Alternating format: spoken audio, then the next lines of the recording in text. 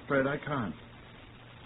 I was alone. I had no office employees, and I was quite startled when I realized how late it had got, and I hurried home. When you found your wife absent, where did you think she was? I didn't know. Tommy woke and said she'd gone to the cinema. I telephoned there, but there was no answer, and I called several of her friends. Women friends? Of course. Well, only one of them was at home, Danielle Dupuy, and she was... What did you expect to find out, Mr. Benedictine? Why, poor Anne used once in a while to stay the night, Danielle. Without leaving you a message? Well, I thought you'd forgotten to call Tommy, or perhaps Tommy had been asleep and hadn't heard the telephone. But your wife was not there? No. Danielle said she'd seen her that afternoon. Where? Near the Roxy Cinema, about 4 o'clock. And where were you at that time? I was in my office working. Where you stayed all evening? Of course. Going without your dinner? I'm afraid so. But that you can't prove. Can you? Look here, are you accusing me of my wife's death? Not yet, sir.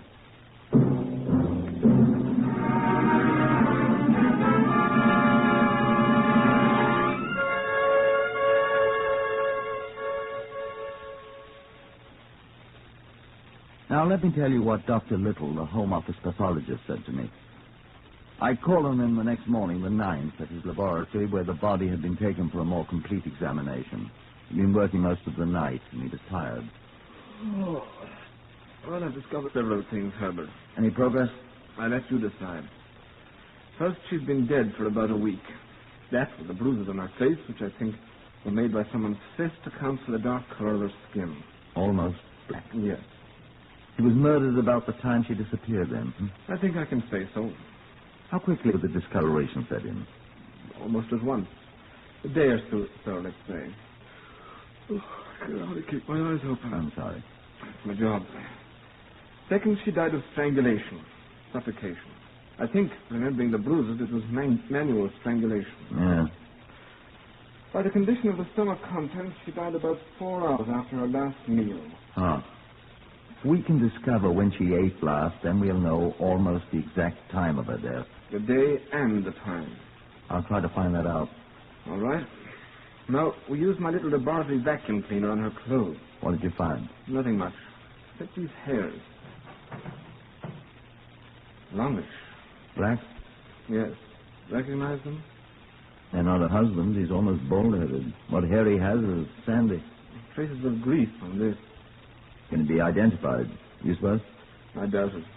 But we can compare it with samples of Brill cream and other messes people put on their hair and identify it that far. Will you do that? Of course. Probably the murderers. I'm sure. Oh, here. This is what we found under her fingernails.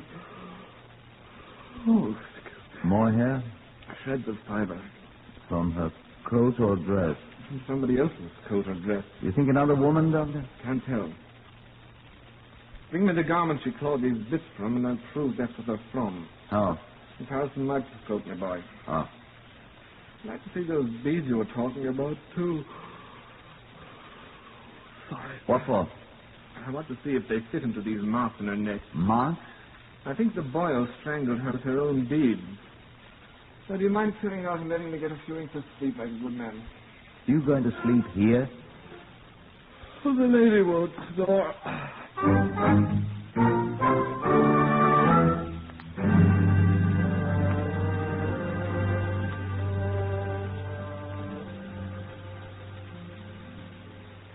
Leaving Dr. Little to his well-earned rest, I sought out Sergeant Mann for a conference. He listened attentively to my instructions. All right, sir.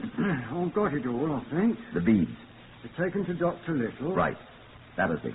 Ask him for samples of his hair. What else? Look over his wardrobe and get samples of fibres from everything and bring them to the Forcenic laboratory. Oh, yes, and find out from him how to reach the Danielle Dupuy. I admire your pronunciation, Sergeant. Well, the girlfriend of Mrs. Battersby. And ask her to come and see me. Ask her? Fetch her. Hope she's pretty. She's French. Honest what he married fools. What? French, I'll speak it like a native. Well, try it on Mademoiselle Dupuy. Try what, sir? Get out of here. Send in that man that's waiting. Man, sir? The newspaper fellow. Oh, the little fat man from London. Send him in. Yes, sir. You can come in, sir. Oh, thank you. Excuse me.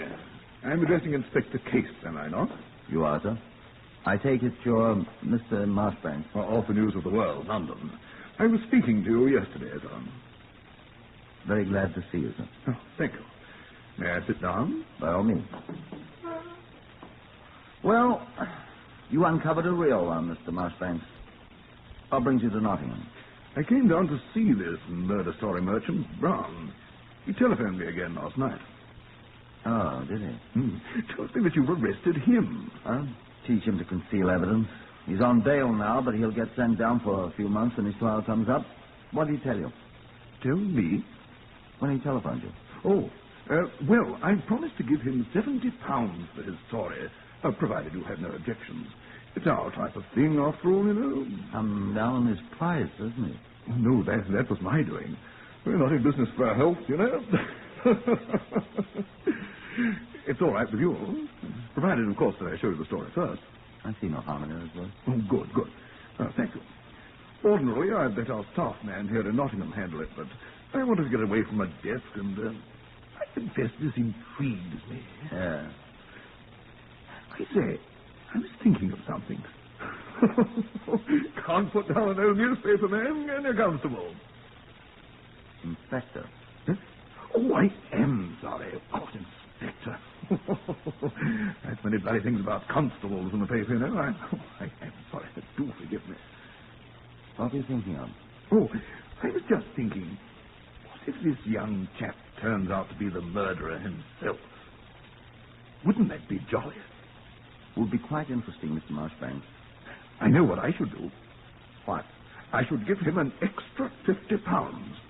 But only if his story is exclusive, sir. Only if it's exclusive, mind you.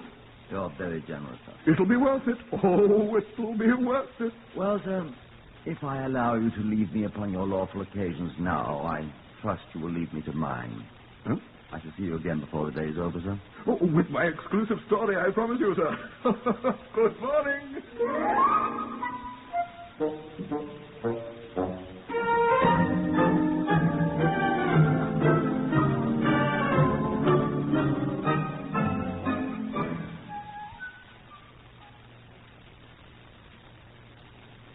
Before the day was over, I'd said, a great many things happened before that day was over. First, at about 3 in the afternoon, Dr. Little telephoned me from his forensic laboratory. Well, I had a good sleep, Chase. Well, I'm glad to hear that, sir. And then about an hour ago, your sergeant man brought in samples from Mr. Battersby's clothing. He sent them for them, he said. All right. I checked about half of them. They don't match with the samples under her fingernails. Oh, they're done. Cheer up, Herbert. I've still got quite a lot to look at and compare. Oh, and hair doesn't match either. Sergeant Mann brought a sample of that. No, like it. I expected as much. Just thought I'd let you know we're working on that wide awake. Well, I mean, I'm wide awake and we're working is better. Well, I'll ring you if I find anything. Good, thank you. I'll be here. As I sat down the telephone, there was a knock on the door. Yes? Come in. Thank you, Sergeant. It is the Inspector Case, n'est-ce pas? I am the Inspector Case, yes, sir. This is Mademoiselle Dupuy, sir. Danielle Dupuy. Oh. I'd like to ask you a few questions, please, Miss Dupuy. The Sergeant Man? No, he has already asked me questions, monsieur. What have you been asking her, ma'am? Oh, not about the case, sir. He asked me, do I know Anne Battersby? Yes, I say, and I do not. She is dead. Oh, hélas, ma pauvre amie. You saw her on the day she disappeared? Oh, I see her 2 times. Twice? I see her twice, oui. Twice? Once, when she is about to leave for the cinema.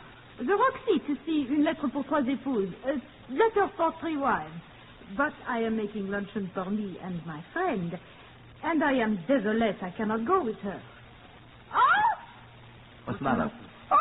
I just think if I I go with her, I am dead too. Oh, well, cheer up, Mr. Pewee. You didn't go with us. Excuse me, sir.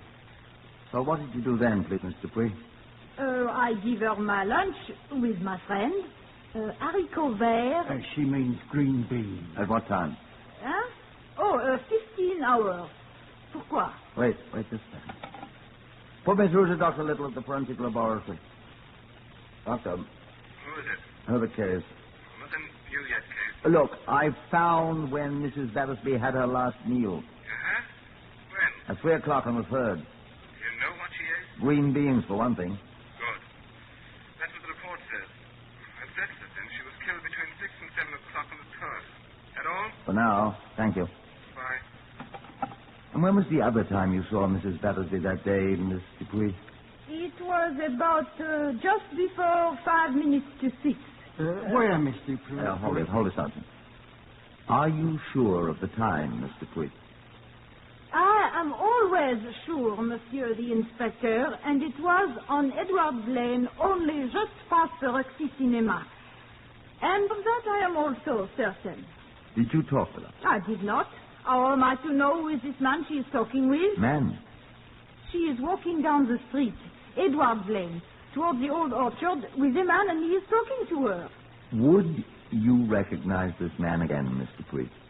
Oh, I am not sure I would know his face for sure. Did he have a lame leg? How you know that? Did he? Wait. I wish you had asked Mrs. Battersby to go with you.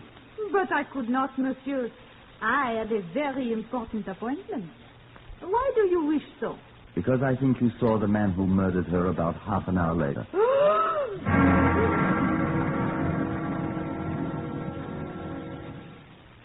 And that wasn't all that happened before the day was over. I turned Miss Dupuy over to the matron who applied cold cloth to her head. 50 minutes later, Marshbanks of the News of the World returned and came cheerfully into my office. It's wonderful. What's wonderful? The story. Brown story? Is it written already? I've got the first paragraph here, and as soon as we've looked it over, we're going over to the Black Boy Hotel. I have a room there, and he's going to finish it on my portable typewriter. Never travel without the portable. Made in Switzerland, you know. Used by correspondents everywhere. May I see the story? Of course. Wonderful idea. He calls it I Saw Something White. Isn't that a ripping title? What's it mean? Well, let me read it. As I slowly walked up the rustic paths in the derelict orchard, I saw something white on the path before me. What could this be? Raced through my mind. I hurried forward and bent over the white object, and my heart almost stopped. It was the white face of a dead woman. That's enough. Don't you want to hear the rest of it? No, I want to hear the rest of it from Brown. Oh, how fortunate.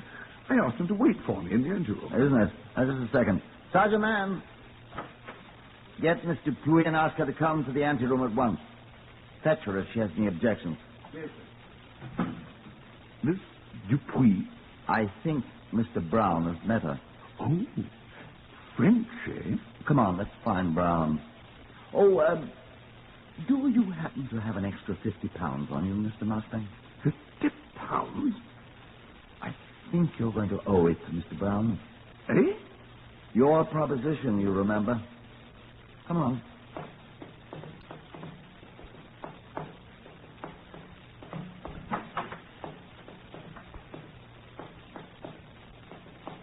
Oh, there you are, Brown. Well, how do you do, Inspector? Have you been reading my story?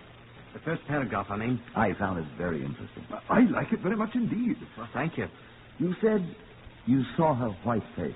Well, I thought that was rather a good touch. It was if you'd seen her face within an hour or two after you'd killed her. What are you saying? The combination of the blows she had received in the face and the strangling with her beads and the hot weather. Her face has been that ghastly black color since a few hours after she died. Mr. George Brown. Black, that's what I meant. Not Black. Oh, here you are, Mr. Dupuy. Have you ever seen this man before? Oh! It is he! It is the man with the limp. Yes, I have seen him. He is the man who did kill her. Oh, assassin! Oh! And this time the warning was a trifle different from the first time. George Brown, I arrest you for the willful murder of Anne Battersby. I warn you that anything you say will be taken down in writing and may be used in evidence.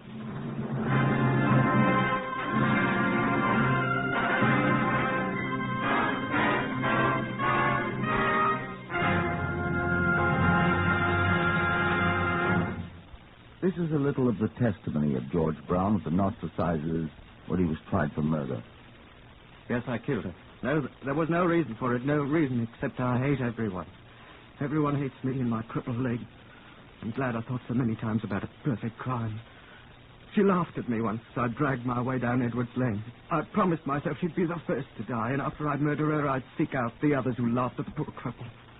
So I asked her to help me over the road in the rough orchard. She laughed and she said about Harry. She didn't know she was going to die. I hate her. I hate you. I hate everybody. It's a crime if I hadn't tried to make money for the races out of it. Should have been satisfied with her life, strangling the lots and smiles out of her with her own paltry bead. I hate her. I hate her. There was a great deal of that. He was found guilty, but they didn't hang him. He was sent to the asylum for the criminal insane at Broadmoor. He hanged himself 5 months later. Poor demented boy.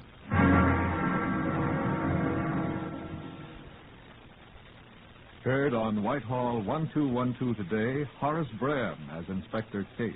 Others in the order of their appearance were Harvey Hayes, Maurice Delamore, Carl Harbord, Lester Fletcher, Glenn Farmer, Gerard Burke, and Patricia Courtley. Lionel Rico speaking. Whitehall 1212 is written and directed by Willis Cooper.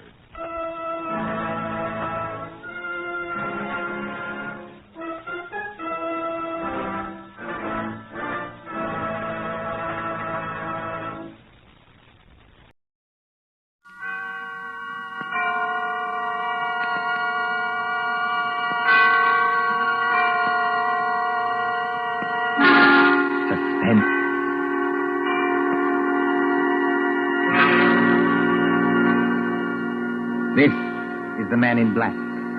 Here again to introduce Columbia's program, Suspense. Our distinguished star this evening is that delightful gentleman, Mr. Roland Young, playing as author of detective novels, who invented his best plot when his life was at stake. With Mr. Young to play his long-suffering secretary is Miss Peggy Conklin. A story by John Dixon Carr in a somewhat lighter mood than is our habit, and called The Customers Like Murder, is tonight's tale of suspense. If you've been with us on these Tuesday nights, you will know that suspense is compounded of mystery and suspicion and dangerous adventure.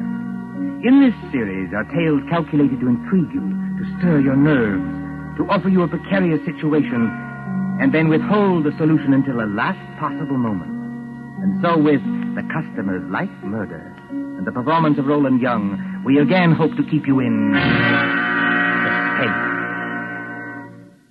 On a hot summer night in a village on the east coast of England, a famous writer of detective stories is dictating to his secretary.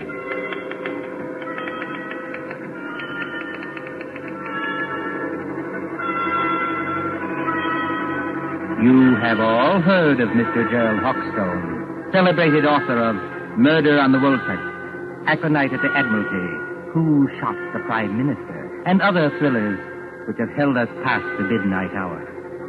You have followed the exploits of Pendleton King, diplomat detective. Gerald Hawkstone lives quietly at Deal with his friend Dr. Roberts nearby, in case he should need medical knowledge. And his pretty, if somewhat pert Canadian secretary, Miss Patricia Phillips. Gerald Hawkstone would be a happy man, even in wartime, if it were not for... You got all that, Miss Phillips? Yes, Mr. Hawkstone. Good. New paragraph. Yes, Mr. Hawkstone. At the head of the great banqueting table, comma, the Lord Chief Justice staggered to his feet, full stop. His face was a ghastly whitish color, and his eyes had become glassy. Is he drunk, Mr. Hawkstone? No, Miss Phillips, the Lord Chief Justice is not drunk. Sounds pretty cockeyed to me. For your information, Miss Phillips, the Lord Chief Justice has just been poisoned with curare because he discovered the identity of the master criminal. Is that clear? Yes, Mr. Hawkstone. But I wish you wouldn't do it. Do what? Well, in the last 4 books, Mr. Hawkstone, you have shot the Prime Minister, killed the Lord Chancellor with an axe, poisoned the Home Secretary, and blown up the First Lord of the Admiralty. Why don't you stop picking on the poor government and murder somebody else for a change? The Lord Chancellor, Miss Phillips, was not murdered with an axe. No, Mr. Hawkstone? Definitely no. He was beamed with the Great Seal and found dead on the Woolsack. And there's another thing, Miss Phillips. Whether you talk like this because of a dense vacuum in what we will charitably call your mind... Really, Mr. Hawkstone? Or whether you are really making out what you might define as hot cracks, I don't know. But I don't want any more of it, do you hear? Just as you please, Mr. Hawkstone. Oh, Lord, where was I? His face was a ghastly whitish color, and his eyes had become glassy. Sounds like me. All right. A single choking cry escaped his lips, comma, and his body crumpled to the floor. Full stop. New paragraph. With one swift stride, Pendleton King had reached the fallen man. He can't have done that, Mr. Hawkstone. Who can't have done what? Pendleton King. What about him? Well, on the last page, you had him sitting at the foot of the table. So he can't get there in one stride. Unless you want him to sail across the room like a kangaroo. There are times, Miss Phillips, when I should like to poison you with curare and dance on your grave. I was only trying to help. All right, change it, strike it out. With hardly a second's delay, how's that? Comma. Pendleton King had reached the fallen man. Full stop. New paragraph. Quote. I feared it, comma. Close quote. He muttered. Full stop. Quote. Note the rigidity of the muscles. Exclamation point. Note the characteristic odor of curare, which... That won't do, Mr. Hawkstone. Why not? Curare hasn't got any odor. Now, there, Miss Phillips, you've really gone too far. But I can't help that. It's true. If you will permit the small vanity, I am noted for the correctness of my medical knowledge. Who is murdering the Lord Chief Justice, you or I? You are. But you might murder him properly. Curare hasn't got any odor. I say it has. And I say it hasn't. Listen, Miss Phillips. I propose to settle this rather childish dispute by going next door and asking Dr. Roberts. Will that convince you? Curare hasn't got any odor. Anyway, the Lord Chief Justice wouldn't be mixed up in any such silliness as this. Silliness, eh? Yes, I said silliness. Read your evening paper. The Lord Chief Justice is sentencing some American gangster who got involved in a robbery over here. That's the sort of thing he really does. You're very fond of these gangster reports, aren't you? Yes, I am, because they're real. Real? Ha! Don't you say fa to me. Merely remarking, Miss Phillips, that with your usual ingenuity, you sidetracked the argument. I am going to see Dr. Roberts. That's not necessary, of course. My own knowledge of poisons is as great as that of any doctor. Dr. Fa. And finally, kindly don't say fa to me, either. When I return, Miss Phillips, I hope to find you in a better frame of mind. Please observe that I, at least, have been able to keep my temper. Excuse me. All right. Go on. See if I care.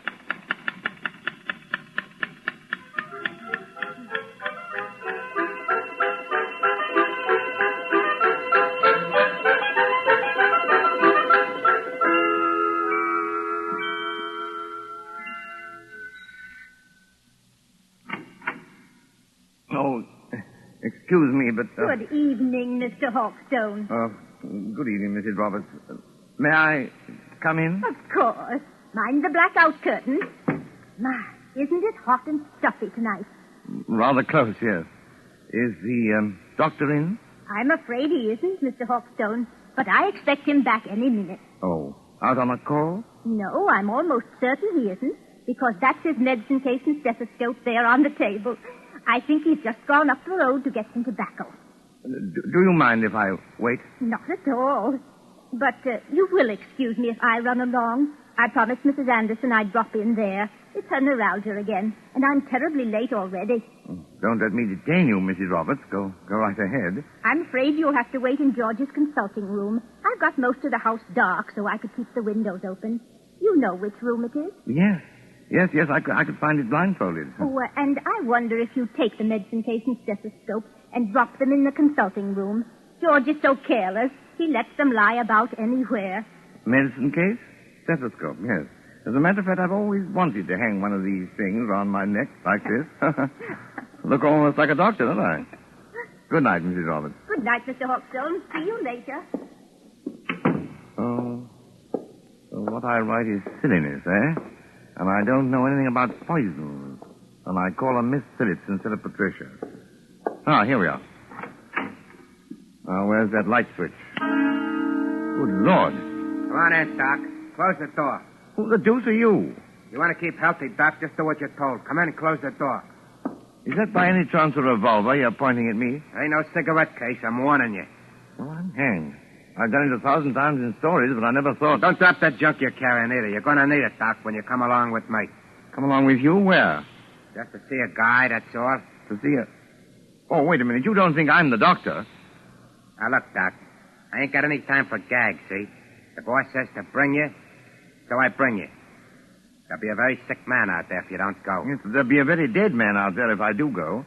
I tell you, old man, you're making a terrible mistake. Now, look, Doc. My name is Hawkstone. I live next door. I'm not a medical man, and I never... Somebody's coming. Miss Phillips.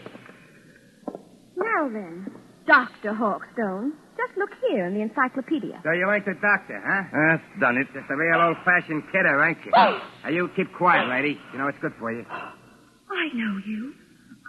I've seen your picture. You're Big Louis Miller. Pretty smart dame you sure got that's here, him. Doc. Listen, Mr. Take Hawkstone. it easy, Miss Phillips. Big Louis Miller and Slats Kelly. Slats Kelly is the gang leader. Well, we're supposed to be friends of this gangster who's on trial in London now. But I hadn't heard they were in England. No, lady. Neither is anybody else. Now we're for it. Who is this dame, Doc? Your night? No, she's my secretary. She doesn't know anything about this. She seems to know too much about it, if you ask me. Come on, lady. You're going with it. Going? Where? Just for a little ride, lady. Just for a little ride.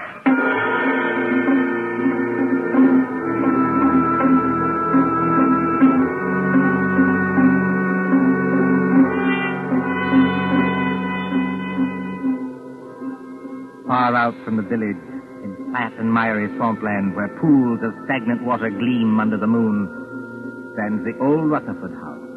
It is a desolate place, on the track of Field Marshal Goering's bombers when they cross the coastline. But there are no searchlights here, and no guns. Only the heat on the glimmering marshes and the decaying, weather-boarded house as a motor car approaches. Drive straight ahead, Doc. Right around to the back of the house. Remember, I still got this rod against the back of your neck. As a matter of fact, Louis, I'm rather enjoying this. All except the murder. What murder? We ain't gonna bump anybody off. Maybe not you, old boy, but I am. Just wait till I get at your patient. I don't see how you can joke about this. I'm not joking, Miss Phillips.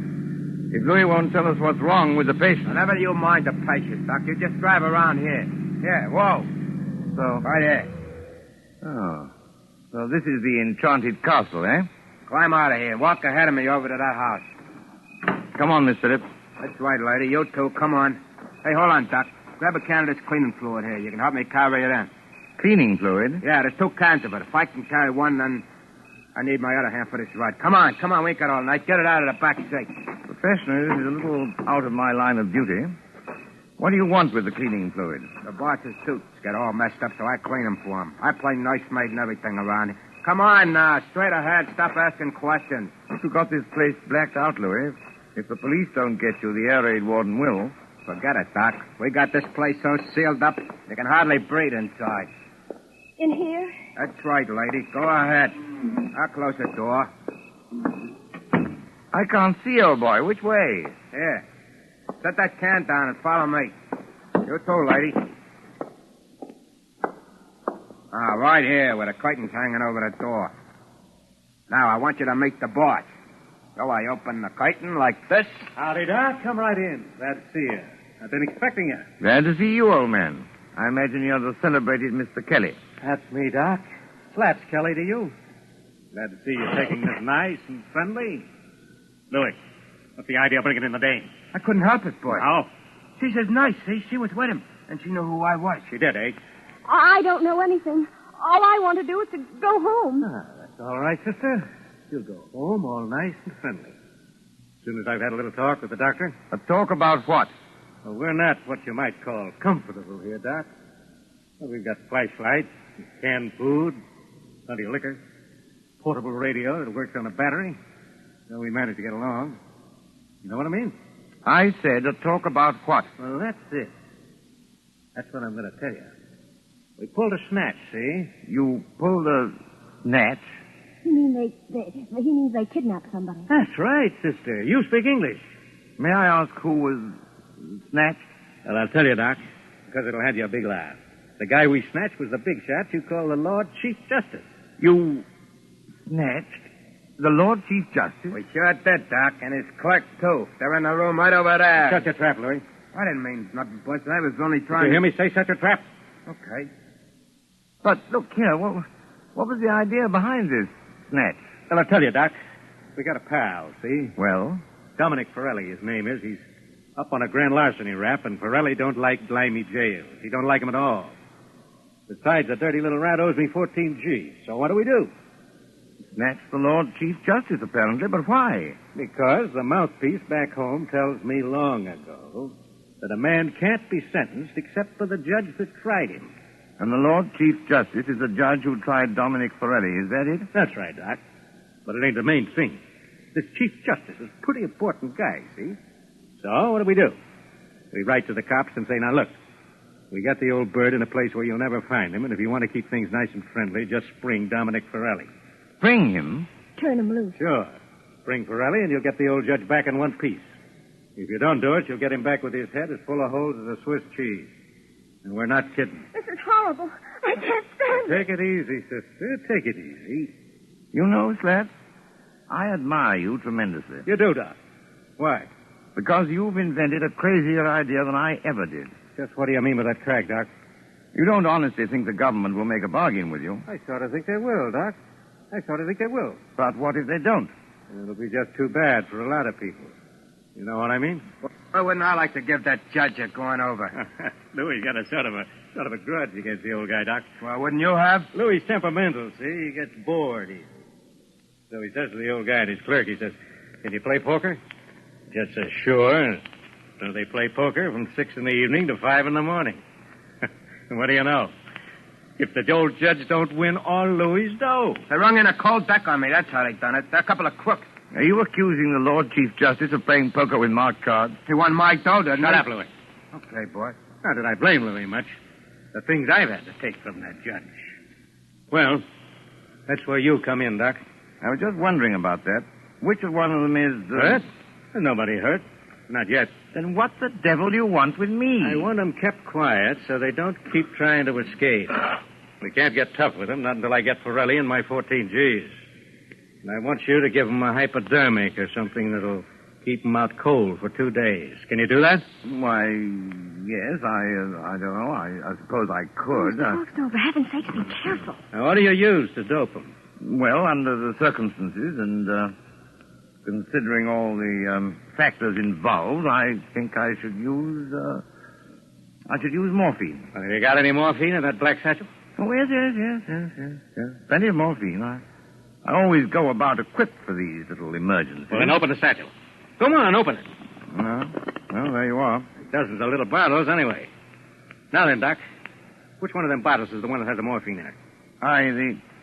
The fact is, Slats... Come on. Which one is it? Listen, boss. Louis, how many times do I have to tell you to shut up? Yeah, but it's the midnight news. The news on the radio. You said you wanted to hear it. It's after midnight now. Why didn't you tell me? It's all right, boss. I switched the radio on. Well, then keep quiet, all of you. A couple of seconds now, you're going to hear some mighty sweet news. I wonder. So do I. Quiet. The Lord Chief Justice. Hey, that's us, ain't it? The kidnappers, stated Superintendent Hadley of the CID, seem to entertain a belief that no sentence can be passed on a criminal except by the judge who tried him. Whatever may be the law in certain American states, this is not the case here. Dominic Forelli, alias Dominic Stevens, was today sentenced by Mr. Justice Stoneman to 14 years hard labor and this evening entered Dartmoor prison. Why, that One moment, please. double-crossing lawyer told me... Take it easy, boy. Look at Jack Kelly. He's as white as a ghost, and his mouth is twisting back as though... Here is a bulletin just received. Scotland Yard flying squad cars, assisted by the constabulary of a county which for obvious reasons cannot be named, are closing in on the 2 kidnappers believed to be men already wanted in the United States for murder. That's us, Should anyone who has any further information about these men, whose descriptions follow, communicate with New Scotland Yard, telephone number Whitehall 121... Wait till I get my hands on it. That's all right, boss. Everything's all right now. I turned it off. Can't do more than turn it off, Louis. I'll fix that thing. Hey, what are you going to do, boss? Hey, don't bust the radio. Oh, you hadn't on the bus of the radio, boss. Now we can't get any news. We've had our news, Avery. Come on, put that light out. I want to look out the window. Oh, they're closing in. Tricia, you see, I can call you that. Why couldn't you have called me that weeks ago? Oh, well, putting that aside, I started it as half a joke. But I'm not joking now. I intend to get that rat-faced slats if it's the last thing I ever do. It probably will be. But how are you going to? First, Pendleton King, my dear. He's got out of worse scrapes than this. 14,000 bucks gone. And the cops on our tail while we stand here yapping. You heard what that radio said, Louis. Yeah, I heard it, all right. Look, boss, we better lamb out of here while Sure, it's we time. will, Louis. Before we go, we settle things with the old guy in the other room. You can't get away with it, Louis. This is England. They'll hang you. So what? We got a murder rap for facing the States, ain't we? And I just as soon hang as fry. What about you, Louis? You said it, boss. Let me take this rod of mine, stick it against the back of the old guy's neck, and... No. No rod. That's too easy. Easy? Sure. One slug and it's all over. This guy rates special treatment. And that's where the doctor comes in. You know anything about poisons, Doc? I know a good deal about poisons. The customers like murder. What's that? Oh, nothing. Just a slogan in my profession. Look, Louis, do you remember the time Johnny Presco was running the old 3rd Avenue Social Club? Yeah? And Mike Delaney talks out of turn? And they feed him some white stuff called strychnine? Oh, yeah. And sit around and light cigarettes and watch him die. It took 4 hours, Doc, and you could hear the rats screaming as far as 81st Street. Now, wait a minute, Slats. You I can't... can't, We'll see. You got any of that white stuff, Doc? Well, Come on, you've got something in that bag that'll make the old guy squeal now, haven't you? Why, yes, I suppose I have, but... Listen, get this sure. You can do it the hard way, Doc, or you can do it the easy way. Louis gets to work on you. Maybe you'd be smarter to hand the stuff over right now. What do you say? Listen, boy. Listen. What's the matter, Slats? Troubled by the heat? It is hot in here with all the windows sealed up. That sounds like planes. It is planes. British planes going over to put the heat on Germany? No such luck, old boy. German planes coming to bomb us. About a dozen Heinkels, flying 20,000 feet up. Mm-hmm. Very keen ear, Miss Phillips. I'd say not over 15. That's the first wave, Seth. There'll be another wave in a minute or two. But you needn't be alarmed. They're going somewhere else. They only... Duck, Louis, duck! The way I heard you force them under the table already. Only a little visiting card, Slats, and fully a quarter of a mile away. Put out that light, Why Louis, and bother? pull that curtain back off the window. Yeah, but what's it? See what you can see. Okay. Do what I tell you, big luck. All right. Hey, can't see a thing. The sky's as black as pitch. Oh, look over there. Well, what is it? It's a light, boy. Funny kind of a white light. Up there over the trees. It's not very steady. It starts and then dims, and then it starts and dims. Only a basket of incendiary bombs, Louis. Incendiaries, eh? What is it, Jerry? You got an idea? Louis, this is just what we've been waiting for. Those Scotland Yard cars are going to get held up until we can settle things with those guys in the other room. Come along with me. Why don't you two lugs get smart? Jerry. What's that? You don't want to have your neck cracked on a rope, do you? Or burn in the electric chair back home? What are you getting at? Why not take advice from somebody who's been killing people in a professional way for 15 years? I'm not in the mood for gags, Doc, but keep on talking.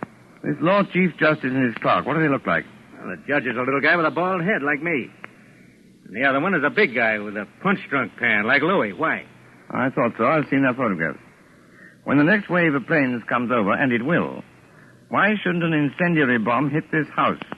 You mean you think it ain't too safe here? Be quiet, Louis. Go ahead, Doc. In other words, you leave the Lord Chief Justice and his clerk tied up in the other room. Then all you have to do is to set fire to the place. Justice cheated, Benedictine gangsters die and blaze. Jerry Hawkstone, have you gone crazy? They may catch you eventually, yes. But it'll give you a few days' start. Hey, maybe you got something there, Doc. And it's got to look good. This house must go up like a piece of paper in a furnace, past any possibility of being put out. Yeah, and that's the catch. Why so? Well, this house is in the middle of a swamp, see? It's as damp as your own climate. You couldn't make it burn with a blowtorch. Oh, yes, you could. Aren't you forgetting the cleaning fluid? Cleaning fluid? In that other room, you've got 2 gallons of cleaning fluid. That's benzene, a derivative of petrol. Soak every inch of the floor of that room with it, every inch of it, mind, and the place will go up like tinder. Well, it's worth a try, Louis. Turn on your flashlight. Okay, boss. And, what about you two, Doc? Afterwards? We're accessories, aren't we? Are we likely to talk? Better put a couple of slugs in them, boss, and drop them on the road. What's one or two more bumps in a spot like this? Maybe you're right at that. Well, anyway, Doc, thanks for a swell idea. You heard what the doc said, Louis. Get going to that cleaning stuff. Both of you had better do it. I'm warning you. Oh, why? Hear that? Because there isn't much time. Here they come. You can't have a fire start after the last wave of planes has gone over. Well, maybe you got something there, too. But I'll just take a little precaution first. What are you going to do? These are handcuffs, sister. Two of the neatest pair of cuffs we ever swiped off a dumb cop. Now, I'll just lock your arms around the back of the chair, like this. And the doc's arms around the back of his chair, like this. And we'll get going. Come on, Louis, through the curtain. Okay, I'm coming, Sport. Bye-bye, Mr. Hawkstone. And your lady friend. Be seeing you in the funny papers. Or in the morgue.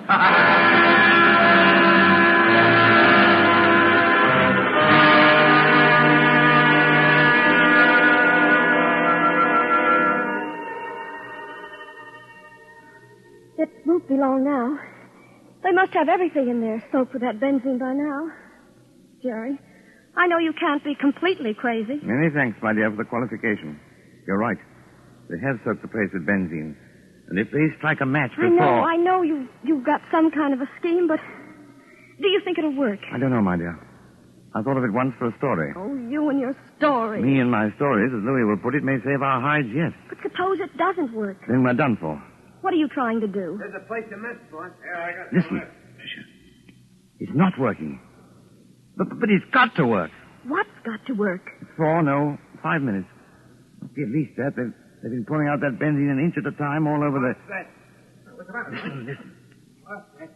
What's the matter, you big lad? Get set up? Nothing's got me, boss. It's working, Patricia. I think our friends are licked. No, they're not. Slaps is coming back. What dirty trick are you trying to pull, Doc? What's the matter with Louis?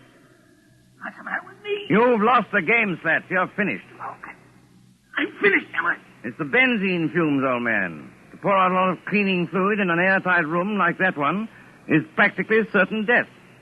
You know, Slats, you ought to learn more about crime. No, you won't, Slats. You can't reach your gun. The fumes have got you. You can't move your arms or legs. Your eyesight's going. In 1 second more, you'll be... Got him. Dead to the world. You mean... It worked, Patricia. It's practical. It worked. Are you trying to tell me that you killed those two men? Not necessarily. Listen. That sounds like cars. Probably police cars. We're just about to be sensationally rescued, just like fiction. Jerry. Come on out of there. Come on in and get us, you lug. Oh, don't talk like Louis or we'll get a bullet through the head yet. Yeah, that is a thought. We're prisoners. We're victims. This way, please. It's the sergeant, and I was never so glad to see a uniform in my life. Here now. What's going on in this place? Louis Miller knocked out in that room? And blimey, if it's not Slats Kelly knocked out in this room. Just a couple of mugs I polished off, Sergeant, all in the day's work. You mean they're dead? They'll be all right if you drag them out in the open air.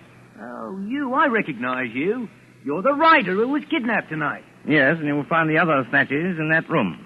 But first of all, have you got a key that'll unlock regulation police handcuffs? I certainly have, sir, and I'll get you loose in a jiffy. Never mind me, Sergeant. Never mind my handcuffs. Get this lady free. She's the one I'm concerned about. You know, that's awfully kind of you. It's something practically chivalrous. Chivalry, my eye. There you are, young lady.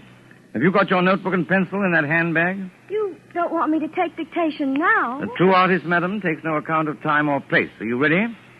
Yes, Mr. Hawkstone. Well, you admit now that my plot is practical.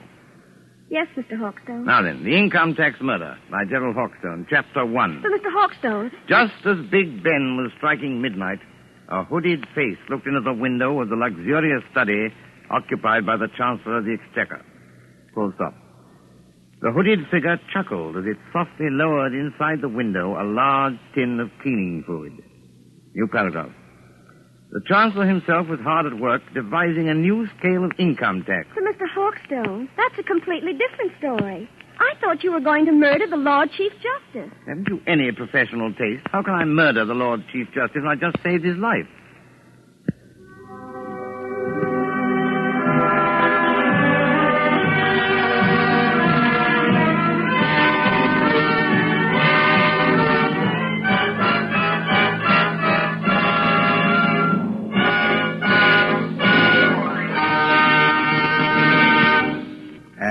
so ends The Customers Like Murder, starring Roland Young with Peggy Conklin.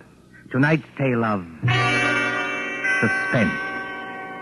This is your narrator, the man in black, who conveys to you Columbia's invitation to spend this half hour in suspense with us again next Tuesday, same time, when our story will be The Dead Sleep Lightly.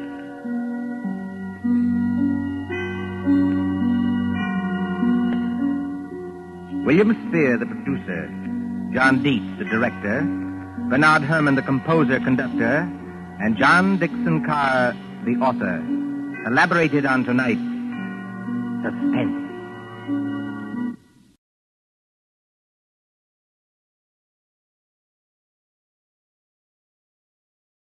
J-E-L-L-O. The Jell-O program brought to you by Jell-O and Jell-O Pudding, starring Jack Benny, with Mary Livingston, Phil Harris, Dennis Day, Rochester, and yours truly, Don Wilson. The orchestra opens the program with Boy, Oh Boy.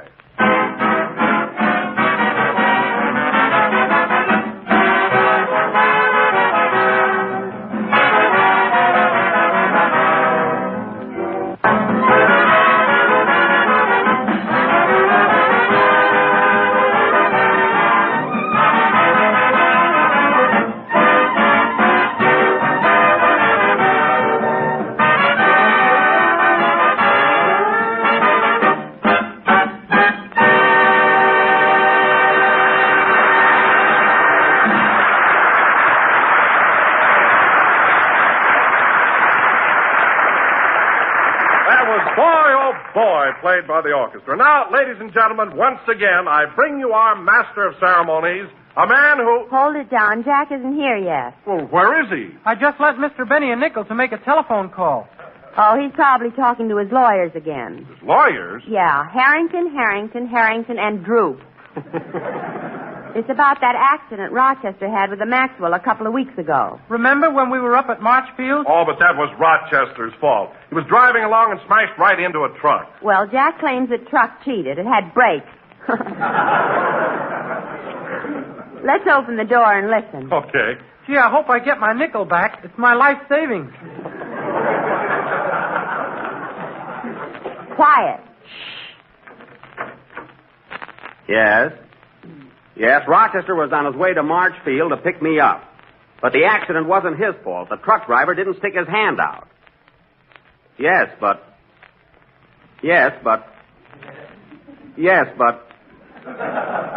Look, who am I talking to? Harrington, or Droop? It's gotta be Droop.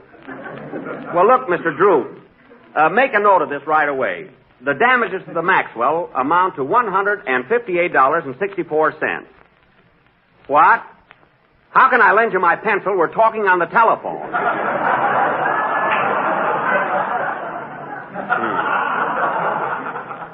Four names on the door and no pencil. Well, now look, Droop, I'll tell you what. You get in touch with the trucking company, and if they're willing to settle out of court... What's that, operator? Another nickel for 3 minutes? Well, now look, Droop, you get in touch with the trucking company. If they're willing to settle out of court, it's okay with me, but tell them that $158.64 is what I want, and not a penny less. Goodbye.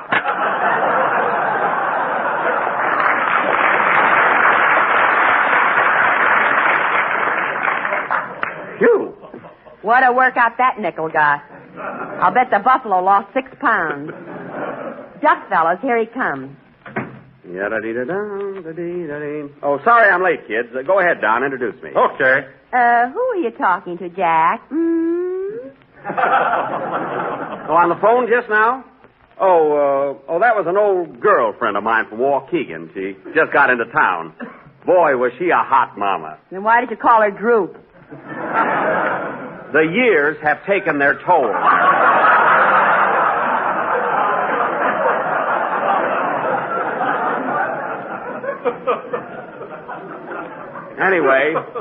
Anyway, she's in town, and we're stepping out tonight. Oh, stop, will you? We heard you talking to your lawyer about that little accident with the Maxwell. Oh, so you were all snooping around, eh? Well, if you want to know something, it wasn't a little accident. My goodness, look what happened to Rochester. Well, I saw Rochester the next day, and he didn't have a scratch on him. Well, fortunately, since then, he's had the hives, and he's all bandaged up now. But I'm not bringing that into the case unless I have to. There's just one thing I can't understand, Jack. You say that Rochester bumped into the truck. That's right. The truck driver didn't stick his hand out. Well, I'd say that your brakes must have been in pretty bad shape. So if I were the judge, I'd look into that. Well, you're not a judge, and if you don't keep your big fat mouth shut, you won't be an announcer either.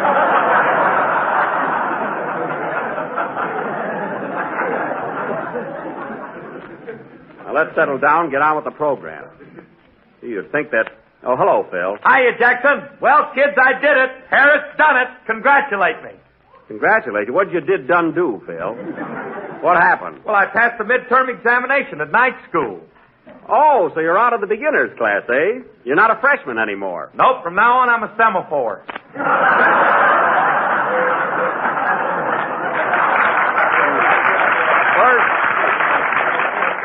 First you're a freshman, and now you're a semaphore. Let me ask you something, Phil. When are you going to be a sophomore? Who knows? I may quit school before then. Well, I give up. I'll just let semaphore ride. How were the examinations, Phil? Were the questions very tough? I'll say, here's a sample, Mary. Name the 48 states and give the capitals of those that have them. Those that have them? Phil, every state has a capital. And I doubt very much that you answered that question correctly. Oh, yeah? Well, try me out. Ask me one. Okay, what's the capital of Idaho? Boys Town. That's Boise. Boys Town. It's Boise. The reason I remember that is because when I was in vaudeville, Boise, Idaho was one of my best towns. They loved me in Idaho. Then why did they throw baked potatoes at you? They didn't throw them at me. I got paid in potatoes. Get it straight. Say, Mr. Benny, did you get a big salary in those days? Well, I don't like to brag, kid, but I haven't played Boise since 1927, and I've still got half a sack left.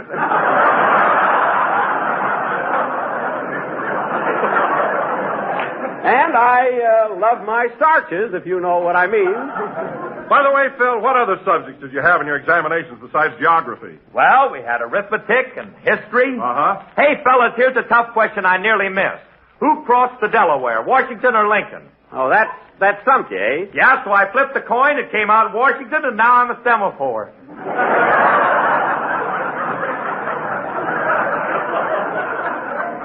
Phil, that word is... No, I won't tell it. No, now, Phil, let's forget about night school and have a band number. Okay. Say, Phil, tell Jack about that new subject you're taking up. Oh, yeah, I forgot to give you the hot news, Jackson. You know what I'm studying this term? French. French? Get a load of this. Je mange la fenêtre. Oh, very good. What does that mean, Phil? I ate the window.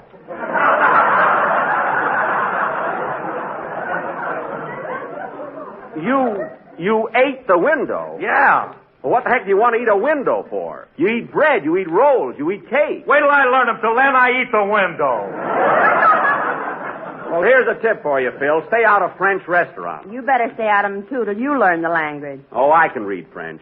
Come on, Phil, let's have your band number. Tell them what happened to you at Gaston's the other night. Oh, that could happen to anybody. Come on, Phil, play. Well, wait a minute. What was it, Mary? Well, you know how Jack likes to show off. Oh.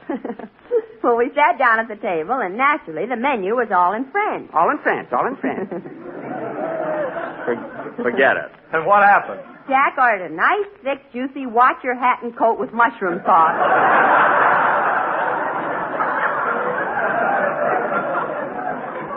Well, eventually, I got a steak. Go ahead with your number, Phil. I've got to go out in the hall and call up my lawyer. Has your lawyer got a phone? There's a phone in the barber shop downstairs from his office. They'll call him, don't worry. All right, hit it, Phil.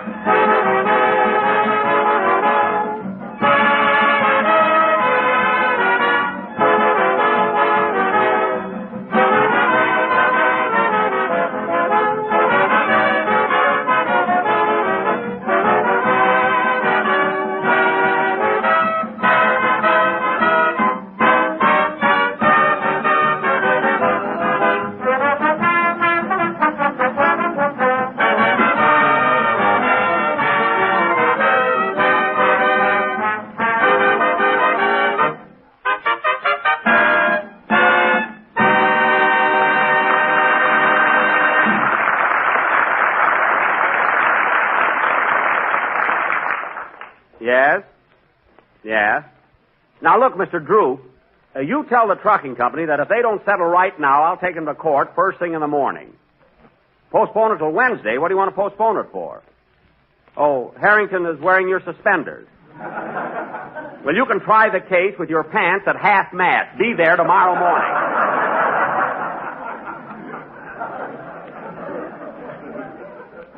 No wonder they call him Droop. Now, Droop, tell the trucking company. What's that, operator? Tell the trucking company I want $158 to straighten the chassis, $8 for repair headlights, 64 cents for wings and decon radiator. Goodbye.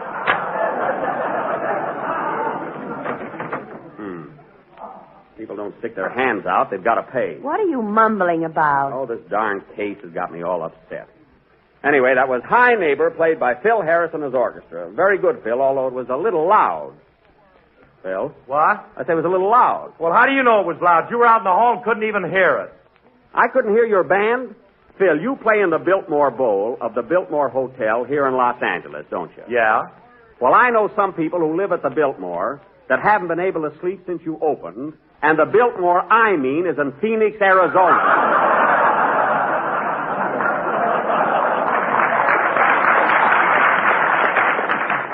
And I'm not kidding. Well, it's their own fault. They ought to close their windows. Oh, fine. You know, like I said, they ought to manger la fenetra. That's eat the window, you semaphore. We're 2 words ahead of that semaphore there. Now, let's get on with the show.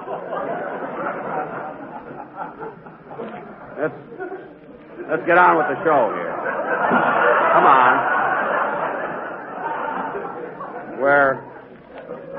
Now, let's see, where are we? Boise, Idaho. We are not. Well, someone just hit me with a potato. I don't care. We're in Hollywood. Now, let me announce our play. Ladies and gentlemen, for our dramatic offering this evening, the Benny Retreaded Thespians are going to present an original mystery melodrama entitled The Frightwig Murder Case, or He Died with His Tooth On. Now, I will play the part of Detective Captain O'Benny, as fearless a bloodhound as ever sniffed a clue. Phil Harris will be Sergeant O'Reilly, my assistant sniffer. Mary, you're going to be the wife of the murdered man. And Dennis, you're going to be the victim. Gee, there's no future in that. I'm going to be your wife. What have I got? Quiet.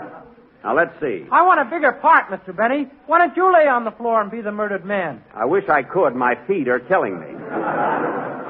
Now, who else? Oh, yes, Don, you're going to be the butler. Oh, every time we do a mystery, I'm the butler. Why can't I be a detective? Because any man that can't look over his stomach is apt to overlook a clue. Say, that's all right. That line was pretty clever, eh, Mary? What do you care? You saved your money. Well, I liked it. Now, before presenting our mystery, folks, let me give you a brief synopsis of what happened up to now. On the night of January 24th, A.D., after dinner, Mr. Homer J. Frightwig, a social lion, was found murdered in his den. Just before the murder, his wife was in the room reading a copy of Live Alone and Like It, which may have thrown her a thought. The victim was playing solitaire when he was suddenly interrupted by a lead kibitzer. Now, who committed this crime? Was it the chauffeur? No, I didn't do it. I'm innocent, I tell you. Innocent. Was it the butler? I didn't do it, I tell you. I didn't do it. What do you mean you didn't do it? At the time of the murder, I was in my neighborhood grocer's buying a package of Jell-O with the new locked-in flavor. Oh, yeah? Please believe me. It's America's favorite gelatin dessert, and it's economical, I tell you. Eek, eek, eek, eek.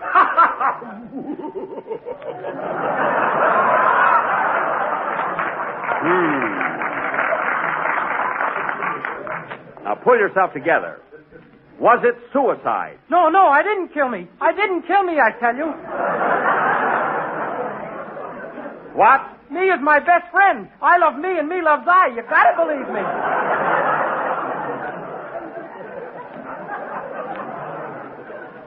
And now the wife, Mrs. Homer J. Frightwig. Did you or did you not kill your husband? I hated him. I loathed him. I despised him. So that night, I... Stop! We can't give it away, folks, but this mystery will go on immediately after a song by Dennis Day. Sing, Dennis. I'm going out and call Harrington, and Drew.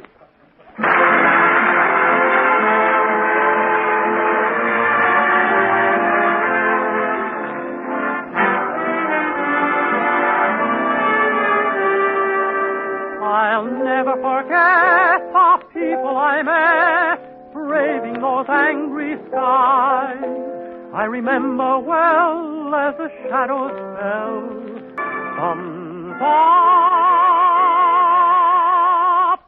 for when the dawn comes on,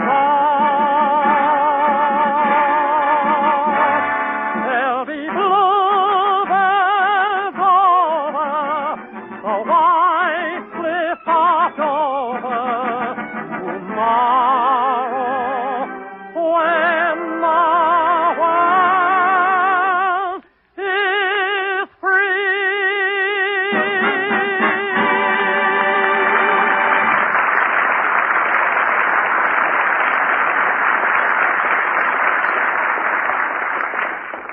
That was The White Cliffs of Dover, sung by Dennis Day. And now, ladies and gentlemen, for our mystery melodrama, The Frightwig Murder Case, or... Now, as the scene opens... lay down on the floor, Dennis. You're the murdered man. Lay right there on your back. If I lay on my back, I'll snore. You're getting paid, and you'll stay awake till the program is over. Now, as the scene opens, we find Detective Captain O'Benny and Sergeant Phil O'Reilly in their office at police headquarters. Curtain. Music.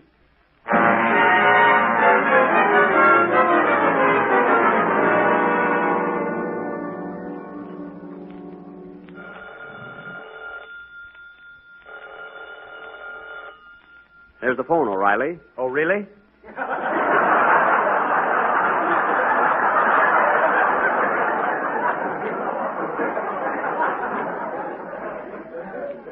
Never mind, I'll take it.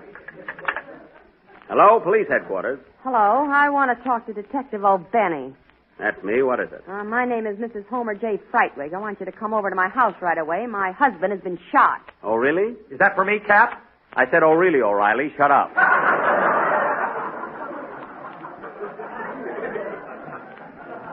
Now, madam, what makes you think your husband was shot? He's laying on the floor, and there's an extra buttonhole in his shirt. There is, eh? Well, I'll be right over. And don't make any more buttonholes till I get there. See you in a few minutes. Okay, Cap. Bring some White Rock. I ought to bring some aspirin for that cold of yours. Goodbye. What happened, Cap? Homer J. Frightwig has just been murdered. It's up to me to find out who did it. I think there's a woman in the case. A woman, eh? Well, you know the old saying, manger la fenêtre. That's cherchez la femme.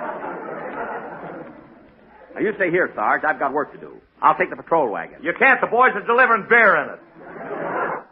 Oh, then I'll take the squad car. And I'll solve this case, or my name ain't...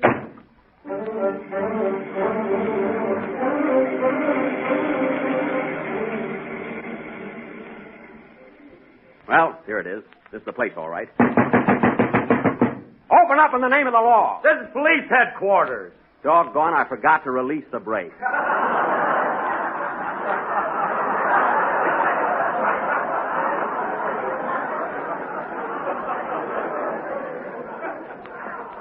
Well, I'll try it again. Better come with me this time, Sarge. Let's go.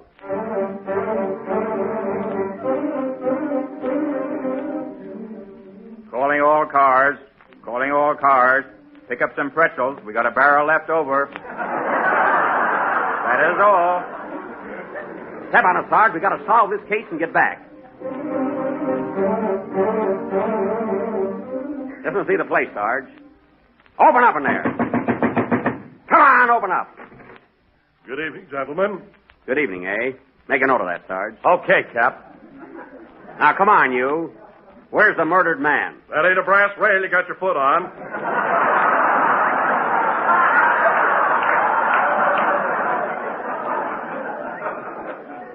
Oh, yes. Pardon me. That's okay, Mr. Benny. Shut up.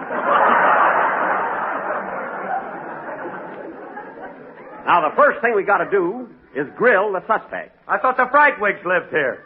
They do. Suspects can be anybody. Now, wait a minute. Are you the butler here? Yes, sir. What's your name? O'Reilly. O'Reilly? Shake hands with O'Reilly.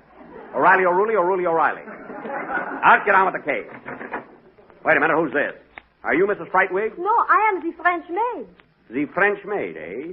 Well, tell me, where were you at the time of the crime? Je n'en sais rien du tout. J'étais dormie dans ma chambre et j'entendais un bruit terrible. Alors je m'habillais immédiatement et je descendais. Je ne sais absolument de ce crime féroce. Je suis innocent, je vous affirme, complètement innocent. Il faut que vous me croyiez. Translate that, Sarge. Are you kidding?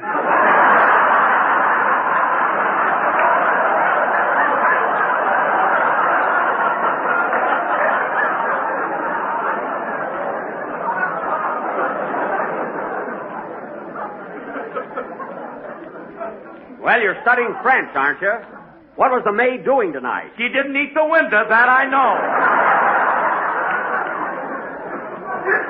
A fine help you are. Now, let's get to work here. Where is Mrs. Frightwig? Here she comes now!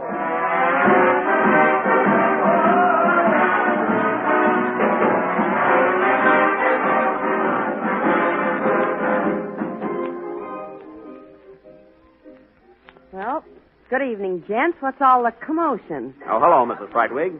I'm here to find out who killed your husband. Oh, let's not talk shop, Kathy. Come on over here on the sofa and sit down. None of that, Mrs. Frightwig. I represent the long arm of the law. Well, wrap it around me. I'm lonesome.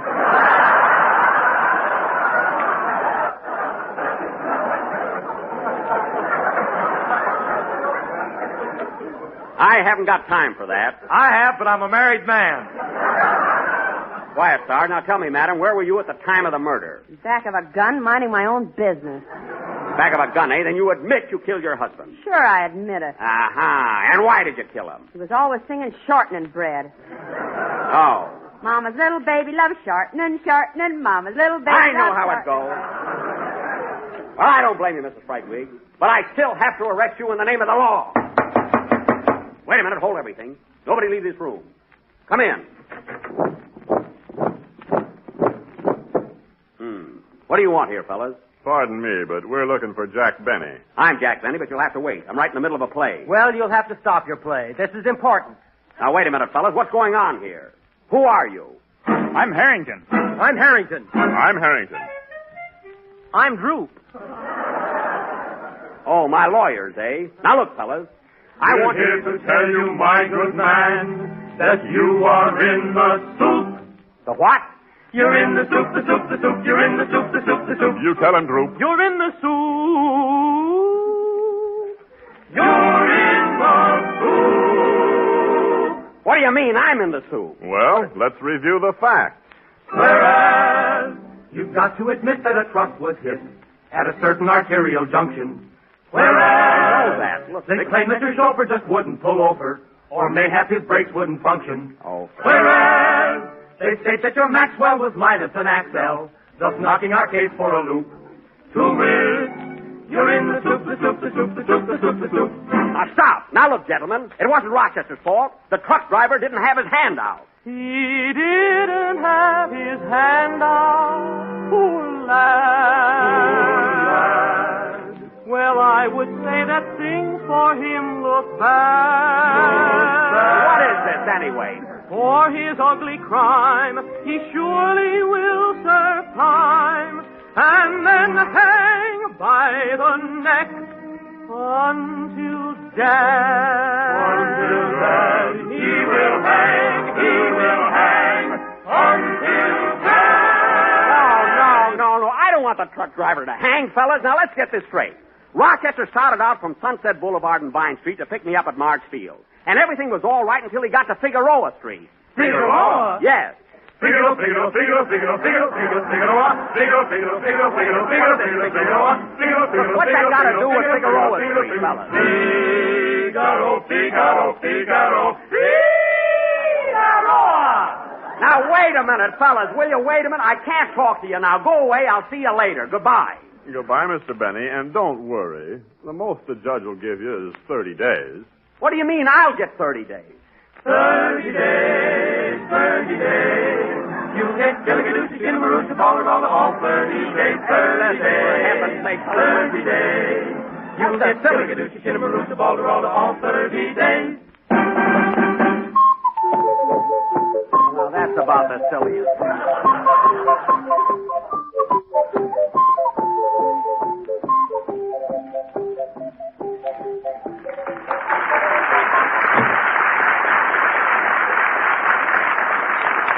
I'll be darned. Fine lawyers I've got. Come on, let's finish the sketch. Yeah, who killed me? We'll never know, Dennis. Play, Phil.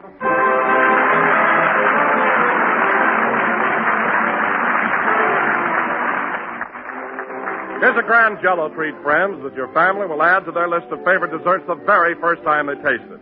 And it's one of Mary Livingston's own favorites, too. A beautiful, tempting dessert called Cherry Flake Jell-O.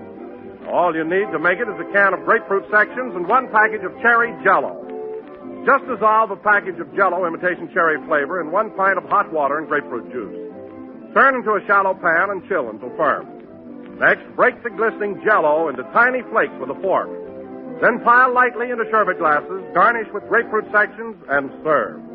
The result will be a tempting blend of canned grapefruit and rich crimson cherry Jell-O. A treat the whole family will want to enjoy time and time again. Many grocers are featuring canned grapefruit and cherry Jell-O all next week. So get both and make up this swell dessert. But remember when you buy to get genuine Jell-O, because Jell-O's new process locks in its extra rich flavor.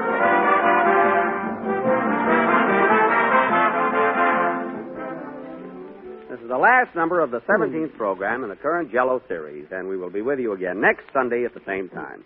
Say, Mary, do you want to come to my house for dinner tonight? Yeah, what are we going to have? Oh, Rochester fixed up some baked potatoes and a nice Virginia ham. Oh, you played Richmond, too. Yeah, I went over big there. Good night, folks.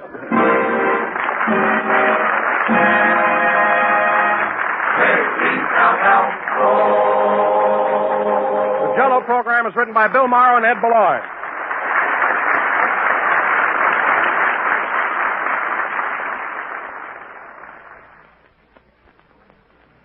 Have you plenty of Jell-O puddings in the pantry? If you haven't, better get several packages tomorrow so the family can keep on enjoying those grand pudding treats they love so much. There's Jell-O chocolate pudding, one of the smoothest, creamiest puddings you ever tasted. And it has such a rich, mellow flavor, especially developed for Jell-O puddings by the famous Walter Baker chocolate people. Tomorrow, when you order Jell-O, ask for Jell-O chocolate, vanilla, and butterscotch pudding. Jell-O puddings are just like Grandma's, only more so. This is the National Broadcasting Company. KFI, Los Angeles.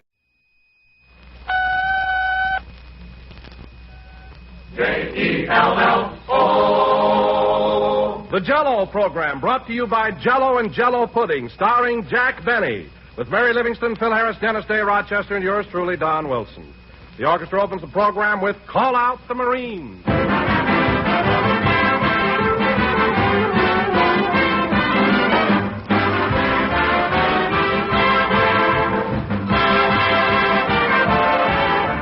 Back in Grandma's day, when Grandma wanted to serve the folks a particularly fine dessert, the dessert she chose was pretty apt to be rich, shimmering Jell-O.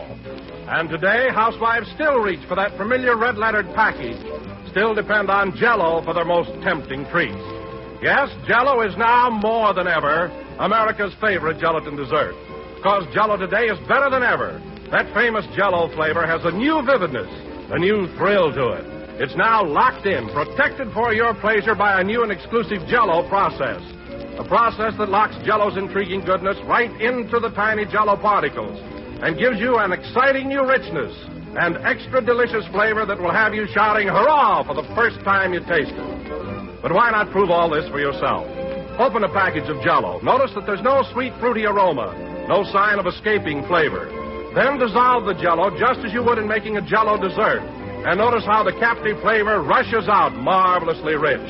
Ask your grocer for several packages of Jell-O tomorrow and discover for yourself how Jell-O's new process makes Jell-O better than ever.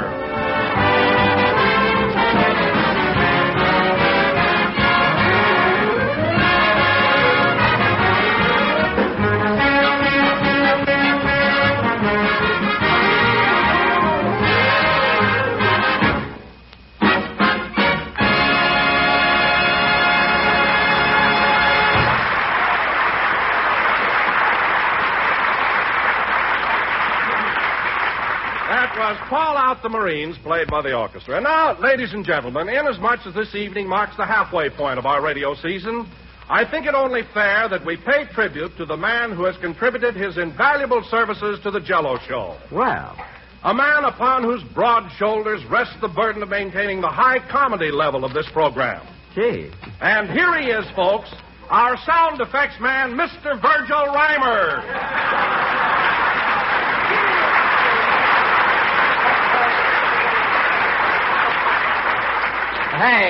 Hey, what is this? Hello again. This is Virgil Reimer talking. And, folks, I want to tell you this is the happiest day Wait a minute. What's going on here, Don? Well, Jack, I thought the public might be sort of tired of hearing me introduce you week after week. So for a switch, I thought I'd introduce one of the men behind the scenes. Oh. Well, knit your eyebrows, brother. The heat's on again.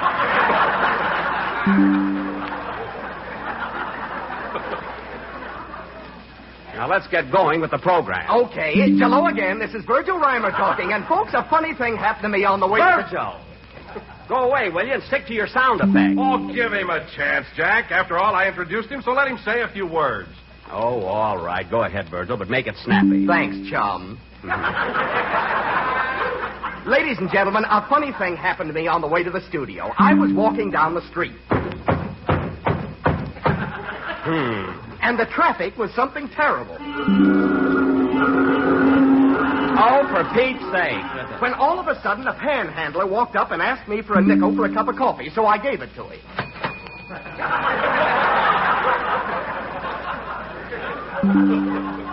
Oh, fine. Now listen, Virgil. Just then, it started to rain. Rain? It's a wonder it didn't thunder. Now cut that out! All right, Virgil, you gave the panhandler a nickel, so what happened? It was a lead nickel, so he took out his gun and killed me. I thank you.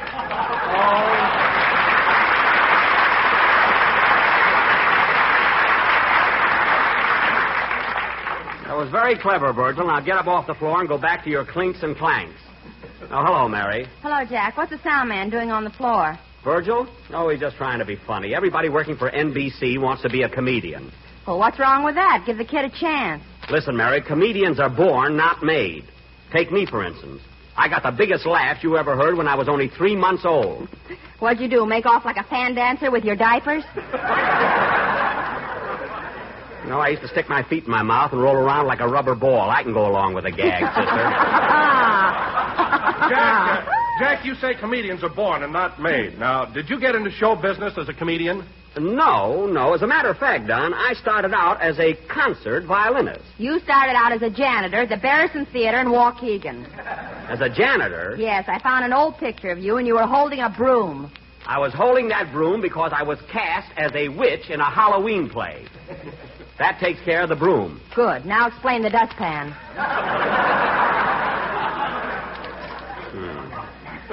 Well, you got me in a corner again.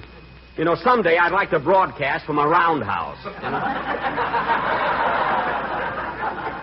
Oh, hello, Phil. Hiya, Jackson. How's the old gent with the gray hair? He's fine. I just got a letter from my dad this morning. Phil means you. I know who he means. Anyway, thanks for asking, Phil. Say, Phil, how are you coming along with your French lessons? Have you learned anything new? Oh, yes. How's our French scholar progressing? Well, remember last week how I learned to say je mange la fenêtre? Yes, you ate the window, yes. Yes, I remember. Well, get a load of this one. Je dormais dans la encrière. Very good, Phil. What does that mean? I sleep in the inkwell.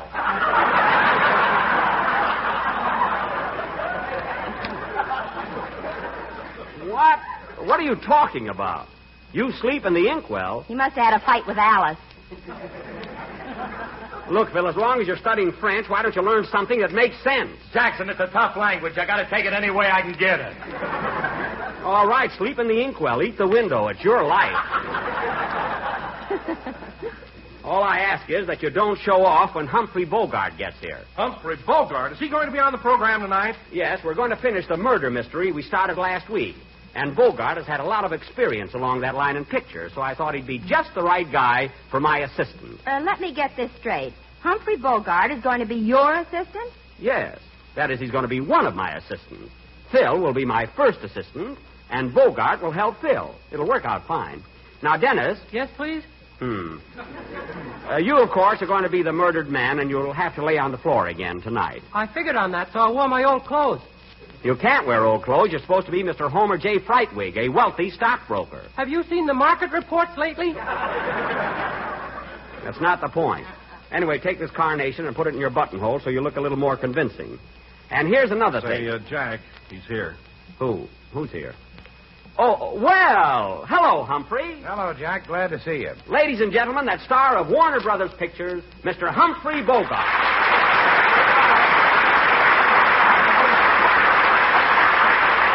Thank you. Thank you. Well, Humphrey, it's darn nice of you to come over here tonight and help us solve our little murder mystery. I'm glad to do it, Jack. I heard you play last week, and I figured somebody should do something about it. Good.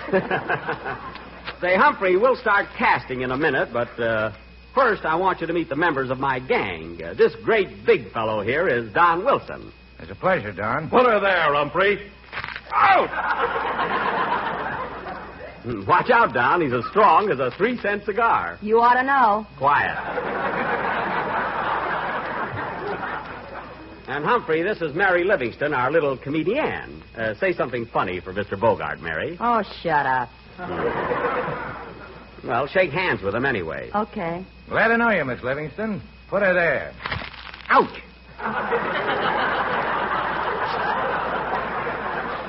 Mary. And this is Dennis Day, our young tenor, and Phil Harris, our musical genius. Hiya, fellas. Bonsoir. Come on, Talibou, Humphrey.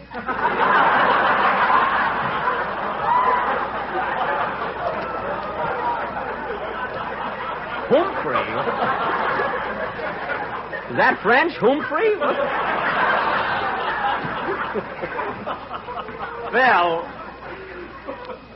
Phil, stop showing off, you know? You know, Mr. Bogart, I took my girl to see you and all through the night, and did you make a hit with her?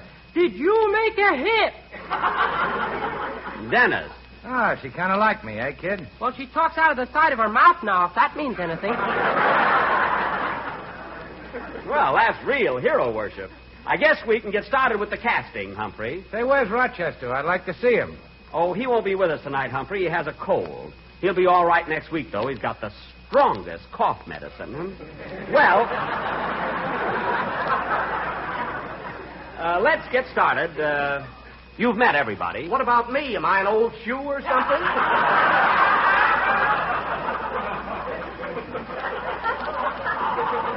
Believe me, Virgil, he's not interested in meeting you. But if it'll make you happy, all right. Humphrey, this is Virgil Reimer, our great sound man. Pleased to meet you, Mr. Reimer. I've admired your work on this program for a long time. You see? Okay. Now, let's get on with our sketch.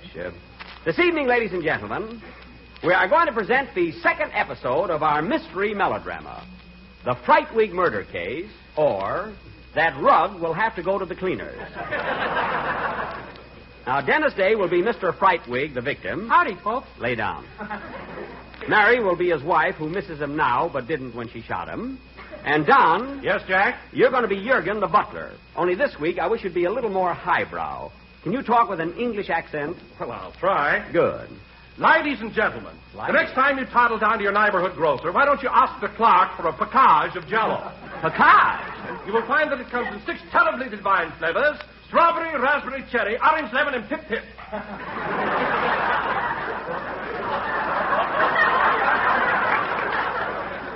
Don, if it weren't for the fact that you were talking about our product, I'd say that your accent was about as English as Sambo and Tambo, you know? Now, where are we? Oh, yes. I, of course, will play the part of Detective Captain O'Benny of Police Headquarters. Phil Harris will be my assistant. And Mr. Humphrey Bogart will be Phil's assistant.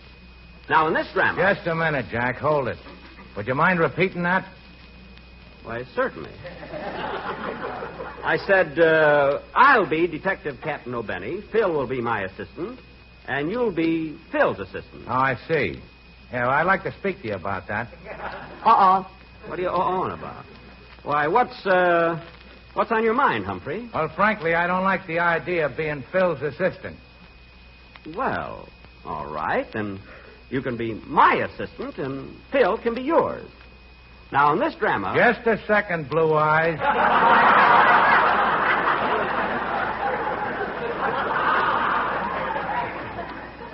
Well, thank you.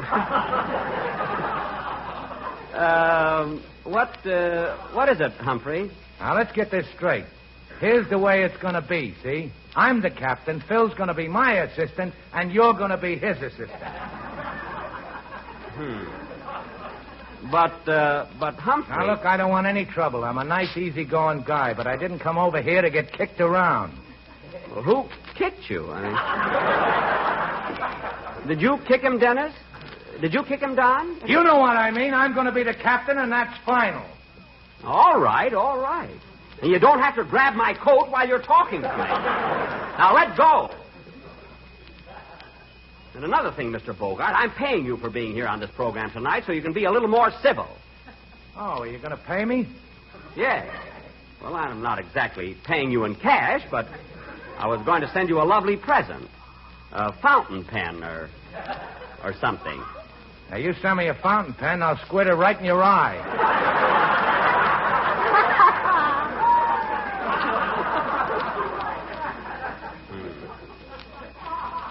Is that so? Oh, Jack, let him be the captain. What else can I do?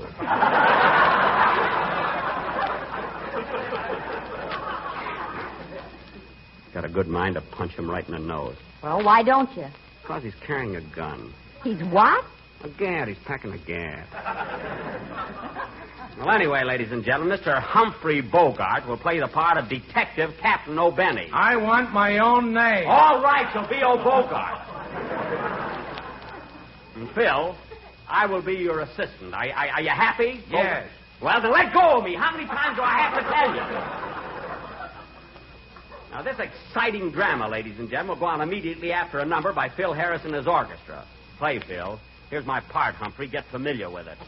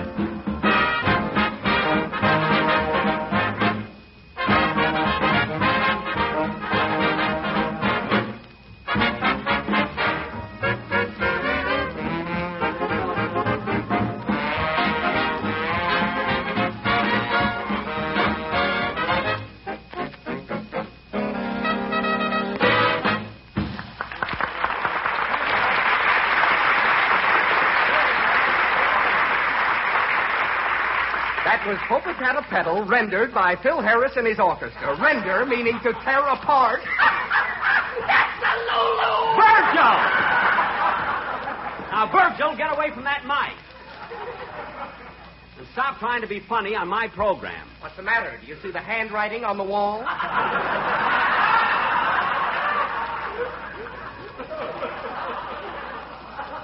Now, listen, Virgil. Virgil, if I have any more trouble with you, you're getting out of here. And I'd also like to get rid of Bogart. What was that? What did you say? I said when I was a kid, I had a go-kart. Do you mind if I had a little fun?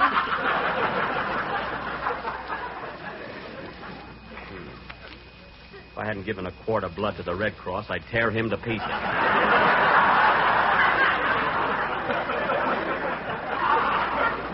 A quart of blood? Yes. You've been down there 10 times and haven't even found a vein yet. They'll find one, don't worry. Now settle down, everybody. Let me announce our play. Pardon me, Jack. I'm announcing it. All right, announce it. Boy, I never saw such a ham. Ought to have my head examined for inviting him over here. And will you cut out that mumbling? Listen, I've been talking to myself for 20 years. I'm not going to stop now. Go ahead, announce the play. And now, ladies and gentlemen, we are going to offer the second episode of our mystery melodrama entitled The Frightwig Murder Case, or All Through the Night. Had to give his new picture a plug.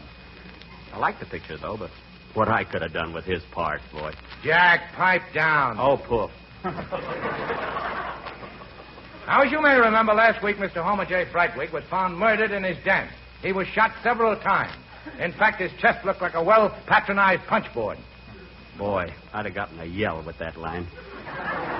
A yell. They'd have screamed at me. Virgil!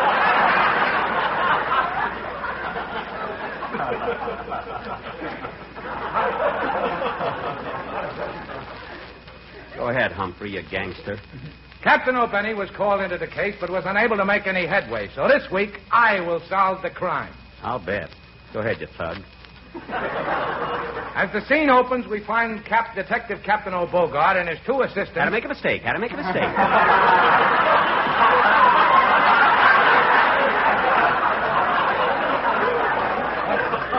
We find Detective Captain O'Bogart and his two assistants. Yeah. In their office at police headquarters. Curtain. Music.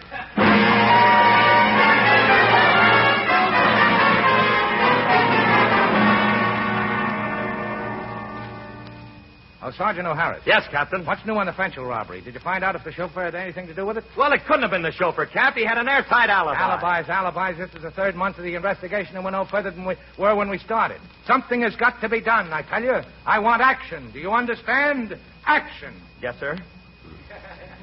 Not scaring me, I can tell you that. Now, listen, O'Harris. What makes you think the chauffeur is innocent? Well, at the time of the robbery, he was out of town. We traced him as far as Altoona, Pennsylvania. Altoona, eh? Boy, what a hit I used to be in that town. Stop the show every night. Well, what happened after he left Altoona?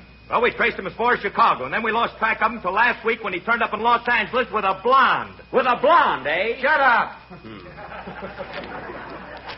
All right, but if you ask me... There's a phone. I'll take it. I'll take it. All right, take it. Such a little guy, I can't understand why I don't slug him. You're a coward. Oh, yes.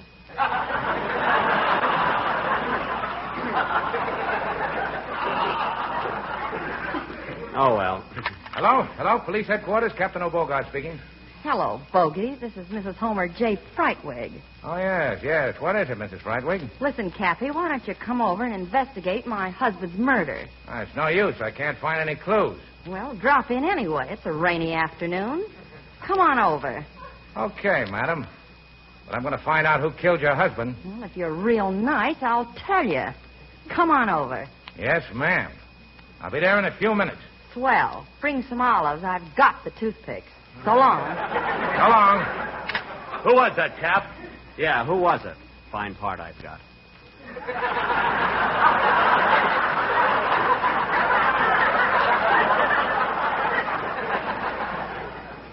Wish I had my violin with me. Well, who was it? That was Mrs. Homer J. Frightwig. Come on, men. We're going over to her house right away.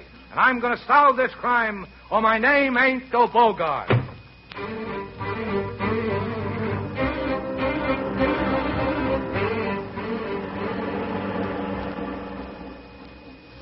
Calling all cars. Enjoy your ride. You'll soon be walking.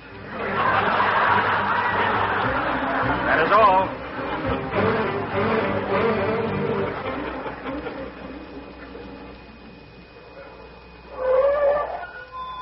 Well, here we are, Cap. Yeah, this is the place, all right. Break the door down, O'Benny. Yes, sir. Stand back. Open this door, I'll break it down. Open this door, I'll break it down. Well, what are you waiting for, Virgil? Break down the door. Please. You won't hear a single splitter until you apologize.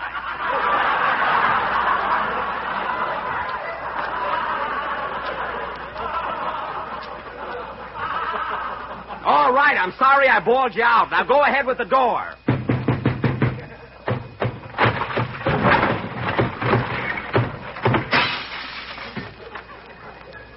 Very good.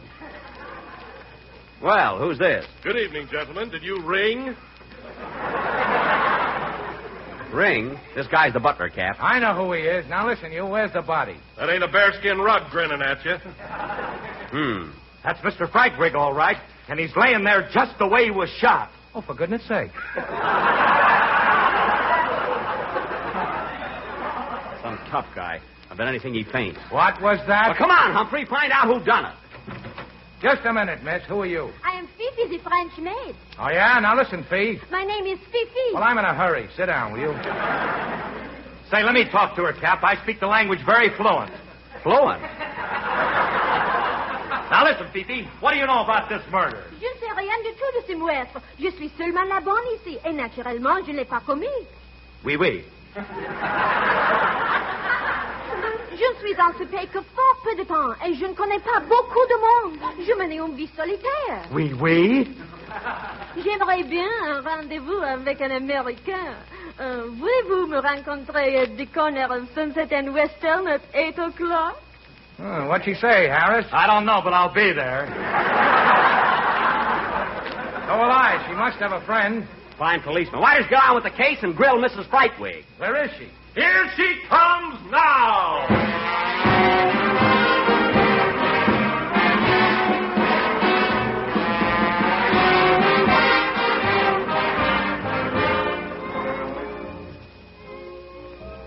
Well, good evening, gents. Pull up my husband and sit down. Now, listen, Mrs. Frightwig. You keep out of this. All right, all right. I'm going to take a look around this house, see if I can find some clues. Now, tell me, Mrs. Frightwig, what do you know about this murder? Grill me, Cap, grill me. What's on your mind?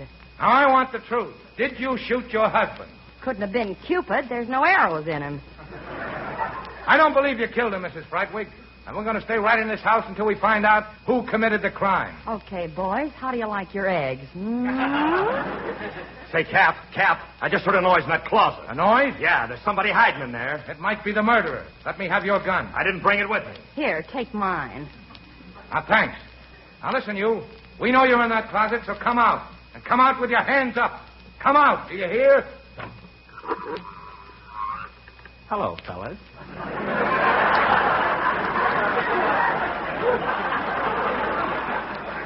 Surprise? Oh, it's you. What were you doing in that closet, oh, Benny? I'll tell you what I was doing there. I can't keep it a secret any longer. I committed that crime. I murdered Mr. Homer J. Frightwig. What are you talking about? I killed him, I tell you. Killed him. He was a dirty rat, and he had it coming to him. And I'm glad I did it, I tell you. glad. You did nothing of the kind. You're just trying to build up your part. I am now.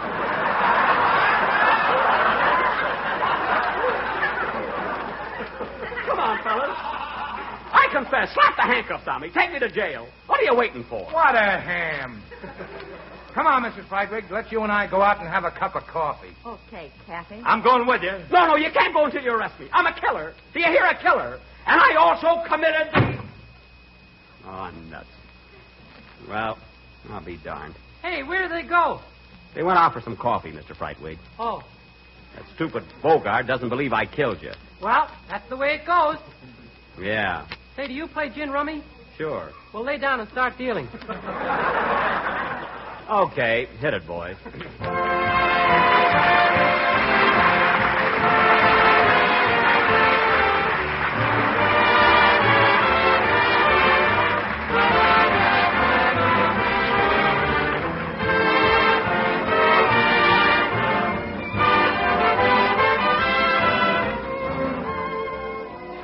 Won't you be proud? Won't the family be pleased when you serve this grand dessert?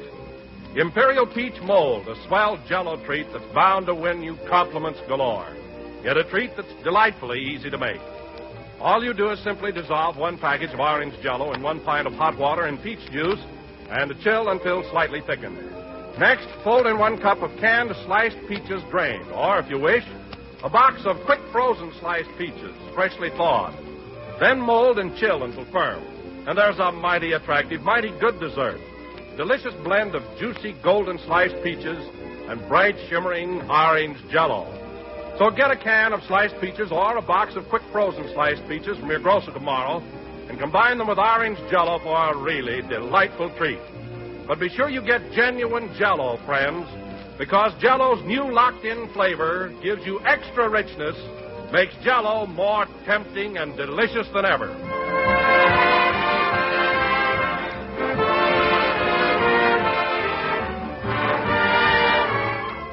This is the last number of the 18th program in the Courage Jell-O series, and we will be with you again next Sunday at the same time.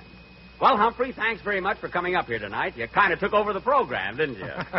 I did at that. No hard feelings, Jack. No. You were very amusing. Let's take him out in the alley and give him a couple of pokes. What was that? I said good night, folks. I always say that. Good night, folks.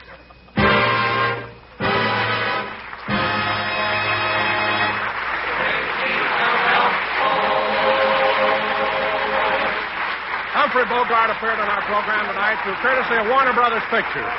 The tune Call Out the Marines is from the picture of the same name. Jell-O puddings, please. Just say that to your grocer tomorrow, friends, and see if you don't make the acquaintance of some of the swellest desserts you ever tasted. Jell-O puddings. Rich, creamy puddings made by the same folks who make Jell-O. There's Jell-O vanilla pudding. Smooth, mellow, and thrillingly rich. Tops for delicate, tempting flavor. And not only grand as a pudding, but perfect as a creamy filling for pies, tarts, and cakes. So tomorrow, when you order Jell-O, get Jell-O puddings, too. They're just like Grandma's, only more so. The Jell-O program came to you from Hollywood. This is the National Broadcasting Company. KFI, Los Angeles.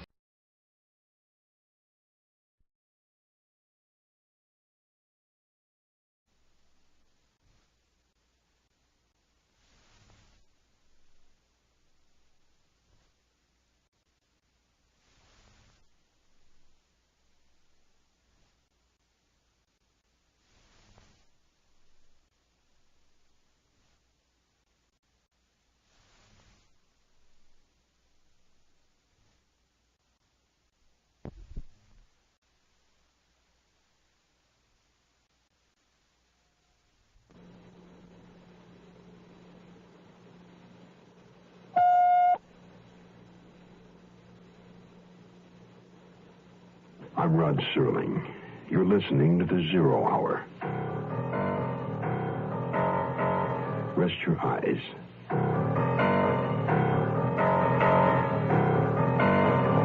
Exercise your imagination. This week, Ken Platt's Gymkhana Foul Play. The Princess Stakes Murder. Starring Howard Duff, Julie Adams,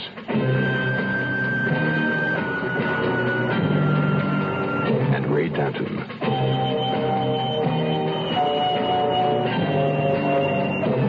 In Elliot Lewis's production of The Zero Hour.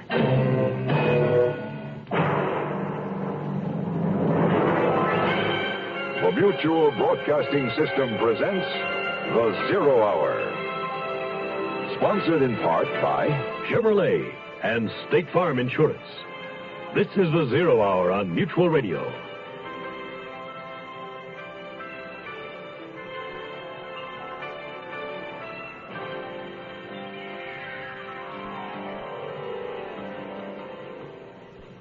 This week's story takes us into the fascinating realm of horses.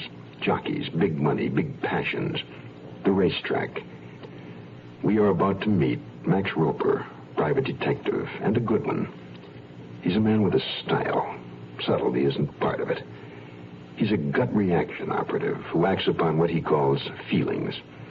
If given the choice, one would be better off as his friend rather than an enemy. Max Roper had a friend, a little friend, a jockey, and a good one. Some called him the best. But sometimes the best just isn't good enough, especially when you're dead. Our story, The Princess Stakes Murder, begins after this word. Ma'am, we're asking people what they know about different organizations. Oh, good. Ask me anything about that. All right. What's the ISAZP? It's the International Society of Austrian Zither Players. Right. Not many people know that one. Give me another. What does the Supreme Order of Federated Alliances do? Oh, the same stuff as the Benevolent American Orders Associated Guild Society. I never heard of that group. I just made it up. Oh, all right. Now, here's a serious one. Name 2 things the American Cancer Society is involved in besides cancer research. Wow, they're into so many things, like educating the public to the warning signals of cancer and professional education for doctors and nurses and dentists and service for patients. Right, and lots more. And that's why the American Cancer Society needs financial support to continue its drive to wipe out cancer in our lifetime. Well, I certainly support them. Good. Now, here's one for you. What's the LLTA? I give up. The League of Lady Tattoo Artists. Oh, you made that up. No, remember. How'd you like a picture of Miller Fillmore tattooed on your elbow? It's taken already. Oh.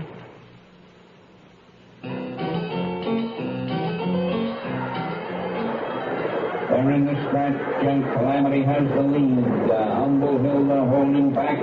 Sister Sally moving up. It's Sister Sally and Calamity. Calamity stepping out, pulling away. It's Calamity by a length. It's always nice to win, even when you bet on the favorite. It was a big win all around. For Calamity, her owner, the trainer, but mostly for Willie Rich, the veteran jockey and an old friend of mine. I'd driven down to Del Mar from L.A. because of Willie, as a matter of fact. He'd called me the night before, wanted to see me. Nothing special, he'd said. I played it close, put down $2 on him, made 80 cents. But Willie wasn't around after the race like he said he'd be. That didn't make any sense at all. So I asked Allie Regal about it. Regal used to be a top government agent. Now he was chief of Del Mar Security. Hey, Allie. Max, what's up? Hey, you're a long way from home. Well, not much. Came down to watch Willie ride. That's worth the trip. Yeah, you see him? Saw him in the winner's circle. After that? After that? Well, no, that's funny. What's funny? I don't remember seeing Willie dressing nothing. You know these little guys maybe got lost. Yeah. I was bugged on the drive back to L.A., and not just from the Labor Day traffic. Willie was a little guy, all right, but he walked tall and always said what he meant. And he'd said he wanted to see me. I had the uneasy feeling that there was a reason for Willie not meeting me after the 8th race. Men in my line of work get those feelings sometimes. 7 o'clock the next morning, my telephone started jumping out of the cradle. 18, 19, 20, 21. Yeah. I'll never get in shape this way. Roper here. Max, it's Ollie. Yeah. Hear from Willie? Heard from his wife. She hear from him? Saw him. He don't swim near as good as he rides. Give it to me, Allie. Well, it seems she went for a little midnight swim in their pool. Nearly landed on him. Was he dead already? Very. Thanks, Allie. Hang around, will you? I'm on my way. From what I was told, you could hear her screaming for 8 miles. I got there at 1 a.m. The track physician, Dr. Taniguchi, figures that Willie died somewhere between 10 and 11. Let's start with the obvious. His wife giving him a hard time? He wouldn't have killed himself over that. I can't see Penny wanting him out of the way either. He let her roam, didn't he? He was always worth more booting home than winners. Now, why would she want him dead? Yeah, maybe she wants the pool all to herself when she gets home late nights. The owner, Tyler Clayton, what can you tell me about him? Let's see. He owns Calamity and several other nags. Tough, pig-headed man. He wants what he wants when he wants it. Willie been his rider for long? About 5 years. Must have made Clayton a lot of money. Sure, but Clayton doesn't need it. I'll run over and see him. Maybe I'll find out what a rich guy like that really needs.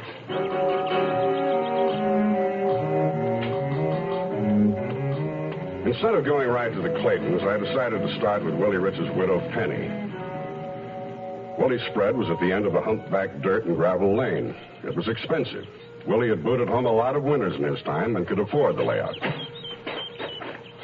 The flashy little blonde at the far end of the pool, wearing very little of a strawberry bikini, looked like the most expensive bit of landscaping.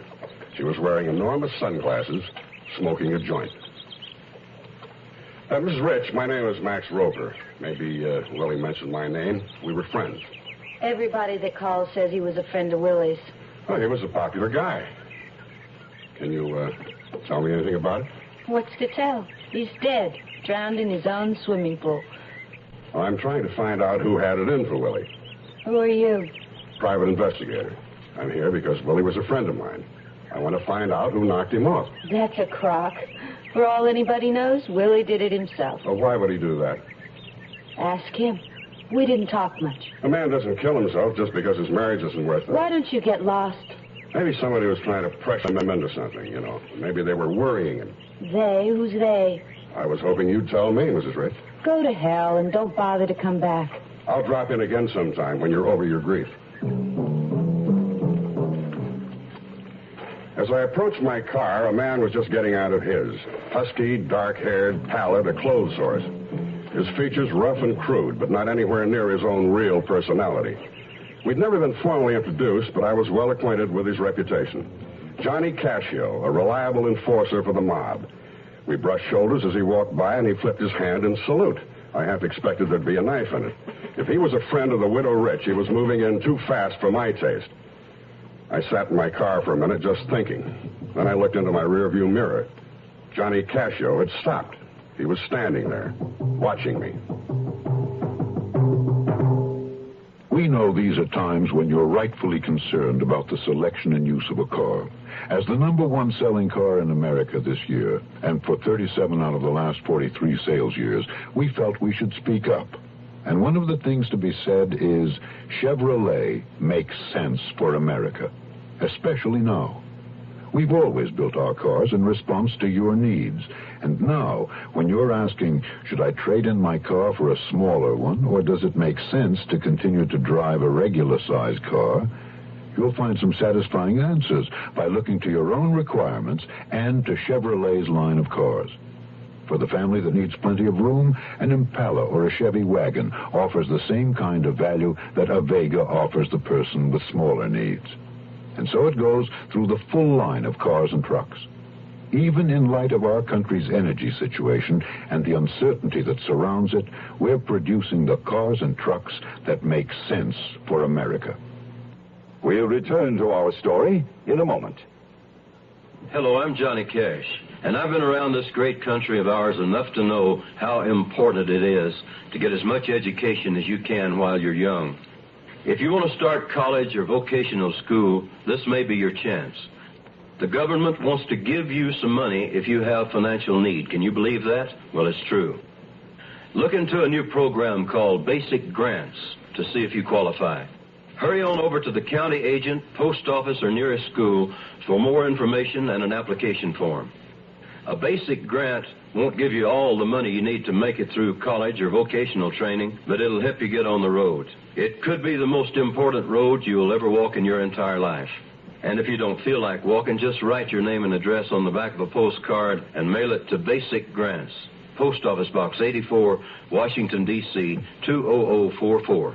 That's Basic Grants, Post Office Box 84, Washington, D.C., 20044. Rancho Santa Fe is a serene valley catering to the extreme tastes of millionaires. Horse lovers who like their pictures taken in the winner's circle. Tyler C. Clayton was the millionaire I wanted to see. He stood an easy 6'5" a 6, went about 250. The man was a real big daddy. I liked Willie, Mr. Roper. Liked having him work for me. Damn good jockey. What do you drink? Bourbon.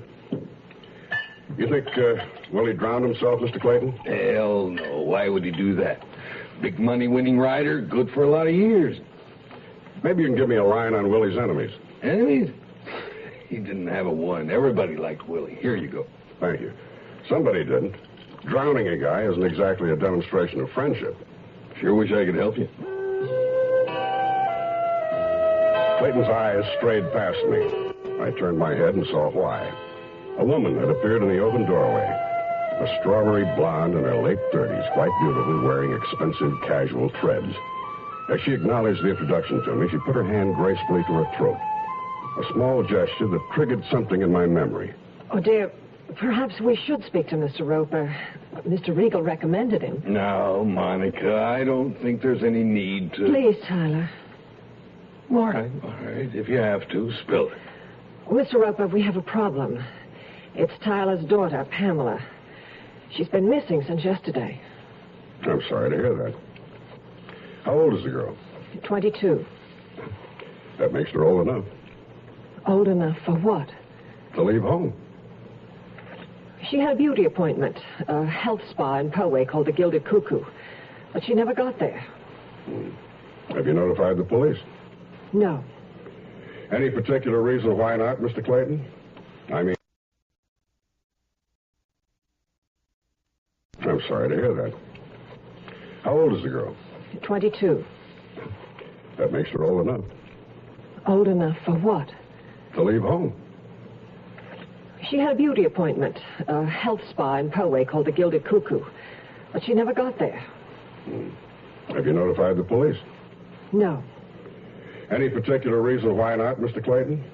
Your daughter disappearing the same day Willie Rich was murdered? What are you implying? Well, I'm not trying to worry you, but that's the line the police would take. Are you suggesting that Pamela's been kidnapped? No, but, somebody could have tried to coerce you about a horse and got even because you wouldn't give in. Just you find her and stop asking so damn many fool questions. I don't believe a damn word you're saying, and that's the last time... that's the last you're going to get out of me. I'm sorry, Mr. Roper. No, it's all right. You have a picture of the girl, Mrs. Clayton? Right over there, in the silver frame. By the way, was that your mare, Sister Sally, that got beaten by Calamity, your husband's filly? Calamity didn't beat her. Willie Rich did. Would you say that would be reason enough for you to kill Willie, Mrs. Clayton? No, Mr. Roper, I wouldn't. The Gilded Cuckoo in Poway only proved that business in Narcissism was booming. These out-of-town spas were good for kicking habits with drugs and booze high up on the list, followed by weight and body conditioning for cosmetic vanity. I was leafing through folders that listed available courses without the humdrum detail of prices when the director pranced in. Oh, Mr. Roper, I'm George Glendon. I direct the activities of our little sanctuary. Now, how might we help you? Well, I like to eat, drink, and I sit around a lot. How long would it take to put me in shape? Well, that all depends on your cooperation. See, with our program, your muscles may scream and tell you that you're being tortured. But believe me, they're going to tone up. See, we believe in the brain, the body, and the soul, all stimulated and fused into creativity and love to attain the perfect body. I'll buy that, but how long does it take? Well, there's Plan A. It's a 12-lesson course. Oh, we do marvelous work with ozone treatment and face vacuuming. Face vacuuming? That's what I said. Face vacuuming. Self-love, my liege, is not so vile as self-neglect. And that's Henry V. You know Shakespeare? Yes, I know. Well, why don't we look around? Now, you'll be able to decide far easier after you've seen our facilities. The look around was a revelation. A fully equipped gym that didn't smell any better than my gym in Santa Monica. Mineral springs, baths, face packs, men and women hovered over by attendants, and a plastic surgery wing. Then we zeroed in on something called the isotron room. Through a one-way mirror, Glendon and I looked into a bare room furnished with only a long white couch and a machine called the isotron. The man lying on the couch was stripped down to his trunks. Contact pads ran from his body to the machine. A man wearing a white coat flipped the switch, and the face of the man on the couch contorted. The pads covering his body jiggled. His arms, shoulders, back, stomach, and leg muscles went into massive contractions. The man in the white coat is our isotron specialist, Dr. Savage. Well, that figures. Oh, there is no pain. No, it is the body's natural reaction. Yeah. What happens if that guy in the white coat falls asleep during a session? Well, then we'd have a very well-developed corpse. But, of course, that would never happen. See, it's all automatic.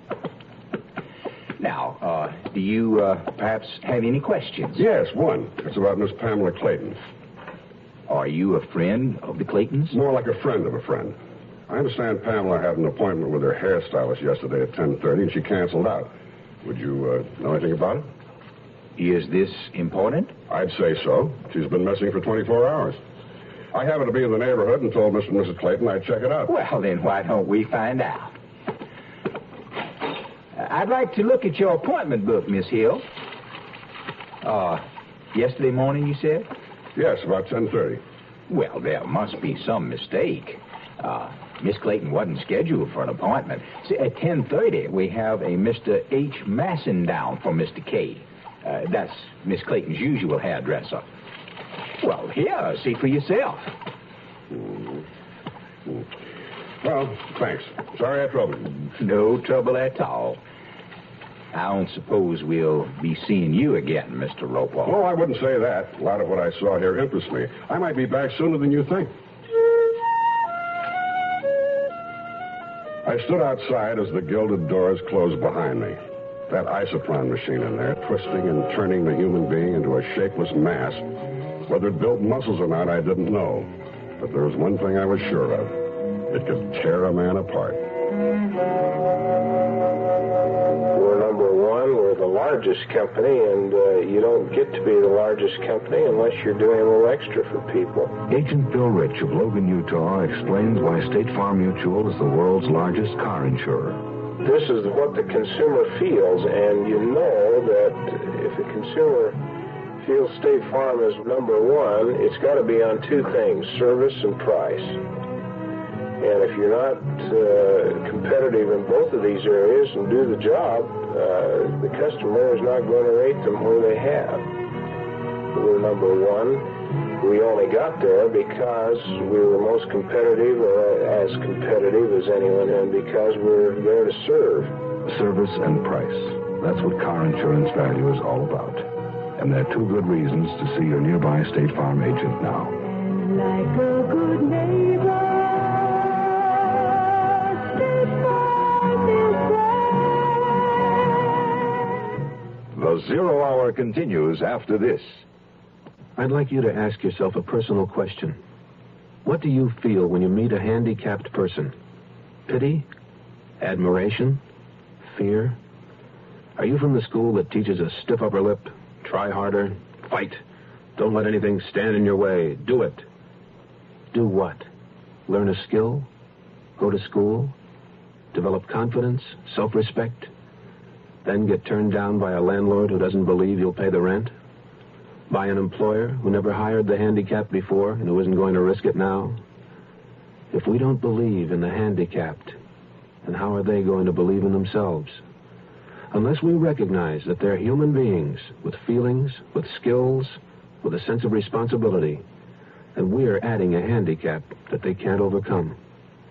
Let's stop handicapping the handicapped.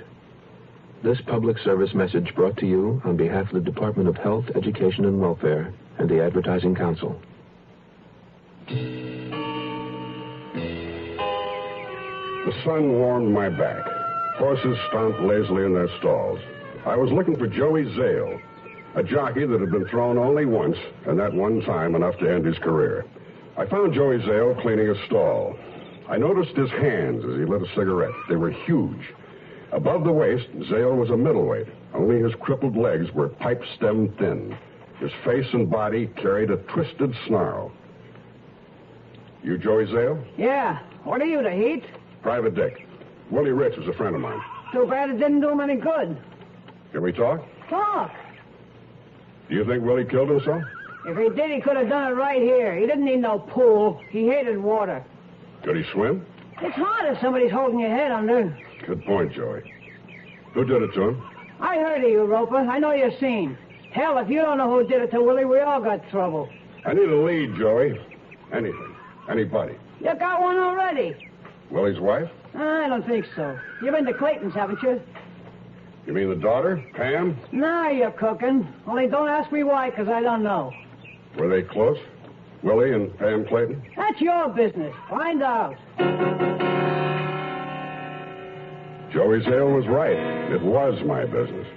I started out by trying to find the H. Masson who had Pam Clayton's 10:30 appointment at the Gilded Cuckoo. No dice, no listing, no nothing. I called the Claytons. They were out, and the Scandinavian maid told me Pam hadn't come back. I was going in a circle, so I decided to get home and start over again. When I walked into my apartment in Santa Monica, the phone was ringing.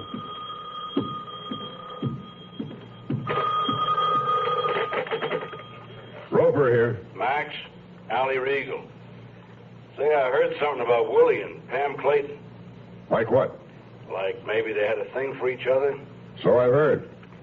Tell me something about Mrs. Clayton. What's to tell? A lot of money, doesn't like a stepdaughter.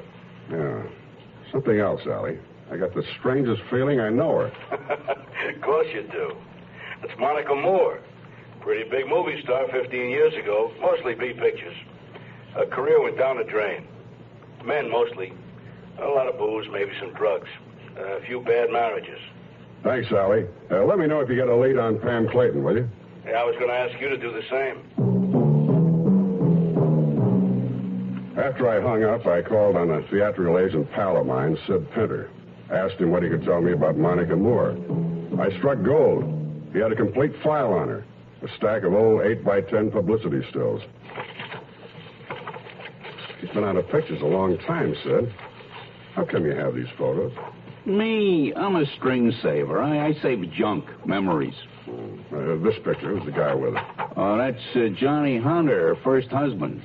Family-owned part of Texas and half of Wyoming. Here's number 2, the cowboy star, Rex Lennox. Oh, yeah. Yeah, that didn't last long. And this is number 3, the hotel man. You know, Chilson, Charles Chilson. Mm-hmm. Yeah, she got a big bundle from him. And this is number 4, Muscles. Lance Kite, former Mr. America, Mr. Universe. I suppose that one didn't last long either. Nah, all he had was his muscle flexing act. Well, after him, it was all downhill for Monica. She quit show business. Got into religion instead. Astral and cosmic magnetism. You should excuse the expression. I'm trying to think of the guy's name. It was Charnick. Yeah, Louis Charnick. He gave public lectures, helped you find the miracle in your life. You know, that kind of nonsense. Monica Moore joined up with Charnick? Well, it was more like she backed him. You know, a lot of people take that stuff seriously. Anyway, that's about all I know. I haven't heard a word from or about her since. She's in Clover, Sid. Big oil man, number 5, Tyler Clayton. Oh, well, I'm glad. She was a beautiful kid. They racked her up good in this town. You know, the scandal nearly ruined her. What scandal? Her first husband killed himself. Johnny Hunter? Yeah, sleeping pills, overdosed. Is this Charnick character still operating? I see his name in the paper time to time.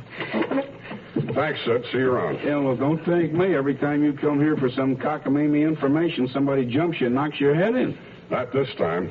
I'm investigating the death of Willie Rich. The jockey? What's Monica Moore got to do with that? I don't know. Maybe nothing. It's just that Monica's stepdaughter disappeared the same day Willie Rich was murdered. I'm trying to find out who killed Willie and locate the girl.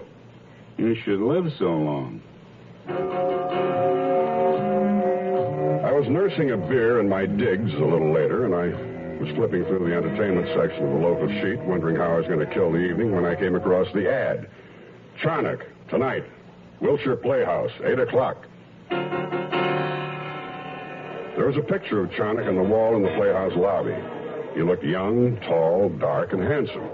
The lights dimmed, and a chunky, broad-shouldered man dressed in white came out of the wings and sat down at the organ. Then the spotlight came on, and Charnick appeared. He wasn't young like the picture in the lobby, around 50. His eyes were dark, intense, his voice mellifluous, and he knew how to use it. Didn't waste a word. He knew where the money was. The large audience was still and attentive. When the lecture was over, I got out as fast as I could. I waited near the alley where I could watch the back entrance. A big black limousine was parked there, a burly, tough-looking driver behind the wheel. In a few minutes, Charnick came out, got into the car, and it started forward. As it slowly passed by, I saw there was a passenger in the back seat. A female passenger, none other than Monica Clayton. So, Charnick and Monica, and Willie Rich and Pam Clayton. 2 here and 2 gone. I was getting another one of those feelings. Didn't like it much. It felt like murder, with more to come. You are listening to Mutual's presentation of The Zero Hour. Your Heart Association presents Stiller and Mira. Honey, I'm going to test you. Mm-hmm. Now, if you have high blood pressure, what are the things you should do? Watch your weight. Right. Follow your doctor's instructions on smoking. Yeah. Take your medicine. Good. Get plenty of rest. Terrific. Hey, honey, let's stay home tonight, huh? And exercise, but don't overdo it. Right. We'll stay home tonight, okay? Okay? Yeah, and you got to rest before you get tired, right? Exactly. So we'll stay home tonight, okay? Okay, we'll stay home tonight. Terrific. Hey, wait a minute. What? You don't happen to have high blood pressure, do you? Me? Of course not. I had my checkup at the doctor. I'm terrific. And I made an appointment for you. Why? Because I love you. And only a doctor can tell. Another way to protect your loved ones is to give to the Heart Fund.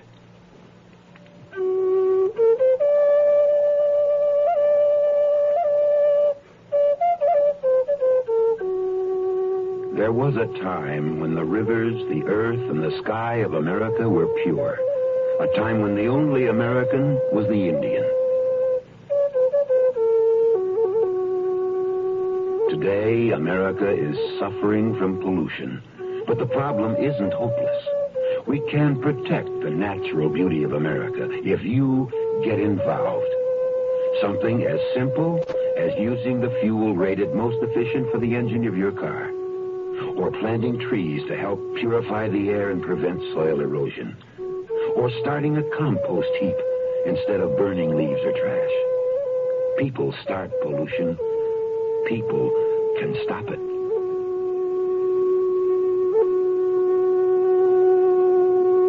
This message has been brought to you on behalf of Keep America Beautiful and this station. Tomorrow at this time, rest your eyes and listen here to this week's continuing study in suspense, The Princess Stakes Murder. I'm Rod Serling, and this is The Zero Hour. This is The Zero Hour on Mutual Radio.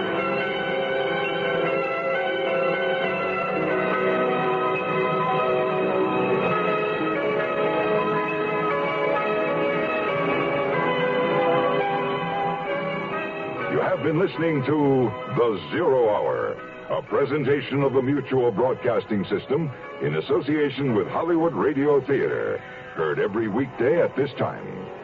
Rod Serling is your host. Zero Hour is produced and directed by Elliott Lewis. The Hollywood Radio Theater theme was played by Ferranti and Teicher and is now available on United Artists Records and Tapes. Hugh Douglas speaking. Tune in tomorrow. And once again, rest your eyes and listen here to The Zero Hour.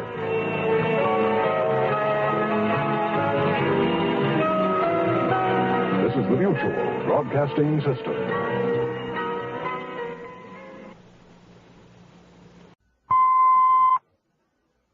I'm Rod Serling. You're listening to The Zero Hour. Rest your eyes.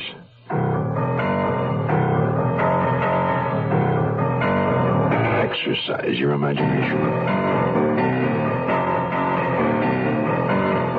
This week, Kim Platt's Gymkhana Foul Play. The Princess Stakes Murder. Starring Howard Duff. Julie Adams.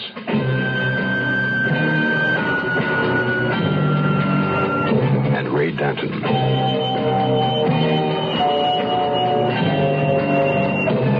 In Elliott Lewis's production of The Zero Hour.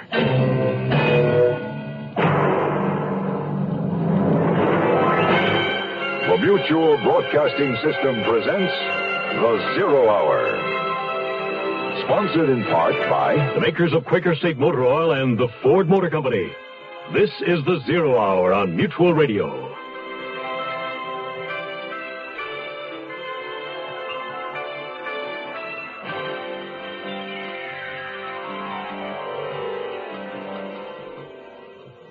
On Labor Day, jockey Willie Rich rode home, the favorite, for a big win at Del Mar Racetrack. He celebrated by turning up the next morning in his swimming pool, dead. An accident? Private Detective Max Roper doesn't think so. He has the feeling that it was murder, and has set out to prove just that to Tyler Clayton, oilman, horse owner, and the late jockey's employer, whose debutante daughter is missing.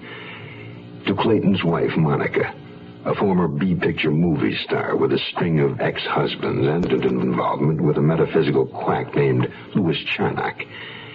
And to a health spa that features a machine called the Isotron, a machine that Max Roper has the feeling could break a man in half.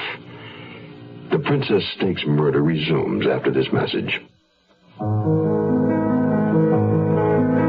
I want to teach a lonely child to laugh more. I want to learn the pain of loving hard, to open my door and know my own soul. I want to be free, I want to be young, and I want to grow old. Emily is dead now. She died in her brother's car. He was driving, and he was drunk. I want to be here in the world when peace comes.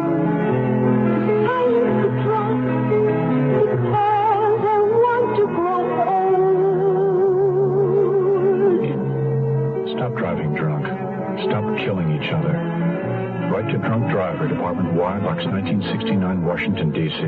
for more information on drinking and driving. A public service message on behalf of the U.S. Department of Transportation.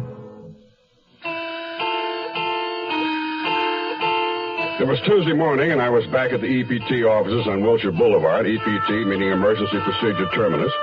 It stands for Big Troubles and the Solutions thereof. My boss asked me how my weekend was. I told him. I told him, too, that Willie was a friend of mine. He gave me 1 week to wrap the whole thing up. I started at LAPD.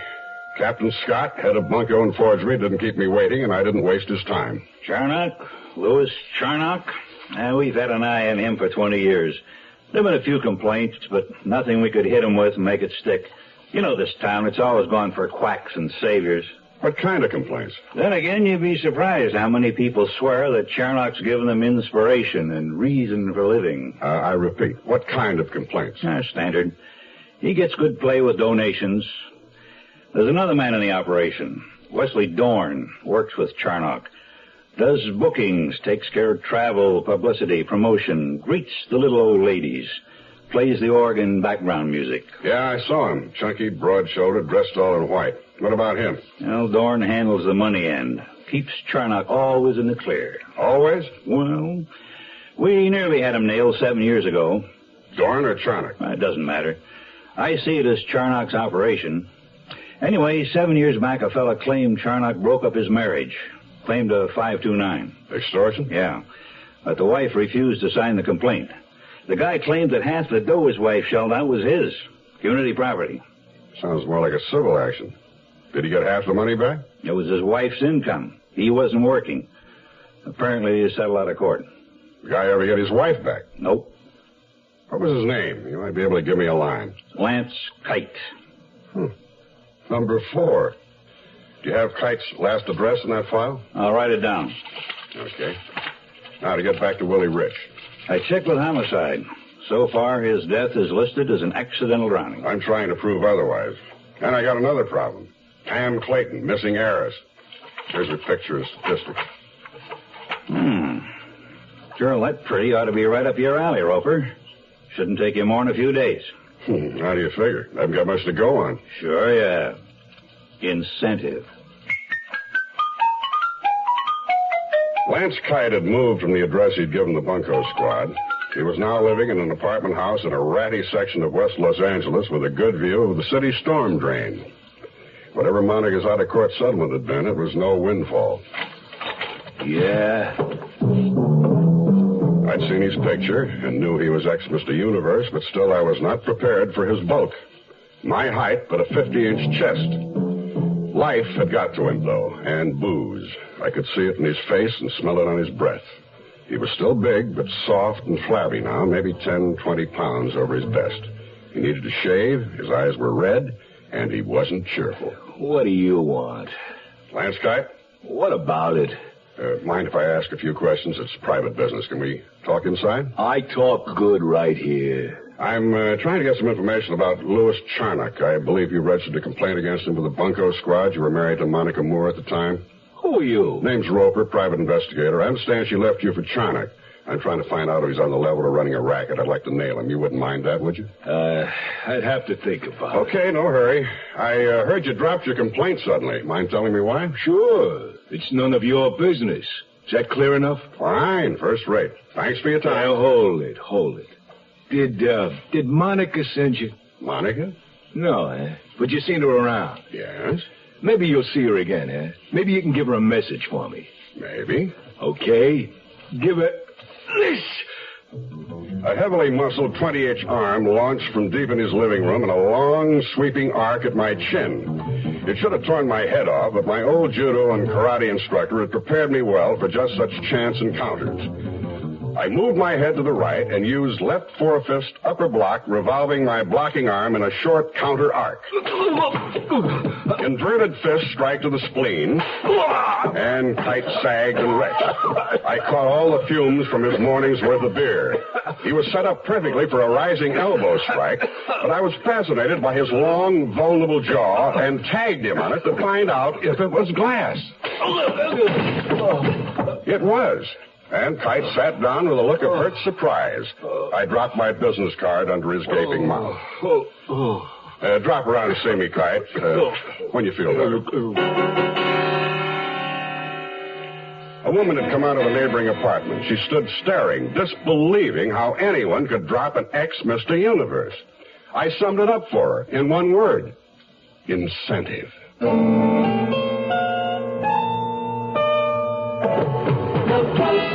You got a solid car.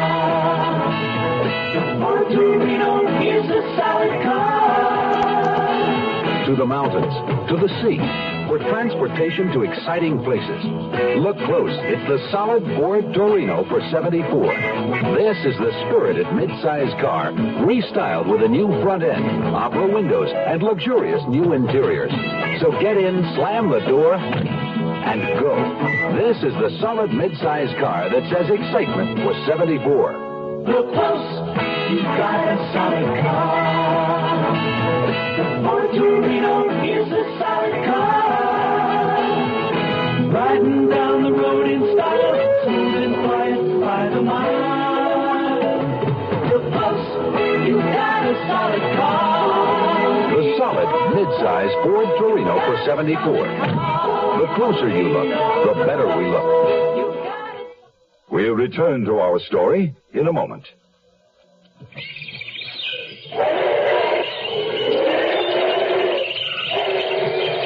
Adam, where are you? Up here, Eve, and I'm very busy inventing things. Big deal. I invented something, too. What? Shoes. What are shoes? Watch this. I just slipped them on, and they keep my hands warm. Hey, that's great. Want to see what I invented today? Not that fire bit again. Don't worry. Now I know what fire is for. What are you putting in your mouth? You remember that paper stuff I invented?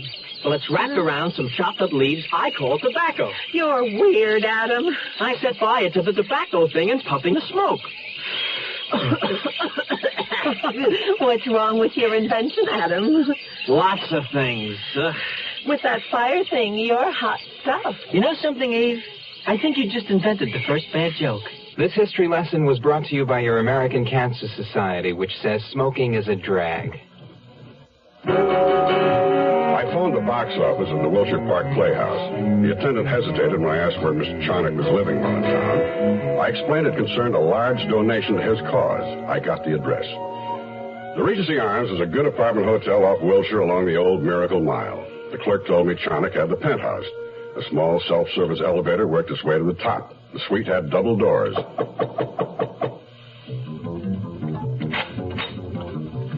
A big, burly man filled the threshold. His hair was close-cropped, yellow. He had a flat, dented nose, scar tissue over his eyes and ears, an ex-pug, wrestler, or bouncer. I recognized him as the man driving the limousine the night I saw Monica Clayton and Charnock in the car after his lecture. I handed the bouncer cum butler my business card. It read, Anthony Hale, attorney at law.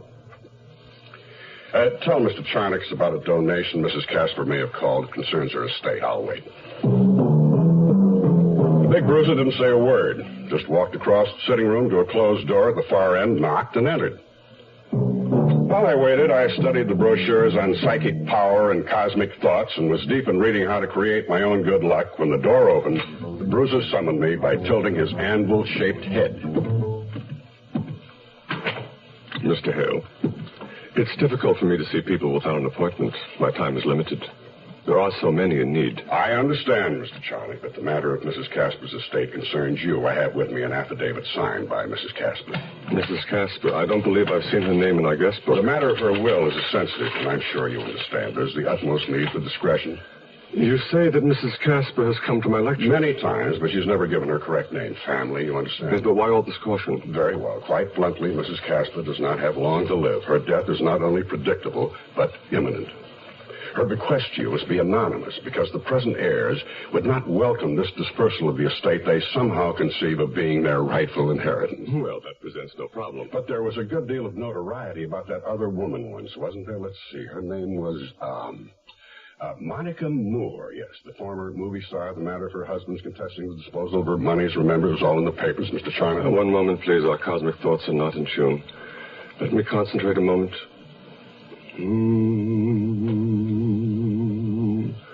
No, this is a difficult matter. Perhaps you should speak to my associate. Don't bother, Lewis. It's a waste of time. The gentleman will be leaving. The voice on the intercom belonged to the man who now stood in the doorway. Doran, the organist, business manager, general factotum for Charnock. Alongside him was the bruiser. It says Anthony Hale on this card. There must be some mistake. The name is Roper, isn't it? Whatever gave you that idea? The cosmic mind. I started to close the snap on the attaché case on my knees. The gun changed my mind. I handed the case over to Dorn. He opened it, lifted out the small tape recorder, switched the on button to rewind, spun the tape, wiped it out. He nodded to the bruiser, who fell in 2 steps behind me. With his gun in my ribs, I went obediently to the elevator. But as I left Charnock's office, I could hear a slapping sound and an exclamation of pain. The gun prodded my back. As the elevator door closed and I started down, I thought back to that brochure about making your own good luck. Guess I hadn't read enough of it. Well, you win one, you lose one. I called Allie Regal to see if he had any news about Pam Clayton, the missing heiress. She's still missing, unless you managed to find her. Well, they told me at the Gilded Cuckoo she never kept her beauty appointment Monday morning, that in fact she didn't even have one. Incidentally, is that spa legit? Yeah, as far as I know. Allie, I'm batting 0. Come up with something, anything. Well, Penny Rich has complained that their house had been broken into and ransacked again. Again? Well, when did it happen before? A few nights before Willie was knocked off. 2 break-ins? Sounds like Willie had something somebody wanted and still wants. If he knew about it and didn't let on, then he had a pat hand and was sitting tight. Maybe we finally have something, Allie.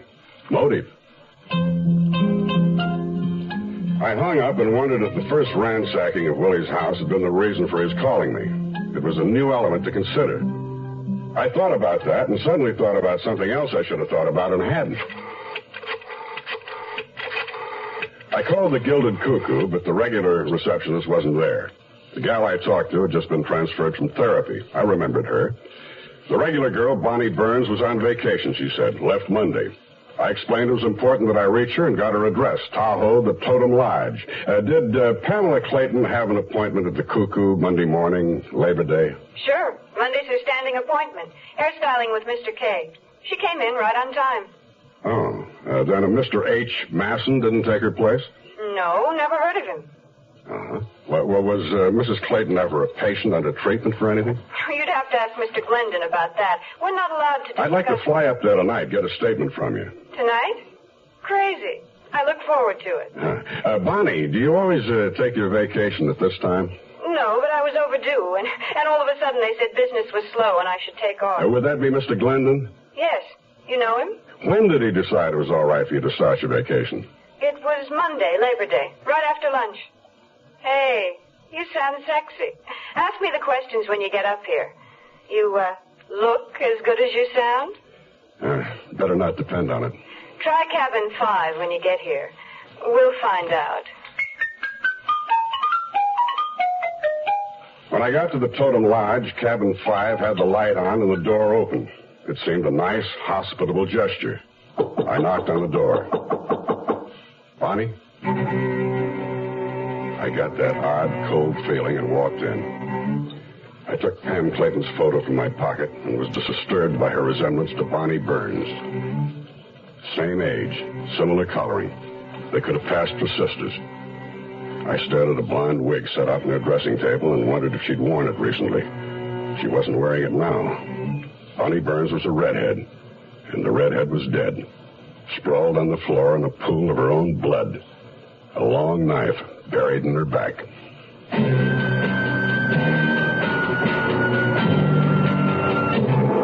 There's a little town in western Pennsylvania called Oil City where they make peace of mind. They put it up in quart-sized green and white cans and ship millions of them all over the land to people who don't want to worry about their cars. This peace of mind for car owners is called Quaker State Motor Oil. The folks who make it are experts, men who really know motor oil, because that's been Quaker State's specialty for over 50 years. Quaker State starts with the finest natural petroleum the earth provides, 100% pure Pennsylvania-grade crude oil. Then they put it through step after step of refining and fortify it to fight heat and rust and dirt and wear and give your engine the protection it needs. Quaker State Motor Oil. Who says buy peace of mind? Quaker State your car to keep it running, young, to keep it running. The Zero Hour continues after this.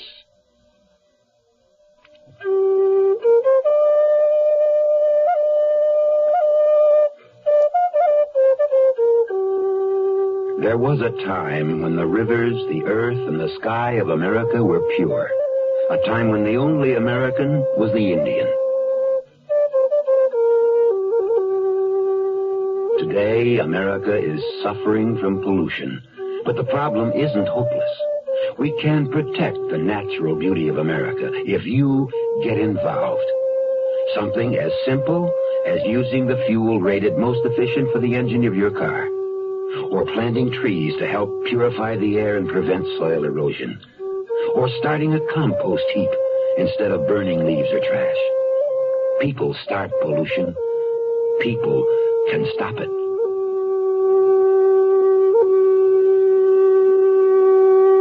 This message has been brought to you on behalf of Keep America Beautiful and this station.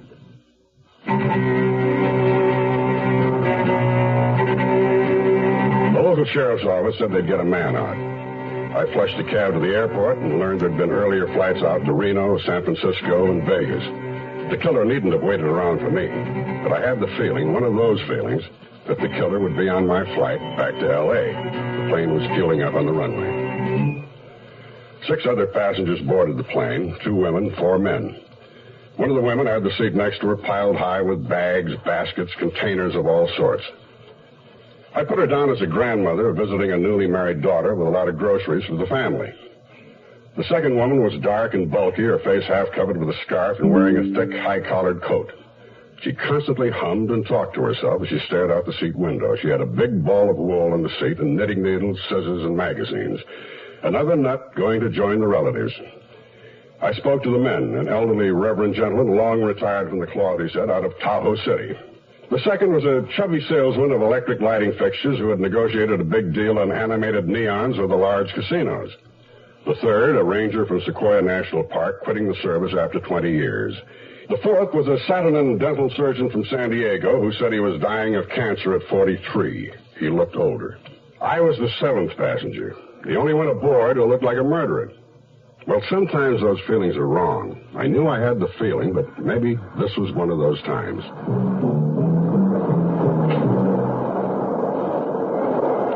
When we put down at L.A. International, the women got off first. The one with the groceries headed for the first phone booth.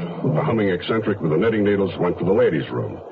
The retired reverend and the ranger picked up their luggage from the spinning drop in the baggage room. The lighting salesman grabbed his briefcase and headed for the bar.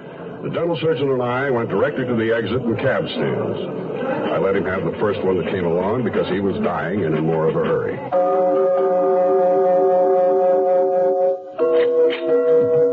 I got back to my apartment and smelled whiskey and trouble. The door had been forced, the living room attacked by a strong, bad-tempered visitor. I knew who, even before I found the note from Lance Kite on my TV set saying he'd get back to me.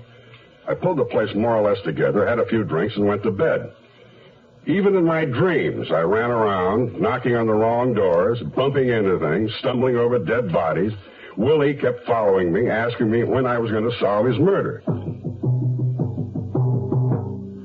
Homicide, Lieutenant Camino. Lieutenant Max Roper. Did Captain Scott from Bunko fill you in? Oh, yeah, Roper. Have you turned up anything? Another corpse. Young woman, hunting knife in her back. Happened last night, up in Tahoe. Why the hell didn't you call me sooner? Well, that's Placer County, out of your jurisdiction. And I was wondering if you'd check out the blade. Hunting knife, ivory handle, not Johnny Cashew's usual style. Yeah, I can check him out for you. What else?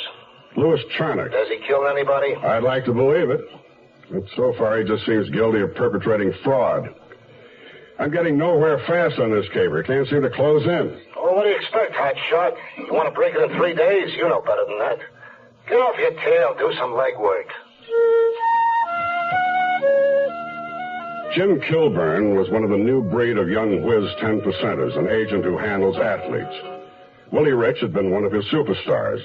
Come on, who'd want to kill Willie? Look at the file I've got on him. How much money he made for how many owners. You make a good point, Kilburn, but there are other factors. What about the disappearance of Clayton's daughter? I don't see the connection. Well, she and Willie Rich had been seeing each other. So what? I took her out a couple of times. Well, you're not married. Willie was. You're saying Penny could have done it? Forget it. Business managers have been known to pick up an extra few bucks with clients' money. Maybe you did it. Maybe I did, but I can't seem to remember the reason. All right, I'll tell you one thing. Willie and I were discussing money these days because he didn't want to ride for Clayton anymore. He was willing to buy back the advance and the contract. When did he tell you this? About a month ago, before the Del Mar meeting started. Willie could have made over $1 million if he cared to ride what was available, and I'd make my 10%, of course. I think he was bored, been riding too long. Why would I kill him? I made money off of him. Did anybody else know Willie didn't want to ride anymore? No, not to my knowledge, not even Clayton.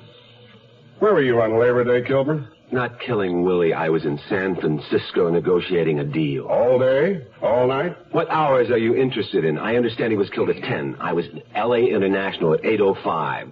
That left me just enough time to fly down to Escondido and knock Willie off in his pool. Possible. I know you fly your own plane, but I guess you didn't because you had a previous engagement, Correct.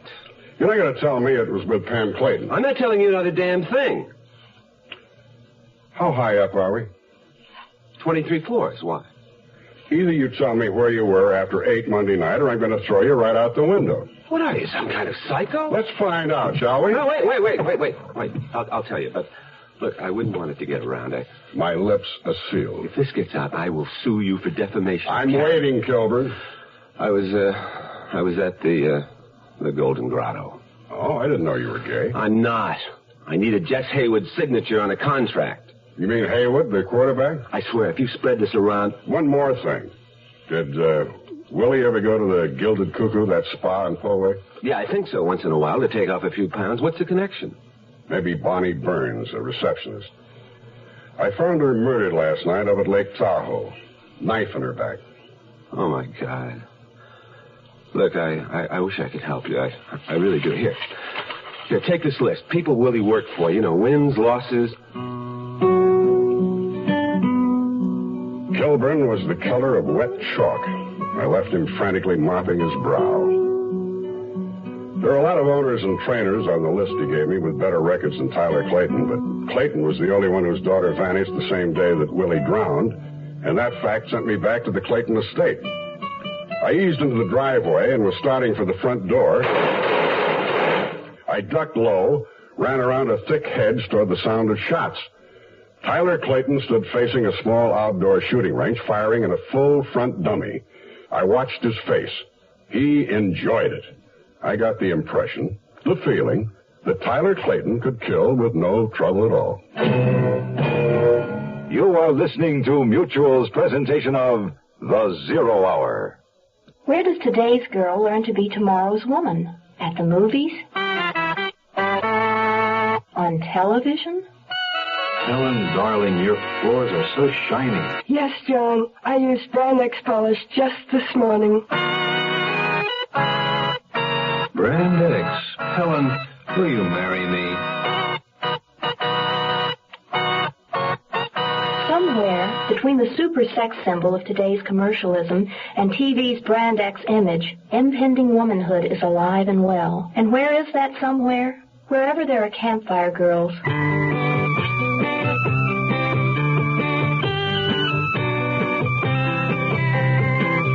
Campfire reaches the girl reaching out for tomorrow and puts a promise before her. The promise of personal development, of friends and fun. The promise of womanhood. Campfire takes today's girl to tomorrow. This is John Bartholomew Tucker. Your body does a lot of talking. It tells you you're hungry. It lets you know you need water. It may warn you a stroke is on the way. These are some of stroke's warning signs. Sudden temporary weakness or numbness of the face, arm, or leg. Temporary difficulty or loss of speech. Sudden temporary dimness or loss of vision, particularly in one eye. An episode of double vision. Unexplained headaches. Temporary dizziness or unsteadiness. If you notice one or more of these signs, see your doctor. This year, over 200,000 Americans will die of stroke. Don't let one of them be you. Ask your heart association for further information about stroke and how to prevent it. Helping you to feel better and live better longer is just one of the services of your heart association. Give to your heart fund. Tomorrow at this time, rest your eyes and listen here to this week's continuing study in suspense, The Princess Stakes Murder. I'm Rod Serling, and this is The Zero Hour. This is The Zero Hour on Mutual Radio.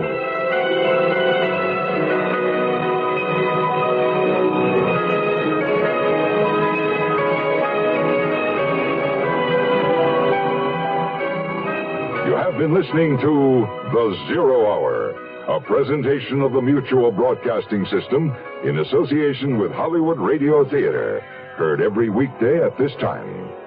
Rod Serling is your host. Zero Hour is produced and directed by Elliott Lewis. The Hollywood Radio Theater theme was played by Ferranti and Teicher and is now available on United Artists Records and Tapes. Hugh Douglas speaking. Tune in tomorrow, and once again, rest your eyes and listen here to The Zero Hour. This is Mutual, your news and sports radio network.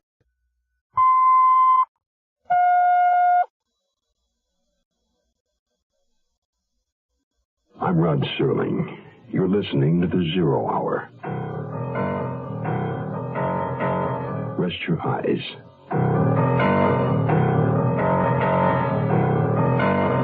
Exercise your imagination.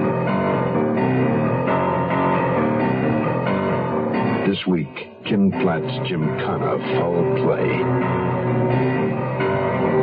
The Princess Stakes Murder. Starring Howard Duff, Julie Adams,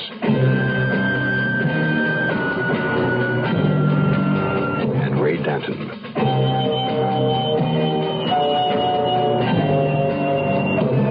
In Elliott Lewis's production of The Zero Hour.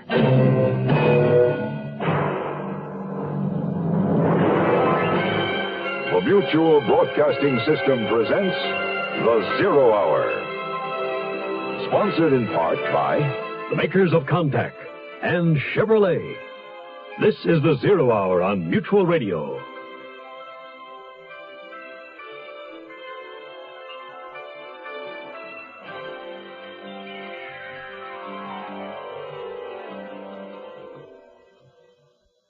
Private Detective Max Roper went to Delmar at the request of a friend to watch the running of the Princess Stakes. His friend, jockey Willie Rich, scored a win, but placed out of the money. He showed up a day later, dead. And in his quest to find out why, Max Roper has met a most peculiar array of characters. Among them, 2 bunco artists, a former Mr. Universe, and a hostile athlete's agent. And he arranged to meet a young girl in Lake Tahoe who he had known only as a voice on the telephone. But she'd nothing to say because she was dead. Max Roper has his work cut out for him. 2 unsolved murders, a missing heiress, and he's about to confront a man with a pistol who's firing bullets into a target. The target is the full front figure of a man. The Princess Stakes murder will continue after this.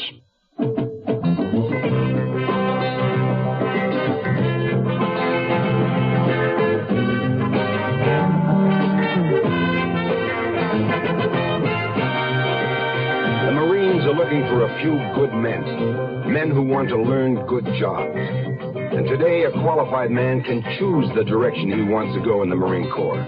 Choose the kind of skills he wants to learn, like computers, aircraft maintenance, or electronics, radio communications, food services, aviation technology. You name it, Marines do it. If you want to learn it, the Marines will teach you skills, responsibility, and leadership in any field you can handle. Remember, qualified men can choose their own directions in the Marine Corps. Skills to learn, careers to build in many directions. The Marines are looking for a few good men who want to choose their own directions, want to learn good jobs, want to be Marines. It looked like graduation day at FBI school. Boxes and clips of ammunition were stacked on a range table. An automatic 12-gauge shotgun and various expensive-looking handguns, sight scopes, and holsters. Several framed targets with the bullseye centers well perforated with accurate fire had been discarded and leaned against the side. It told me that rugged individualist Tyler Clayton had no intention of calling in the authorities to find his daughter. He could do the job himself. That last was pure show-off. Clayton had known I was standing there all along. He spun the gun like Billy the Kid, turned to me, and extended the gun butt first. A handsome Colt Python .357 Magnum, a gun developed for police use. Its load would penetrate both armor and glass. Care to try your luck, son?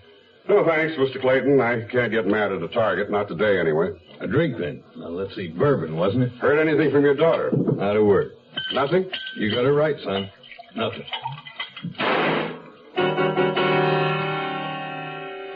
It took me by surprise the way he whirled toward the target and snapped off a quick shot from the hip and put a hole an inch to the right of the black center X. Then just as quickly, he was back to his drink, grinning. He reloaded and slipped the shooter into a shoulder rig holster and jerked it into place. You carry that gun on you usually? Sometimes. Happens to be a pretty deadly weapon. One of the few handguns around that can surely kill a man. I know, son. You can't be certain yet your daughter's been kidnapped. You might kill somebody by mistake. When I kill somebody, son, it's no mistake. Grew up with a gun in my hands. Where would that be, Texas? Hell no, not Texas, Saskatchewan. Canada? Yes, sir. Grew up there. Did plenty of hunting when we were kids, me and my brothers. Lots of game up there, son. Rabbits? Rabbits, fox, moose, bear. Got my first grizzly with a handgun when I was 14. That was a kill, boy. That was some kill. You have to be pretty crazy to tangle with a grizzly with it. I'm wondering, would you take a chance like that today? Hell yeah. Been a hunter all my life. Oh, hello, sweetheart. Good to see you again, Mr. Roper. Good to see you too, Mrs. Clayton. Again. Was that you shooting, Tyler? You know it was me. Who else could it be? Mr. Roper, have you found Pam? Is that what you want? Of course. I wasn't sure. All I got from you was a little 4x5 picture off the desk. Apart from that, neither of you gave me anything that would help. No description, no background. I assume she's going to school, had some boy or girl friends. At 22, she's bound to have some habit. She must go places. Really, Mr. Now, Roper? listen here, boy. Don't call me boy, and you listen. With your kind of power, if you took your daughter's disappearance seriously, you'd have brought in the Marines by now. You know what, Mr. Clayton? I don't think you want your kid found. Not yet, anyway. If so, that's your business. But you're playing a dangerous game, like hunting. Now, I told you I wanted her found, and I want her found. Just because you've been dragging your heels don't mean you can turn on me. What's holding you up, money? Monica, get my checkbook. Don't bother. Let me tell you how I spent last evening. Finding a murdered girl up in Tahoe. She wasn't your daughter, but she could have been. So your money is no guarantee your kid will be found alive. I don't feel well. You'll feel worse when I tell you the dead girl lived around here. Worked at your favorite spa, the Gilded Cuckoo. Know her, Mrs. Clayton? The receptionist, Bonnie Burns? Bonnie? Dead? Was she drowned? Like Willie Rich? No, she never made it to the lake. The knife in her back slowed her down. Now, look what you've done. You've upset my wife. Now, maybe this Bonnie did work at the spa. So what? What the hell are you driving at anyway? She could have been murdered by mistake. About the same age as your daughter. Looks some like her, too, judging from the picture I have. The thing that puzzles me, although she was a natural redhead, Bonnie Burns had a blonde wig. And there are other things that don't ring right. She left the Gilded Cuckoo on her vacation Monday afternoon about the same time your daughter was supposed to be there. I don't know why she wore the blonde wig. Maybe the killer didn't know either. Maybe he thought she was your daughter when he put the knife into her back. Oh, why don't you go inside, Monica? You're looking mighty pale. Clayton, make Mr. Roper understand that Pam never did get to the spa for her hair appointment. They told me she hadn't been there at all on Monday, didn't even have an appointment. She lied to me when she said that's where she was going. Couple things we ought to clear up, Mrs. Clayton. Your stepdaughter had a standing appointment at the spa. How did you And know? Bonnie Burns was at her reception desk at the Gilded Cuckoo that morning. If Pam came in and did keep her appointment, Bonnie saw her. If somebody there wanted that kept a secret, they've made sure of it. Bonnie can't tell anybody now whether your daughter was there or not. I left the Claytons, the beautiful people. He stood there tall, wearing his invincible look, arm around his wife. I felt the whole scene we just played had been just that, a scene, not a shred of truth in it. Clayton couldn't see his wife's face, but I could. It was pressed tight against his chest, and on it was a familiar look. The same tense, frightened expression I'd seen outside the Wilshire Playhouse in the back seat of the car she was sharing with Louis Charnock.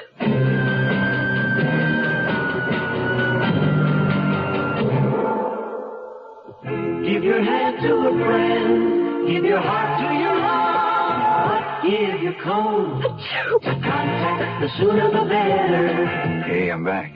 How's that cold? Rotten. Get the contact? I got everything. Contact, cold tablets, and this liquid. Oh, no. Honey, it's all cold medicine. Well, sure, but it only takes one contact for up to 12 hours continuous relief from sneezing, drips, congestion. For that, I'd need 6 of your cold tablets. 2 every 4 hours. Or 3 ounces of nighttime liquid. 1 every 4 hours. Or just 1 contact. The tiny Tide pills do it.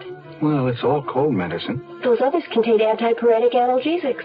The liquid, antitussive, and alcohol. They're not in contact. 6 or 3 or 1. I choose the 1 contact. Me too. And I'm the one with the cold. Give me cold contact. The sooner the better. 6 or 3 or 1. When you catch a cold, take contact. Only as directed. We'll return to our story in a moment. Hi, everybody. This is Tony Butala of the Letterman. Medical care for veterans. Who is eligible to receive it? If you're a veteran or related to a veteran, this information may help you look ahead to the day when you can use VA medical care. The VA hospital system is responsible for taking care of veterans who are injured or who became ill while in the service. Their needs always come first. Next are veterans who can't afford to pay for medical care on their own, and veterans over age 65 or receiving VA pensions. Today, there are 168 hospitals in the VA system. Some have live-in units, allowing veterans to come and go as they please. The VA sometimes makes arrangements with nursing homes for patient care outside the hospital. And VA outpatient clinics provide a full range of services from general medical treatment to dental care or to drug clinics. I headed for Pacific Coast Highway, wondering when I'd get a break in this case, a lead to something tangible. At the edge of the village, I found it. A new shopping center sprawled over a large city block. I recognized a slim, dark-haired girl putting her groceries into the rear of a red station wagon. I drove into the lot.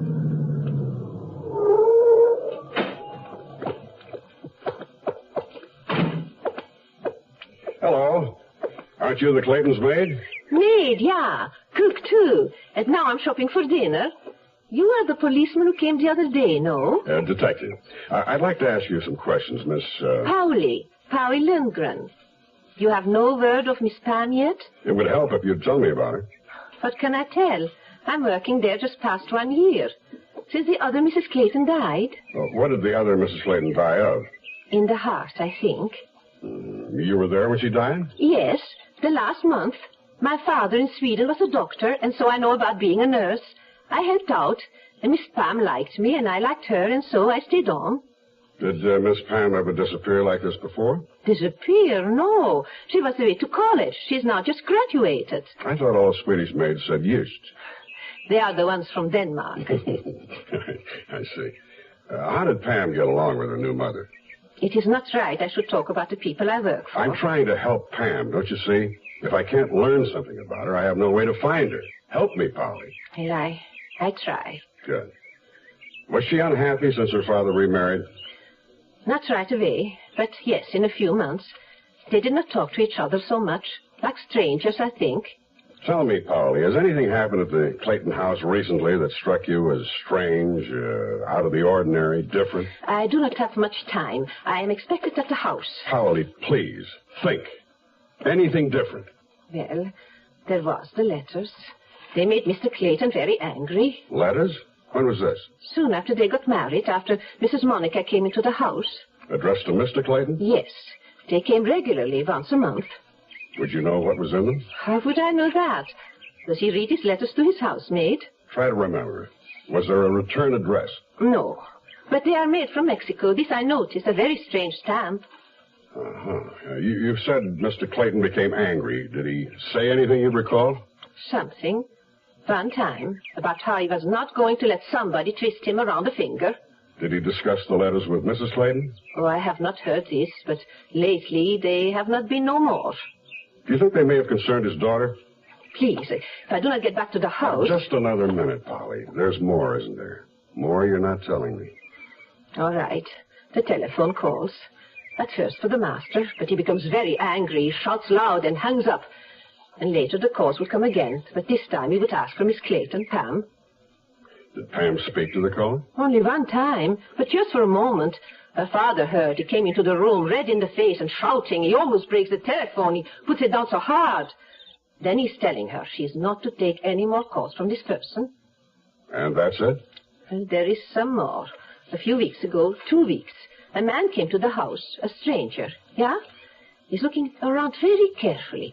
He asks, is Miss Clayton home? Pamela, he says, not Pam. I say the truth, she's not. And then he asks when Mr. and Mrs. Clayton will be home, and I tell him they have gone to look at some horses. Did he give you his name? He's about to. Then he changes his mind, and he writes something very fast on a piece of paper from a notebook. He gives it to me and says, please, it is for Miss Pamela. Did you see what he wrote? A telephone number. I left it on the dresser in her room, but I think she did not get it. Why? Clayton get there first? I think it was Mrs. Monica. I'm not sure, but she was upstairs. And when I asked Miss Pam later if she got the note, she said, what note? And then she becomes very pale, very quiet. Can you tell me what this stranger looked like?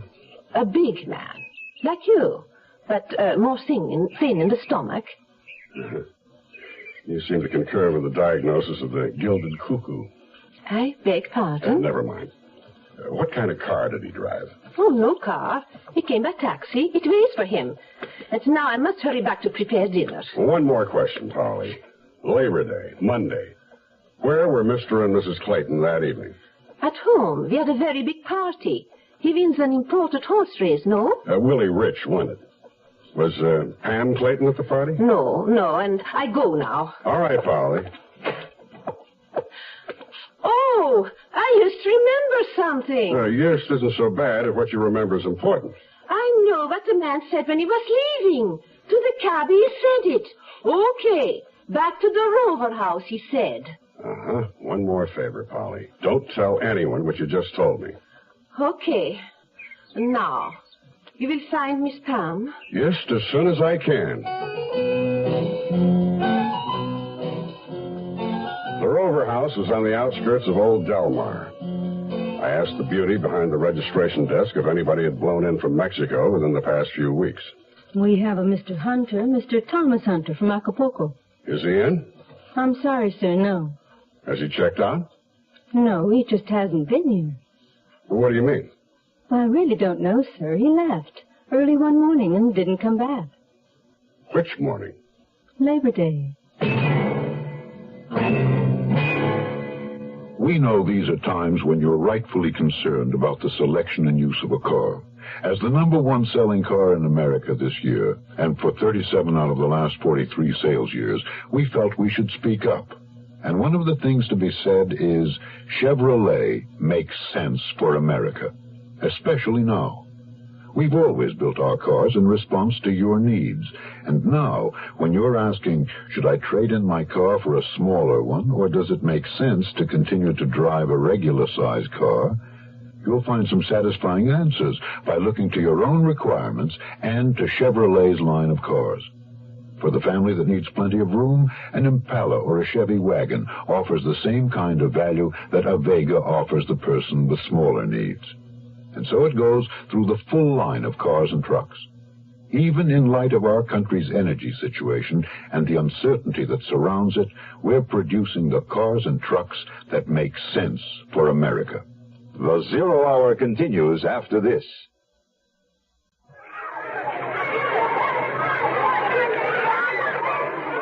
Leukemia is a disease of the blood-forming organs. It takes the lives of more children than any other disease known to man. It afflicts even more adults than children. At present, there is no cure. However, a great deal of progress has been made in the treatment of leukemia, and many doctors believe that if we can find a cure through research, it could well open the door to the cure for cancer. I'm Shirley Jones, National Chairman of a program to raise funds for leukemia research through radio broadcasting. If we can find a cure to this dread disease, we can stop the deaths of 15,000 victims each year and help in the search for the cure to cancer. Today, radio stations across the country are fighting leukemia. Please help. Make your check payable to LSA for Leukemia Society of America and send it to LSA Hollywood 28, California. That's LSA Hollywood 28, California. This one's a real lady. Never tries to kick me. Can we talk, Joey? Sure. Come on outside. Let's have a cigarette. How's it going? Getting anywhere? If I am, I don't know about it. Tell me, did Pam Clayton spend much time down here? Yeah, quite a bit. We got that filly of hers, you know, Mary Jane. Good 2-year-old. How did she act? Throw her weight around or anything? Nah, that kid never made waves. You'd never know she was worth a zillion on the hoof. Nobody knows she was alive. They still don't. She'll turn up. It's only been 3 days. I found one last night that only took 12 hours. A stiff? Kid from around here. Shiving her back. All right, Joey, let's have it. You've been holding out.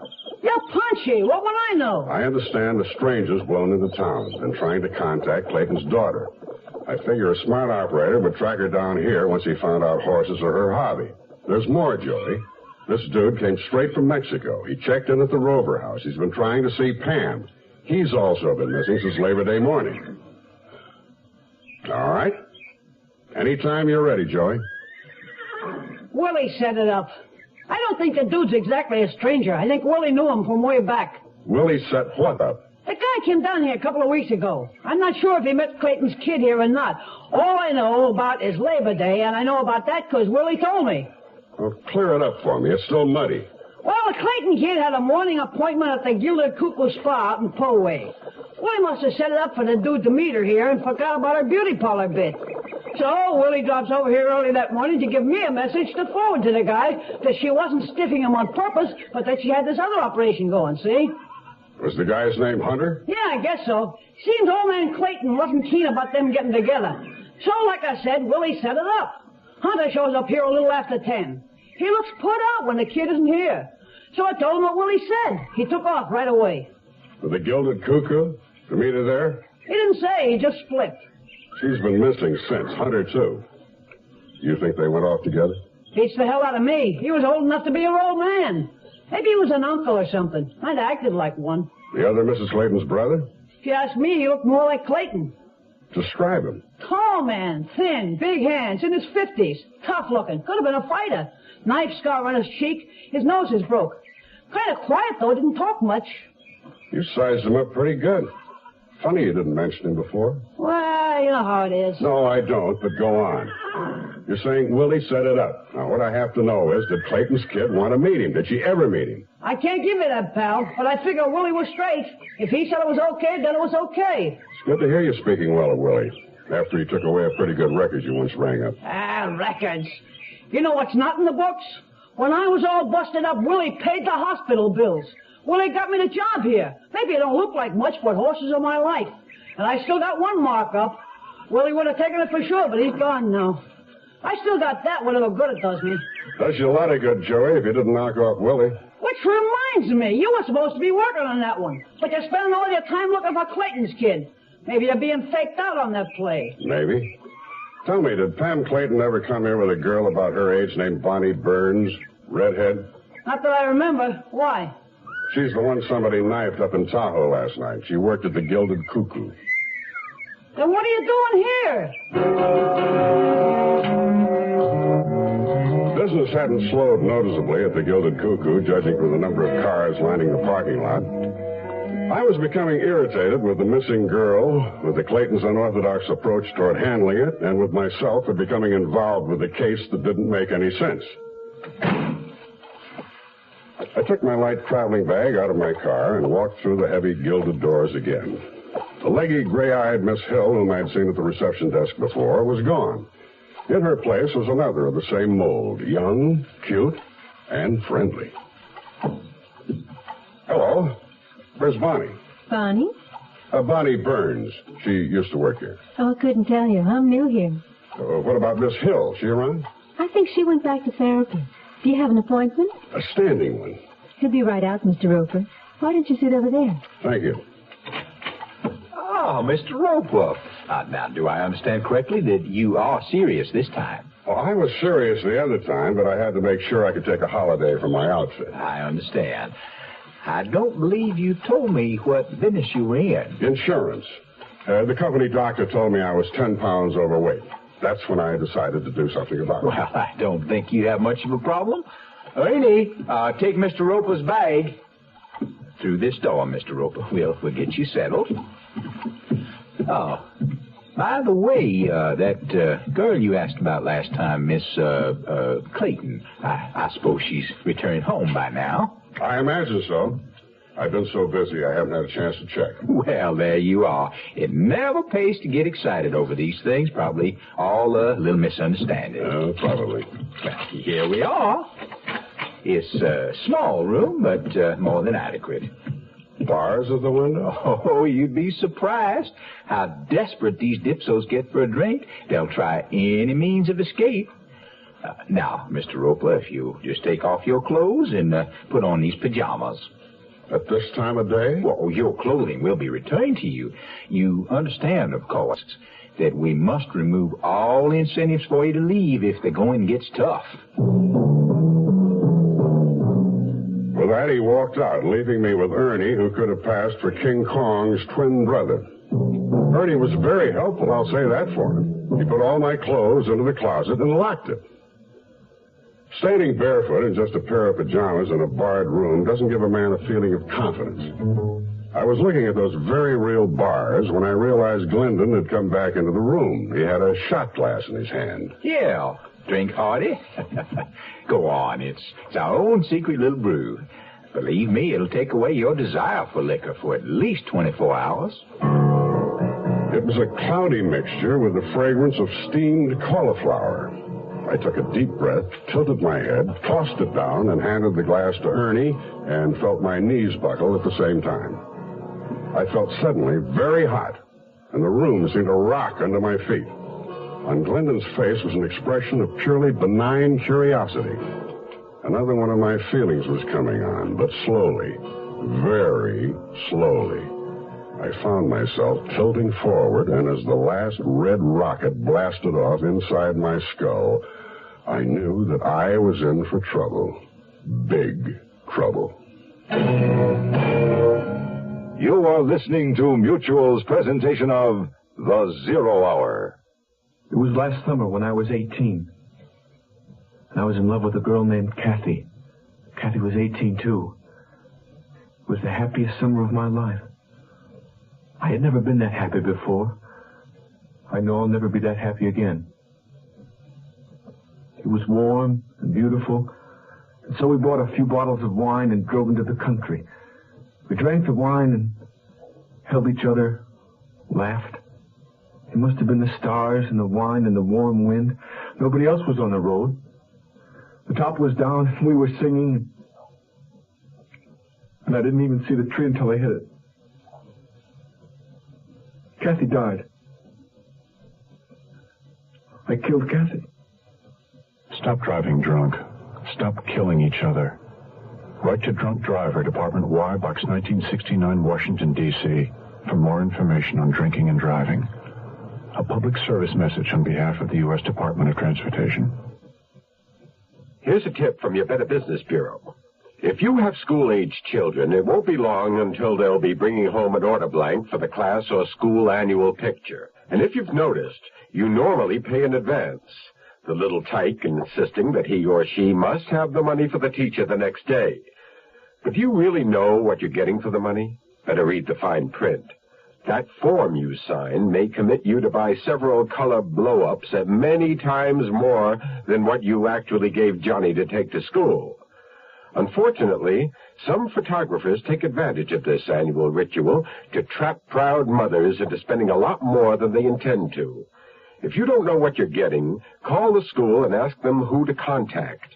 If they don't know, then write a note to the teacher explaining that you insist on knowing what you're buying before you sign a contract, and that's the way to teach your children. Remember, if you want portraits made, consider also the services of a good professional photographer in town. Tomorrow at this time, rest your eyes and listen here to this week's continuing study in suspense, The Princess Stakes Murder. I'm Rod Serling, and this is The Zero Hour. This is The Zero Hour on Mutual Radio.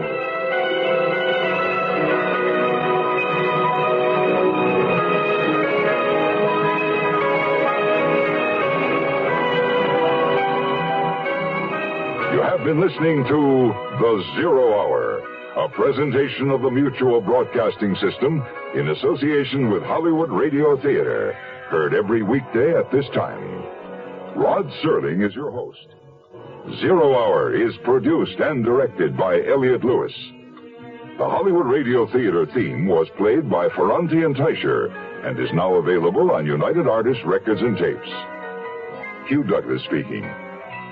Tune in tomorrow, and once again, rest your eyes and listen here to The Zero Hour. This is Mutual, your news and sports radio network.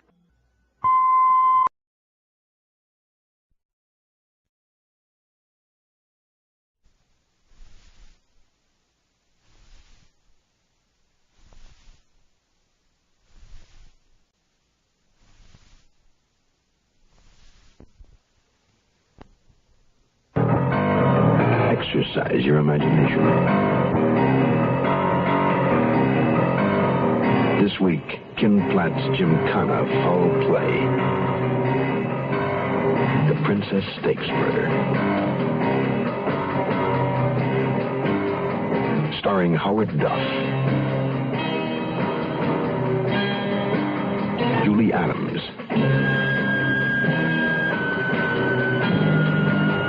and Ray Danton.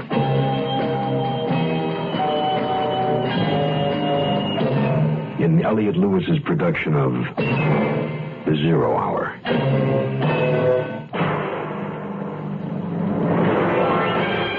The Mutual Broadcasting System presents The Zero Hour. Sponsored in part by the United States Brewers Association and the Ford Motor Company. This is The Zero Hour on Mutual Radio.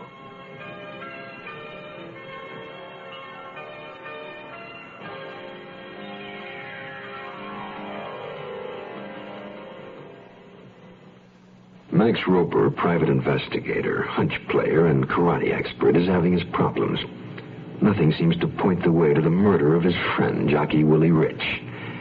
What he has found is another murder. That of young Bonnie Burns, the warm and willing receptionist of the Gilded Cuckoo Health Spa.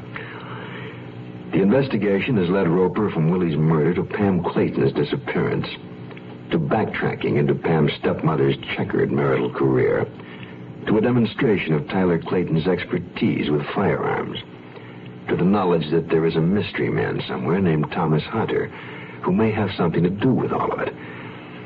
But as of the moment, Max Roper is in no position to inquire any further. He is now a client of the Gilded Cuckoo in a barred room, his clothing locked away, and having just swallowed a prescribed elixir, is in the process of crashing into black oblivion. Is this any way to treat a detective? In a moment, Max Roper will be treated to a ride on a diabolical machine called the Isotron, as the Princess Stakes murder continues. But first, this word. Josephine, open up! It's me, Napoleon Bonaparte, Emperor of all France, much of the civilized world, and Louisiana if the deal falls through. Quick, Pierre, hide in the closet. Napoleon must not find you here. Come in, Nappy. Ah, Josephine, I had to see you. Napoleon, my dearest heart, what are you doing here? I thought you were at Waterloo. I was, but it ended early. What is that? I smell cigarette smoke. You know I hate you to smoke. I didn't. I don't. I started again. Aha! The smoke coming from that closet. Come out of there, you scoundrel, and on guard. My head, but couldn't. I heard a soft gushing of voices. My vision cleared temporarily, and I saw a chunky, light-haired man standing next to Glendon. He wore light-rimmed eyeglasses, and I knew I'd seen him before. I knew his name was Dorn, but I couldn't figure why he was looking down at me. I tried to raise myself up to ask him, but there were solid straps of tight canvas lashing me securely to the bed. I didn't need anything more to tell me that once again I had miscalculated my moves and underestimated theirs. I shook my head and tried to growl and fell asleep instead. I was getting pretty good at that. He's coming around. I was on my back, tilted toward the ceiling. Square tiles shifted in and out of focus and finally settled into a pattern that held. I began to understand that I was lying on a tilted, narrow board barely wide enough for my frame. My feet rested on an angled slab at the bottom. I recognized the contraption as an exercise slant board used in gyms. I'd been on one before, but never with my arms tied behind the board. Apparently, I was going to be introduced to a new exercise. I looked down past my nose to the straps bisecting my body. My upper torso was stripped bare. Wires were strung along me at intervals extending out of view. Pain parted my scalp. Phantom fingers of metal told me to lie there quietly and not move. He's ready now. I wanted to laugh and tell him he was ridiculous. 1,000,000 volts of concentrated force hit me in the back. My body tensed and surged upward, tearing the breath out of me. I settled back, nerves quivering and jiggling, and waited for the next one.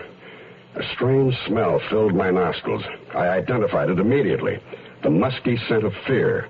My cortex knew what my body didn't, that I was going to be tickled to death. I was ready when it came, but it didn't help. The contact wire bit into my flesh. I leaped. Why are you here, Mr. Roper? I could have told him, because I was a dumb dick. We're waiting for an answer. My entire upper left quadrant recoiled in a monstrous heave. I'm sure you understand that your body and nerves will give out long before this machine.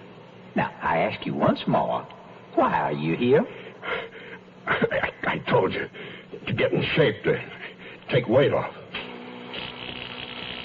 The contact pad on my left side jumped. Electricity hammered into my nerves and muscles. I twitched like a harem hopeful in a shimmy contest. I shivered and shot uncontrollably. Each contact stimulated another mass of ganglia into pulsate reflex. I expected at any moment a contraction severe enough to snap a bone. What the hell's going on? You treat all your customers this way? I'm asking you once more, what are you looking for? If you think I'm keeping something back, why haven't you clowns thought of using sodium pentothal? That's supposed to be pretty good for digging out the truth. Yeah, but the isotron is more memorable. It might even deter you from seeing us again. You're wrong, sweetie pie. What I'm going to do to you when I get out, that's the thing I'm going to remember. Well, let's have one more for the road for Mr. Roper. It was a beaut, but it didn't break my back. Dr. Savage came forward again. I saw the hypo in his hand and foolishly tried to draw away. The wires held me in place. My forearm was swabbed and the needle went in. You might like this one. It's PCP, the peace pill. It's good for hallucinations, delusions, and possibly a depressed state. Why are you here? What do you want? What are you looking for? My field of vision began to whirl. Before my eyes, alternate blocks of color. Red, blue, yellow, then checkerboards, and then nothing.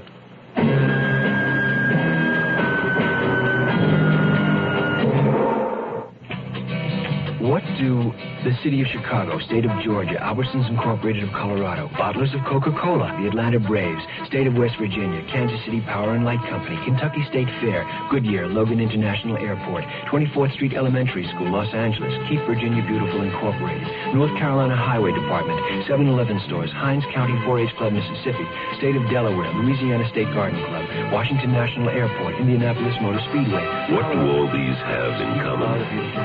They've all joined in and worked with the Pigeon program to help clean up America. What can your club, community, or state do? What can you do? Right. United States Brewers Association, Post Office Box 2570, Washington, D.C., 20013. Let's all pitch in. Charleston, South Carolina, Garden Palms, Mississippi, Richmond, J.C., Colorado Springs. We'll return to our story in a moment. This is Gene King for your Better Business Bureau. If you're planning a vacation by air, you know it's a good money-saving idea to check with the airlines to see if you qualify for a special fare. You may be able to save yourself a sizable sum of money, but remember, you must comply exactly with the conditions or you'll be asked to pay the regular rate. Now, most airlines, for example, offer 2 youth fare plans. The cheapest is Youth Fare Standby. In this, you'll be the last of the passengers called and may not get on the flight. And Youth Fare Reserve, however, guarantees you a seat on a reserved flight, but it'll cost you more. Discount fares are also offered on long-distance travel, but remember there are conditions. For example, you may have to make reservations 2 weeks in advance, and for some, 3 months in advance. You must travel midweek only and return after 7 to 9 days. And no holiday or peak period traveling on this plan. A consumer tip from your Better Business Bureau.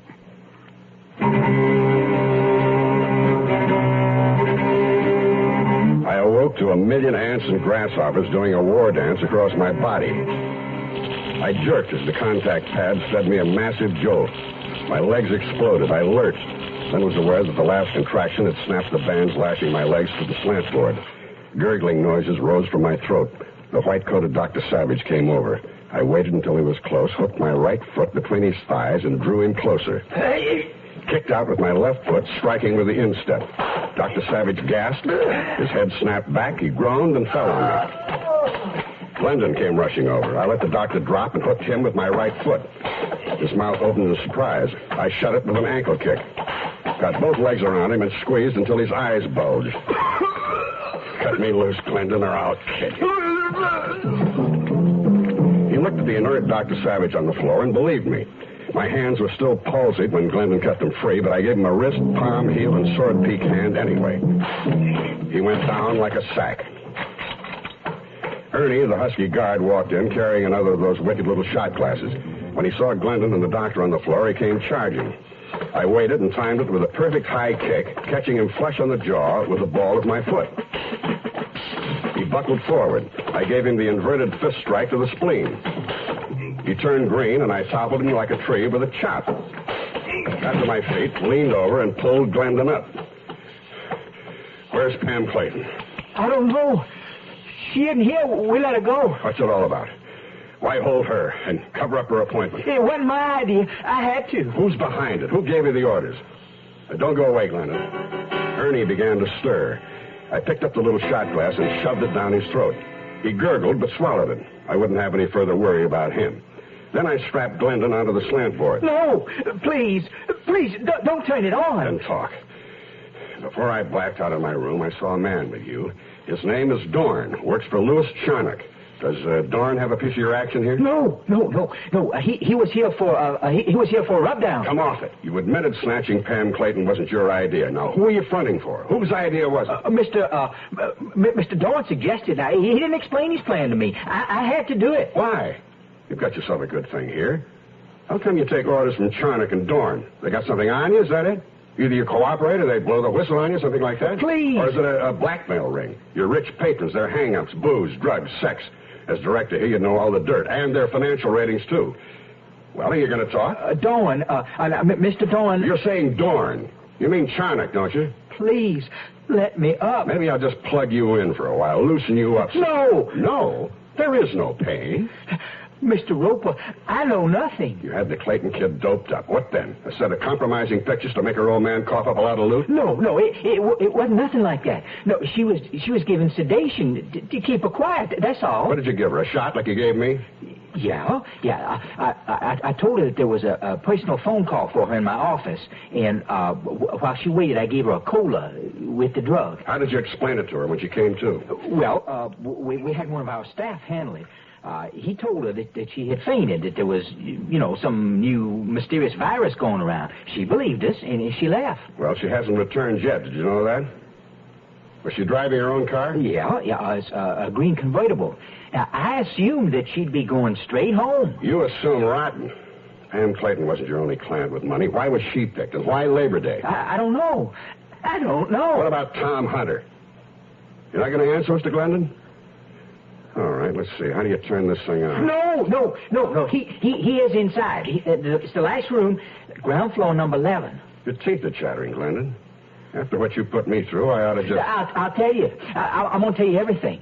Now, see, Hunter suspected that we had Miss Clayton here. Well, he started to take the place apart. We had to jump him. We had to quiet him down. You let the girl go. Why not Hunter? Orders.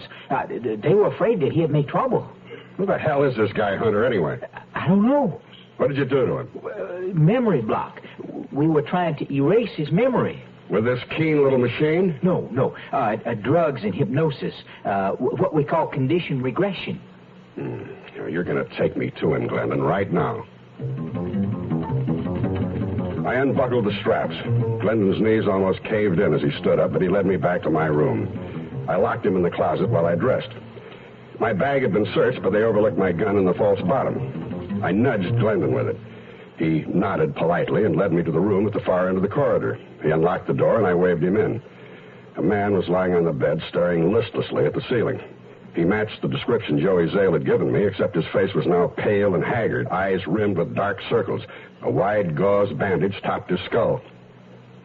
What's under the bandage? A small hole bored in his skull? Electrode implants for altering behavior? No, it's nothing like that. He put up a fight and banged his head falling. It was just a mild concussion at the worst. And he didn't respond to hypnosis at all. There are some like that, you know. Tough. So why is he so listless? Narcotics. He's in a stupor. It's going to wear off in a day or so. I assure you, he's going to be all right. Mr. Hunter? Mr. Hunter? Maybe you did better than you thought, Glendon. No, now see, he's coming around. Who are you? Friend of Willie's, Willie Rich. Willie Rich? Come on, Glendon. Help me get him dressed. No, not leaving, not without the kid. Pam Clayton's not here. Take my word for it. I'm Willie Rich's friend, Hunter. I wouldn't... Willie... Up you go. Pam's probably home by now. You want to see Pam, don't you? Night shift will be coming on. We got to get out of here. Pam. See Pam. Okay, Glendon, you lead the way. It was a short walk down the hall to the side exit, but it seemed miles, burdened by Hunter's confused condition. As we hit the cool night air, Hunter's legs buckled and he went limp. Glendon helped me shove him into my car. I could see he was looking around, nervously.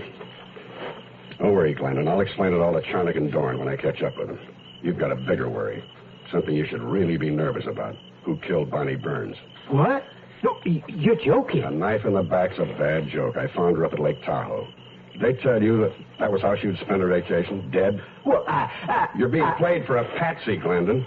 You can get 10 to 20 as an accessory. Who told you to let Bonnie off? I heard a rustle behind us in the dark shrubbery separating the parking lots. Something whistled, glinted in the night. It thudded heavily close to me. Glendon's mouth opened in a surprised scream that aborted suddenly as he coughed and fell against me. He sagged, pulling my arms down with him, and I couldn't find my gun. I judged the knife in his back to have at least a 6-inch blade. Glendon was coughing frothy red bubbles. His dead eyes stared at me accusingly, as if I'd asked him one question too many. You will? Why, Jerry, I'd love to. Great. I'll see you at 7. Bye-bye. I don't believe it! When you finally get a date with Cleopatra, you better have a special chariot, like the new Ford Grand Torino Brougham for $74. The place you got a solid car. The Ford Torino is a solid car. Restyled for $74 with a bold new front end, opera windows, luxurious interiors with optional split bench seats, deep cut pile carpeting. This Torino's got spirit, looks, and it's built solid. What more could you want? Hi, Jerry. I'm glad you called. Yeah, me too. Riding down the road in style, moving quiet by the mile. The post, you got a solid car. The solid mid-size Ford Torino. At your Ford dealers, the closer you look, the better we look. The Zero Hour continues after this. Hello, I'm Johnny Cash, and I've been around this great country of ours enough to know how important it is to get as much education as you can while you're young. If you want to start college or vocational school, this may be your chance. The government wants to give you some money if you have financial need. Can you believe that? Well, it's true. Look into a new program called Basic Grants to see if you qualify. Hurry on over to the county agent, post office, or nearest school for more information and an application form. A basic grant won't give you all the money you need to make it through college or vocational training, but it'll help you get on the road. It could be the most important road you'll ever walk in your entire life. And if you don't feel like walking, just write your name and address on the back of a postcard and mail it to Basic Grants, Post Office Box 84, Washington, D.C., 20044. That's Basic Grants, Post Office Box 84, Washington, D.C., 20044. Allie Regal opened his door, then followed me down his driveway and helped me carry Tom Hunter into his house. We bedded him down on the living room couch. Turning to leave, I knocked a magazine of local coming events off the coffee table. A lucky accident. It told me Charnock was in San Diego, a 10-minute ride away. I had questions for Charnock about Hunter. It took me longer than I'd expected to get to the theater. The lobby lights were out, cars were driving away. I stopped my car abruptly. Louis Charnock was getting into his long black car. Dorn wasn't with him. The car took off down the Embarcadero north along the riverfront. There were plenty of hotels in San Diego, but Charnock was heading out of the city. I tailed him up Highway 101. The limo swung off the causeway where a curving ramp led to a sumptuous bayside motor hotel, the Bahia Bay. He pulled into a parking stall at the far end, fronting a dark bungalow. I stopped, doused my lights, watched Charnock get out, say goodnight to his chauffeur, and go inside. The chauffeur lit a toke, leaned back against his seat, and enjoyed the quiet night. His hand, holding the butt, dangled outside the open car window when I came up. I slammed his wrist to the side of the car, leaned in with a solid left, smashing his nose, aborting his outcry. I slugged him again, yanked the door open, and he was out cold. One thing about the bloodletting business, it never hurts to catch a sucker off guard. I removed his belt, lashed his hands together with it, dumped him over into the back seat. Charnock opened his bungalow door to my knock. When he saw my gun, he backed up fast, and I shut the door behind me, locking it. I had a lot of questions to ask you the last time we met. We never got to them. Now I have several more. Let's start with George Glendon. What's your connection with him? George who? Glendon. Try harder. He runs the spa at Poway, the Gilded Cuckoo. He seems to be running errands for you, too. I'm sorry, Mr. Roper, isn't it? I don't know Glendon or what you're talking about. How about Pam Clayton? Does that ring a bell? I know Monica Clayton, but then we've known each other for years. This gun can go off, you know. I was given a pretty good going over at the Gilded Cuckoo by the same Mr. Glendon I mentioned, so don't tell me you don't know what I'm talking about, because I've heard differently. Also, while I was getting that going over, I happened to see your friend Dorn. Well, that's quite possible. Mr. Dorn might have some interest there. He has many outside interests. None of them concern me. Let's try some other names. Bonnie Burns, Tom Hunter. I'm sorry, I don't know them. Does Dorn? I suggest you ask him. I will when I get to him. But Dorn works for you, and you're the boss as far as I'm concerned. Pam Clayton was abducted, so was Hunter. Bonnie Burns was killed, and now Glendon's got a knife in his back. I find all that very distressing, but I don't know any of these people. I'm a private investigator, Charnock. On Labor Day, a friend of mine, Willie Rich, was drowned in his swimming pool. I don't think it was his idea. Somehow, I think you're involved. Tyler Clayton's daughter disappeared the same day. Monica Clayton asked me to find her. She had an appointment at the beauty spa. Glendon told me she never got there, but admitted later to keeping her a prisoner. Said that he was acting on orders of higher-ups and implicated you and Dorn. I personally saw Monica Clayton at the theater with you the following day. She didn't come to see me. She came to see Dorn. Why? I imagined to bring him some money. Blackmail? It's been going on for a long time. It's not quite like you think. Mr. Dorn uses me for a front. I happen to be a convenience. Perhaps I can explain our relationship. As he explained it, I had the feeling that Charnock felt relieved to finally be able to tell someone. It seemed that 25 years ago, he had committed an indiscretion with a minor, male. Good for a morals rap. Wesley Dorn, a sharp and conniving lawyer, got the evidence and found himself in a position to put an end to young Charnock's platform career. But he was shrewd enough to sense a better arrangement, a partnership, with him calling the shots for Charnock. I was a success from the start. Women gave me money, large amounts, remembered me in their wills, gave me real estate, businesses, insurance policies. It was incredible, really. And you never got a dime out of it? You might say just living expenses. Dorn has power of attorney over me. Yeah, you could have got out. Dorn didn't make you write books about what you do. You could have come up with a sore throat or something at your lectures. You don't sound like a prisoner to me. Oh, don't misunderstand, please. I believe in my messages, my books, my lectures. Like it or not, Dorn has made it possible for me to continue my work. Despite his hold on me, I sincerely believe I've helped many people. You told me Monica Clayton's paying off Dorn, too. What's he got on her? Some porno films from a long time ago. She bought them back, then found out Dorn reproduced the negatives. He's had her on the hook all these years? Yes. Monica has been rather careless at different stages of her life. She's picked up some bad habits. I have nothing to fear from you, Mr. Roper. Apparently, Wesley Dorn has. Where is Dorn now? He has a houseboat in the cove, a short distance off the pier. It's called the Sea Serpent. You can't miss it even at night. It's positively unique. After leaving Charnock, I looked into the back of his car to see how his chauffeur was doing. He was gone.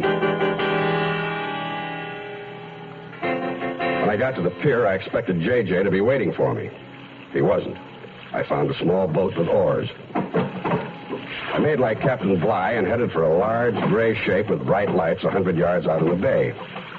The Sea Serpent was camping and attractive. The deck was an extended front porch. There were shutters on the windows and potted plants. A front door and living room covered with brilliant red carpeting. Dorn was lying on it, face up, a lot of it missing above the eyes. I was a little disappointed, but not too surprised. 2 bullets had pinpointed in his forehead, putting an end to this stage of the investigation, not to mention Dorn. Well, one less suspect, one more corpse. Now is the time for another one of my failings. No such luck. I was right back where I started. Nowhere.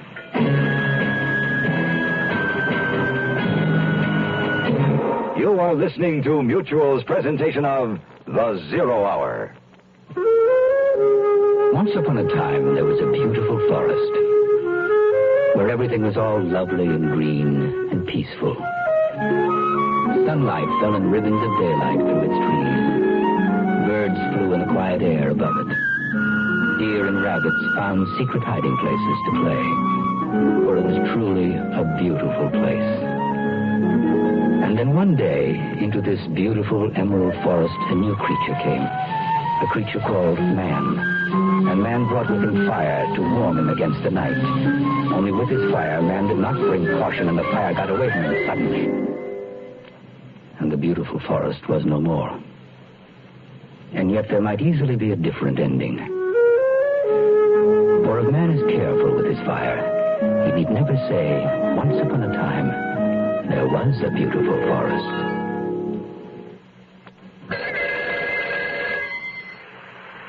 Heroin hotline. I've had it. I really had it. Tonight, 3 of them jumped us. Got my purse. Tore the wedding band off my finger. My husband, he'd hand over his money. Why'd they have to beat him up? There's a lady next door. Just last week, junkies broke in. Took everything she had. Go ahead. I'm listening. Heroin. When they need that stuff, they do anything. And it's that pusher you've got to get. Right around the block like he owns it. Got little kids, no more 10, 11 years old, hooked on heroin. It's sick. Can you describe him? Oh, I know who he is, all right. Only I don't want more trouble. We don't need to know anything about you. Just Fix the pusher. Call the National Heroin Hotline, 800-368-5363. It's a free call from anywhere in the country. It's run by the federal government. Call Heroin Hotline in Washington, D.C., 800-368-5363. Tomorrow at this time, rest your eyes and listen here to this week's continuing study in suspense, The Princess Stakes Murder. I'm Rod Serling, and this is The Zero Hour. This is The Zero Hour on Mutual Radio.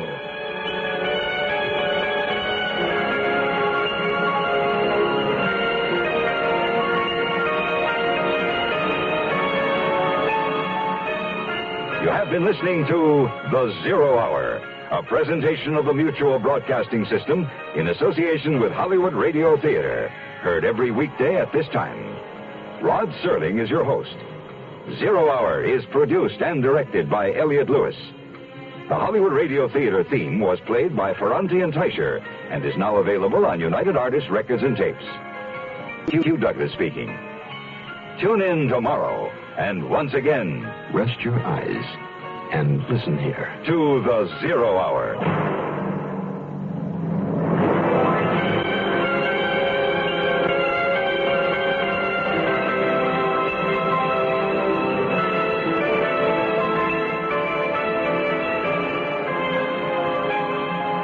This is Mutual, your news and sports radio network.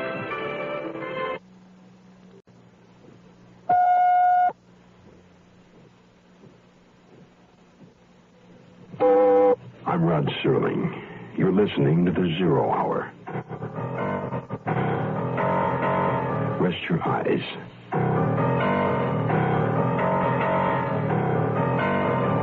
Exercise your imagination. This week, Ken Platt's Gymkhana Foul Play. The Princess Stakes Murder. Starring Howard Duff, Julie Adams, and Ray Danton.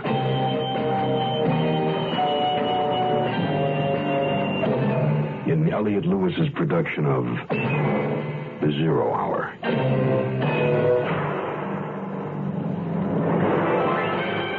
The Mutual Broadcasting System presents The Zero Hour.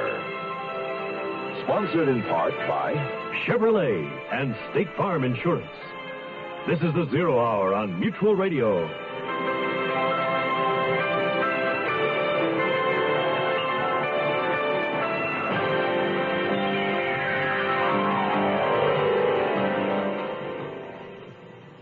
It all began as a day at the races. Labor Day, Del Mar, the Princess Stakes. But for Max Roper, private detective, the race is far from over. His friend, jockey Willie Rich, never got out of the starting gate. Bonnie Burns, a comely receptionist, died at the clubhouse turn. Down the backstretch, health spa operator George Glendon got a knife in the back. Bunco artist Wesley Dorn never made the far turn. Now they're coming down the home stretch. 4 people have been scratched so far. Still in the race are the jockey's widow, an underworld hitman, a metaphysical charlatan, his chauffeur, 6 airline passengers, a mystery man from Acapulco, a former movie star, one of her 4 ex-husbands, her current gun-toting spouse, and his missing daughter, a phantom entry. At this point, Max Roper can only be certain of one thing. It's going to be a photo finish. The Princess Stakes murder concludes after this word. Absolutely. Lovely dress. Oh, thank you. Really? Good old Harry. What a host. When Harry throws a party, nobody goes thirsty. Here, let me freshen up that drink. Good old Harry is such a great host. How come Bill and Jean had such a terrible fight? I want to go home right now. It's a great... I don't care. Such a great... I want to go home right now. How come Bob had a little trouble driving home?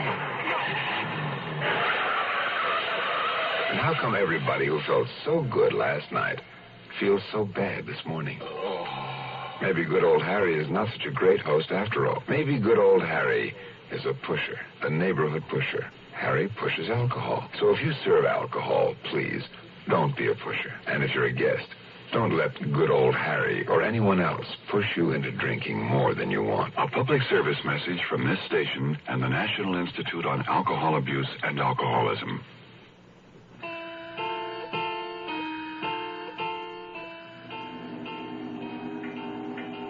Dorn's houseboat had been carefully picked apart. Desk drawers were slightly open and things had been tossed about in the closets. Someone had been hastily looking for something. Either Dorn had or his killer. I eliminated Louis Charnock, the chauffeur, J.J., and myself as suspects, leaving the rest of the world to consider.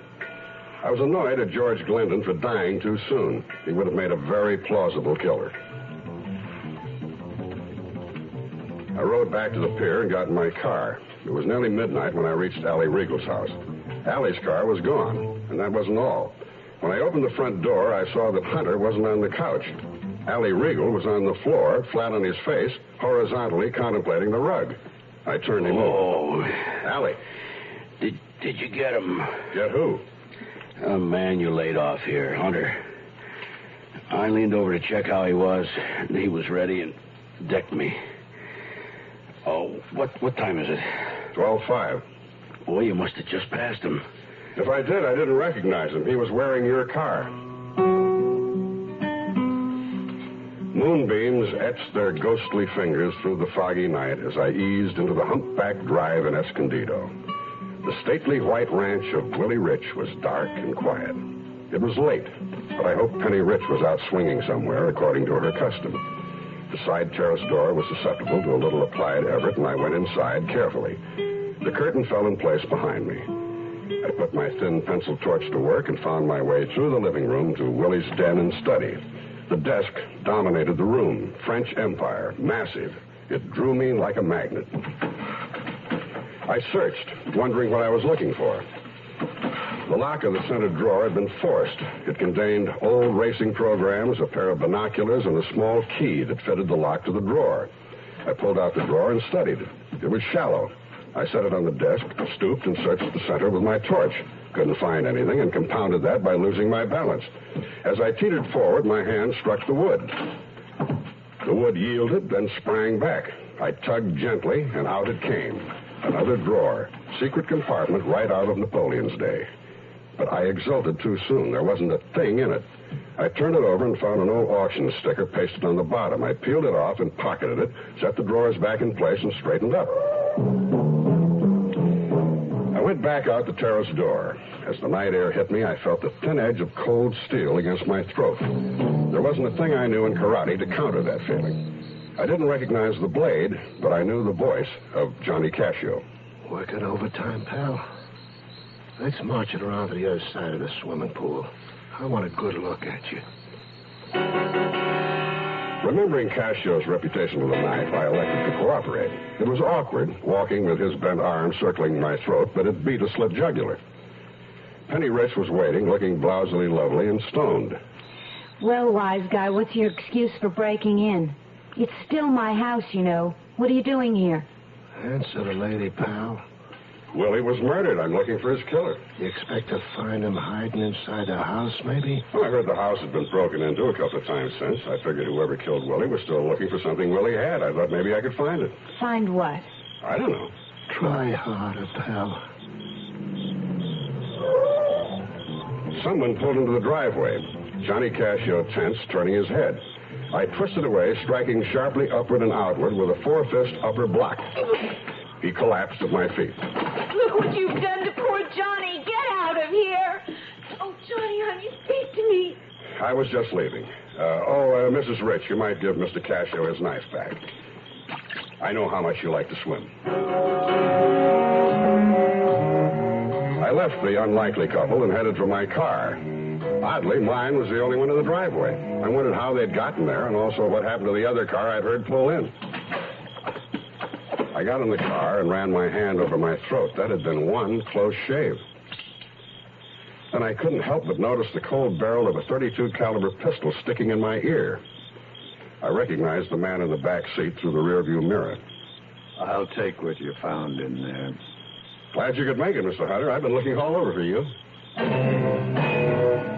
I want them to know that I'm their family insurance man. I want them to know that I can take care of any insurance need that they have. Agent Bud Honorio of Tucson, Arizona, talks about saving on car insurance with State Farm Mutual. And I want them to know that hopefully I would be available for them to call me and say, hey, I'm thinking about buying a 1970 automobile. Can you give me an idea what it's going to cost me? And at that time, I can say to this young man, yeah, it's going to cost you X number of dollars, but, you know, that's a high-performance automobile. And you're paying a high premium to start with because you're under 25 and single and so on. Why don't you think about something that's not high performance? I'm not only giving him maybe confidence in me or instilling more confidence in him, but I'm maybe going to save this guy a buck, and he knows that I'm not just after his dollars. I'm actually there to try to help. Like a good neighbor.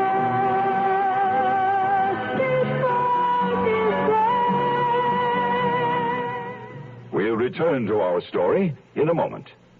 Your American Cancer Society presents Peter Falk and Lee Grant as the Doctor and Mrs. Brinley. Mrs. Brinley, you look terrific. How have you been? Oh, healthiness-wise, Doctor. I get your standard semi-annual common cold. Other than that, I've been feeling in the orange. Not in the pink? I never felt good in pink. I prefer orange. You're here for your regular annual checkup, which you last had 5 years ago? Long. Why did you finally decide to get one? Tom saw an American Cancer Society thing that said the only way to be sure you're in perfect health is with an annual head-to-toe checkup. He insisted I get one, so I figured I'd get one, then I could insist he get one. Very clever. He hasn't been in for ages. Exactly. Now, where do you want to start? My head or my toe? With all of you, get on the scale. My weight's fine. I'll decide that. On the scale, Mrs. Brinley. Help your doctor help you with an annual checkup. Help your American Cancer Society with a generous check. We want to wipe out cancer in your lifetime.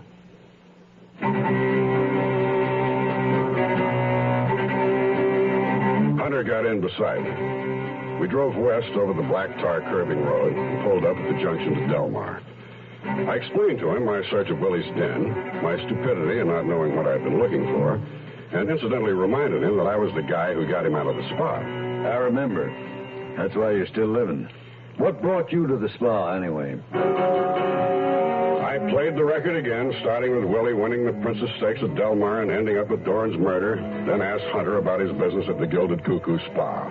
I didn't figure he was there for a massage. Well, my name is Hunter, and you seem familiar with Monica Clayton's background. When she was Monica Moore, the movie star, she married Johnny Hunter. He was my brother. That's 20 years ago, ancient history, until Willie contacted me in Acapulco recently and brought me up here. How did you know Willie? Well, he knew Johnny from way back. In fact, he introduced Johnny to Monica. And Johnny died soon after they got married. We got the coroner's report, overdose of barbiturates. And we were broken up about it, but these things happen. A month ago, I got a letter from Willie. He said he had proof that Johnny had been murdered. It wasn't suicide or accidental. There were two people he named who could be responsible. Wesley Dorn and Monica Moore. Well, that is, Clayton. What kind of proof did Willie say he had? I know Monica's been paying blackmail up until tonight. She's free now that Dorn's dead. Well, I don't know how he found it, but somehow Willie found my brother Johnny's diary. There's supposed to be something incriminating in it. That why you were trying to contact the Claytons to put the finger on Monica? Well, I had another reason. Another brother. Ty Clayton. Clayton? But your name is Hunter. Well, we were all Claytons. Ty, myself, and little Johnny, born in Melfort, Saskatchewan, Canada. Our mother married Avery Clayton, a lumberman, and he died when we were kids. And our mother married a few years later Jacob Hunter. Well, Johnny was 7 then, I was 10, and Ty, the oldest, kept our father's name. Yeah, now I see what Clayton meant when he told me he'd always been a hunter. But why weren't you welcome at your own brother's house when you tried to contact Pam? Well, Pam was the only one I thought I could trust. You see, neither Ty nor I took complete stock of that coroner's report. We both thought Monica had something to do with Johnny's death and made a pact to find out. And I got in some trouble and headed for Mexico. Ty gave me his word that he'd stay with it looking for evidence against Monica. Well, the next thing I know, his wife Audrey dies and he marries Monica. That was a year ago. He still hasn't made a move against her. We sat there a minute smoking. Then my hand found the .38 I keep back in my seat. Hunter never saw it coming, and I laid it on him behind the ear. He probably had a good case against Monica, but I like to make up my own mind. It wasn't far to Allie Regal's house. I stashed Hunter there again, admonishing Allie to hang on to him this time, and took off. Under a full moon, Delmar seemed eerily quiet. I found Joey Zale in the stall and shook him awake. Hey, what the? Joey, listen. What happened to Willie's gear after the weigh-in? He took it to the jock's room. Is it still there? I want the saddle. Come on, Roper. I can get tagged 50 for it. Here's 100. Joey found the saddle for me. My hand, deep inside the weight pocket, contacted a red leather-bound book, Johnny Hunter's diary. But the light was insufficient to read. I struck a match. Hey, blow that out. Sister Sally gets nervous. She got trapped in a barn one time in a terrible fire. That's better. What'd you find? A book in the saddle? Not just a book, Joey. Answers. As diaries went, it was no literary achievement, but it traced a straight line that had led to murder. August 27, stomach hurts. August 31, stomach hurting a lot lately. Burning. Can't keep food down. September 4, pain worse. Vomiting. Gotta take some of Monica's pills if I'm ever to sleep. Pain's terrible. Think I know why. The last entry, September 5th. September hit-and-run accident. I went over to see my friend at Homicide, Camino. Told him what I was up to. He looked through the diary, dropped it finally. Don't have the last page of it? Not yet. Johnny Hunter was buried at Holly Memorial Park. Dr. Stokes was killed almost immediately afterwards. Maybe it wasn't an accident. What are you expecting to find? Arsenic? That went out of style a long time ago. Maybe the killer didn't know it at the time. All right, suppose we find something. You know as well as I do arsenic leaves traces. Bones, hair, fingers, toenails. Right. But you still have to prove your suspect had possession, administered it, and be able to state where and when. Yeah, you know as well as I do that you can't. And you can't produce his diary as evidence either. Hunter died and can't confirm it. Get out of here. Let me feel sorry for myself. I got a hell of a toothache. I went over it all again in my mind. Everything seemed to hinge on Willie's discovery of the diary. I knew only a small part of the waves he had made. Only the killer would know how totally engulfing they might be. I thought it was about time I went for the killer.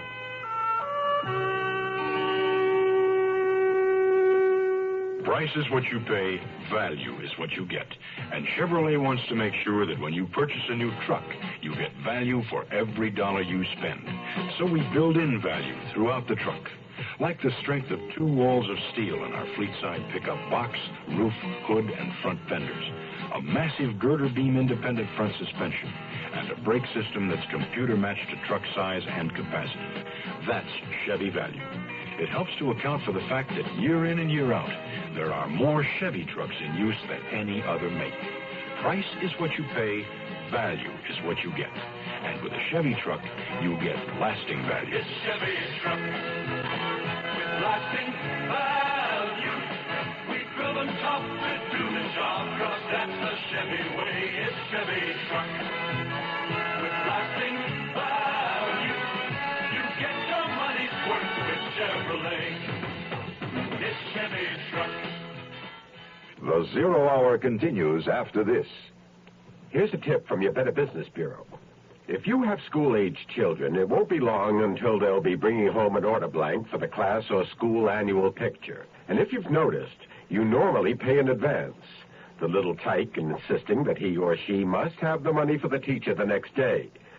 But do you really know what you're getting for the money? Better read the fine print. That form you sign may commit you to buy several color blow-ups at many times more than what you actually gave Johnny to take to school. Unfortunately, some photographers take advantage of this annual ritual to trap proud mothers into spending a lot more than they intend to. They were running the Del Mar Futurity. The Claytons were at the track. Calamity had just come in a winner, paid $4.20. I watched Tyler Clayton go down to the winner's circle. Then I touched Monica Clayton's elbow. Mr. Roper. Why didn't you tell me Willie Rich introduced you and your first husband? Johnny Hunter, wasn't it? How did you know? I also saw your first husband's death certificate today. Accidental death, it said. Would you be in accord with that? Frankly, I'm not. I prefer the evidence in the diary. Diary? Your husband owned a Napoleonic desk. I can just see him keeping a diary under lock and key in the secret compartment. Then he dies, and you sell his furniture. It ends up in storage, and one day Willie Rich acquires it out of sentiment for his old friend, probably. That desk sits in Willie's study for years until one day he accidentally opens a secret compartment, as I did tonight, and he finds the diary. I don't believe any of this. Well, check with the La Cienega auction house. Mr. Sonnenberg there keeps records. I found an old auction sticker on the bottom of the drawer. He filled in the rest. Incidentally, the diary's very interesting reading, Mrs. Clayton. Could be a bestseller. I left her staring helplessly and walked away. My hands were wet and clammy. It was dusk when I pulled up to the cottage at the far end fronting the bay. Charnock's big black car wasn't around, nor the blonde bodyguard, J.J. I had called before, so Charnock was expecting me. Come in, Mr. Roper. You look tired. It's been a rough week. I've just made some tea. Here, let me pour you some. I'm very upset about your suspicions of Monica. She's simply not the type. Anybody can be a killer, but I didn't say she was. I said she was responsible for her first husband's death. I didn't say she did it. Let's talk about your friend Dorn. I see what you mean. You're referring now to the hold he had on Monica. Yes, he could have driven her husband to suicide or even killed him. It's all my fault. It was only because of my weakness that Dawn could continue to exist. Don't blame yourself. If Monica was innocently involved 20 years ago, she's up to her ears now. Yes. Your friend, the poor unfortunate jockey. The whole thing is harrowing. It's preposterous to think of Monica as part of it. Not Monica. Her husband, Tyler Clayton. Clayton? The millionaire oil man. You think he committed the murders? Well, listen and see what you think. I recited the whole story again. The thing I hit hardest was that I figured Clayton had married Monica to try to get even with her for the murder of his brother Johnny. But then he'd fallen in love with her, and now was protecting her from the damaging evidence Willie had found in Johnny's diary. I see. Yes. Terrible for Clayton. He'll have to pay for his crimes. Maybe not. For one thing, he still hasn't found the diary. Well, his brother would have had it, I suppose. Perhaps your friend Rich gave it to him for safekeeping. No, he's looking for it, too. And then perhaps Clayton's daughter. No, she doesn't know where it is. But I do. I see. You're astonishing, Mr. Roper, putting this ghastly series of crimes all together, but one part of your logic eludes me. I can see why Clayton would have murdered all these people, but certainly he had no reason years back to kill his youngest brother. No reason at all? And logically, you must admit he couldn't have. That's right. He couldn't have for the most logical reason of all. You did. My dear man, do I hear correctly? You killed them all, starting with Johnny Hunter. That would be hard to prove that Dawn did. That's part of the proof. What would it take to convince you? Some luggage on the way back from Tahoe. You spent a week there, remember? What are you talking about? We met on the plane coming back. You just killed Bonnie Burns. I just found her body. There are only 7 passengers on board. You were the dental surgeon coming down with cancer. You had me convinced, too. You've been an actor. You know all the makeup tricks. The best disguise is always the simplest. Eyeshadow, hollows for the cheeks, easy with the removal of partial dentures, gray wig, smoky glasses. Your performance was flawless till we got off the plane. Even a man coming home to die carries his clothing back with him. But you didn't pick up any luggage. You headed right for a taxi. I didn't see the gun in his hand until it was too late. Then the big bruiser J.J. was there, and something no heavier than a cannon dropped on my head. As I folded to hit the carpet, I noticed my empty hands, lax and useless. Cold steel tapped me on the nose. On your feet and walk slow. Open your mouth and you're dead. You're going to take us to the diary. Oh, Willie hit it good. I'm the only one.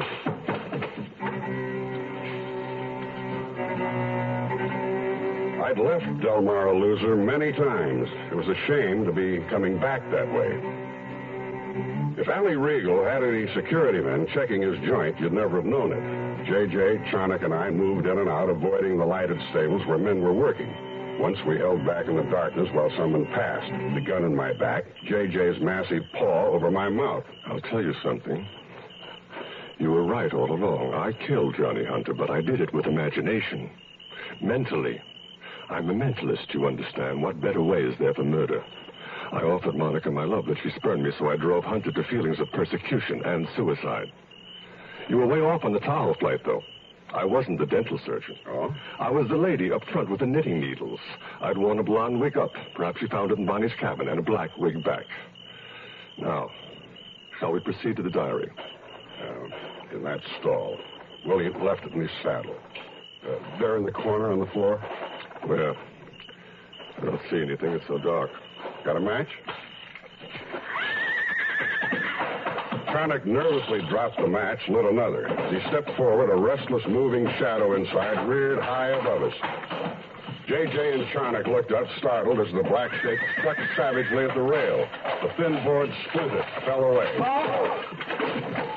Sister Sally burst through with a dark, avenging fury. She struck at Charnock, hooves flailing. J.J., in terror of the massive horse, tried to back away. I chopped the gun out of his hand and kicked him in the groin. He fell forward. I drove my knee through his teeth.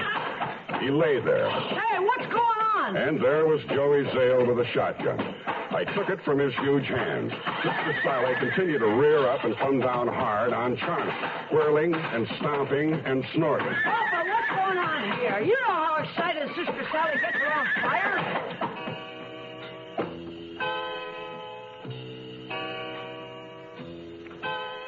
Early Saturday morning, I drove to the office. I figured I owed my boss, O.J., a week's time. He was out, but someone else was in. A pretty young girl, blonde, shapely, and very much alive. Pam Clayton. I was about to turn her over my knee, but before I could, she explained why she was there. Willie had told her that my office was the safest place to be. I'd missed her the one time I'd checked in, and she'd been there ever since, and I called myself a good private eye. Well, I didn't spank her. In fact, I ended up lending her $600 so she could run her horse, Mary Jane. Seems the old man cut off her allowance. One feeling I've always had about being a private eye, you just can't make any money in this business.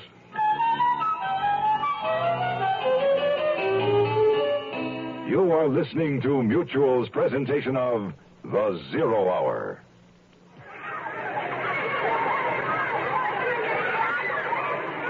Leukemia is a disease of the blood-forming organs. It takes the lives of more children than any other disease known to man. It afflicts even more adults than children. At present, there is no cure. However, a great deal of progress has been made in the treatment of leukemia, and many doctors believe that if we can find a cure through research, it could well open the door to the cure for cancer. I'm Shirley Jones, National Chairman of a program to raise funds for leukemia research through radio broadcasting.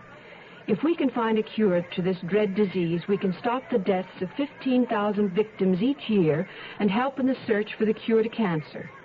Today, radio stations across the country are fighting leukemia. Please help. Make your check payable to LSA for Leukemia Society of America and send it to LSA Hollywood 28, California. That's LSA Hollywood 28, California. Now, here are the bunkers. Gene Stapleton and Carol O'Connor. The house we liked the best wasn't the one we ended up buying. It was beautiful on the outside, but we found out that there were terrible termites everywhere. It would have cost us thousands of dollars to really get the house in shape. That's right, and we didn't figure on all the increases in property tax, maintenance, and other expenses. But we went to HUG and got some very good advice. Yeah, we were pretty lucky, weren't we, Archie? Lucky? No, Edith. We wasn't lucky. We were smart. I know some people who never got as serious as us about buying a home. They've been having headaches ever since. Buying a home is a big deal. Learn about house hunting, property inspection, FHA-insured loans, and the responsibilities of ownership in a free booklet called The Wise Home Buying Guidebook. Write HUD, Department HB, Washington, D.C., 20402. That concludes this week's production of The Zero Hour. Ken Platt's The Princess Stakes Murder. Next week, we'll begin another exciting dramatization of a tale of mystery and suspense. We'll tell our story in 5 days, at the same time Monday through Friday. So, on Monday, rest your eyes and listen here to The Zero Hour.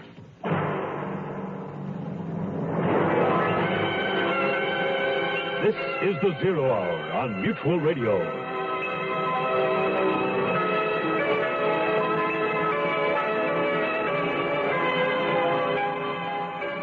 You have been listening to The Zero Hour, a presentation of the Mutual Broadcasting System in association with Hollywood Radio Theater, heard every weekday at this time.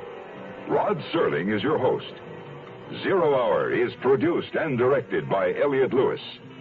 The Hollywood Radio Theater theme was played by Ferranti and Teicher and is now available on United Artists Records and Tapes. Hugh Douglas speaking. Tune in Monday, and once again, rest your eyes and listen here to The Zero Hour. This is Mutual, your news and sports radio network.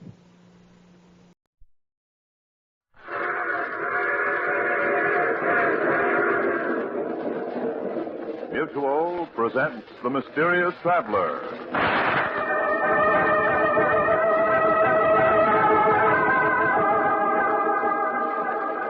This is The Mysterious Traveler, inviting you to join me on another journey into the realm of the strange and the terrifying.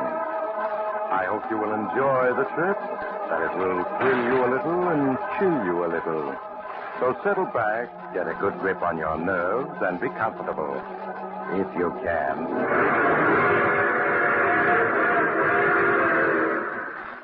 Where are we going? Why, today we're going to venture into a fantastic and little-known field, the human mind. It's a story I call Mind Over Murder.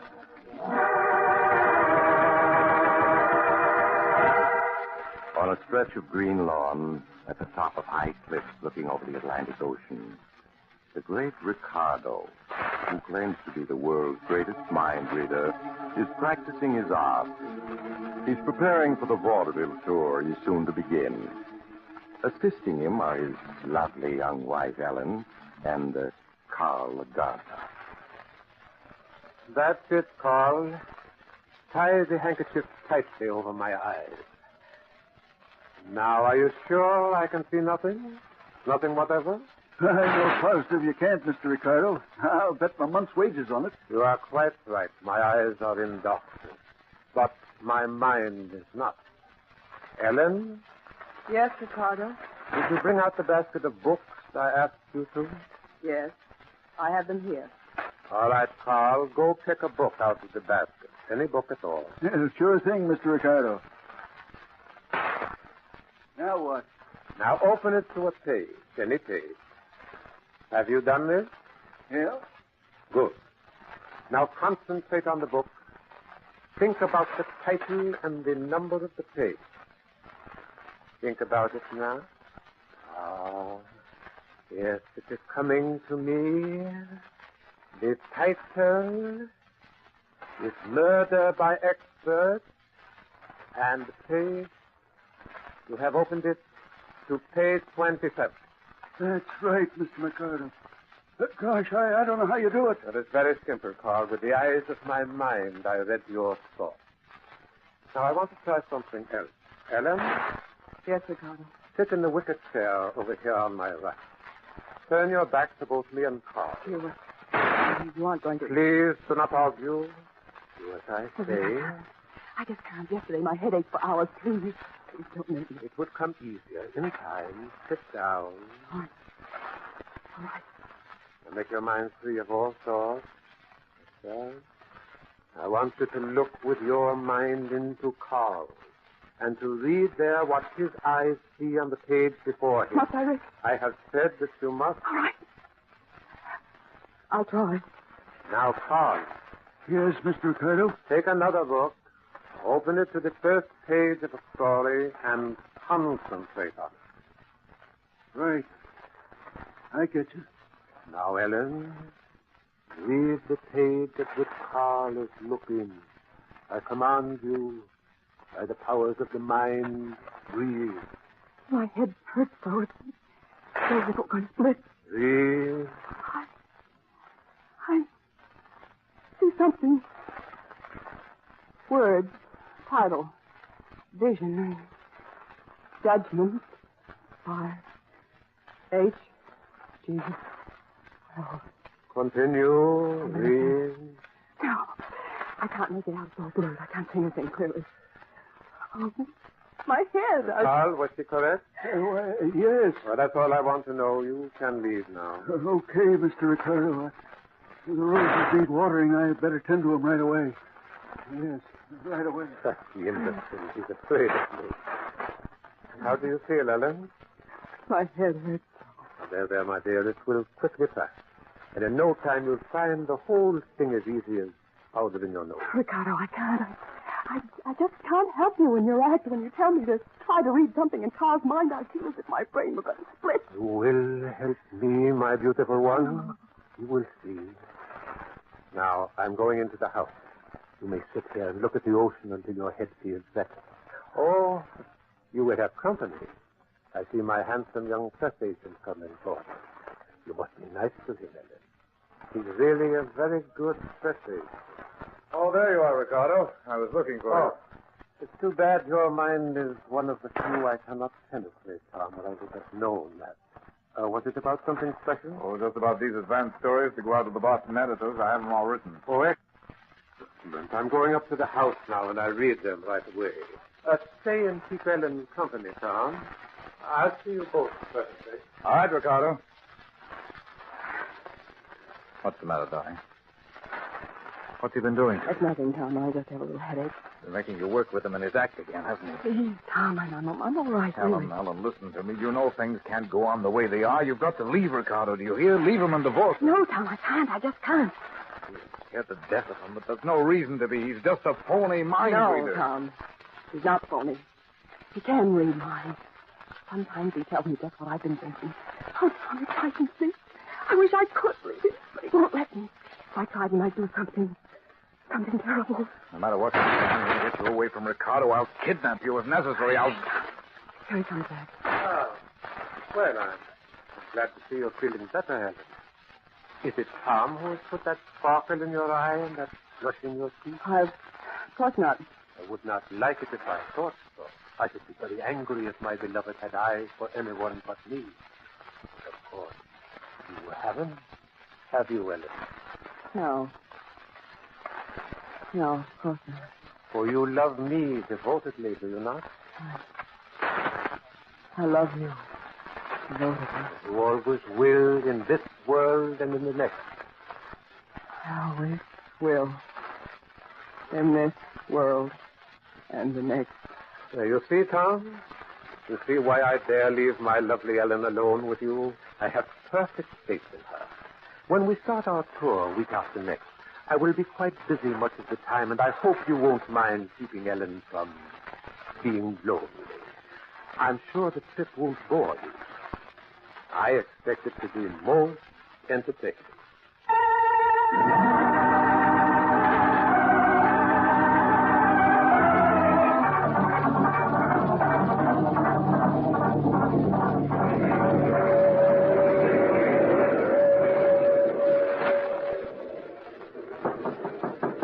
Ellen? Tom, come in. Ellen, the train's just coming into Bridgeville. Ricardo's still in the diner. Are you ready? Yes, I just so except for putting on my hat and coat. I didn't pack anything because you said not to, but... Oh, Tom, I'm frightened. Ellen, you've got to get hold of yourself. Ricardo's not superhuman. No, sometimes I think he is, Tom. I'm positive that he knows everything we think. He's just playing with us. He seems so amused ever since the tour started. He seems to have been deliberately throwing us together just to see what happens. Stop worrying. In a minute, you'll be through with him forever. The bus for Chicago leaving Bridgeville 5 minutes after we get off. In Chicago, you can stay with my mother until you can get a divorce. Then you're going to marry me. Tom, I'm afraid. Listen. That's the whistle for Bridgeville. We're going for the station. Quick, get your coat. All right, Tom, help me with it. Here, I'll give you a hand here. You got it on? What? Ricardo! Yes, my dear. I was worrying about your headache, so I left my lunch to come and see how you were. Well, I'm feeling a little better. I was going to take a walk on the platform and get some fresh air. Yes, I see you have your coat out. Oh, but alas, we only stopped for a minute. Hardly long enough for a walk. No, I suppose not. So this is Bridgeville. The Privy House. On the main bus route to Chicago, I understand. Is it? Someday I shall show you Chicago, Ellen. You'd like that, wouldn't you? Yes. I would like that. Ricardo, stop torturing. Torturing? Ellen? Why, Tom, what a curious idea. I would give my life for Ellen. And she for me, wouldn't you, darling? Yes. I'd give my life for you. To most people, that is an empty phrase, but Ellen means it. I will prove it to you, Tom. I'm not interested. Oh, but you are. Ellen, my love. Yes, Ricardo. Ellen, I'm taking a revolver from my pocket. Here, now you take it from me. Yes, Ricardo. What are you up to? Point the revolver at your heart, my dear, and pull the trigger. Yes, Ricardo. Ellen, stop! Stop! No, Tom. Let go my wrist. You shall not interfere. Oh. Ellen, pull the trigger. Yes, I'll pull it. Ellen, you... Nothing happened. No, of course not. The gun was empty. But Ellen didn't know that, did you, my darling? No, I didn't know that. So she would have died just because I asked her to. Such devotion is very rare. It is the kind that lasts through all eternity, as ours will. For we shall always be together, Ellen and I, while we live and after we die. Nothing will ever separate us. Nothing whatever.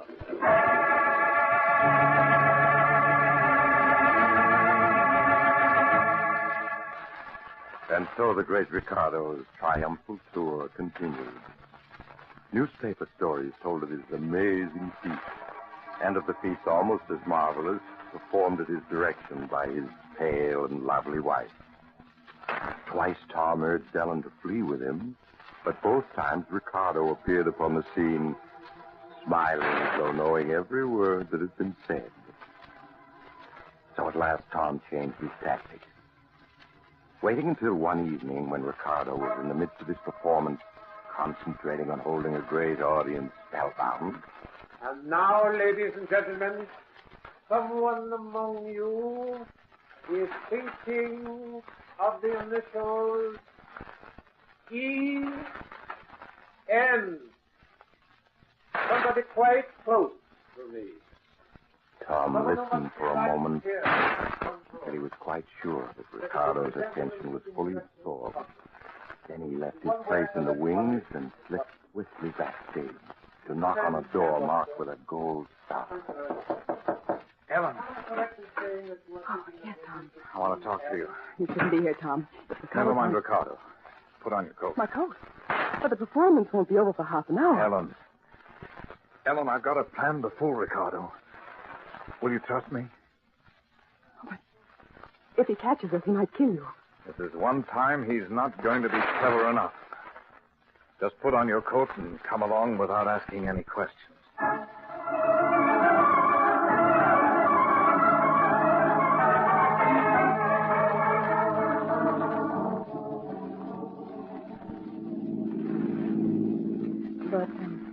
Where are we, Tom? We've been driving for an hour, turning this way and that, and I haven't any idea which way we've come. You're not supposed to have, Ellen.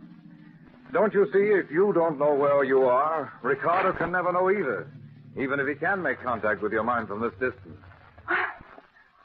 I never thought of that. But I did. So this time I made my plans without telling you. The Hillview Inn. Oh, what a quaint little place, Tom. And what a lovely view over the hills. Yes, isn't it? It's a funny little place. I found the ad in the papers. I've engaged a room for you and one for me. We'll stay here tonight. Tomorrow, Ricardo will be in Buffalo, and we'll be heading in the opposite direction. Tom, there's someone standing in the shadow beside the porch. That's probably the manager waiting for us. Is that you, Mr. Adams? No, Tom. This is I, the cop. What? Yes, my beloved. I've been waiting for you. What took you so long, Tom?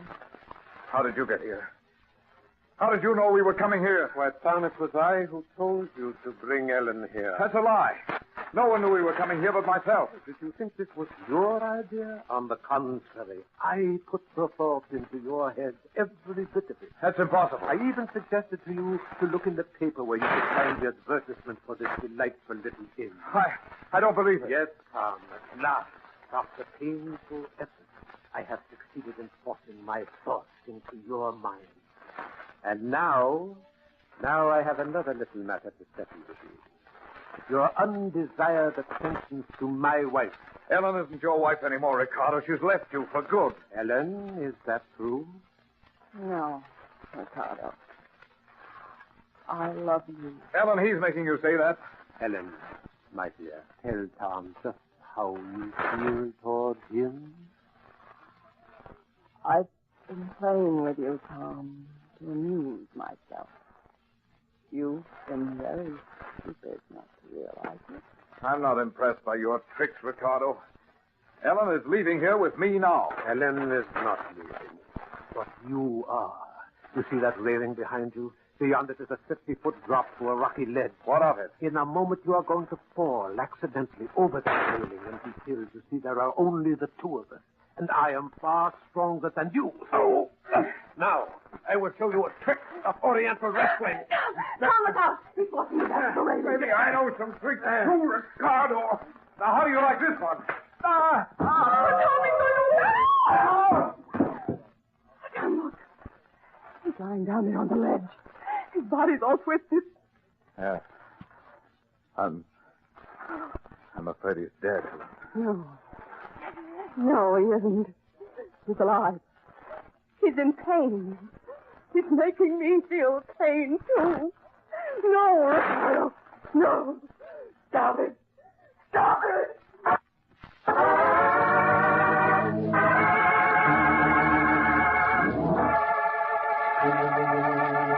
No, the great Ricardo, mind reader extraordinary, was not dead. For weeks afterward, he hovered on the borderline between life and death. And then, as if pulling himself back to life by the sheer strength of his will, he slowly won his fight. But though he lived, his fall had paralyzed his body, leaving only his mind truly alive. He lay in a hospital bed, still breathing, but unable to move, to speak, or even to open his eyes. So he's definitely going to live. There's no longer any doubt of it. It's almost a miracle. I didn't think any man could survive such an injury. He wouldn't let himself die. Well, most of us want to live, I've discovered. I mean, he deliberately refused to die. He kept saying to himself, I will not die. I will not die. You could hear him? But he's paralyzed. He can't speak. I could hear his voice in my mind. Oh, I see. Yes, he's going to live. But he'll never move, nor speak, nor see again. Yes, he knows that. I beg your pardon? Ricardo knows that he'll never recover. He wants to go home. I have to take him there. I will look after him. Ellen, you I can't. have to. Tom, don't you see? I'm his prisoner again. The prisoner of his mind. And this time I'll never escape.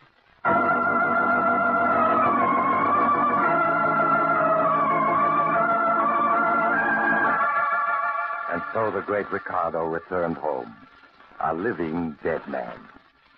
There in the house on the cliffs, aided only by a nurse who relieved her at night, Ellen cared for him. Tom stayed close by to help her in any way he could, and did his best to persuade her to turn Ricardo's care over to professional nurses. Ellen, listen to me. You can't ruin your life like this just to care for a man you hate. I have to. I can't go away. He won't let me leave the house. If I do, I find myself turning back without knowing what I'm doing. But, Ellen, you My can't. mind isn't my own. He controls it. Lying in his bed in that room there, never moving. Ricardo controls my mind. Oh, Ellen, I'm sure that's just a delusion. A psychiatrist could prove it to you. Ricardo was injured, helpless. But his mind isn't. More powerful than ever. All his strength is concentrated in it. If it weren't for the power of his will, he'd die. But he doesn't want to die. He's planning something. Planning what? I don't know. But he still hates you and wants revenge. How you are letting your imagination run away with you. What can a man in Ricardo's condition do? I don't know, but he has something in his mind. Helen, you're overwrought. You need sleep. Look, darling. Why not take a sedative and go to bed? And in the morning we can talk again. I have to wait until the night nurse gets here. All right, I'll stay with him until then. Now, go on. Get to bed. All right, Tom. I do need rest. But you better wait in the room with him. I'll go in now. Good night, Ellen. Good night, Tom. So, there you are. The great Ricardo. A man who was better than anyone else in the world. And now you're a living dead man. I wish you were a dead one. Then why don't you kill me, Tom? What? Why don't you kill me? Just put your hand over my mouth for a moment and you'll be rid of me. Ricardo. You can't be talking. You're paralyzed. I can speak to you, Tom. I speak with my mind, not with my voice. No, I don't believe it. You always were stubborn. Listen. Just now you were trying to get Ellen to leave me. But she never will. Ellen and I are joined together for all eternity. I'm going to free her from you somehow. Do you hear, Ricardo? Oh, now you're threatening me. That means you do believe my mind can speak to yours. Good. We'll have many interesting conversations in the days to come. Now, I'm going to rest. Good night, Tom. I shall see you tomorrow. You won't want to come, but you will.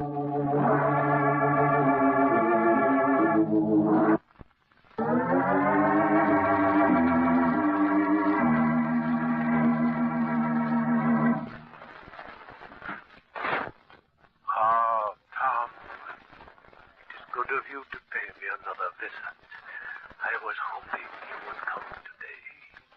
In fact, I might say I was willing it, and you came. So it's true. I was trying to convince myself I'd imagined this. Stubborn, stupid Tom, always fighting against the inevitable. You tried to stay away today, didn't you? But you couldn't. No, I couldn't. And you're convinced now you're not suffering from a delusion. All right. Not a delusion. So what, Ricardo? I have some interesting information for you. But first. Sit down. I think I'll stand. Sit down. I won't. You see, you are seated. Are you? Yes. I forced you to seat yourself because my mind understands control over your mind. So sit quietly and hear what I have to say. All right. What is this information of yours? I am dying. You don't think that makes me sorry, do you? Doctors do not know it, but my heart is weakening. If I relaxed my willpower for an instant, I would go out like a candle in the wind. Sooner the better. Perhaps so. I had great plans, but no matter. In your mind now I read the thought, Ellen will be free, but you are wrong. Ellen is coming with me. What do you mean? What do you mean, coming with you? I have said that we would be together in life and in death, and so we shall. Ellen and I will die together. Devil, if I thought you could hurt Ellen, I'd kill you myself. No, no, Tom, you won't kill me. You are going to kill Ellen. No, that's impossible. There is a drawer in that table beside you. Open it. No. Open it. No. In the drawer is my revolver. Pick it up. No. Pick it up. Yeah. Well? With that gun, you are going to shoot Ellen. You will be executed for it as a murderer, and thus I will have my revenge. Because we shall die almost at the same instant, my soul and Ellen's will be forever joined. No. You can't force me to hurt Ellen. That's one thing you can't do. Stand up. No, you... There. You see, my mind does control yours. Though I lie here helpless, but I command you must do. I'll shoot you instead. You see, you cannot even lift the gun. Now listen to me. Behind that screen, across the room, is a couch. There Ellen lies asleep at my orders. You will walk over there. You will point the gun at her forehead, and you will pull the trigger. You can't make me do that. Walk, Tom. No, I... Oh. Another step. There. Now, move the screen aside. No. Move the screen. Ellen. She's dreaming of you, Tom. Aim the gun well. Fire. No, Ellen, wake up. She will never wake again in this world. Pull the trigger. I won't. Pull the trigger. No. Ellen. Oh, Ellen. Yes, her mind has gone blank. I can no longer sense it. You have killed her. Ellen, I tried not to do it. Ellen, speak to me. She is dead. And when the police come, they will arrest you, and you will die for her murder. I don't care. Now that Ellen's dead, I don't want to live. But first, I'll make sure that you die too, Ricardo. That is not necessary. I am going now of my own accord. I am relaxing. I am letting myself slip into the dark silence of death, where Ellen is waiting for me. She's there.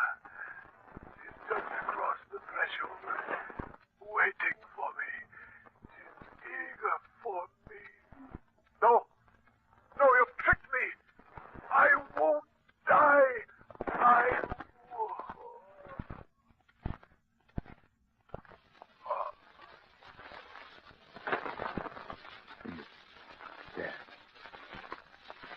Dead. Oh. Huh? Oh. Ellen. Where are you? Ellen. Tom, what's happened? My head is... That's so strange. Oh, Ellen, my darling, you're not dead. But I shot you. I thought I killed you. Huh? killed you? Yes, but I didn't. I only wounded you. Careful. Oh, I don't understand, Tony. Where's Ricardo? Strangest feeling, he's gone. He is gone. He's gone. Oh, I see it all now. I thought I'd killed you. Because I thought so, Ricardo thought so, too. But I was wrong. And because I was wrong, he was wrong, too. No. He's dead? Yes, Helen. Free of him forever. Ricardo made a mistake and let himself die, believing that you were already dead. Oh, yes, my darling. This time he's gone for good. Ricardo was clever. But in the end, he outwitted himself.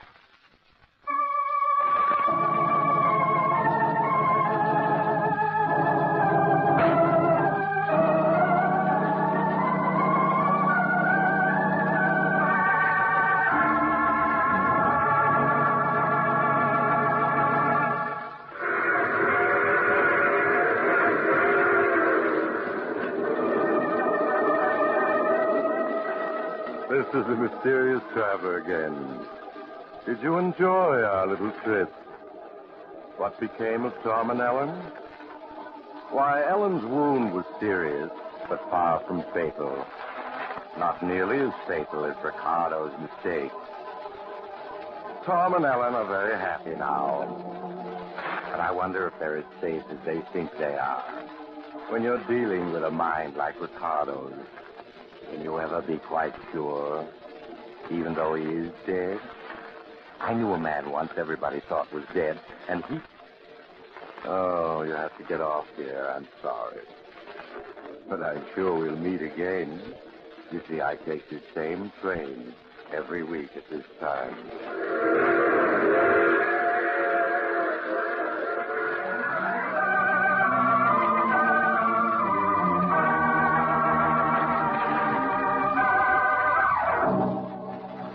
You've just heard The Mysterious Traveler, a series of dramas of the strange and terrifying.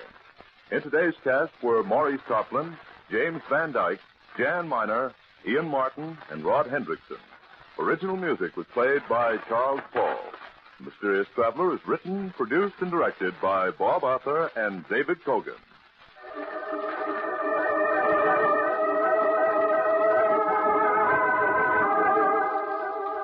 Listen next week to a tale titled Death and the Devil. Another strange and terrifying tale of the Mysterious Traveler. Radio Mystery Theater presents...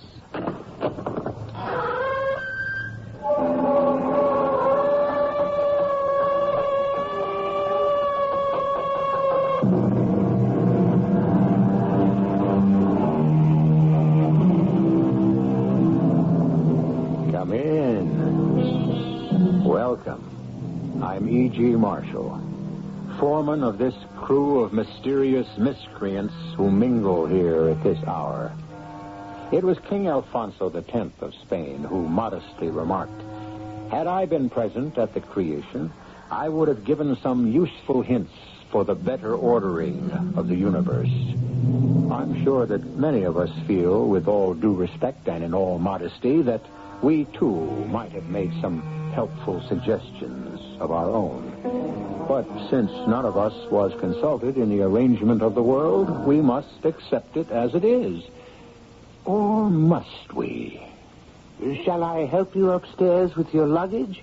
You do have luggage. Oh, my luggage? It's outside. Somewhere. In the street? Somewhere in the United States. I lost it. Well, the fact is, the bus lost it. Well, how could a bus lose luggage? I don't know. It was placed on the bus when I got on. It was missing when I got off. Or perhaps it was removed by mistake at another stop. The bus made no other stops. Another passenger might have taken it by mistake. I was the only passenger. No. The bus lost my luggage. We simply have to accept that.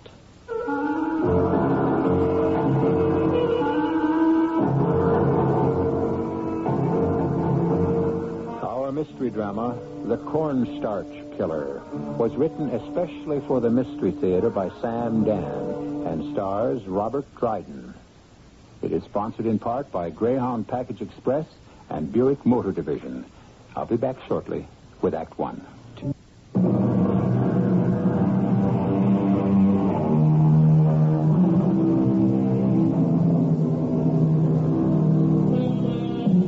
The boarding house has become a most familiar literary locale, and it is almost always, presided over by a landlady. Seldom, if ever, do we encounter a landlord, except perhaps as an inferior appendage to a dominating spouse. Since the ladies have, in our time, invaded hitherto basically masculine domains, turnabout is only fair play. Today, we are concerned with a gentleman who happens to be a landlord of a boarding house. Turn with us now to the first page in the Journal of Dennis Truffle. Have you ever waited for death?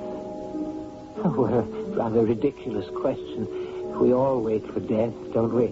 But in the prime of life, I suppose we wait for death as an eventuality, not as an impending occurrence. But here I am, starting my story at the end instead of at the beginning. The beginning.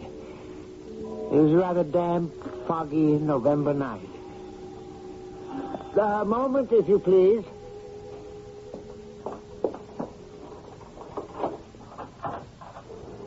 Good evening. I rang your bell. I heard.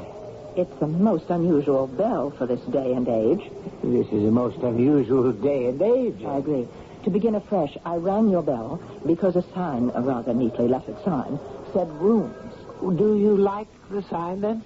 I wonder if I might speak with the landlady. Oh, I'm sorry, we don't have one. Will the landlord do? I'm flexible. Oh, won't you come in? Mr. Dennis Truffle, at your command. I am Miss Menhaden. Maud Menhaden. Menhaden? It's the Indian name for a fish. Oh. Narragansett Indian. The name was given to a convict ancestor of mine. A convict ancestor? Yes, a murderer. You see, many of our early settlers here were transported felons. Evidently, my ancestor must have looked like a fish. Hence the name. Now, is that settled? Well, I was not aware that it was ever an issue. Concerning the room. I have an excellent room at the head of the stairs. I'll take it. Well, surely you wish to see it. No. Oh, the rent is $35 a week. How much? 25. No, 35 sounds right.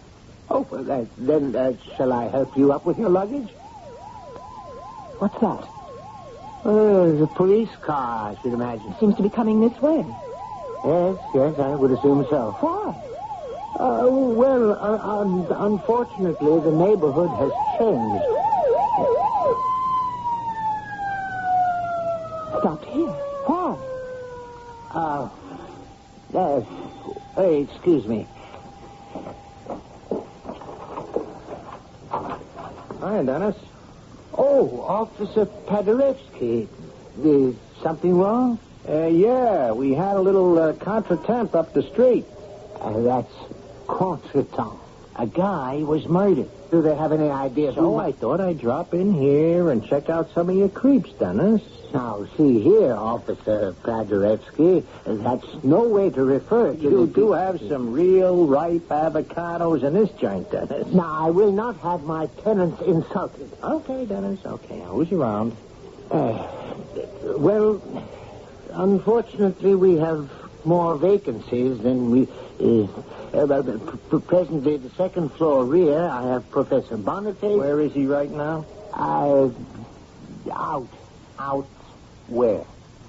Communing with nature, I suppose. And the second floor front, I have just acquired as a tenant Miss Maud Menhaden here. Miss Menhaden, this is Officer Paderewski. Please, do not look at me in that way, officer. In what way? With lust. Oh, I wasn't looking with... what I am doing is looking at you closely. For what reason? Because that's what a police officer has to do. Why? Because there's been a murder. Are you saying that you suspect me of committing the murder? Oh, no. Could I have the key to my room, Mr. Truffle? Yes, of course. To answer your unspoken question, Miss Menhaden, am I related to the famous pianist? I am sure of it. Here's your key, Miss Menhaden. Now, I say this because I have a little boy who plays the piano. Thank you, Mr. Truffle. Good night. Good night. Oh, of course, he only plays by ear. Yeah. That one is built. Built, constructed, put together. Ooh, there's a lot of woman there. She does seem to be of generous proportions. Hey, what's she doing in a joint like this? Well, I assume she requires refined surroundings. Sure. Well, Dennis, keep me posted, huh? Yeah, I gotta hustle around, see if I can't catch that killer. Who was the victim? Oh, guy was a manager at the bus depot. You're just up the block. He was on his way home from work. And it happened a half hour ago, you say? Uh-huh. Half hour ago, I was in my sitting room with Chapman's Homer. Oh, come on, Dennis. You don't need an alibi. And the fellow's human being was being stabbed to death. Yeah. Hey, hold on, Dennis. Huh? All I told you was a guy was murdered. How did you know he was stabbed? But if it happened just up the block and the killer had used a gun, then I would have heard the shot, I dare say. Yeah. Good thinking, Dennis. See you around. How did I know the victim had been stabbed? My quick, glib explanation to Officer Pandareski may have sounded convincing, but the fact is, it wasn't true. It's just that the moment I heard of the killing, instinctively, I knew it had to be a stabbing. Why? Tonight, for the first time, I'm aware of a kind of lightness, a kind of incisive understanding, a sharpness in my brain. I can't analyze it. It seemed to enter my mind when Miss Menhaden entered the house. Oh, Miss Menhaden, that reminds me. She had gone upstairs without her luggage. Miss Menhaden, a rather large woman, but so exquisitely... well, that was neither here nor there. I'm sorry to disturb you, Miss Menhaden. Yes? Do you require assistance with your luggage? My luggage? You do have luggage. Oh, my luggage. I didn't see you bring it in. Is it outside? Yes. What, you mean you left it in front of the house? No, I mean it's outside. Somewhere. Somewhere? I lost it. Oh. Well, the fact is, I didn't lose it, actually. The bus lost it. But how could a bus lose luggage? I don't know. It was placed on the bus when I got on. It was missing when I got off. But surely the people at the bus company would... I don't like the people at the bus company. But there is some official at the bus depot who could... There was. Well, what did he do?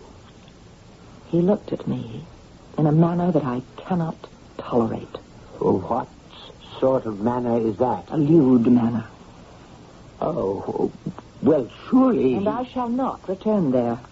But don't you want to find your luggage? That which is lost shall not be found again, and that which is missing shall be gone forever. Yes, but... Is there anything else? No.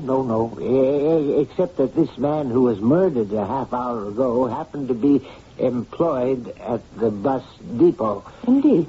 He was the manager. Oh. Was he the one who looked at you in what you considered a lewd manner? I didn't consider it lewd. It was lewd. Well, at any rate, the poor fellow is dead now. He's been punished. Punished? Oh, yes. There's no doubt about it. But what did he do? Is it possible you haven't been listening to me, Mr. Truffle? I told you what he did. He was also lascivious and salacious. The sin of lust, Mr. Truffle. It must be stamped out. Well, be that as it may, Miss Menhaden, even if he were sinful, that's hardly the reason he was killed, I would imagine. Really? Why do you suppose he was killed?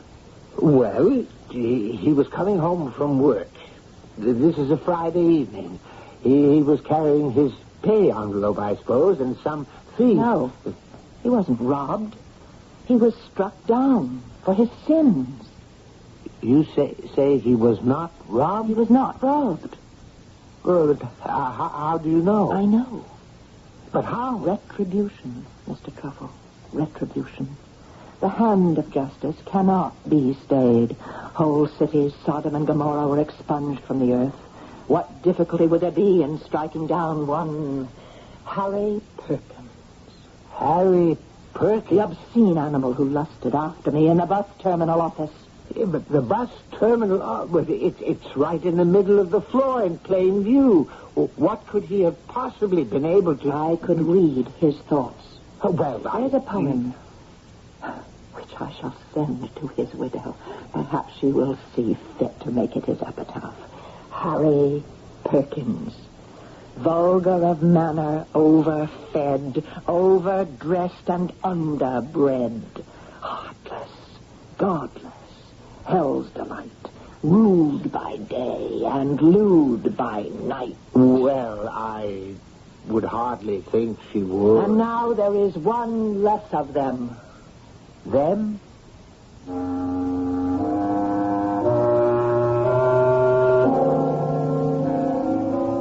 It takes all kinds, as they say, and we seem to have a special kind right here in Dennis Truffle's boarding house. Why did Mr. Harry Perkins die? You are probably spinning your own yarn, so why don't we compare designs when we meet again in just a few moments for Act 2.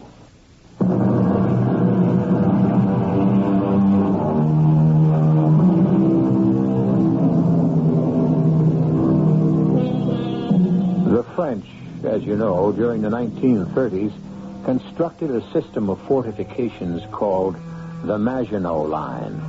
This was considered an impregnable defense against invasion. We mention this because into the boarding house of Mr. Dennis Truffle has come a Miss Maud Menhaden, a lady whose defense of her virtue is also seemingly formidable. We read further from the Journal of Dennis Truffle. Before I continue, I must digress briefly for a point of personal information. Since I have never actively courted a member of the fair sex, certain coarse and unkind people have seen fit to question, as it were, my inclinations. I shall not dignify this slander by rebuttal. I was taught by Dad and Mother to venerate. The verb itself is the Latin root for love. To venerate the feminine sex. And to look at woman as a temple of virtue who contains within herself... well, no matter. It is merely that I have never met until tonight, until Miss Menhaden entered my house and therefore my life... Oh, what am I saying? Well, Miss Menhaden frightens me. What did she say? That Mr. Harry Perkins was not killed by a thief? Is it true? I must find out. Hey, Dennis, what are you doing out this hour? What am I doing? Well, this ain't exactly the kind of neighborhood to take a constitutional. Well, I thought I would... Besides, I thought, what with that dame... Dame? You're the cagey one, Dennis. I don't know what you're talking about, Officer Paderewski. That luscious dame. That is no way to refer to Miss Menhaden. Why? Is it a lie? Wait. Tell me, Officer Paderewski, this man who was killed up the street, this Mr. Perkins, the manager at the bus depot. Yeah? Why was he killed? Why? Or was it a robbery? Why do you think it was a robbery? Well, it must have been. Friday night, payday. Let me tell you why it wasn't a robbery, Dennis.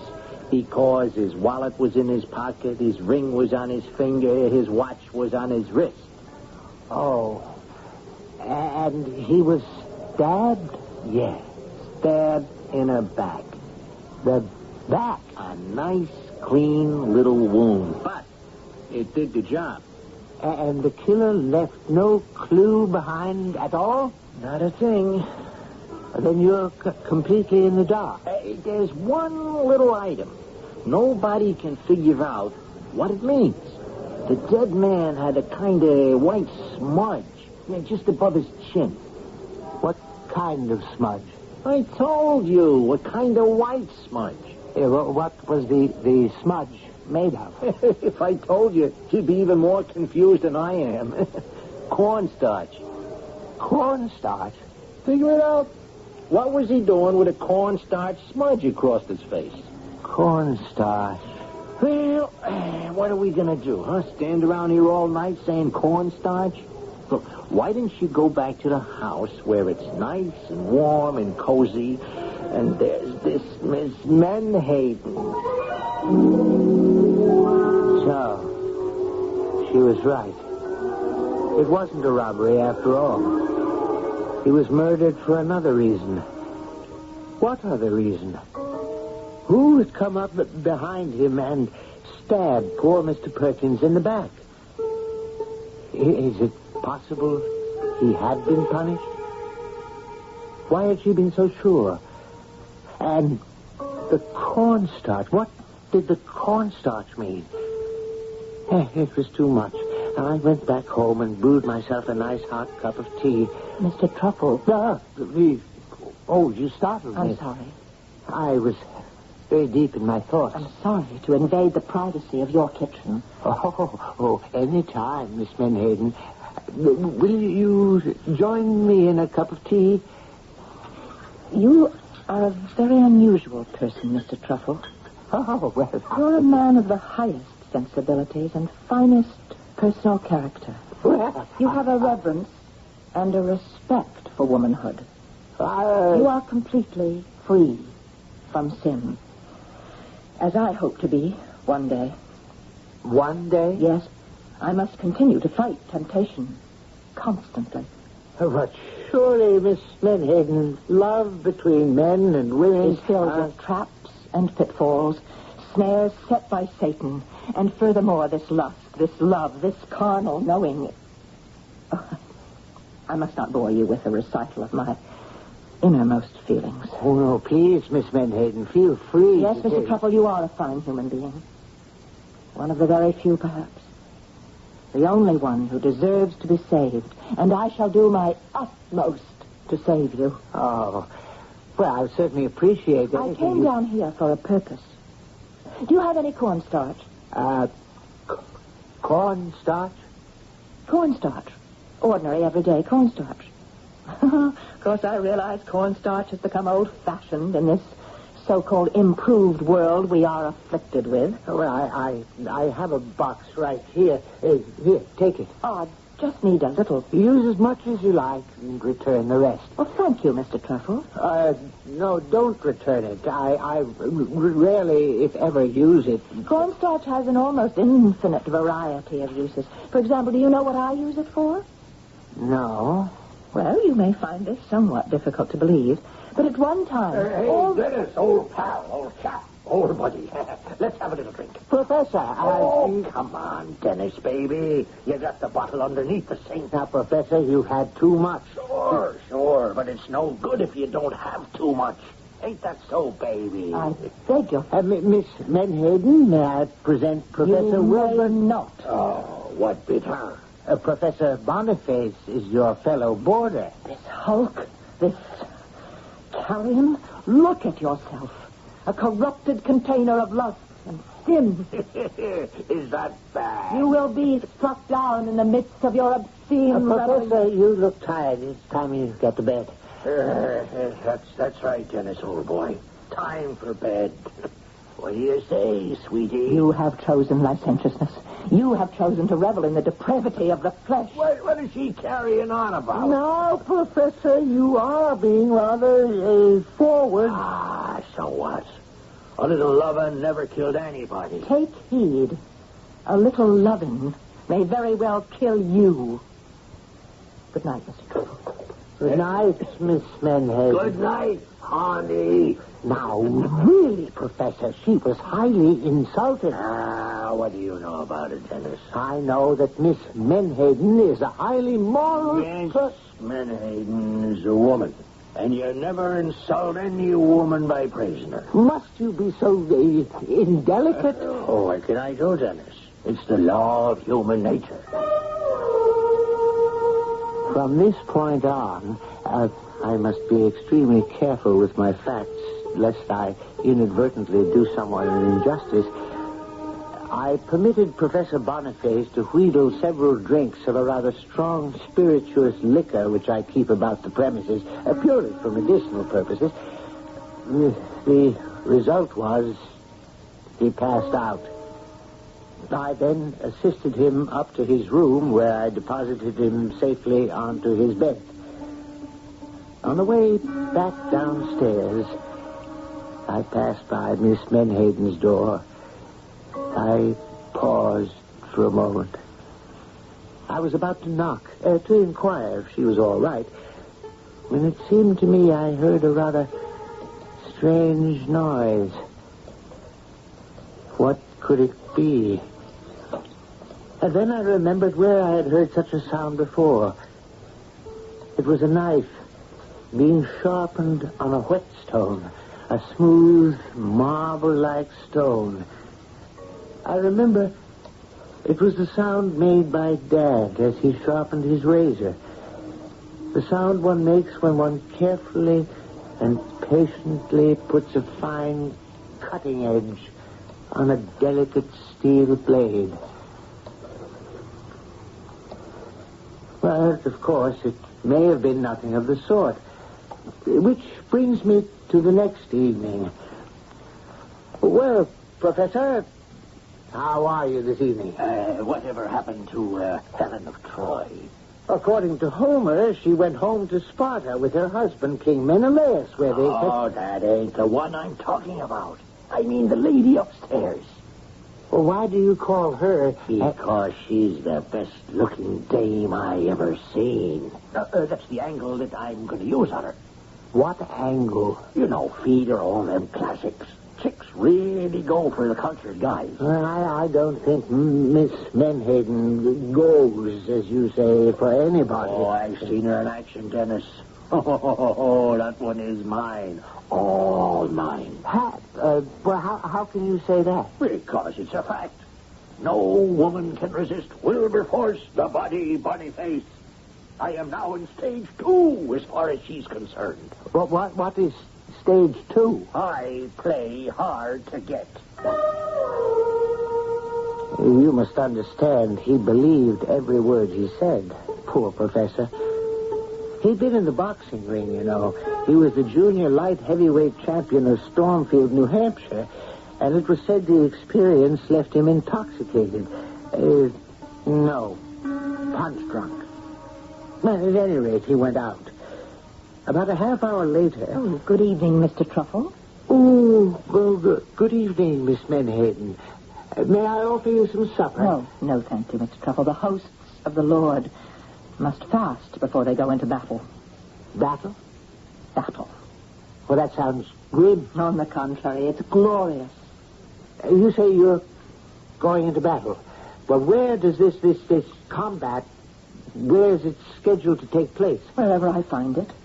Wherever I find some poor, depraved wretch who, blinded by error, is groveling in sin, I'll open his eyes to the true glory, and thus save his soul. Oh. And speaking of depraved wretches, where is Professor Boniface this evening? Out. Out? Where? Well, I'm sure it would distress you to know that he will be going from one low place of entertainment and refreshment to another. Yes, it is distressing. Oh, Mr. Truffle, if only all men were like you. Like me? Pure. Well, she went out. That was about 8 p.m. She returned, I would say, at about 11. There was absolutely nothing unusual about her appearance or manner. I remember I said, "Good evening, Miss Menhaden." Good evening, Mr. Truffle. I wonder, did you save any souls this evening? I may have. And with that rather cryptic remark, she went upstairs to her room, and I heard her lock the door behind her. I then put on a record of a 16th century Danish composer and was almost lulled to sleep by the dissonances when there was a loud clanging of my doorbell. All right. I'm coming. Dennis. Officer Paderewski. Oh, Dennis. Dennis, I got some bad news for you. So get a hold of yourself. Now, I know how fond you was of him, and... It's Professor Boniface, isn't it? Yeah. Old Boniface. And he's been murdered. Yes, Dennis. How did you know?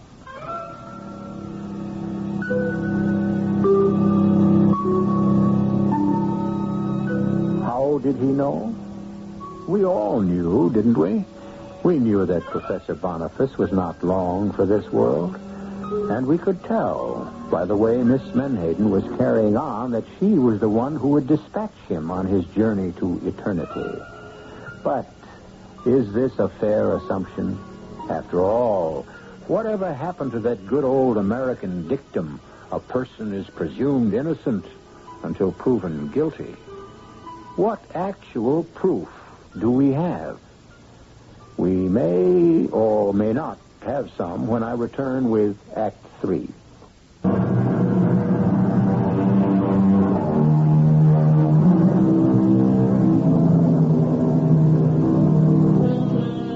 A favorite form of thriller is Jack the Ripper Murders, the psychotic killer who slaughters women at random because they do not measure up to his standards of purity and virtue. In these days of women's lib, however, we must not be male chauvinists and make all our killers masculine. Is it possible that we are dealing here with a Jacqueline the Ripper? Who knows? With us, anything is possible. Boniface. Wilberforce Boniface, the professor. Dead? Yeah. I don't know what to say. Well, I was hoping you might be able to tell me something. You know, after all, he was one of your boarders. Well, he would sleep all day and go out drinking all night. Well, think hard, Dennis. Did he know Harry Perkins? Harry Perkins, the manager at the bus depot who was murdered the other night? Well, I couldn't be sure, but why? Well, we got an idea that the same person murdered them both. That the same person? Why? Cornstarch. The professor also had this smudge of cornstarch across his face and a knife wound in the back. Cornstarch? Yeah, that's what I said. And that's what we're calling the murderer now. The cornstarch killer. But why would the killer leave cornstarch on the victim's face? Well, we got nuts in this world like you never dreamed existed. Do you know anyone who would want to kill the professor? Kill him? No. Anybody in the house who might have been mad at him. In the house? Well, at present, there's just myself and Miss Menhaden. Maybe I'd better talk to Miss Menhaden. Yeah, but she doesn't know anything about Professor Boniface. Can you be sure of that, Dennis? Tell her I'd like to interrogate her. If you don't mind. Miss Menhaden, there's a police officer downstairs. The relative of the famous musician? He wishes to talk with you in an official capacity. It seems that there has been another murder. Another one? This one even closer to home, I fear. I actually at home. Poor Professor Boniface. The lecturer? Whatever. The unfortunate fellow is dead. Officer Paderewski will want to know if you know anything about it. Yes. I know about it. You do? Professor Wilberforce Boniface was an abomination. As such, he was removed from this earth. Removed? Justice was done. Morality was served. Yes, but who did the doing and the serving? I know that he was struck down because his time had come. Well, yes, I can understand that point of view, but the police might press you for specifics. Why? Well, if you say you know who killed poor Professor Boniface, he will automatically ask, who? Who? I should think anyone knows who. The avenging angel. The avenging angel? Yes, and now there's one less of them. Them? And she wouldn't say another word. I ushered her downstairs to Officer Paderewski. I am ashamed to say that he was merely using the murder as a pretext for having a conversation with her. Do you go out very much, Miss Menhaden? Out? Oh, you know, a little fun. Fun? Laugh. What is it you're trying to say to me, officer? Well, I was wondering if some night we could... Officer, I dislike the way you look at me. And I detest the way you talk to me. I know a place. Oh, I dare say. Oh, I could show you a great time. Have you any questions to ask me in your line of duty as a police officer? Police officer, indeed. Who shall watch the watchman? Good night. Now, there is a dish. I'm afraid you angered her. Officer Paderewski, there's something you must know. Oh, what is it, Dennis? Well? Well, what? What could I tell him? Could I tell him that Mort Menhaden had spoken in a threatening manner about both Harry Perkins and Professor Boniface? Could I tell him that she had been out somewhere when the professor was killed? And about the cornstarch? Why did she want the cornstarch? Wasn't that something that might be of interest to the police? And yet I couldn't say a word. Hey, Dennis. Oh, Officer Paderewski. Have you found anything new about the murders? The cornstarch killer. It's all over the media. Yes. But has anyone reported seeing anyone who might be a suspect? Not a rumble. Now, how this guy can manage to sneak up behind his victim and just slip the knife into the back... You say guy. Why are you so sure? Are you trying to tell me it could be a thing? Well, Dennis, you're not a bad guy, but when it comes to figuring out murder, you're in over your head. But suppose I were to tell you... Hold it. Who there she is? Who? Look, across the street. Miss Menhaden. Look, get to walk on her.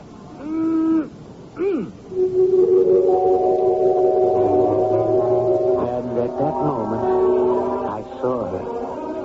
I saw Mort Menhaden for the first time. It was a flash of revelation. I saw her as the most beautiful and desirable woman in the world. How could she be a killer? And even if she is, which is a ridiculous assumption, How can you lose her? I ran home as quickly as I could. I listened. I could hear her upstairs in her room. Oh, my darling Maud. I was about to knock on her door and make my impassioned declaration of love when I heard the sound. Was it my imagination? Was she sharply enough? What could I do? I went back to my sitting room to think. I turned on the radio. There was a program of 8th century Albanian folk music. It put me to sleep. I awoke. It must have been hours later. The radio was still on. And now, the news headline on the hour. The notorious cornstarch killer has struck again. No. Another victim. This time, an officer of the law. Patrolman Rutherford Hayes Paderewski, killed while walking his beat, stabbed in the back. And as a signature, a smudge of cornstarch across his cheek. More details as they come in. Now we return to... I waited for Miss Menhaden to come home. And finally I heard the front door open and close, and her footsteps in the hallway. Miss Menhaden. Oh, good evening. Are you all right? Of course. Why do you ask? Well, you know there was another murder. Another murder? Officer Paderewski. The police say it was by the same person. Do they? He was stabbed in the back.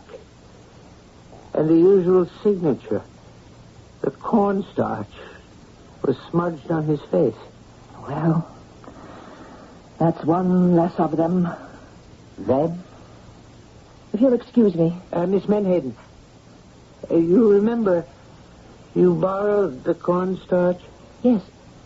Oh, shall I return it? Oh, no. You were about to tell me what you used it for? Face powder.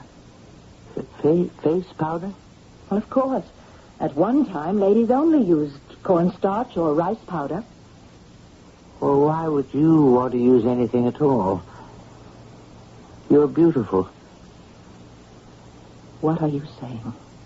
Desirable. Mr. Truffle, do not look at me like that. Not you. Your face, your body. I see lust in your eyes.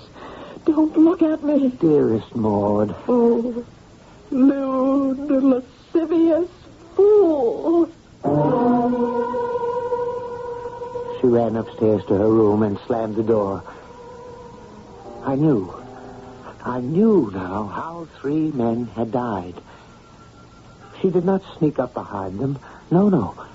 She approached them slowly, with her mouth parted in a slow smile, her eyes shining with promise.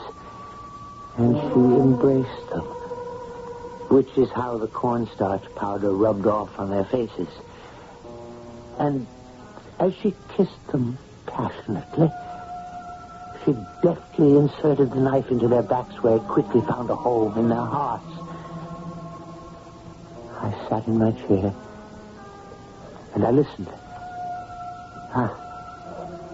Did I hear the sound of the knife being sharpened again? And now, the door is opening upstairs, and I hear steps approaching. Yes. I see her.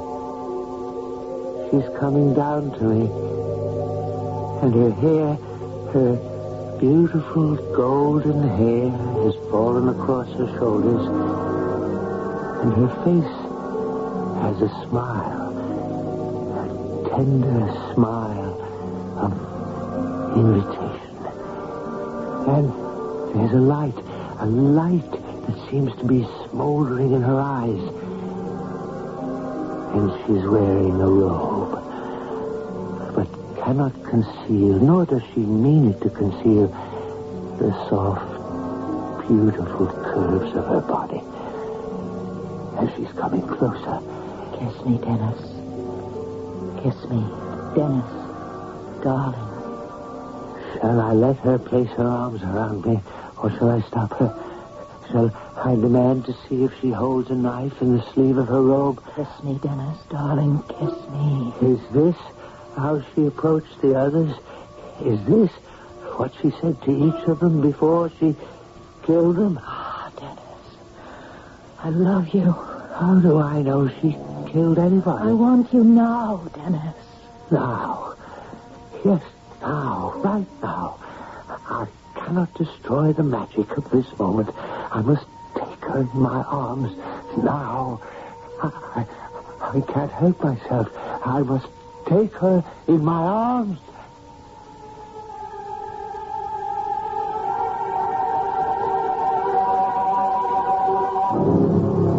Did he win or lose? What do you think?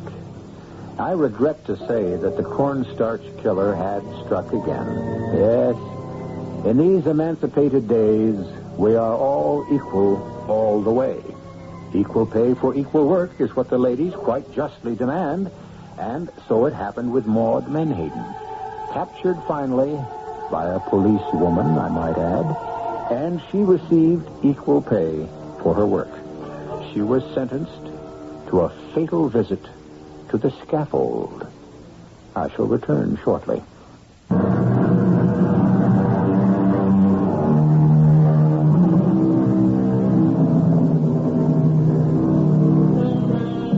Our friend Dennis Truffle died in the violence of passion. And yet, he probably died happy in the arms of the woman he loved. It wasn't much of an affair, perhaps, from your perspective or mine, but it was the great love of his life. And if it was of only momentary duration, well, who is to say longevity is always for the best in these matters?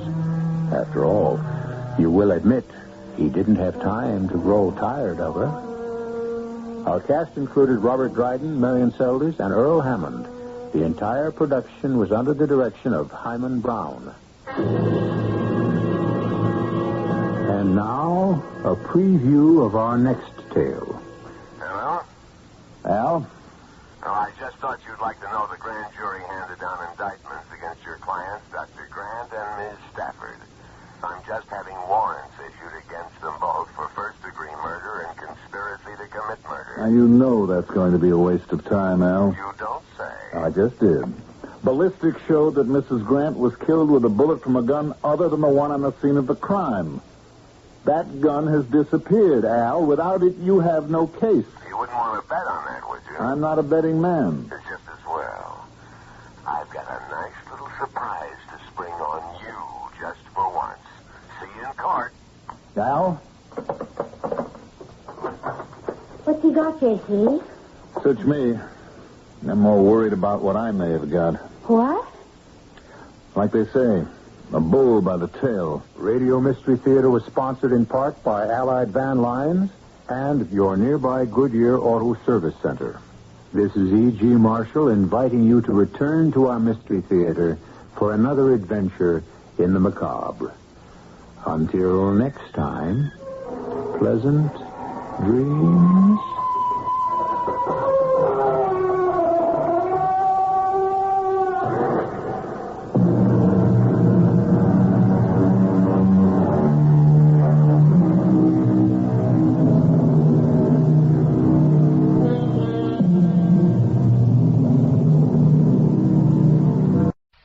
Lux presents Hollywood.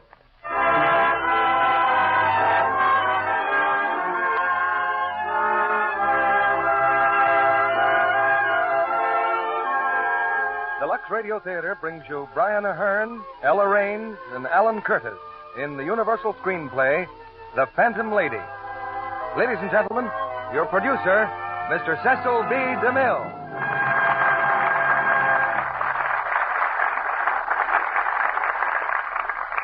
Greetings from Hollywood, ladies and gentlemen. We must thank Edgar Allan Poe for the modern mystery story. But I'm sure this genius of a century ago never dreamed that his brainchild would turn into big business, that authors, publishers, magazine editors, and producers of plays and motion pictures by the hundreds would labor into the wee small hours for the avowed purpose of scaring the daylights out of customers. Today, the mystery is the favorite form of American entertainment. So many are written that they can't all be good. But here we can afford to wait for the best. And we have a classic of the art tonight. It's a screen hit called The Phantom Lady. It's making the cash box jingle out Universal way. And starring in the play, we have Brian Ahern and two of Universal's most promising players, the brand new discovery, Ella Raines and Alan Curtis. An odd thing about The Phantom Lady is that we let you know who the murderer is rather early in the proceedings. But that very thing makes this manhunt, or rather lady hunt, even more exciting. The young lady in the play turns out to be a very competent detective, thereby filling a rather serious lack in world literature. Up to now, our hard-working writers have given us some immortal names like Sherlock Holmes, Philo Vance, and Bulldog Drummond, but very few feminine sleuths. Naturally, the makers of Lux Toilet Soap are only too happy to help supply this lack, because our sponsors have known right along that the ladies of America were sleuths of the first order. All of them, at one time or another, have tried to solve a very elusive mystery, the mystery of a lovely complexion. Millions and millions of these beauty detectives all arrived at the same answer, at the same solution. And if you haven't guessed the answer, it's Lux Toilet Soap. And now we can start guessing on the secret of the Phantom Lady, because here's the first act, starring Brian Ahern as Jack, Ella Raines as Carol, and Alan Curtis as Scott Henderson.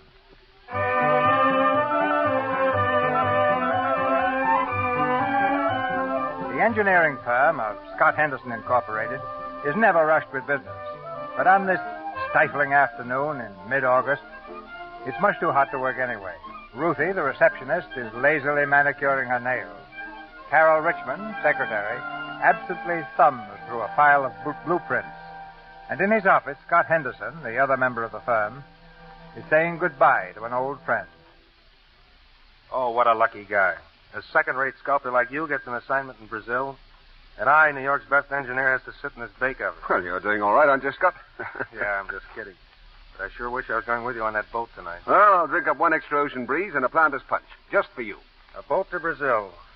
Well, you've certainly earned it, Jack. Say, what will you work on down there? Well, oddly enough, I don't quite know. I don't know if they want to buy what I've got or if they have a commission in mind for something new. No way of telling, then, when you'll be back. No, it's all pretty indefinite. Gonna miss you, Jack. Thanks. I'm sorry you can't come down to the booth tonight. Yeah, I feel like a heel. Oh, cut it out. You promised to take Marcella to the show, didn't you? Just as it's been so hard to get tickets, and now that I've got them, I hate to disappoint you. Yeah, I'd be crazy to. Come in. These are the blueprints you wanted, Mr. Henderson. Oh, thanks, Carol. Oh, Carol, I want you to say goodbye to a very lucky fellow. Yes. Congratulations, Mr. Marlowe. Have a good trip. Thanks, Miss Richmond. Take care of the great engineer while I'm gone. I'll try. Goodbye, Mr. Marlowe. You call me lucky, eh? That's a very pretty girl. Hmm? Oh. Yeah, not bad. Well, Scott, I've got to close up the apartment, so I guess I'd better get going. Goodbye, old man. Write to us now and then. And knock 'em cold down there. All right, I'll try to. Give my best to Marcella. So long, Scott.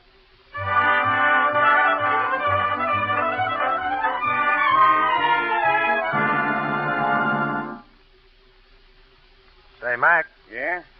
Another scotch and soda. You sure, buddy? You ain't looking so good. I've had exactly one drink. Do I look drunk? All I said was you ain't looking so good. Maybe it's the heat. It's not the heat. I had a little fight with my wife. Then maybe you need another drink. I slammed the door and walked out. I told her, well, whatever I told her, it's none of your business, is it? That's right. Here. Say, where's all the trade tonight? You got me. Too hot to think about it. Yeah. What time do you knock off? Huh? 1 a.m. Too bad. I've got a couple of tickets. I was going to make you a present. Fine. Hey, your only other customer looks as if she wants some service. Yeah. Yeah, miss? Pack of cigarettes. Any brand. Okay. Will you look at that hat she's wearing? What a hat. Yeah. Here, miss. Miss, I don't mean to annoy you, but, are you doing anything tonight? Now, look, buddy. These tickets, I thought maybe you could use them. They're no good to me. No. No, thank you. I just thought maybe you could call up a friend. I'm afraid not. Oh. Well, I don't suppose you'd go with me. Please. Really, I didn't mean anything wrong. I just thought... All right. I'll surprise you. Yes, I'll go with you. Swell. Oh, what time is it? 5 minutes after 8. Yeah, there's plenty of time. Say, Max, what do we owe you? By the way, my name is... Please, no name. You want me to go, that's the way it has to be. Okay, that suits me. $1.60, buddy. There you are. Keep it. There's a taxi outside. Let's take it. You live in New York? Yes. Well, then you're used to this heat. You know, there's something that gets me about this town on Saturday night. Did you ever watch the people's faces? It's fun. There's a typical New York character for you, Mike Filano, the taxi driver. That's his picture in the hack license. Look, I'm afraid I'm not going to be very good company. You should relax. You know, you shouldn't be alone any more than I should. You're right. You're smiling. Now, that's more like it. Let's have fun, and maybe the show is as good as they say. I hope so. I'd like to laugh. It'd be wonderful to laugh again.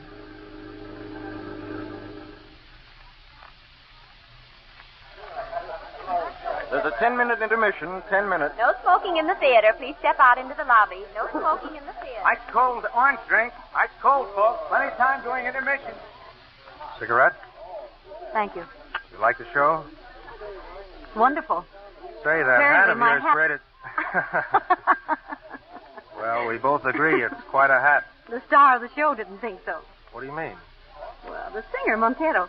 I understand she's so terribly proud of her exotic hat. Well? Didn't you notice?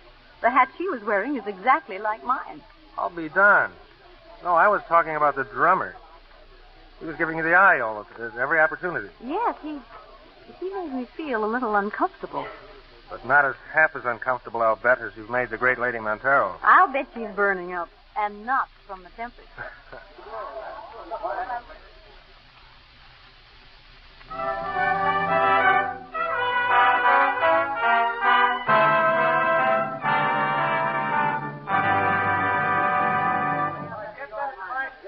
On stage, everybody.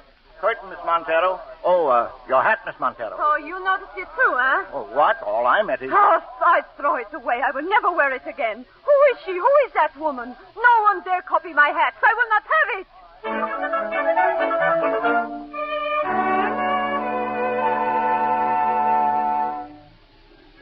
Well, here we are. This is the bar, isn't it? Yes. I met you here, and here I'll say goodbye. Why can't I buy you a nightcap? Please. You've been very kind. Thank you. I must confess, I'd like to know who you are. No. It's better this way. Well, I guess I'll go on home then. Good night. Good night.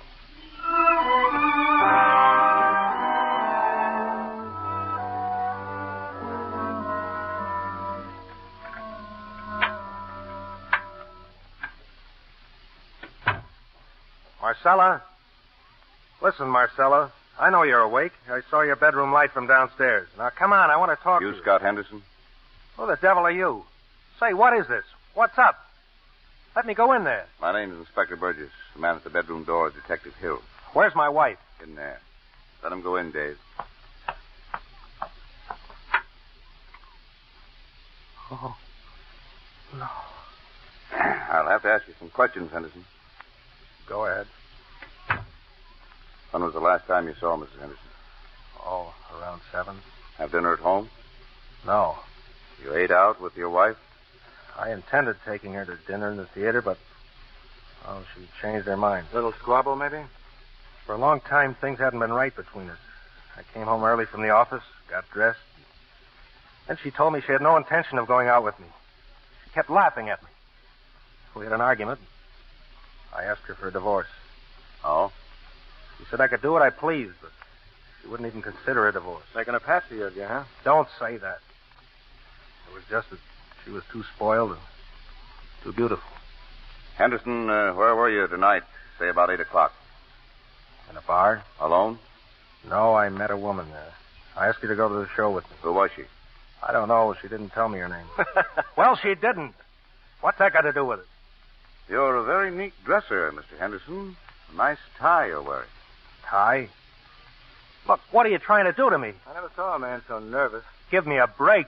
Marcella's dead. What's the difference what my tie looks like? Your wife was strangled with one of your ties. Knotted so tight I had to cut it loose with a knife. Know what bar you were in? I could find it. Well, it's kind of late. We'll have to lock you up, Mr. Henderson. In the morning, we'll let you find that bar for us. Let's go, Dave.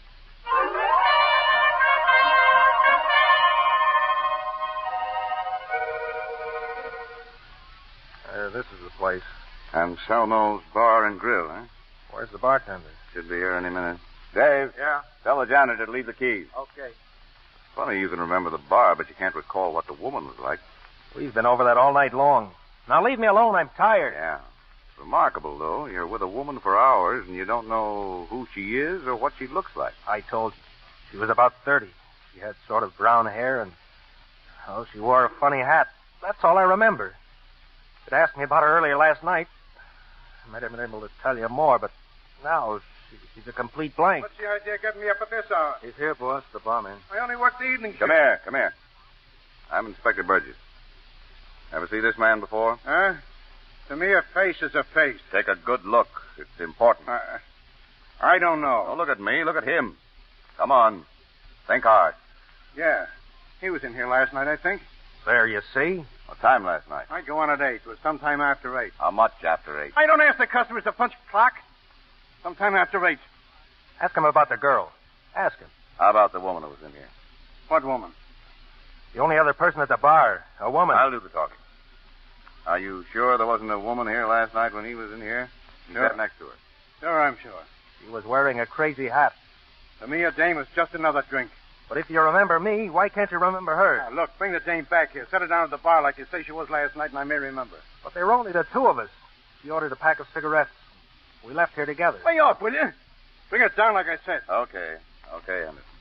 That's all, bartender. Sorry to drag you down. Guy's coming in here all the time. But he must remember. Come on.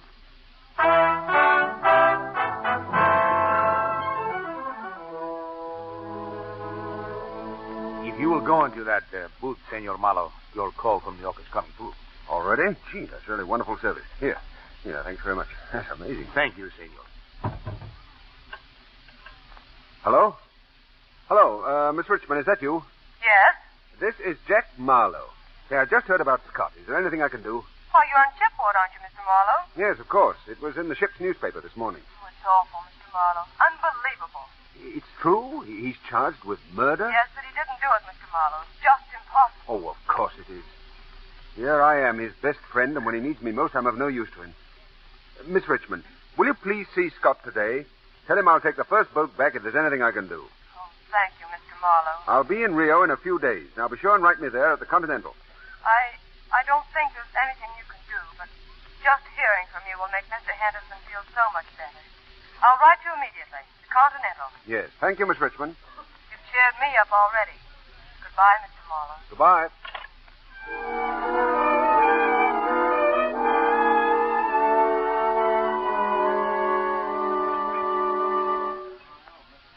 That's the Carter Cab Company garage? That's right. I phoned you about a driver named Mike Ferlano. Oh, yeah. Mike, couple of gents to see you. Hey, what about? That's the driver, Inspector. You see? I see nothing yet, Henderson, except that you've got a very erratic memory. You want to see me? Yeah, did you have a haul last night from a bar called Anselmo's to the Casino Theater? Anselmo's? Let me see. Yeah, I did. Remember this man? Me? You remember me? It was him, huh? You tell us. Yeah, him. Was he alone? Yeah, I think so. There was a woman with me. You must have seen her. Hacking for 8 years gives a guy a memory. If he was with a woman, I'd have noticed. You're sure now? Sure, there was no dame with this guy in my cab last night. Thanks. All right, come along, Henderson. We got a date at the Casino Theater. Why can't they remember her? I tell you, she was with me both times, at the bar and in the cab. They recognized me. Why can't they remember her? Maybe because she wasn't there. That's a lie. She was. She was there. So we'll try the theater. That stuff you told me about her hat. Dames don't forget hats. Maybe that Montero dame can save your hide. Let's go. Now, who are these men? This man is the police inspector, Miss Montero. He wants to talk to you. It's important, Miss Montero. I'll only take a minute. This man, Scott Henderson. He saw your show last night. Now, do you remember a woman sitting with him wearing a hat like yours? A hat like mine? Oh, really? This is too funny. No woman wears hats like mine. But she did. And you kept looking at her. No. You go away. This really is insulting. I am an artiste. I sing, I dance. I do not watch my audience. Think, Miss Montero. It's very important. There. All my hats are there in the closet. You look. I see anything, Henderson? A lot of hats.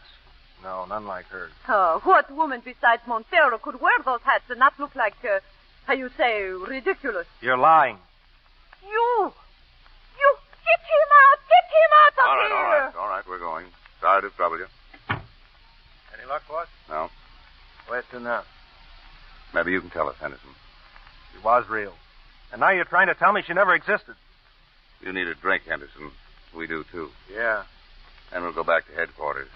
You better get some sleep and then get a good lawyer. You're going to need them both.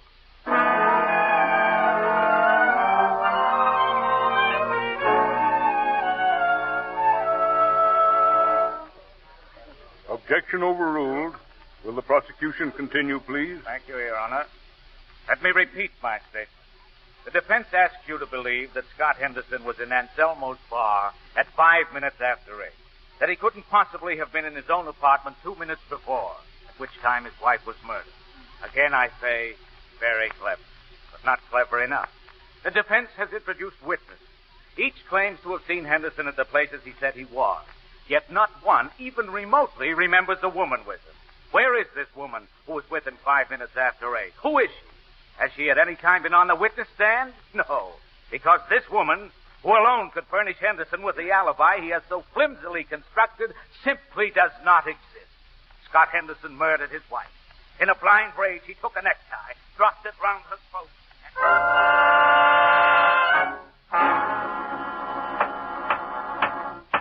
Will the foreman of the jury please stand? Ladies and gentlemen of the jury, have you reached a verdict? We have, Your Honor. We find the defendant guilty of murder in the first degree.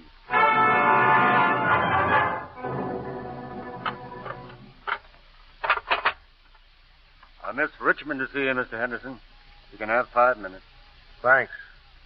Hello, Carol. Mr. Henderson. Oh, I don't know what to say.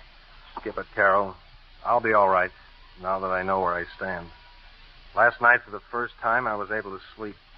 Surely you're going to appeal. With what? A set of old blueprints and my grandfather's watch? Well, it's a question of money. Oh, thanks, Carol. You're swell. No, it's not just the money. It's a question of that girl. I've done everything. Hired detectives, advertised on the radio, in the newspapers. Everything possible was done to find her. She simply vanished. Why don't you let me write Mr. Marlowe? Maybe he can think of something. I won't drag him back from Brazil. That's his big chance down there. And suppose I did. What good could he do? But you just can't let that verdict stand. You've got to fight. It's no use. If I'd been in that jury box, I'd have agreed with him. Somebody has to go on looking for her. Maybe there never was such a woman. Just my word against theirs. Maybe I just imagined it. Stop talking like that. You couldn't kill anybody. Thanks, Carol. That makes you a minority of one. Well, what about you? What are you going to do? I haven't decided yet. Well, whoever you work for will be a pretty lucky boss. If you keep your bobby pins off the floor and the seams in your stockings straight. If you don't, he'll fire you. Carol, if you feel like a train ride sometime, you might visit me again. I'll have a new address tomorrow. A big country estate up the Hudson River. I'll come. Of course I will. Thanks, Carol. Well, goodbye. Goodbye, Mr. Henderson.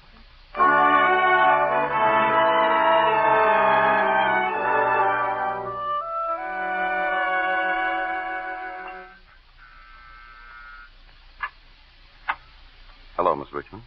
May I come in? What do you want? Don't you remember me? I'm a tired policeman named Burgess. You're very proud of yourself, aren't you? Not especially. Found a new job yet? No. I've got other things to do.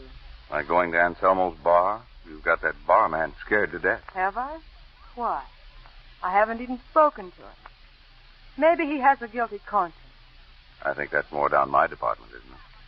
Maybe it is. But Mr. Henderson is all alone. No one to do a thing for him. He has no money, no friends. Well, I have to do something. You could have come to me. You forget, Inspector. I think Scott's innocent. You do? So do I. What?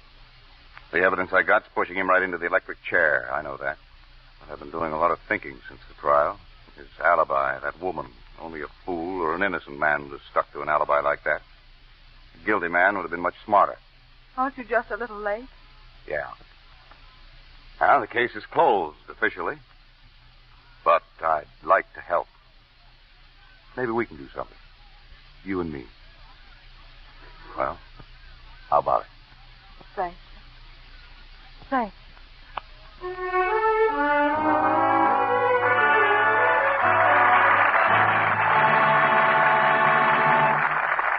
a few moments, Mr. DeMille presents Brian Ahern, Ella Raines, and Alan Curtis in Act Two of Phantom Lady. And now, a soldier and his girl. I sure hate to say goodnight, Mary. It's late and I do have to get up early, Jim. Never mind, dear. We'll see each other tomorrow. It's a long time off. Oh, gosh, I'm a lucky guy to have a girl as pretty as you, sweetheart. And a few minutes later... Oh, goodness, it is late. And am I sleepy? Little Mary mustn't neglect her beauty care. I want Jim to keep right on saying he likes my look. So now for my Lux Soap Facial. It's easy and quick. Turn on the water. Cover my face with plenty of nice, creamy lather. Work it in gently, but thoroughly. Rinse with warm water. Then splash on cold. Pat dry with a soft towel. Now when I touch my skin, it feels so fresh and soft. And it is.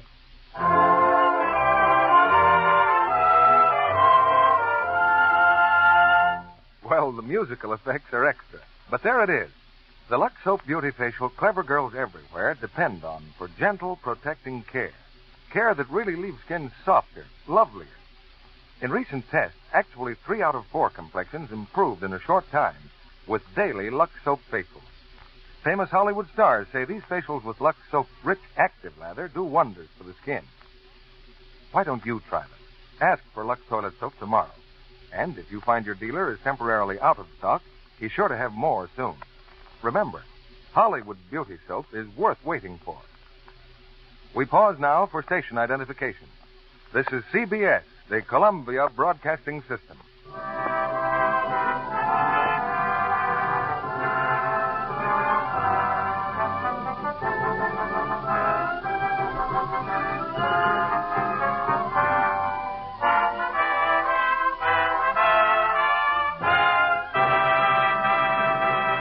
Act Two of The Phantom Lady, starring Brian Ahern as Jack, Ella Raines as Carol, and Alan Curtis as Scott Henderson.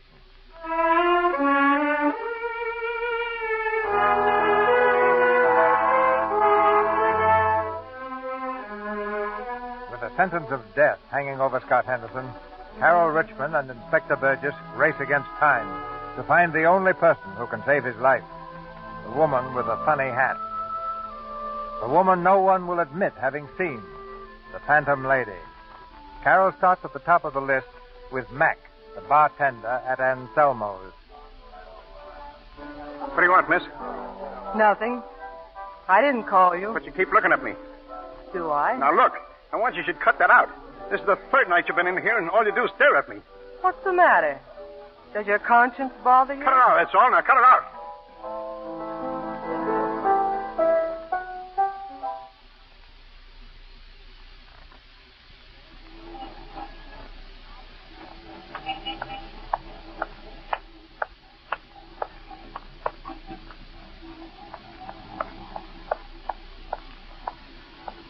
You've been following me all the way uptown. Yes. What's your idea? You've got something to tell me. No, now go on, beat it. It's late. Hey, miss, is that guy bothering you? No, it's all right. Scott Henderson's going to die. You can stop it. Now, you ain't talking, see? You ain't got nothing on me. Now, get out of here. Hey, what's he trying to do, miss? Start an argument? Let him alone. Okay, lady. Who bribed you, Mac? You want to find out anything? Ask the guy that did it to me. I gotta go home. Who was it, Mac? Let go of me. Let go of my coat. Mister! Yeah? I want to call the police. Will you hold on to this man for me? a pleasure, lady. Let go, me, do you hear? I don't know nothing. Let me alone. I'll get him, lady. He can't get far. Hey, please. Look out!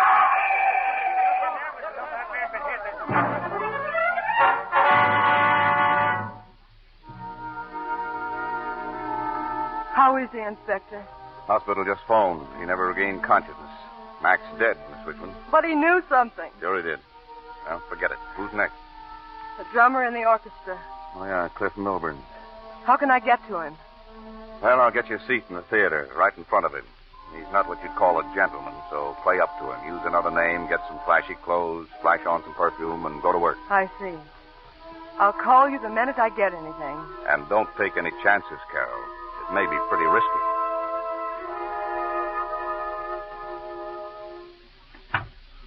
Well, this is it, baby. Gee, Cliff, I'll bet you think I'm off, letting you pick me up like that. Go on, forget it, baby. You go for me and I go for you. That's all that counts, huh? You're sure cute, Cliff. Hey, what do you know? You haven't even told me your name. See the initials on my purse? J.H. That stands for Jeannie, Cliff. Jeannie Harper. Jeannie Harper. Hey, you really go for me, don't you, baby? That's great. That's the way it should be. Yeah. But I think you're getting the wrong impression of me, Cliff. I shouldn't have let you bring me here. To your apartment. Why not? Oh, you know. Now, look. We'll have a drink. I'll change my clothes and I'll take you out dancing or something like I said. Yeah. I don't know why you want to change your clothes. I ain't dressed up. You stick with me, baby. I'll get you something real classy. Will you, Cliff? Will you? Just name Honest? it. Just name it. What do you want? Do you like this hat? I don't like it so much myself. I'll stake you to a carload of hats. Oh, Cliff, you're sure a swell guy. But you wouldn't know what sort of hat would look good on me. Guys don't bother about hats. Yeah. Me, I'm an authority. I get paid for knowing about hats. Yeah, Cliff? Yeah. So what do you mean? You can tell me, Cliff. Ain't I your friend? Bet your life, aren't you? Oh, brother, can you kiss? Yeah. What do you mean about getting paid for hats? Here, look. Boy, what a pile of dough. $500, baby. 500. Where'd you get dough like that, Cliff? Like I said, for knowing about hats. I don't get it, Cliff. Or maybe you'd rather not tell me. Some guy give me it. What for? That's for you, he said. $500 if you forget about the hat and the dame. No matter who asked you, say no. That's what he told me. Hey, you got a cigarette? Sure. Over there, in my purse. Thanks, kid. Thanks. Hey, what's this? I'll get them for you, Cliff. No, you stay there. In your place, this piece of paper. Homicide Bureau test. Cliff Milburn, top drummer. Casino Theater, 826. Address 498 West. Everything about me. They said somebody's after me. You made me believe you liked me. I do, Cliff. I do. I let you kiss me, didn't I? I came here, didn't I? You made me believe you liked me. Cliff, that paper don't mean nothing. Get away from that lamp. No, Cliff. No. I'll get you for this. You wish you never even... All right, turn the lights out, but you ain't getting out of here, you dirty little double-crosser.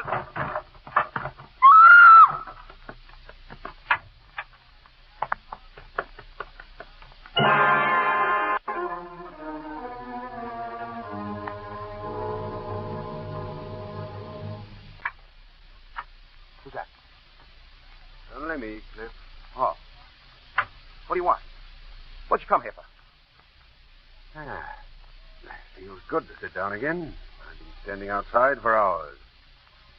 Waiting to see you, Cliff. I noticed you met a girl outside the theater tonight, Cliff. An exciting girl. She seemed to like you. You brought her here. Oh. Jeannie, yeah. She left a little while ago. Yeah, rather in a hurry, wasn't she? I see she left her purse. Yeah? I'll give it back to her. No, I'll take it, Cliff. Oh, here's initials. J.H. J for Jeannie? Harper. Jeannie Harper. That's her name. She was magnificent. She loathed you, but she went with you. She would have humiliated herself to make you talk. I didn't tell her nothing. Cliff, why lie? Here, you can have your dough back. It's almost all here. Now, come near me, please. What do you mean? What are you thinking about? About hands. About how interesting a pair of hands can be. They can trick melody out of a piano keyboard. They can mold beauty out of a piece of clay. They can bring back life to a dying child. Yes. A pair of hands can do inconceivable good. Sure. Sure. And yet the same pair of hands can do terrible evil. They can destroy, whip, torture, kill. I wish I didn't have to use my hands to hurt another human being. No. No. No! Don't make any noise, Cliff. No noise.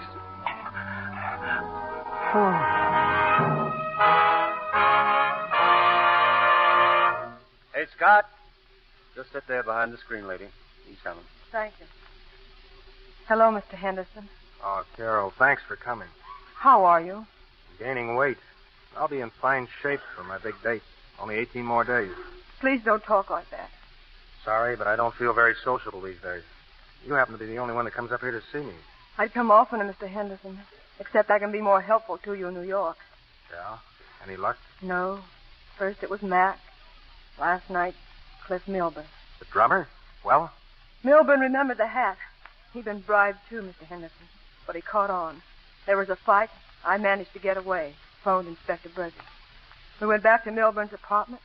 He was dead. Strangled. Carol. I tried, Mr. Henderson. No, Carol. You've got to promise to keep out of it. Let's not talk about it. You've got to promise me. I've got to do what I can. I won't let you. I'll write Burgess. And don't call me Mr. Henderson. Even the guards call me Scott. Look, I'm grateful. More grateful than you'll ever know, but you can't waste your time knocking your pretty head against the stone wall. You should be out having fun with some fellow. Don't tell me you're not in love, Carol. Well, look at you. I hit the nail right on the head. Now, come on. Who is he? My boss. Well, I didn't even know you had another job. Oh, gosh, that's fine. Yeah, that's swell. I think so. Now, tell me, who? Warden gave permission for another visitor, Scott. Who? Jack. Scotty. Jack Marlowe. Gosh, I'm glad to see you. When did you get in? This morning I flew in. Oh, hello, Miss Richmond. Mr. Marlowe. Scott, why didn't you send for me? There was nothing you could have done, Jack. Nothing. Well, I'm here now, and something's got to be done. Something will be done. Look, they give visitors only 5 minutes. Tell me, how was your trip? Are you famous? Did they like your work? You're in prison, and you want me to tell you what a good time I had in Brazil? Oh, Scott, I can't tell you how I feel. I want to know all about it. As for me, I'll take Carol back to New York with you. She can give you all the details. Come on now. What about you? Is that a date, Carol? I should say so. Okay, then. Well, they bought 5 subjects. See, they built a new park in Rio, and they wanted something...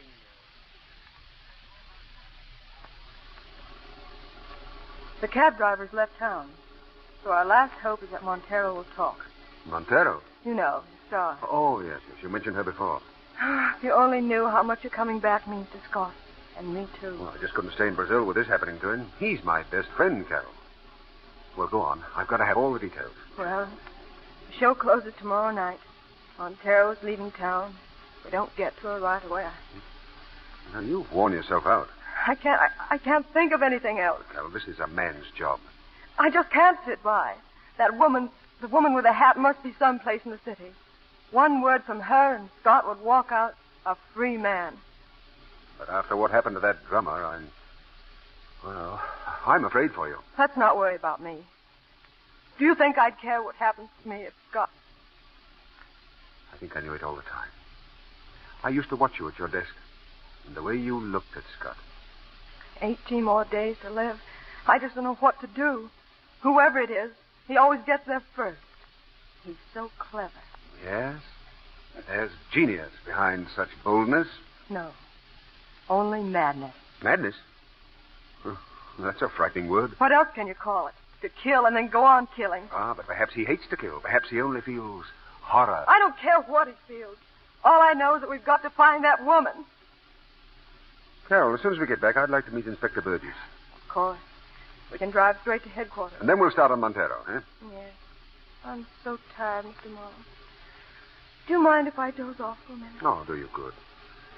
Jack. That's better. Yes? Why do you keep looking at your hand? My hat? Oh, I don't know. Habit, I guess. Always afraid something might happen to them. That would be bad for a sculptor. Yes. Yes, I need my hands.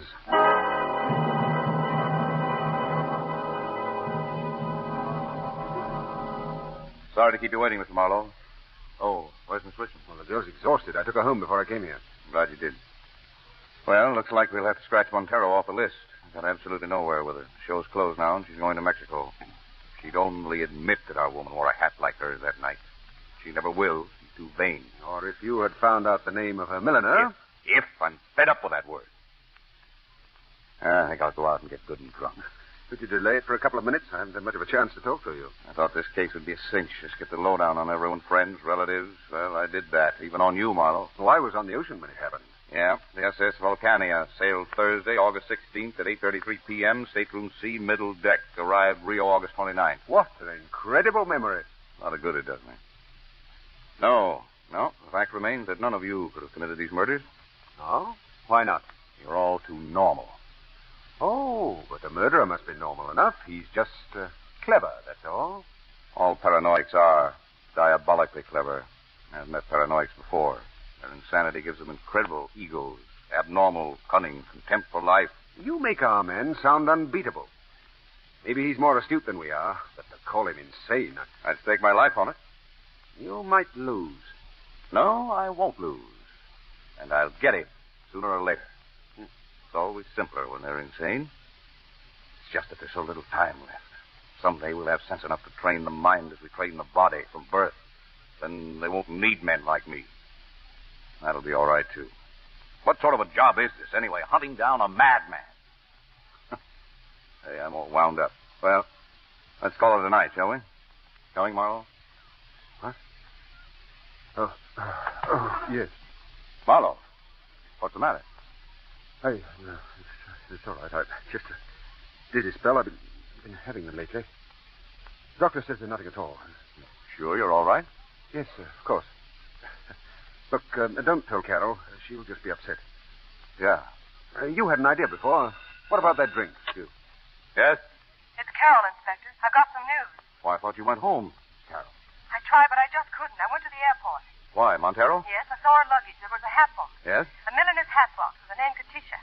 Tisha. A very exclusive hat shop, Madison Avenue. Can you meet me there in 15 minutes? You bet. Wonderful, Carol. Goodbye. Well, Mr. Marlowe, we've got a lead. Montero's milliner. Katisha, huh? Yeah, let's go. The commissioner wants to see you, boss. Well, tell him I'm not in. But he knows you are. It's the Vanzetti case, boss. Looks like we've got to go to Newark right away. Oh, yeah. All right. Tell him I'll be right in.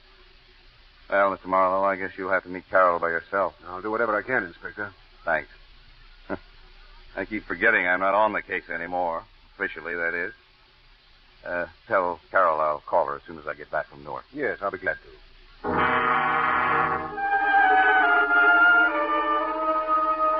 Our hats cost a lot of money, Mr. Marlowe. A good part of the price is to guarantee the client that her hat will be exclusive. Miss Richmond can understand that. That it will never be copied. At least not in this shop. Madame. Oh, come in, Peyton. You made a hat for Montero. Yes, Madame. Now I want the truth. Did you ever make a copy of this hat for anyone? Here's the original sketch. Oh, Madame, I'd never do a thing like that. I believe you, Peyton. There, Miss Richmond, you see? Please forgive me for asking, Miss Peyton. But if you can tell me anything at all about it. You see, a man is going to die. And I'm sorry. I just can't tell you anything. Thanks, Peyton. That's all. I'm sorry, Miss Richmond. Why, you look all in. How about going home, Carol? Oh, I tried so hard not to build up my hopes. Miss, Well, Peyton? Did you say a man's life? I mean, what has that got to do with a hat? Peyton, what are you trying to say? I copied the hat. She gave me $50. Who, Miss Baker? Who gave you $50? Miss Ann Terry. She's one of our regular customers. She saw the sketch of Montero's hat, and she asked me... You and I will talk about that later, young lady. Now sit down and give these people her name and address. Miss Terry is quite wealthy, Mr. Marlowe. She lives somewhere out in Long Island.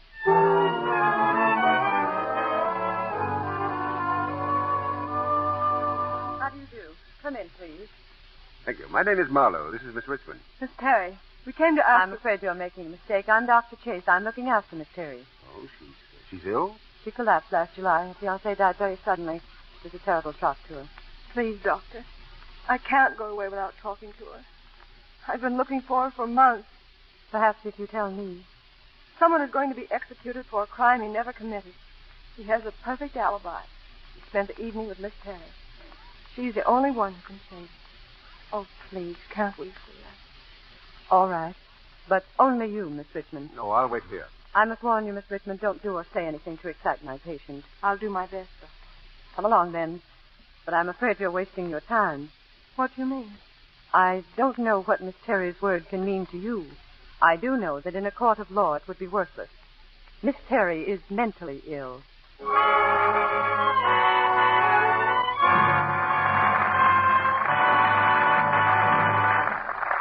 After a brief intermission, Mr. DeMille returns with Brian Ahern, Ella Raines, and Alan Curtis for Act 3 of The Phantom Lady.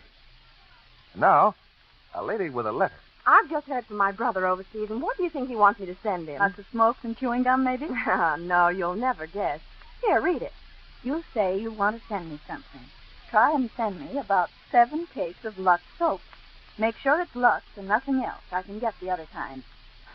Goodness, you'd better send off those cakes of Lux right away. I think he wants them. Now, that's a real letter. A letter actually received by the sister of a soldier in our combat engineers abroad. You may be sure those 7 cakes of Lux soap are on their way. We hope they reach him safely. One thing's certain. When they do, he's going to get real enjoyment out of using this fine white soap, like many another soldier and sailor. Did you know, Mr. Kennedy, that Lux soap is a bestseller in postage exchanges here and in the ship service stores? Yes, Sally, and it's easy to tell why.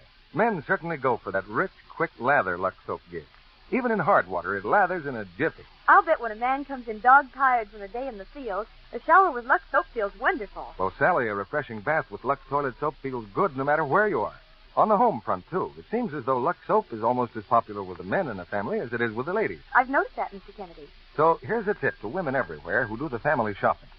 Why not let everyone at your house enjoy the real luxury of a daily Lux soap bath? It's a thrifty luxury because Lux toilet soap is hard milled, can be used to the last thin sliver. And always put your soap in a dish that's dry. Remember, it's patriotic to avoid waste. Now, our producer, Mr. DeMille. There'll be a curtain chat with our stars after the play. But now Act 3 of The Phantom Lady, starring Brian Ahern, Ella Raines, and Alan Curtis.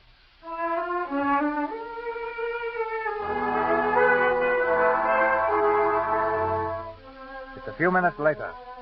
Carol is face to face with the Phantom Lady, only to see for herself that Anne Terry's mental condition makes it impossible for her to testify in Scott's behalf. In the fading ray of hope, only one glimmer is still alive. The hat. The Phantom Lady's punny hat. This is a lovely room, Miss Terry. It was my grandmother. She was very happy here. She married the man she loved. I'll never marry. Are you married? No. But you're in love.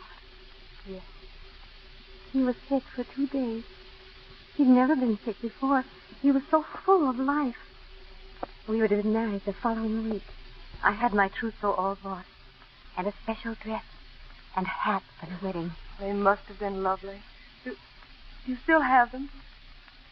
I don't want to talk anymore. Can't I see them, Miss Terry? I don't want... Yes. You may see them. They're in that closet. Thank you. Oh, how cute. He always said he loved my clothes. But he never saw these. And this hat, Miss Terry. It's beautiful. I wish I had a hat like this. Take it. Oh, no. But if you wouldn't mind, may I borrow it? I'll bring it back to you. You want to wear it for him? Yes. Is he nice? The man you love? Very. Then take it. Keep it. I don't want it. I don't want it either. Terry. Please don't cry.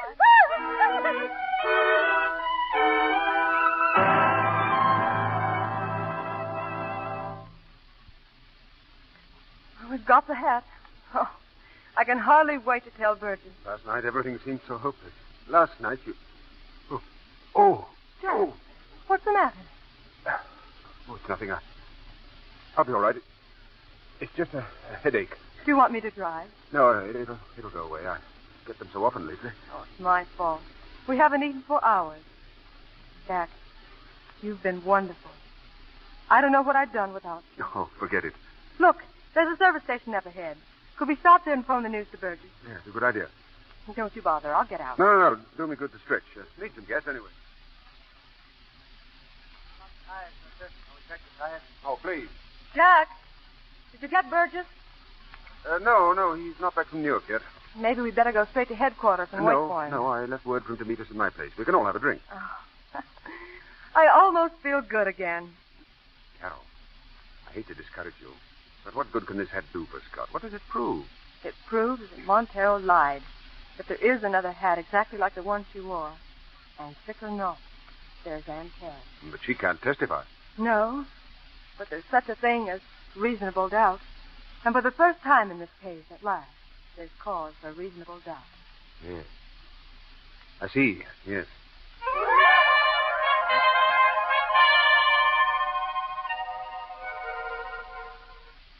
More coffee, Carol? Thanks. My, what a place you have here. You know, when I first came to New York, I lived for 2 weeks on nothing but coffee and sandwiches. My cooking brings back memories, huh? Yes. And then when I got my first job, I went out and bought the biggest dinner I could find. Oh, I was so happy. That's the way I feel tonight. Well, Burgess should be here by now. Yes. Look, how do you think this hat fits the statue of yours? Rather smart, don't you think? I've never heard you laugh before. Oh, Burgess will be so excited. I can hardly wait to tell him. Oh, Jack, isn't it wonderful? The silly hat. Save Scott. Burgess can reopen the case. He'll find the murderer this time. And I want to hear the court sentence him as they sentenced Scott. You hate him, don't you? I hate him. Oh. Your head again. Is that Oh, yes. Lie down on the couch, Jack. No, I'll be all right. No, I insist. Now do as I say. Come on. You can get some rest before Burgess comes. That's better. Oh, I'm a mess. Look at me. You stay there now, and I'll go inside and freshen up a bit. Do you mind? No. Go right ahead. Try to get some sleep, won't you? Yes.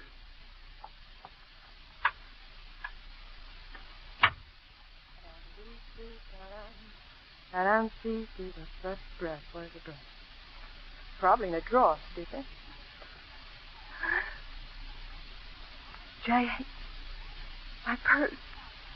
Homicide Bureau, Cliff Melvin. No.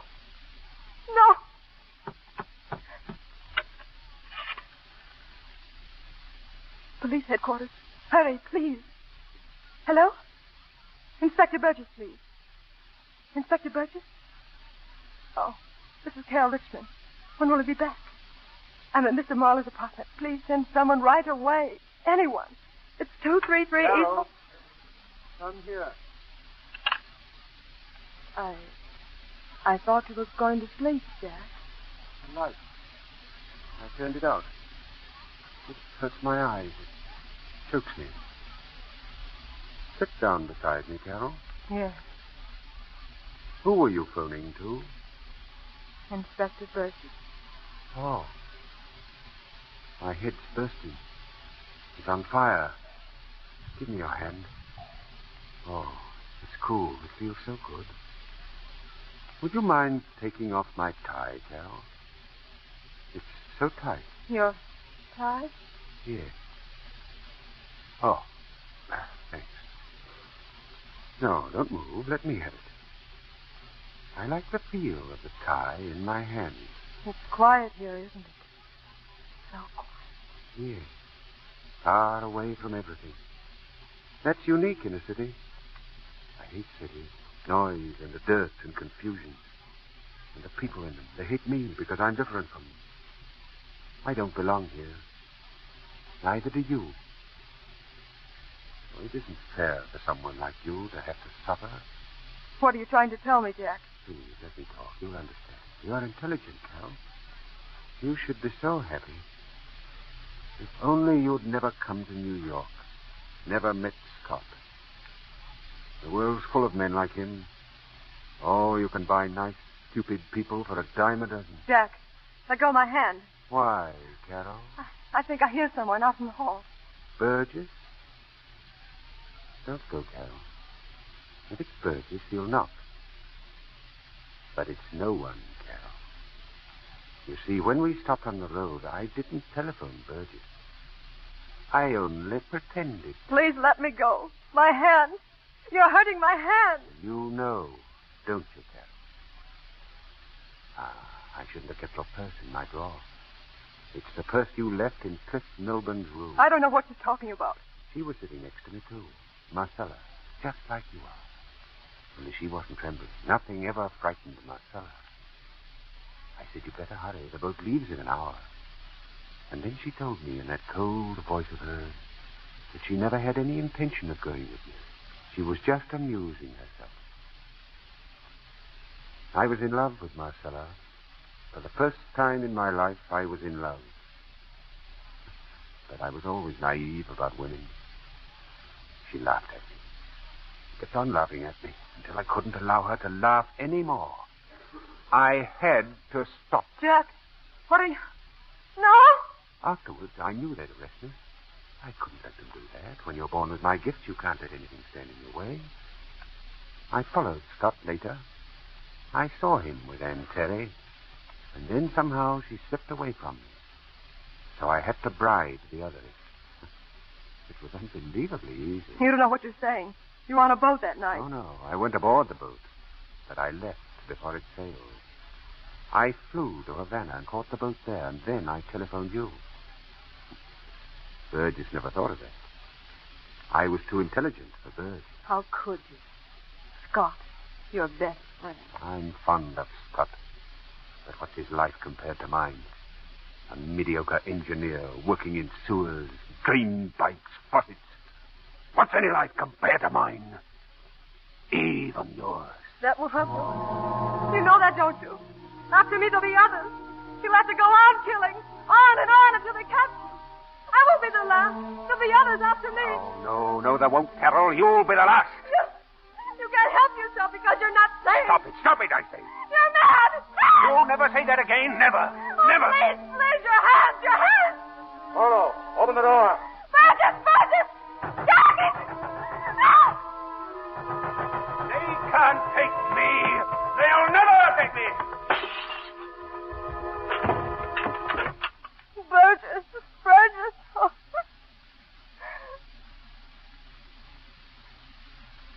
Feeling better? Yes. I'm all right now. How did you get here? Why am I alive? What kind of a cop do you think I am, Carol? What? I didn't go to Newark. That was a stall. After what happened to Cliff Milburn, I've been closer to you than a brother. Steele and I have been out there in the hall waiting.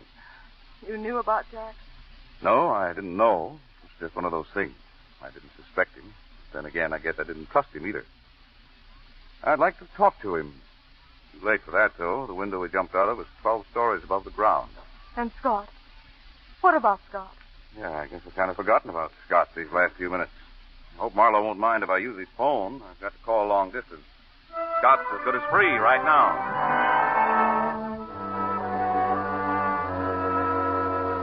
Good morning, Carol. Good morning, Scott. How do you like the new office? Oh, it's wonderful, but I can't stay. I'm seeing Kepler about the chemical plant. Can't stay? Uh-uh. Well, when will you be back? Might take all day. I can't tell. If I'm not back by 6, don't wait. Your first day back? By the way, I left instructions on the dictaphone. Very important. Take care of them for me, won't you? So long, Carol. I like that. Carol, old girl, you're really clever. Dictaphone. Oh, well. Let's get to work. Hello, Carol. Better call Mason and Follett right away and make an appointment for tomorrow. Sure. Renew my membership to the Architects Association. Did that yesterday. And this afternoon, go out and look for an apartment. Oh? The best we can afford. Huh? Don't hang up. No, you're having dinner with me tonight. I am. And tomorrow night. And the next night. And then every night. Every night. Every night. Every night.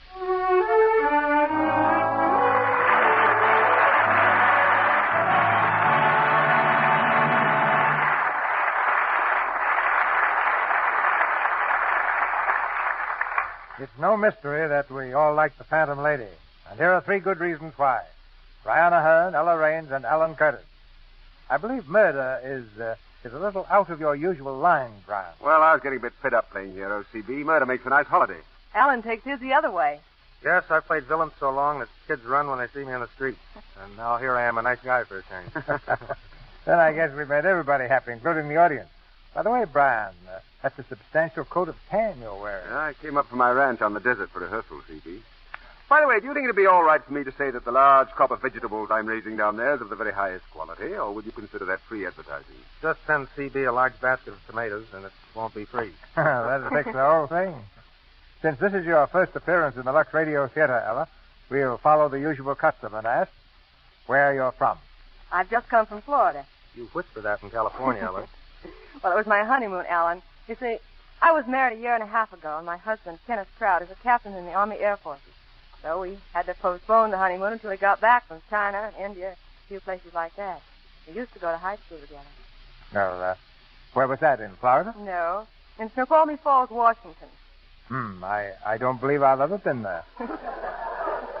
But I like the name. Did you do any acting in Snoqualmie Falls? Well, yes. But in our backyard theater, all salaries were paid in bubble gum. Oh, then you're right at home. CB plays all salaries in soap. Really?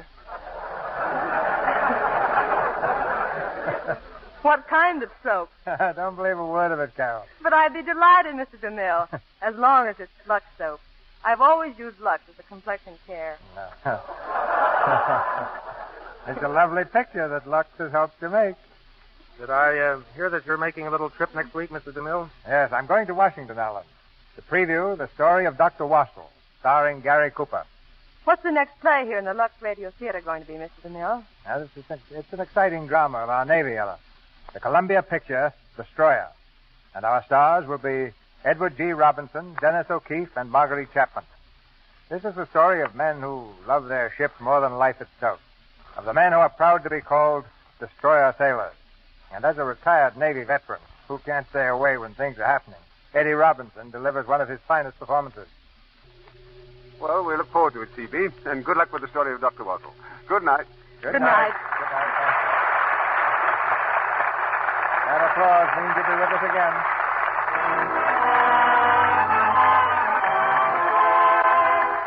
Our sponsors, the makers of Lux Toilet Soap, join me in inviting you to be with us again next Monday night when the Lux Radio Theater presents Edward G. Robinson, Dennis O'Keefe, and Marguerite Chapman in Destroyer. This is Cecil B. DeMille saying good night to you from Hollywood.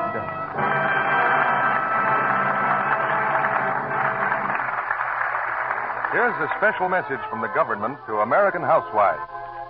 Don't throw away a single drop of waste kitchen fat, no matter how black or burnt. They're needed to make life-saving medicines for our soldiers. Pour waste fats in a tin can. Take it to your meat dealer as soon as it's full, and he'll give you 4 cents and 2 extra red ration points for every pound you bring in. Don't put it off. The need is urgent.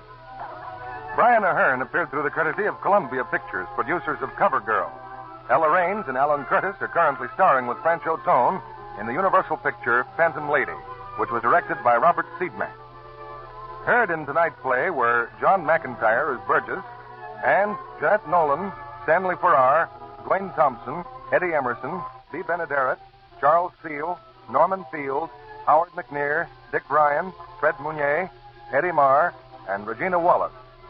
This program is broadcast to our fighting forces overseas through cooperation with the Armed Forces Radio Service. And this is your announcer, John M. Kennedy, reminding you to tune in again next Monday night to hear Edward G. Robinson, Dennis O'Keefe, and Marguerite Chapman in Destroyer.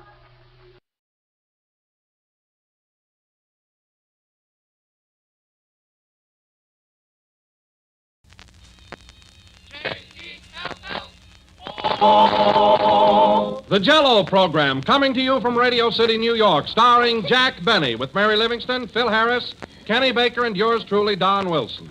The orchestra opens the program with For No Rhyme or Reason.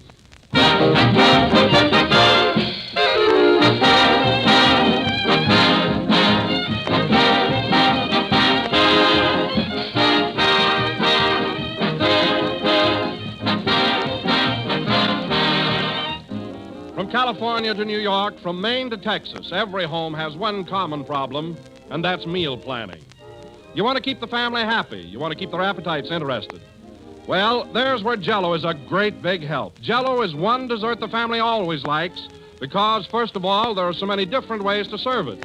With fruits or nuts or whipped cream, molded in shimmering layers of 2 and 3 lovely colors, or just served perfectly plain. A grand dessert any time. And second, and most important, Jell-O tastes so delicious. It's a new treat every time, for Jell-O brings you that extra rich fruit flavor, a wonderful real fruit goodness that makes every Jell-O dish a triumph. Just be sure to get genuine Jell-O when you buy if you want to enjoy Jell-O's delicious extra rich fruit flavor. Look for the big red letters on the box. They spell Jell-O.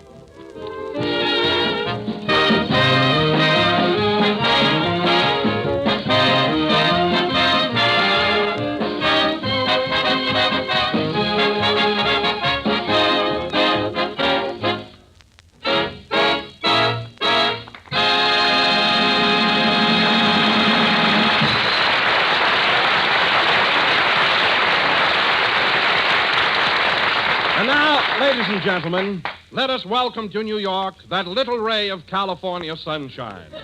That shivering, quivering, ice-kissed comedian, Jack Benny.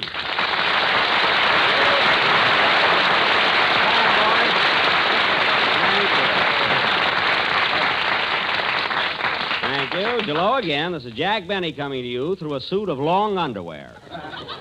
And, Don, it's sure great to be back in New York again, but, boy, this cold weather is really too much for me. Oh, Jack, I'll admit it has been pretty cold, but it's certainly much warmer today. I know that, Don, but I defrost very slowly. You know, coming from California, my blood happens to be thin, what there is of it. Oh. I can hardly stand it. I know how you feel, Jack. After the sun goes down, it does get pretty frigid. Frigid? Why, Don, the other night I slept under 6 blankets. I felt like the bottom wheat cake. But cold or no cold, it's good to be back in old Manhattan. Huh? Well, tell me, Jack, you've been in town now since Thursday. What have you been doing with yourself? Oh, I've had a lot of fun, Don. I saw some shows, went to a couple of nightclubs, and last night I was invited over to Fred Allen's apartment for dinner. Oh, Fred Allen, huh? Yeah, he and I are pretty good friends now, you know. Well, I'm glad to hear it. Has Fred got a nice apartment? Oh, how could I tell, Don, with all that laundry hanging in the living room?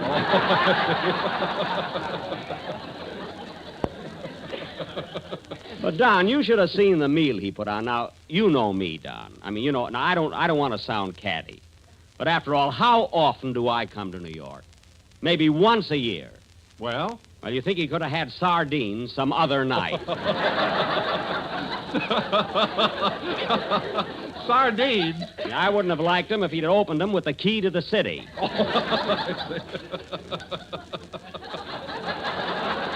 really? I got even with him, though. When I left, I took 3 spoons back to the automat. Wait till he finds that out. Huh? Gee, it doesn't seem possible that Fred would invite you to dinner and serve that kind of a meal. Well, he did. And wait a minute. Here's the payoff. No, the only ones there were Fred, Portland, Mary, and myself.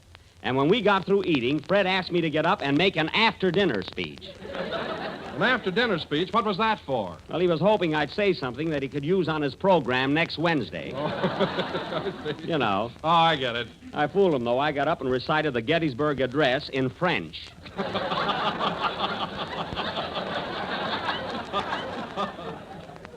Let him use that.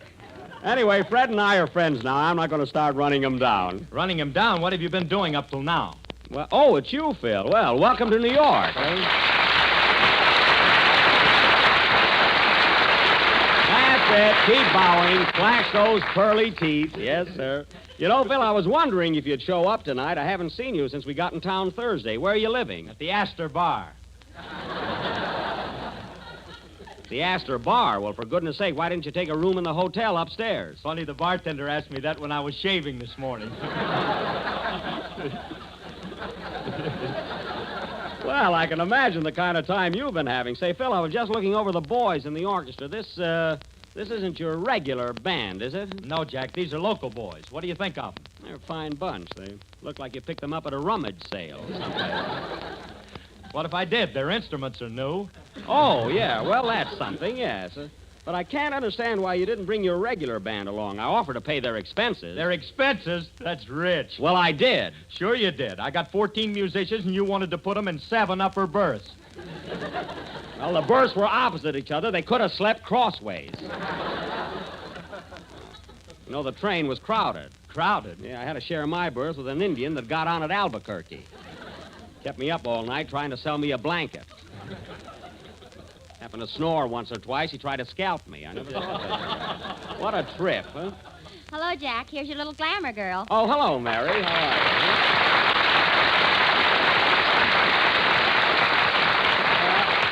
you? That's it, Mary. Keep bowing. Show your silly hat.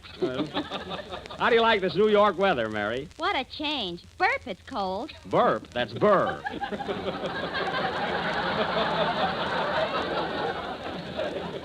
Burp.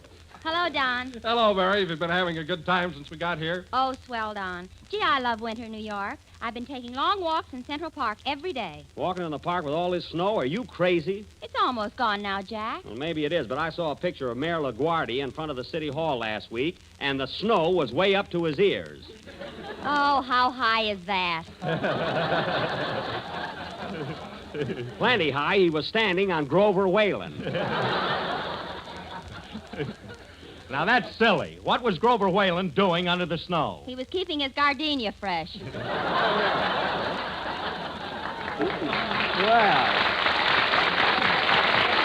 Well, thanks, Mary. I'd have never thought of that. Well, anyway, you can all have this winter weather. Every time I go out of the hotel, I just about freeze. Well, no wonder you came from California without an overcoat. Why don't you buy one? Oh, we're only going to be here a couple of weeks, say. Why spend $50 or $60, you know? That's right. You can get a can of Sterno for a dime. Yeah.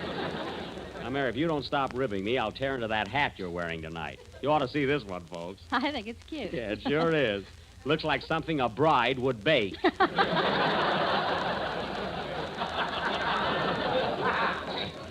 That's what the girl in the store said. Well, she was sure clicking. Say, Phil, we got a long show to do. How about a number? Huh? Okay, Jackson. Okay. Hold it a minute. Come in. Oh, how do you do? Hello, Jack. Are you busy? Well, miss, right now I'm... Oh, for heaven's sake, I'll be doggone. Rosie Nicholson. That's me. Well, gee whiz. Come in. What a surprise. Hey, fellas, this is Rosie Nicholson, a girl I used to go with when I lived here. How do you do? Hiya, Rosie. Mary, this is an old sweetheart of mine. Oh, yeah? Well, Rosie, Rosie, I haven't seen you in years. I knew you were in town, Jack, so I just thought I'd come up and say hello. Well, I'm glad you did. You're looking great. But, Rosie, you've gained a little weight, haven't you? Yeah, now I go with a guy that feeds me.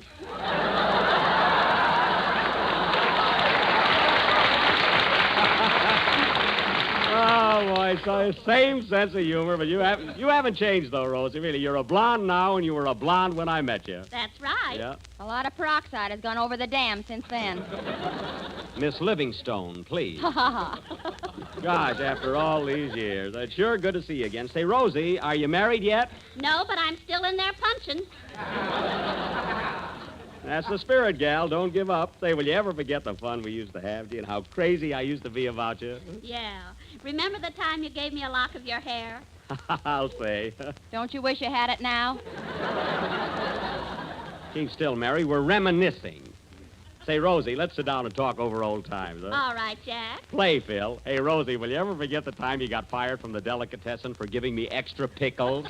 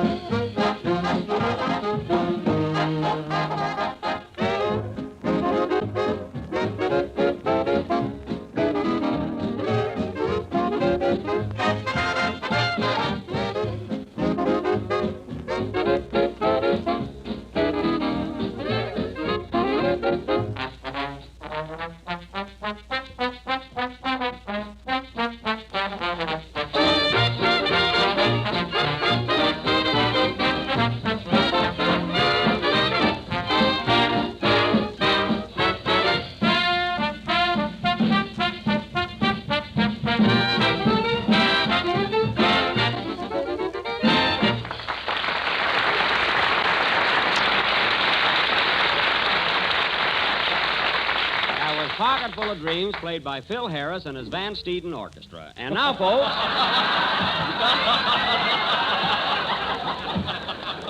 and now... and now, folks, Don Wilson... Don Wilson has an announcement of great importance to make. Take it, Don. Ladies and gentlemen, the scene is the residence of Mr. and Mrs. Homer T. Griddle in the thriving little town of East Orange, New Jersey. They've just finished their roast beef and are now enjoying their dessert. Let us tune in and hear what they have to say about our product.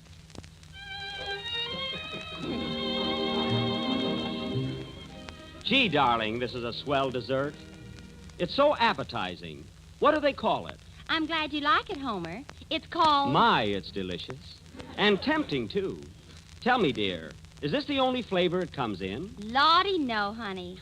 This economical dessert comes in... Well, it's simply wonderful. I hope you serve it often. Oh, sweetheart, is there any way of telling this from other similar desserts? Yes, indeedy, precious. All you have to do is look for the... Well, I must run along now. I have an appointment at the office. Where is your office? It doesn't say here. Goodbye, dear. Goodbye.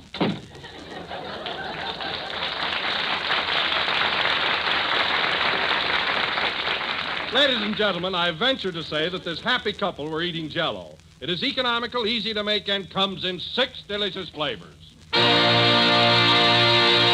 And now, folks, to resume in a lighter vein, tonight as we are visiting to New York, we are going to present an original murder mystery.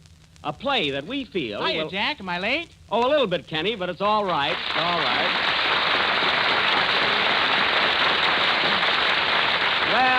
Well, look at those rosy cheeks. Say, Kenny, how do you like this kind of weather? It's a little different from Glendale, isn't it? Huh? I'll say it is. And you know, Jack, this is the first time I've ever seen snow. Well, it looks beautiful, doesn't it? It tastes good, too.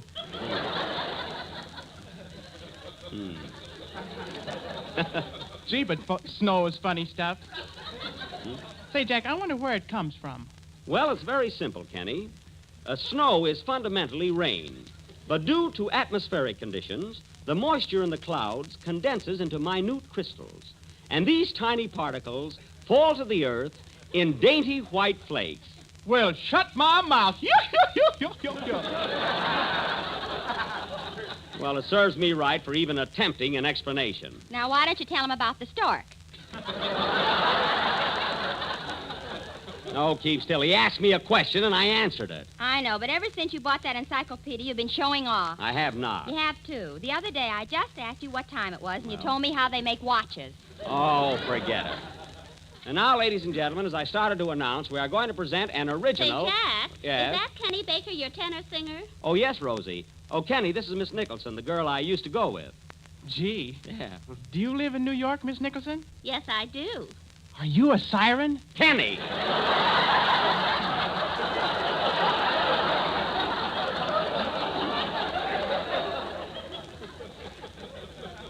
You'll have to excuse him, Rosie. He's been reading the wrong kind of magazines.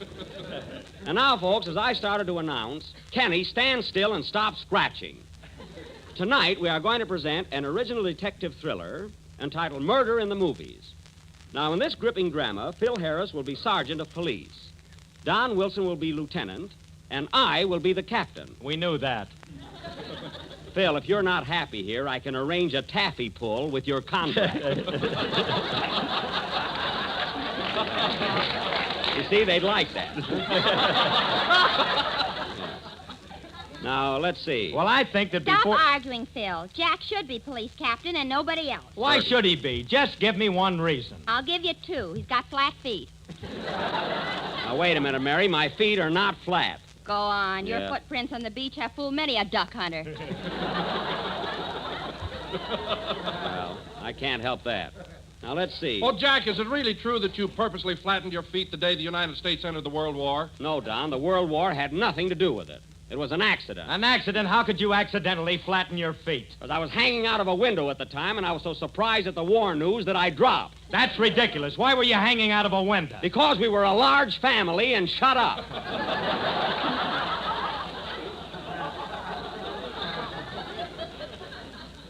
Let me ask you something, Phil. Where were you during the World War? I was in kindergarten.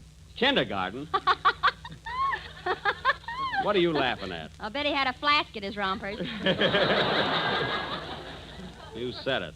Any guy that'll put on rompers just to avoid being shot, I have no sympathy for. Now, getting back to our play, I will be the captain, and Kenny, you work in a moving picture theater, so you're a ticket taker. Okay. Can I wear my new galoshes? No, Kenny, and incidentally, you're not supposed to wear galoshes indoors, so take them right off. What, and go barefooted? Barefooted? Kenny, you mean to tell me you haven't got shoes under those galoshes? What do you think I am, a sissy? Well, you got a high voice, if that's what you mean. Now, Mary, you're going to work in the same moving picture theater. You're a cashier. That's me, Shortchange Livingston. Well, there'll be none of that. And now, folks, our play, Murder in the Movies, will go on immediately after Kenny's song. Are you ready, Kenny? Yeah. Well, go ahead. And stop that scratching. Are you wearing long underwear or have you been to the flea circus? Both. Oh, you poor kid. Sing.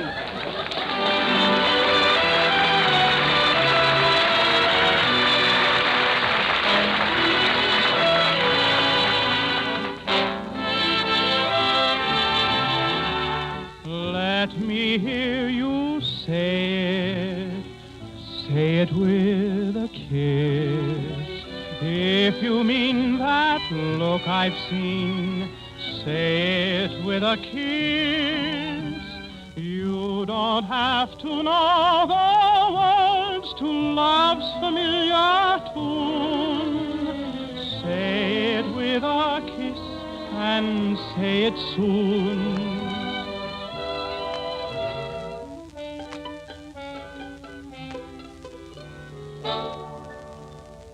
My eyes have looked at you and found you fair. My heart's been asking me if you could care. And now my heart and I are standing by. We await your reply. Let me hear you say it with a kiss. If you mean that look I've seen, say it with a kiss. There is wine and candles shine and music in your lips, magic in the touch of your fingertips. Words may not convey, say it with a kiss, and your look might speak a book that my eyes might miss. You don't have to know the words to love's familiar tune. Say it with a kiss and say it so.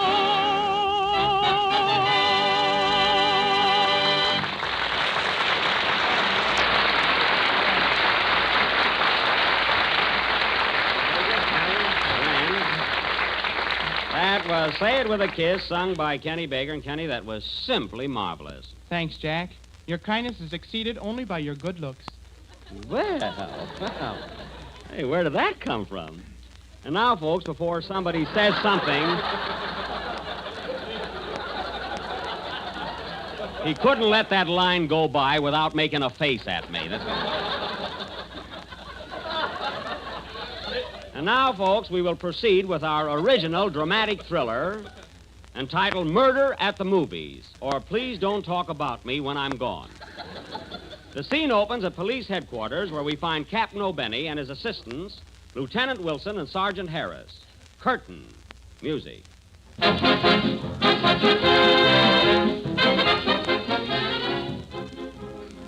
Now listen, men. Things are going from bad to worse. The chief just called me up and said we better clean up the crooks in this district or else. Oh, we're doing all right. Doing all right. Now listen, Harris. You were on duty in Central Park last night when two men stole an elephant from the zoo. And you let them get away with it. Well, they told me they were Barnum and Bailey. I wouldn't care if they were Damon and Pythias. Which they probably were. Well, I'm sorry, Chief. Sorry. And you, Wilson, you're a fine-looking policeman. Why are you wearing your badge on the seat of your pants? The patch fell off. Oh. Well, listen, fellas, I want action around here. Action. I'll fill this jail if I have to serve $1 dinner.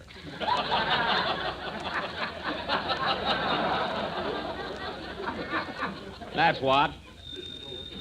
I'll take it. Hello, police headquarters. Hello, police headquarters.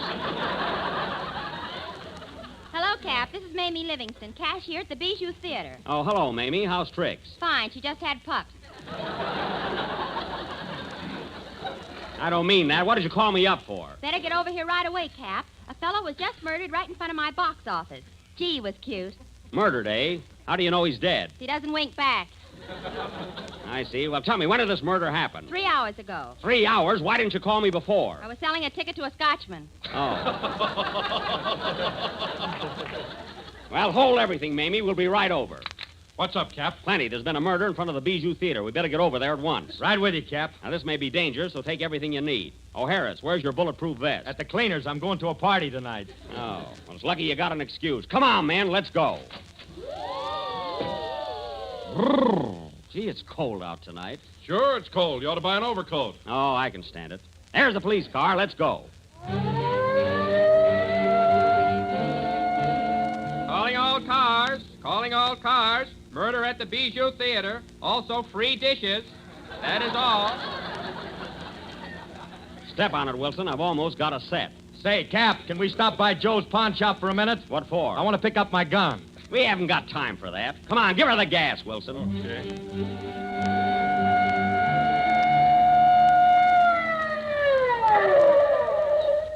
Here's the place, fellas.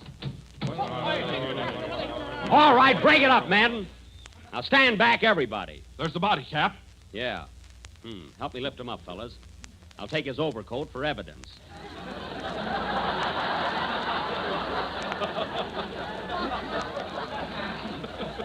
Evidence? Shut up.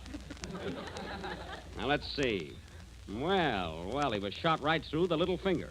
Little finger? How could that kill him? He was scratching his head at the time. There's Mamie in the box office. I'll get the lowdown from her. Hello, Mamie. Hello, Cap. I'm glad you got here. Now, listen, Mamie. Now, tell me all you know about this murder. Well, Cap, I was sitting here selling tickets when all of a sudden... How many, please? 2 on the balcony. Thank you. All right, Mamie, all right. What happened? Well, anyway, I heard a shot, and all of a sudden... How many, please? 6. I want to lie down.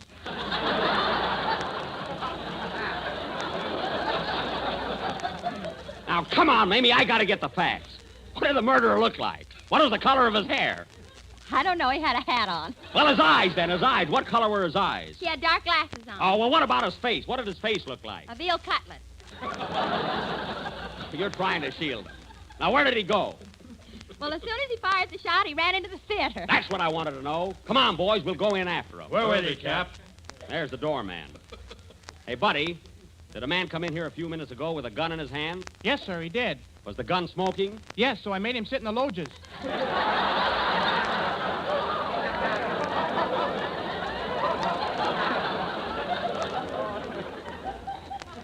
You hear that? Now, let's go in, men. This is a cinch. Oh, I'm sorry, mister, but you fellows will have to have tickets. Tickets? We're the police, and we're after a criminal. Here, look at our badges. They're very pretty, but you gotta have tickets. Oh, all right. Hey, Wilson, buy 3 tickets. Okay. Now, see here, buddy. Did you get a good look at the murderer? Yes.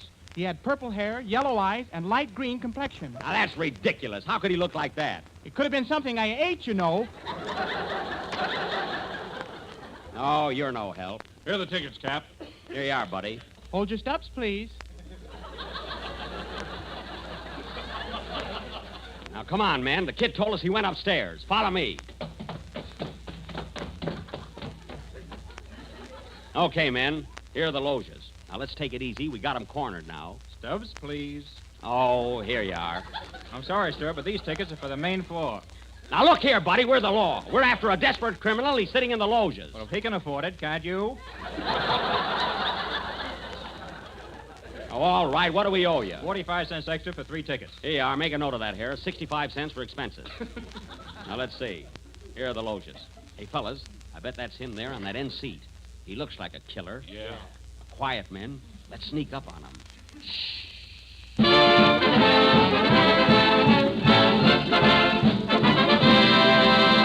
Oh, darn it, there's the newsreel. Philadelphia, Pennsylvania.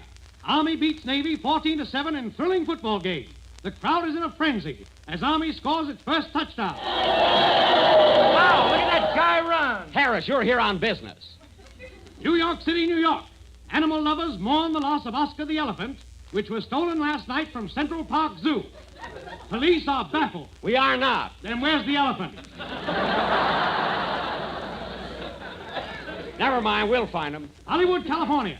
Bevy of beautiful girls arrive in Hollywood to take part in beauty contest. Look at those gorgeous creatures as they step off the plane.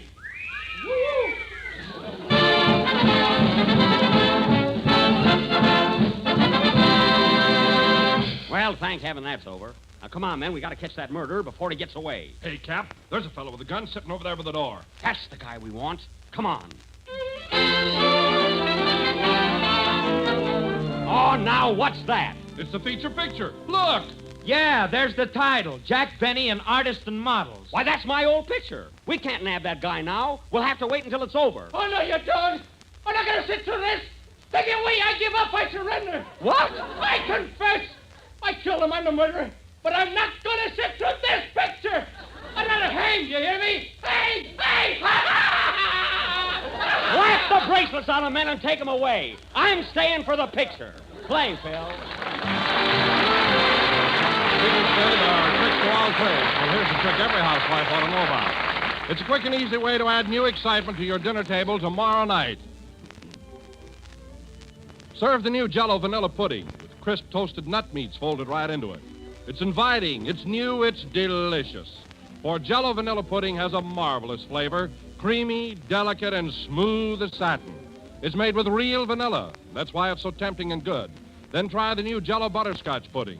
It's just as delicious as the vanilla, for it's rich with old-fashioned butterscotch flavor, a flavor your whole family will love. And it has a golden taffy color that makes you hungry just to look at it. And then try Jell-O chocolate pudding. Every bit as tempting as the kind that Mother used to make, but far quicker and easier.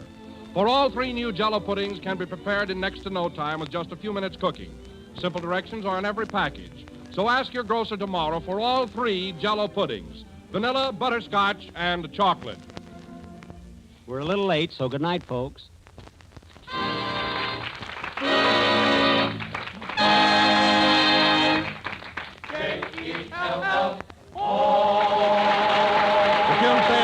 Is from Going Places. Kenny Baker appears on the Jell-O program for courtesy of Marvin Leroy Productions. This is the National Broadcasting Company. Stay tuned for Mystery Theater.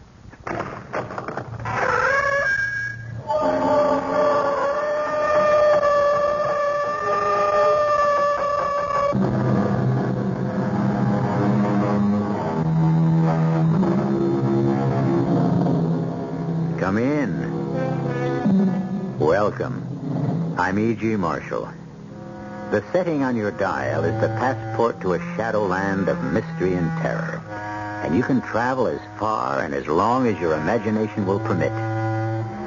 In ancient times, evil was usually the work of people who were monstrous, grotesque, and psychotic. Today's perpetrators, for the most part, are quite banal. Many of them lead what can only be described as normal lives. Some of them have achieved such heights of respectability that their deeds are no longer considered evil. No, for the good old days when villains were villains and performed with style and flair.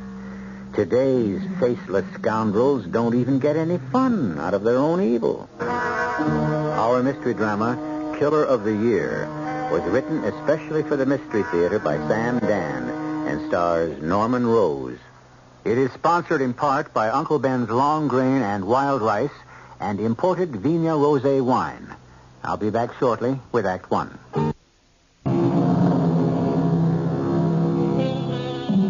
Evil. What's evil? Since the beginning of the human race, men have speculated on the nature of evil. saints, philosophers, psychologists, all have deliberated, and still the answer eludes us. In this enlightened century, will science finally solve the problem? Shall we discover that evil is actually a virus, a disease that infects its victims at random? Impossible, you say? Perhaps. But how do you account for the fact that so many people are suddenly stricken? So many of the most unlikely people. People like Harry Johnson. Turn around, Harry. Let me look at you. Oh, no, dear. The gold cufflink. Well, that's too formal. Well, it's a formal occasion. All right. Who rang the bell before? Oh, it was a telegram. The president of your own company, Mr. G.G. Gresham himself. Well, what do you think of that? I don't know. What am I supposed to think of it? Well, don't you even want to read it? Oh, you read it. Oh, all right. Congratulations. You are a credit to the corporation. Signed, G.G. Gresham. Ah. Well? Well, what? Do you realize what this means? Mr. Gresham himself, all the way out in Chicago. Mr. Gresham, who personally runs a $500 million corporation, knows about you, knows about the award, and is personal. Mr. Gresham has a PR department which handles this kind of nonsense. Oh, why do you call it nonsense? Because he couldn't care less. I beg to differ, Harry. When one of his executives... To him, I'm an employee. ...wins the Man of the Year award... In a tank town like Danvers Corners. This happens to be the county seat, and it's the third largest city in the state. Hey, let's hear it for Danvers Corners. Oh, don't pretend to be cynical, Harry, because you're not. My dear, I never set out to win this award. I mean, it wasn't deliberate. I didn't plan it. It wasn't part of a campaign to do myself some good. Well, it's recognition of the fact that you... I'm not after recognition.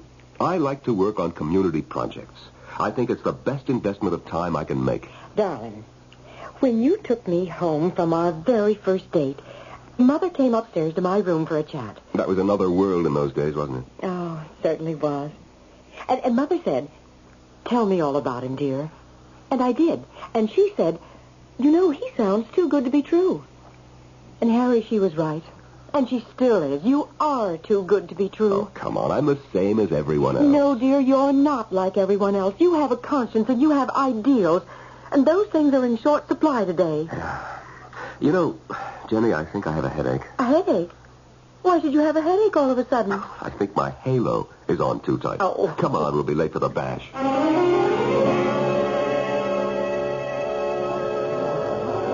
Hey, Man of the Year, buddy. This is the first chance I've had to offer my congratulations. Thank you, Pete. Great dinner. Great speech.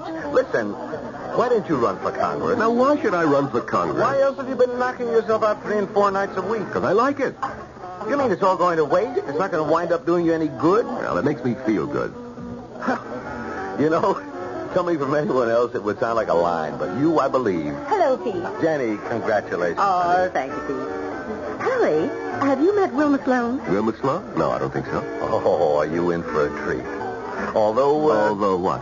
You're so thoroughly married, you probably couldn't enjoy the sight of another beautiful woman. I'll introduce you, dear. Confident Jenny. Who is she?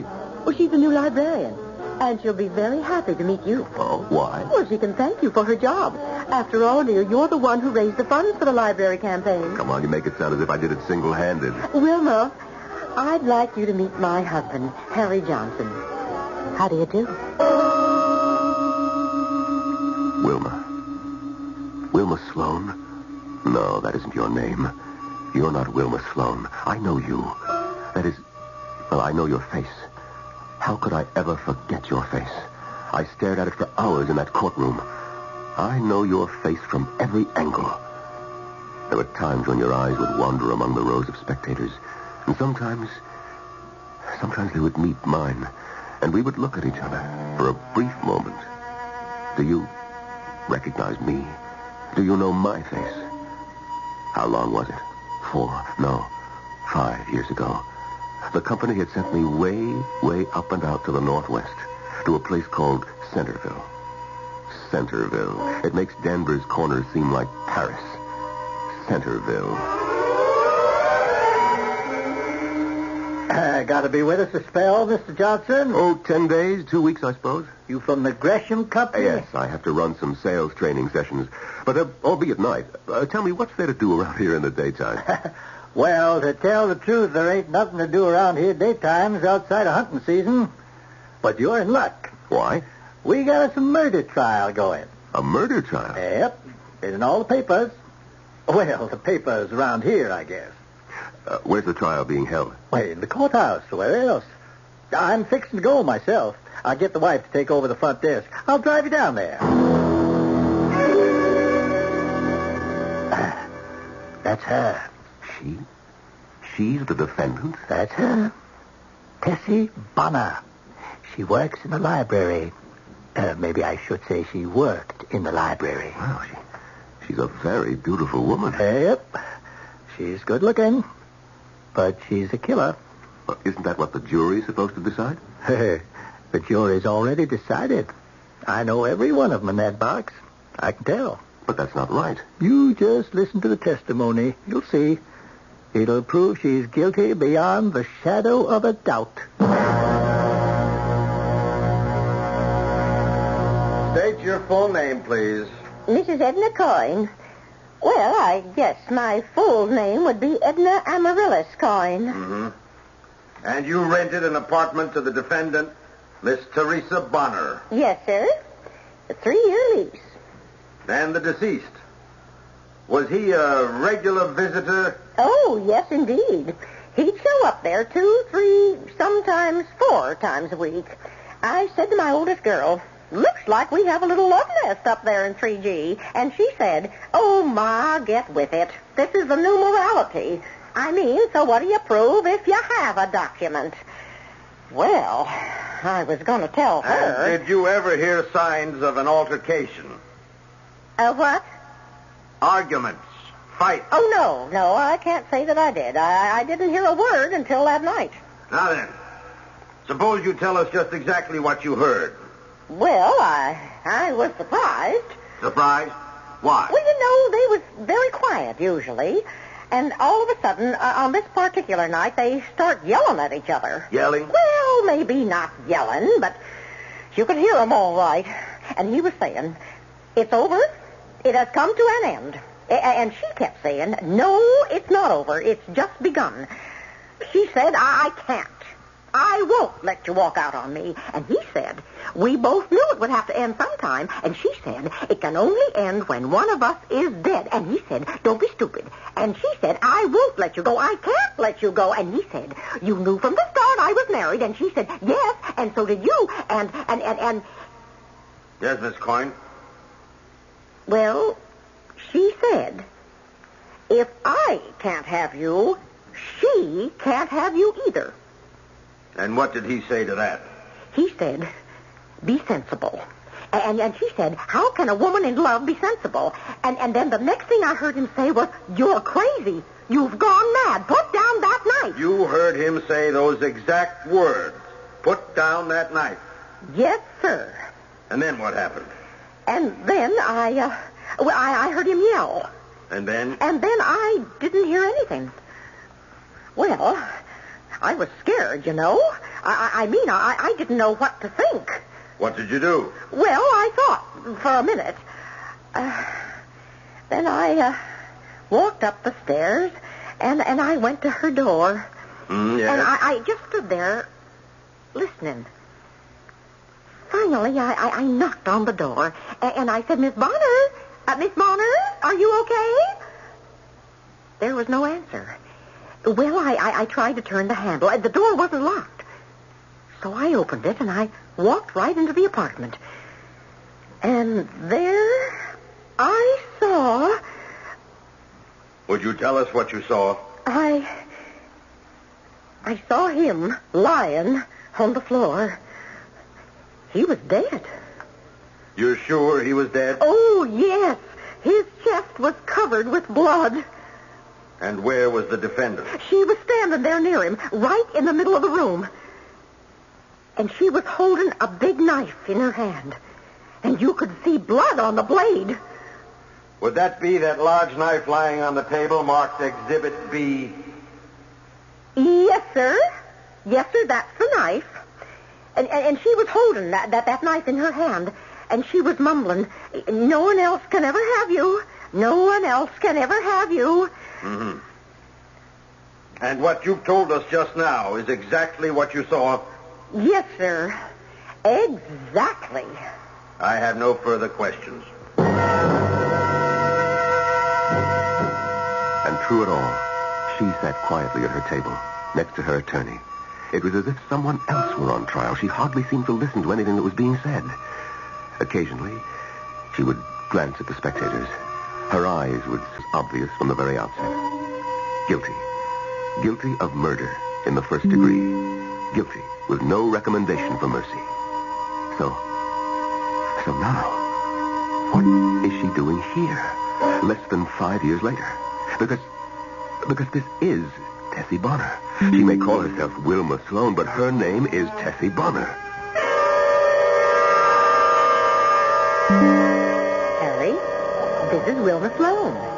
How do you do? Congratulations, Mr. Johnson. Wilma, you said I could have the next dance. How are you at keeping promises? I never broke one yet. Now, if you good people will excuse us. They make a handsome couple, don't they, Harry? Oh, what? I said Pete and Wilma Sloane make a good-looking couple, don't they? Oh, yes. Oh, she's such a beautiful girl, isn't she? Yes, Jenny. Lovely. Lovely. If you like a girl who knows how to use a knife. But is she the same one? Harry is absolutely certain. But if she's the same one, what indeed is she doing here? The state where she was tried still has the death penalty. At the very least, she should be in jail for a long, long time. Well, you'll only have to wait a short time till I return with some answers in Act 2. Although Harry Johnson has raised considerable funds for the town library, he rarely goes there himself.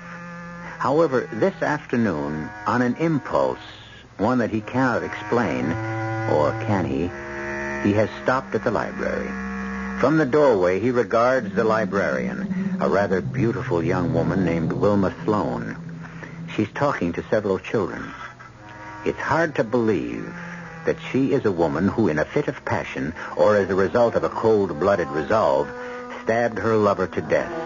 But she did, some 5 years ago, in a state 1,000 miles away. And she has been tried and convicted for murder. And the question is, what is she doing here? Harry Johnson wants to know the answer, but evidently not now. And so he turns away and walks down the library steps to the street. Harry, want a lift? Sure thing. Thanks, Pete. You know, if anybody were to ask me where they could find Harry Johnson, I'd answer try the library. Just what's that supposed to mean, Pete? Don't have an affair with her, Harry. What? You heard me. Don't have an affair with whom? With Wilma Sloane. Oh, come on, Pete. What's gotten into you? The problem is not what's gotten into me, but what's gotten into you. Pete, you're either crazy or... Or what? Well, I don't know. Look, what are you driving at? What I'm driving at is that man is not naturally monogamous. Oh, let's not start this nonsense That's again. why I never got married. You may be deeply in love with a woman, but suddenly someone happens along and... And what? And you're gone. I think that's ridiculous. It probably is. But unfortunately, it happens. And it happened to you last night. Pete, I wish you would tell me what you're talking about. I'm talking about Wilma Sloane. What about Wilma Sloane? All right, let's do it in steps, huh? Last night you were introduced to her. One look at your face convinced me. Convinced you of what? Convinced me I'd better ask her to dance so I could get her away from you. And have her for yourself, no doubt. Don't get me wrong. I'd take her if I could get her. But she's not for me. I know. See, I'm an expert in these affairs. Oh, so modest. Look, you may disapprove of my attitude toward life and love, but I do have both experience and expertise. So I took her away from where you and Jenny were standing before... Before what? Before what you were thinking. Before that look on your face could become obvious to everyone else, including my poor dear sister. You know, I think that you are crazy. Yeah. And so now it's the afternoon of the next day, the late afternoon. I'm downtown. I stopped for a traffic light. Idly, I glanced toward the library steps, thinking, of course, of that delectable new librarian. When who do I see walking up the steps? Why, my most faithful brother-in-law, Harry. A man whose rectitude has just earned him the Man of the Year award here in Danvers Corners. Oh, I can explain that. But I can explain it better. You walked up the steps. You paused. You're new at this business. You don't quite know how to go about it. So at the last minute, you lost your nerve and beat a hasty retreat. But, Pete, not one word of what you say is true. But you'll come back again.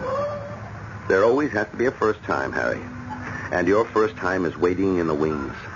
Or I should say, behind the desk. Harry, don't do it. I have no intention of... You think you don't. Pete, if you don't mind, I insist that we change the subject. Why? Is it so painful? No, it's ridiculous. Then why are you becoming so excited? I'm not excited. But what are you? Pete, look, I'm very much in love with my wife. Your kind of guy needs watching. Well, don't judge everybody's morality by your own. What were you doing at the library? I thought I needed a certain book. And then... Well, then I remembered that I had it in the house. Sure. It's true. Do you know what Nero said about truth? He said the truth is whatever you want it to be. I must say you choose a strange model. But that's where you are right now, Harry. And don't say I didn't warn you.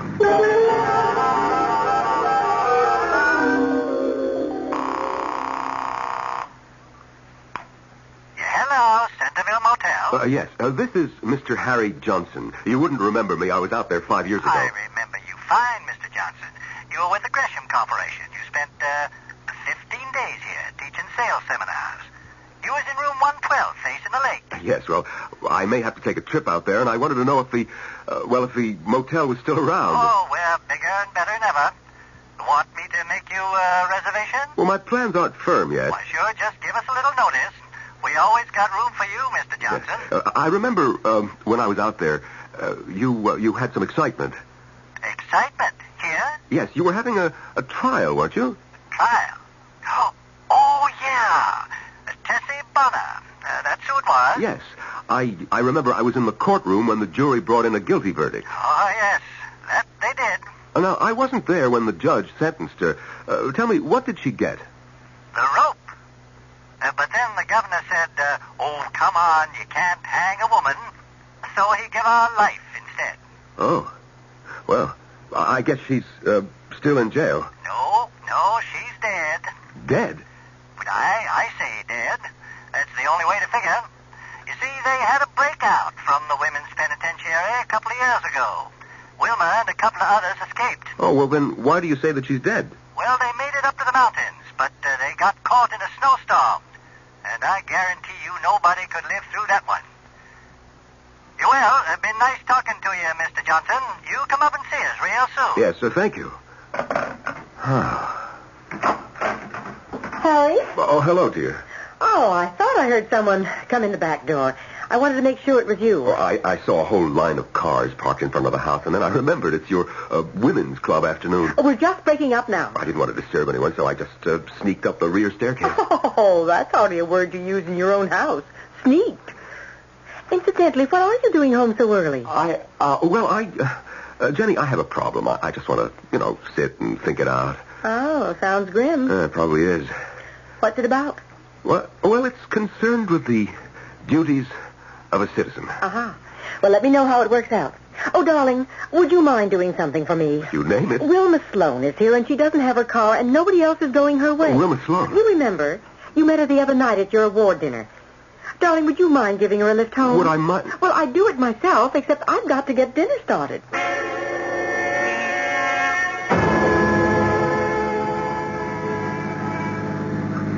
This is very kind of you, Mr. Johnson.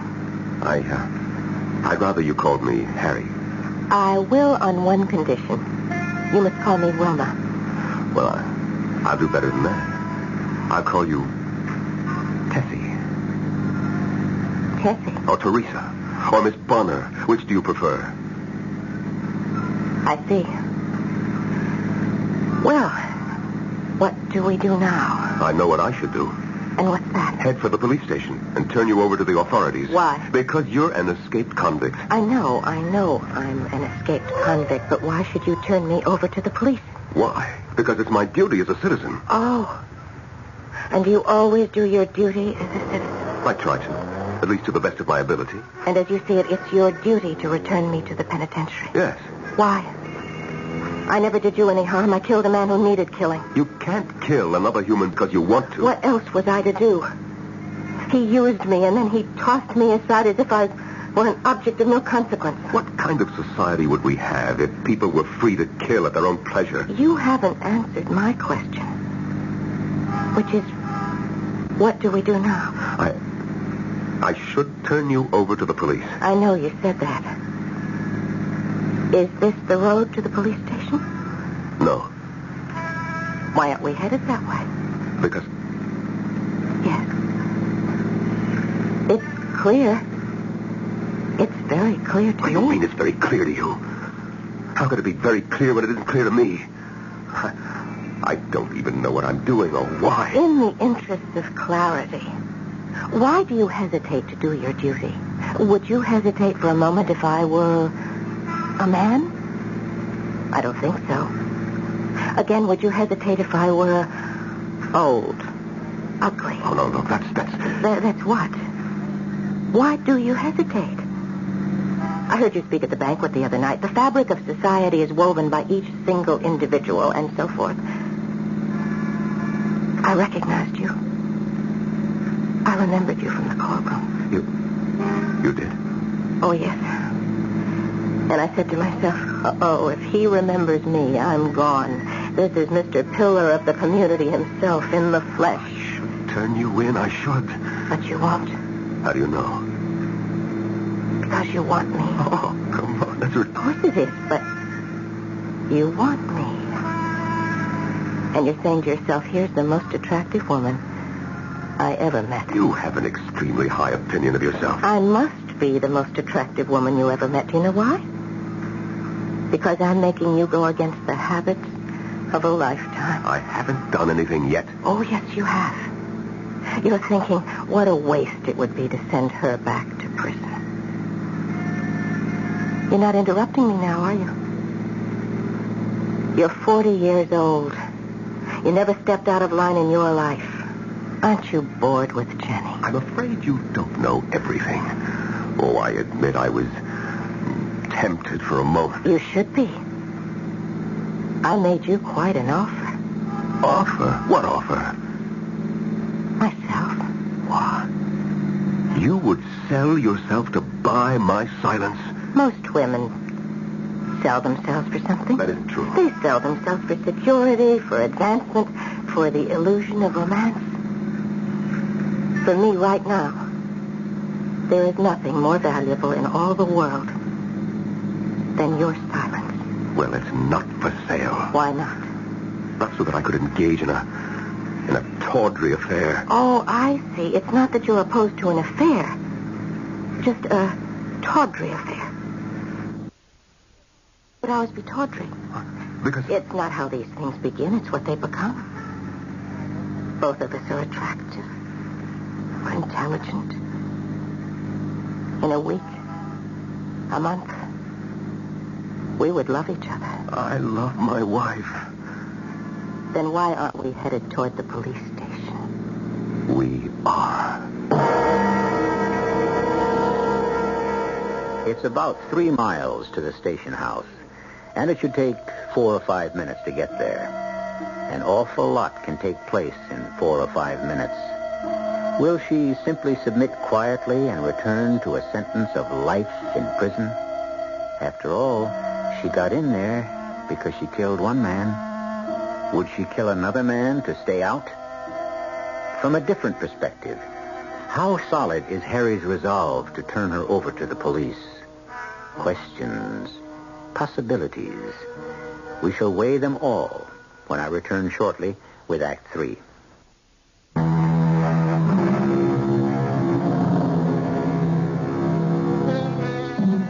How does it begin? Where does it begin? Why does it begin? A man spends his years walking what we are pleased to call the straight and narrow, and suddenly he finds himself sorely tempted to break out of the social and religious mold he has formed for himself over the course of a lifetime. There are those who say man is naturally evil, and there are those who say that man is intrinsically good. Well, Harry Johnson can be a test case for either point of view.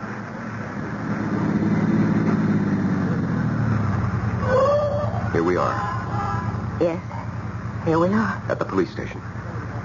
Do your duty, Mr. Harry Johnson. Do your duty as an upright, dedicated, concerned citizen. I will. Let's go. Oh? Well, sure. Send him in. Mr. Johnson. And Miss Sloan. Well, won't you both sit down? Well, what can I do for you? Lieutenant Craven. By the way, I was going to go to that banquet the other night, Mr. Johnson, but I was on the desks. Somebody has to mind the stove. Yeah, that's right. Congratulations. Everybody says, for once, the Man of the Year committee picked the right guy. Oh, thank you. Well, now, what can your police department do for you folks? Lieutenant, I am here to report... Yes, sir? I wish to report that Miss Wilma Sloan... Well, hold it just a second. I didn't think I'd have to write anything down. Let me get my pad here. Okay. Shoot. I have to report that Miss Wilma Sloan... That's Sloan spelled with an E at the end, right? That's right. We got some Sloans over to North Cap, but they don't have the E. So you wouldn't be related, I suppose. I don't suppose so. You were saying, Mr. Johnson, about Miss Sloan? I wish to report that I... Say, you sound like it's something serious. Well, I... Look, you see, Miss Sloan here is... Well, she's a... Yeah? She's a very shy and timid person, and... Well, she happened to be talking to my wife, and she said she couldn't be sure, but she thought she might have noticed some prowlers about the vicinity of her home. Well, I said, why don't you notify the police? And she said she didn't want to bother anyone. Oh, now, Miss Sloan. Bother us? Please bother us. That's why we're here, to be bothered. And so I said, nonsense. I'll take it up with my friend, Lieutenant Craig. You're absolutely right, Mr. Johnson. Miss Sloan, anytime you have the slightest, the vaguest suspicion, you get on that phone. You understand? Yes, Lieutenant. Mr. Johnson, if there were more people like you, how much easier our job would be.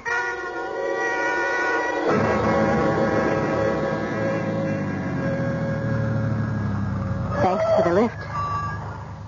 Won't you come in? You know, you haven't said a word since we left the police station. I know. Good night. Good night? Just like that? No. Not just like that. I suppose you should know why I did it. But I do know. It's not at all what you're thinking. It isn't? I thought about it. I kept thinking about what you had done. You killed a man who had behaved badly toward you. After all, he was married, and he had no right... Well, you were sentenced to prison. You had already served 2 years. Please. It isn't as if you're a professional killer. You won't do it again. You've been frightened enough, punished enough. In jail, you'd be a burden on society. Here, you're an asset to the community. You're productive. Harry, you can kiss me. I'm doing this because I think no useful purpose would be served. Harry, why don't you kiss me? You wanted to kiss me since you first saw me in that courtroom. Harry, kiss me. Wilma.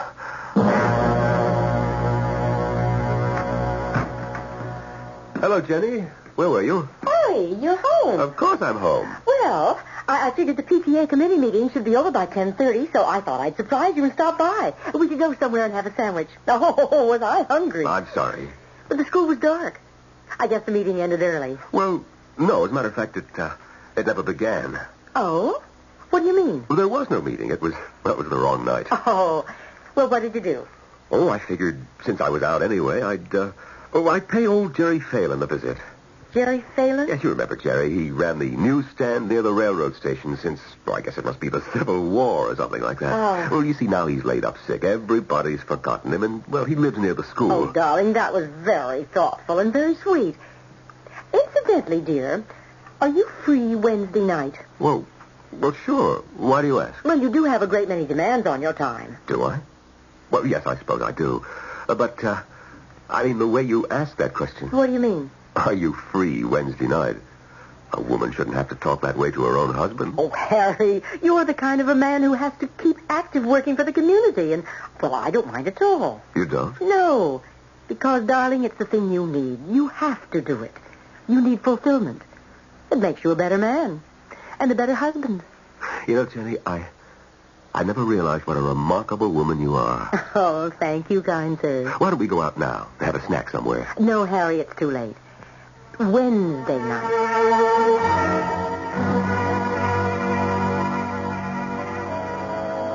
I have to go. So soon? It's close to 11. I suppose so. But I'll see you tomorrow night. Tomorrow? Oh, tomorrow's Wednesday, isn't it? Well, we can't see each other. Why not? Well, because Jenny has something planned. Jenny? She's my wife, Wilma. And what am I? Wilma, Oh, poor Harry. You can never face reality. You are terrified by the facts. Wilma, I have to go now. To Jenny. Of course. As we both know, she is my wife. Because she has the document. The document.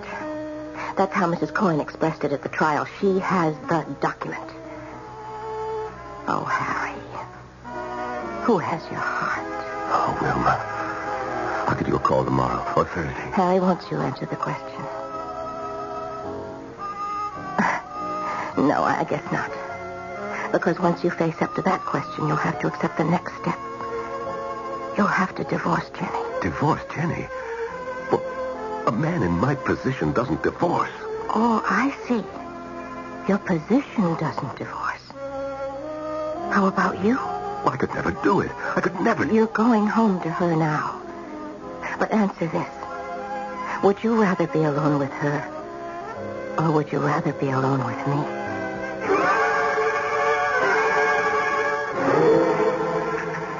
Well, Pete, it's about time for the dessert, and I always skip mine. So, suppose we stop talking about sports and politics, and you tell me why you wanted to buy my lunch. A couple of months ago, I warned you, Harry. About what? I warned you not to have an affair with Wilma Sloan. Now, Pete. Harry, I spoke with Lieutenant Craven of the police department. Oh, Lieutenant Craven? Or rather, he spoke with me. I will say he was embarrassed. What does Lieutenant Craven have to do with... Some time ago, you brought Wilma in to see him. It seems that she was too bashful to complain about prowlers in her neighborhood. Oh, yes? Yes. So, Craven's had a squad car cruising the area, and the patrolman noticed a man who keeps coming and going. Oh.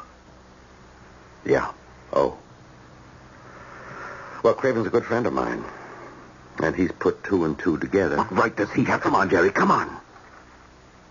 Craven worships the ground you walk on. He thinks you should be president. He's afraid if this gets out, and this kind of thing always does, you'll become a laughingstock. A guy like you, Mr. Morality himself. Why, people will eat this up. Oh, Pete, I don't know what to do. Okay, let's break it down. You in love with her? I don't know. Will you divorce Jenny? I don't want to. Harry, break it up now, before it goes too far. Walk away. Because after a while, she won't let you. What? What do you mean? It's in her eyes. Those brilliant eyes. There's something sharp, like steel. To get what she wants, she'll do anything. She's the kind who could kill you. Oh, that's ridiculous. Harry, you've been married 15 years. Now, I don't say this because she's my sister, but she's a girl in a million, Jenny is, and you know it. Pete, it's like an illness. I know. I've been there before. But you can't end every illness by letting it run its course, because that way you take the chance it'll kill you. Harry, cure it. I don't know how to do that. You don't know how to, or you don't want to? Look, your life's in a mess right now. Go away for a week. Go away? How? Come on, a guy in your position can suddenly realize he has to make a business trip. Get away from both of them and think out your problem. Decide what's important. Make up your mind. What do you really want?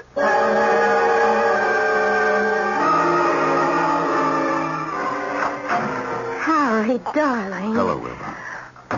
Well, hello. Is that all you can say? It's been over a week.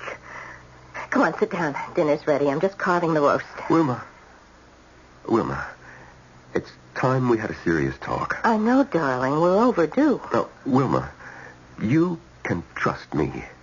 Trust you? Of course I trust you. No, not really. What are you saying? You didn't want to go back to prison. Now, that's true, isn't it? That's true, but... No. Now, please listen. So you don't have to pretend any longer. Pretend what? Pretend that you love me. Harry, I'm not pretending. That first night, you said to me that my silence was the most important thing in the world, and that you were willing to buy it. Now, you said that. Yes, I said that. Well, you don't have to buy it any longer. Not that you ever had to buy it in the first place. So you thought I was buying you. You admitted it. You forget what else I told you that same night.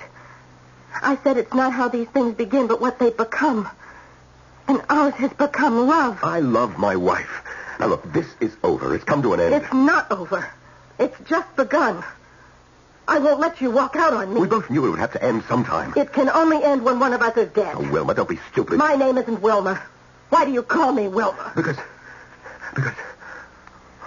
Oh, good Lord. This is the way it happened before. The way... Yes, it has happened before, hasn't it? Oh, hasn't it, Charlie? Please, control yourself, Wilma. You know my name isn't Wilma, it's Tessie. Was that her name?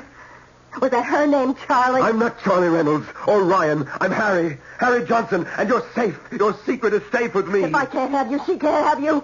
Be sensible. A woman in love is never sensible. Don't be crazy. If I can't have you, no one can have you. You're mad. Put down that knife. I will kill you. No, Wilma. My name is Tessie. Wilma. I told you no one else can ever have you. No one else can ever have you.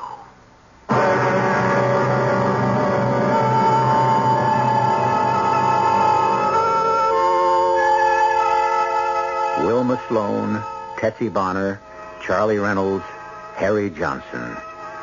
So many times, in so many places, they act and reenact the same roles, over and over again. And it's a mixture of love, deceit, madness, and evil. And to taste it is to risk the arrival of death. But you shall risk nothing if you wait for me to arrive after a few moments.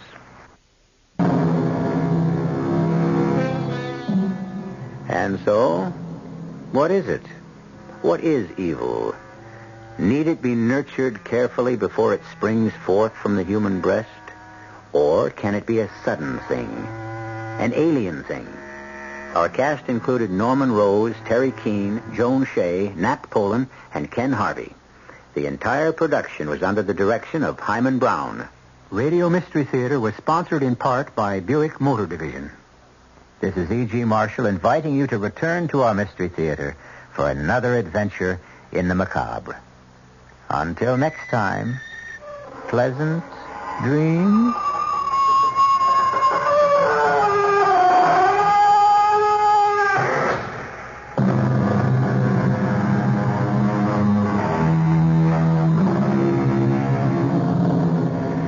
Tonight's WOR Mystery Theater was brought to you in part by ShopRite Supermarkets, where you get a lot more for a little less.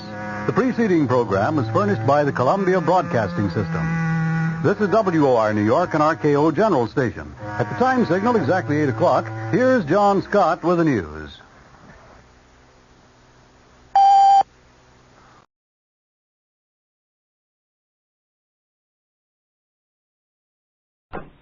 Whitehall 1212.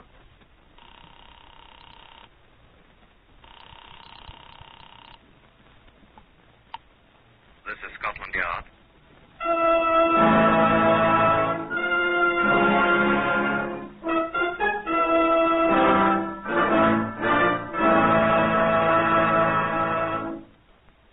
For the first time in its history, Scotland Yard opens its official files to bring you the true stories of some of its most baffling cases. These are the true stories, the plain, unvarnished facts, just as they occurred, reenacted for you by an all-British cast. Only the names have, for obvious reasons, been changed.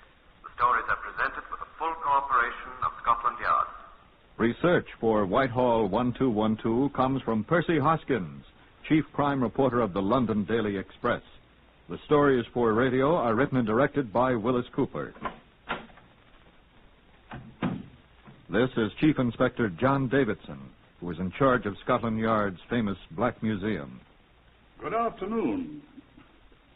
Can you imagine mistaking this exhibit here for a revolver or a pistol, or in fact for a gun of any kind? Here, have a look at it. Sorry, I dropped it. If it had landed on my great toe where that cab horse trod on it in December 1907, well, thank goodness it didn't.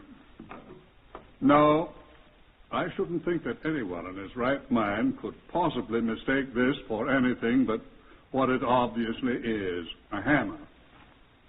Yet a large number of persons, some of them policemen, were at one time quite certain that it was a gun. Now, I hung it up here on the wall in the year 1929, the same year that Pierrepoint, the hangman, did as much for the man who used it. Now, this is Chief Inspector Reginald Porter, who will tell you how it happened. Reginald? On the morning of 11th January, 1929, I was handed a telegram which had been sent the night before from Southampton. A case of murder has occurred here. A man has been found shot in a room, the door of which was padlocked. The body was found today. It has probably been in the room some 8 or 9 weeks. Will you please send a man down to investigate the matter? McCormick, Chief Constable of Southampton. One thing was obvious to me at once, that Mr. McCormick had had very little instruction on the art of eliminating unnecessary words in his telegrams. A good CID detective sergeant could have told the story in 20 fewer words, although I agree not so elegantly. In Southampton, a smart young detective sergeant, smelling of pear soap and a good grade of hair oil, escorted me to the scene of the discovery. The place here was formerly a garage, sir, as I'm sure you can see. Yes, I can see, Sergeant. Yes, sir. Is this the one that was padlocked? Yes, sir. Oh, as a matter of fact, both this door and the one in the rear were padlocked. The rear one is still intact. This is the one that was broken. The main entrance? Quite, sir. The men who found him broke the lock? Yes, sir. Where are they? They should be inside, sir. I'll ask the constable at the door, sir. By all means, Sergeant. Yes, sir. I say, Constable, those 2 gentlemen are inside, Sergeant. I suppose you're looking for them, aren't you? The ones that found him? Inside, sir. Inside here, Chief Inspector. No, sir. This way, if you please. You needn't sound like a blasted shop walker, you know, Sergeant. Morning, sir. Morning, Constable. They'll be inside, sir. I heard you. Yes, sir. Door's open, sir. Am I blind? Yes. After you, sir.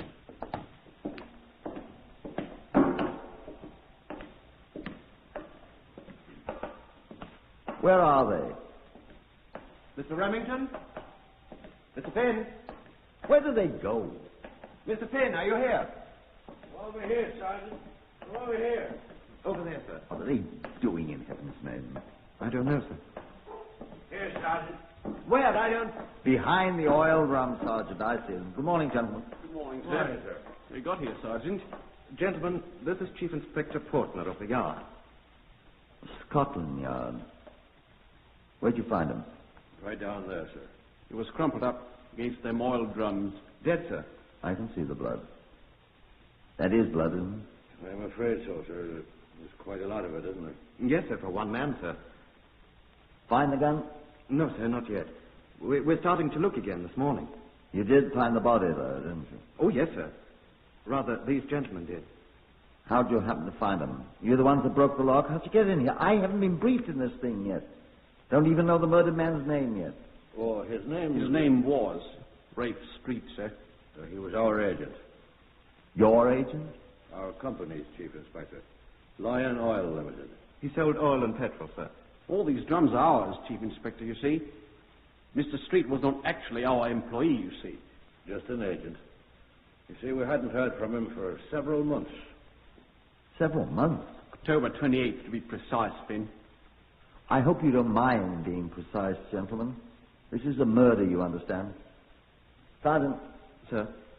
Had this man been reported missing before his body was found? Not to my knowledge, sir.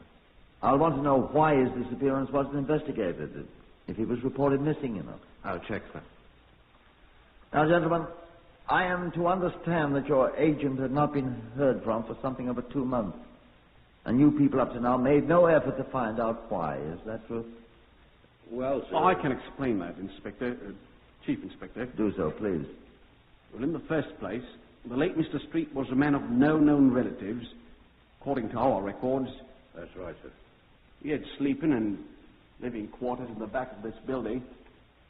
And I suspect there was nobody to notice his absence. Wouldn't you people notice him? Well, the company had written to him several times regarding his failure to send in his reports of November the 1st and December the 1st. Isn't that unusual with you people? Not necessarily, sir. Our agents are often late in rendering their reports. Oh, yes. We did become concerned, Chief Inspector, when we'd heard nothing at all from Mr. Street for so long. He owed us 3 consecutive monthly reports. November 1st, December 1st, and January 1st. That's right. So the company sent us down from London to investigate, you see. That was when you found his body? We found the garage door padlocked front and rear, and... We had no keys, of course. These premises were Mr. Street's. So I got a tire lever on my toolkit. Together we ripped the padlock off the front door. We have that padlock, sir. Be quiet, Sergeant. And then you entered and found the body? Precisely. We could have them both for breaking and entering. Sergeant, will you please put a sock in it? Well, sir. Sergeant. Yes, sir. You didn't use a hammer to break that padlock, gentlemen? No, sir. No, sir. Tire lever. From, Well, then will you tell me what that bloody hammer's doing? Sir, is it necessary to use such language? Sergeant, you have an evil mind. Will you look at that hammer there beside the Lion Mane SAE-30 oil drum? How'd that blood get all over the hammerhead if that man was shot?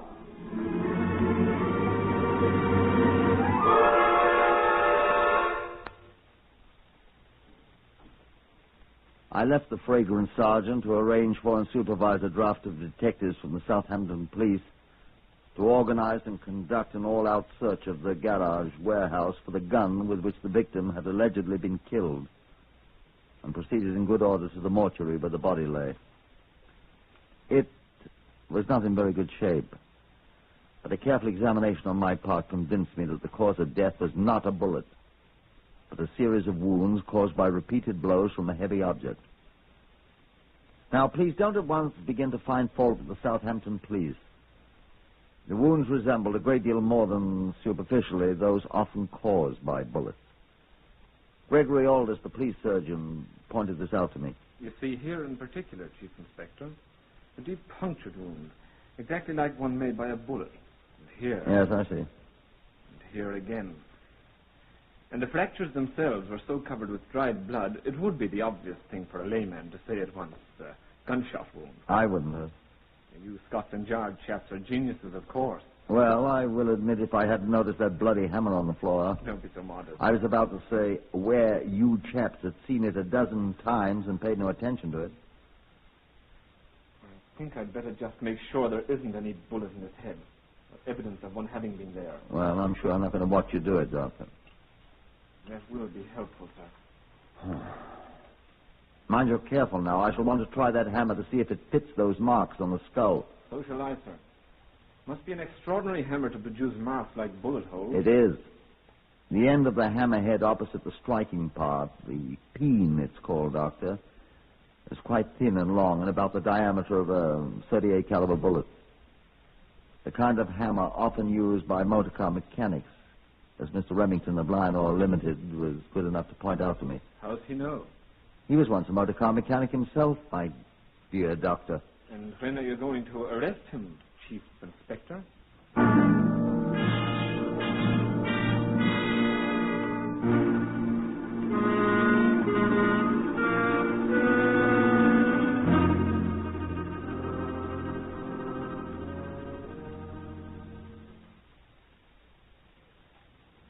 It had occurred to me at the very moment I was saying it to Gregory Aldous.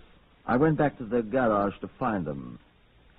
He had gone back to London to report to his firm's officials, but Finn was still there, helping assiduously but ineffectually in the search for the alleged murder gun. I sat him down in a corner of the place which rang to the voices and the noises they made as they overset racks of oil drums.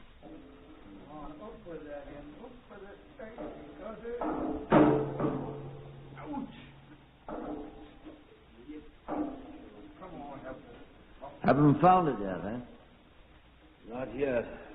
Oh, my sainted aunt, I'm tired. Tired? Those oil drums were in the neighborhood of 100 weight apiece. I've moved several million of them. Remington move a lot, too? Not really likely.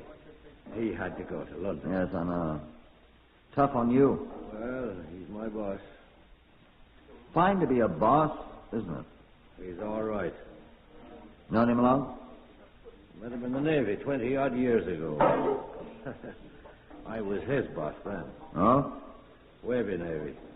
We were the crew of an MTB. I was skipper, full lieutenant.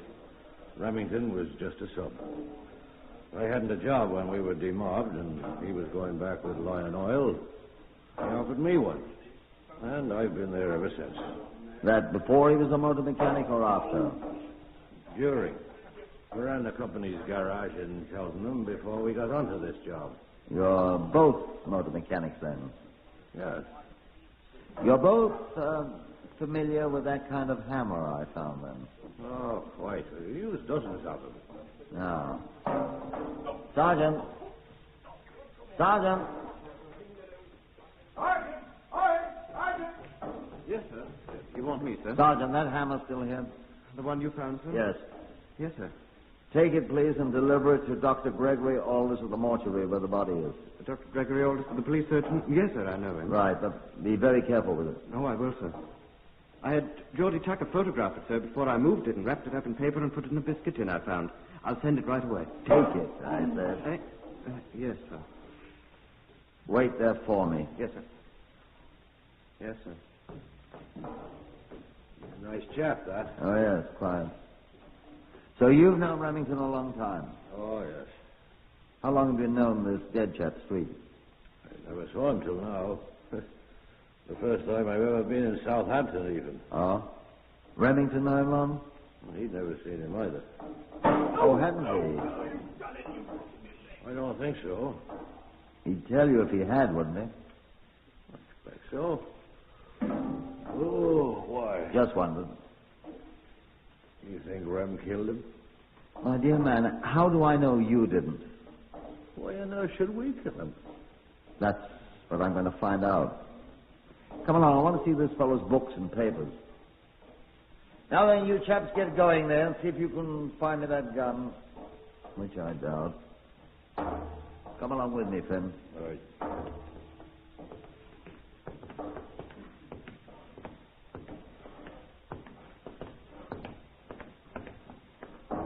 This his office, you suppose? That must be. It's the only door in the place. Open it. You've got keys, haven't you? I've got no keys. Then I'll open it. Stand clear. Some use for regulation police boots, after all. This must be where he slept. Oh, fair frosty in here. Ugh. It's a pity there isn't a window. Had he any desk? Doesn't seem to have had. Well, the man do business. He did all right. He was a good customer, even if he did live in a pigsty like this. Wonder where he kept his money. Here, what's this? How is it? I found where he kept it. Kid's money box. Well, it's empty now. Don't touch it and spoil the dabs. What? Fingerprints. Oh. Robbery, eh? Place was locked up. There's a spring lock on the door. Ah. Poor devil must have closed it himself when he came out. Oh, no, the murderer did it after he killed him and broke the money box open. Cool blood, huh? He must have known the place pretty well. What are you looking at me for? Where are you going? Well, I just want to see what's in his coat there. Where? Here. Oh. How did you know it was his? Oh, What's his name? Street. I don't. It must be, though. The murderer wouldn't leave his. Have a look at it. Give it to me. Here. Pockets full of papers. Well, not exactly full. Letter. Here, hold it first. Okay. Ah. What's the matter? How well do you know your friend Remington? What? This letter, Mr. Finn, is attached to one of Street's invoices. This is the letter. It's on the stationery of Messrs. Clive and Buckley of this city. It says, Dear Sir, the amount, £14 11 shillings, mentioned in your attached invoice, was paid to your salesman, Mr. Remington. What? Your salesman, Mr. Remington, in cash at the time the goods were delivered. You can't. Remington didn't know the man. We suggest that you consult your Mr. Remington regarding this amount, for which we hold his signed receipt. Yours is set for Clive and Buckley, per Terence Buckley, Secretary of Treasurer. I'm afraid I must ask you again to come with me. Where?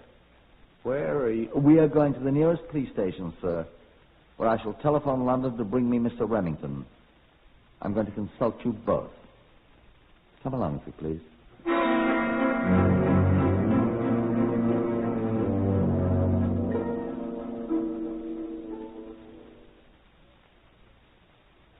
There's no trouble at all to reach Scotland Yard in London and to arrange to have Mr. Remington contacted at Lion Oil and then accompany an officer back to Southampton. In the meantime, Mr. Finn consented to accept the hospitality of the Southampton police until his partner arrived.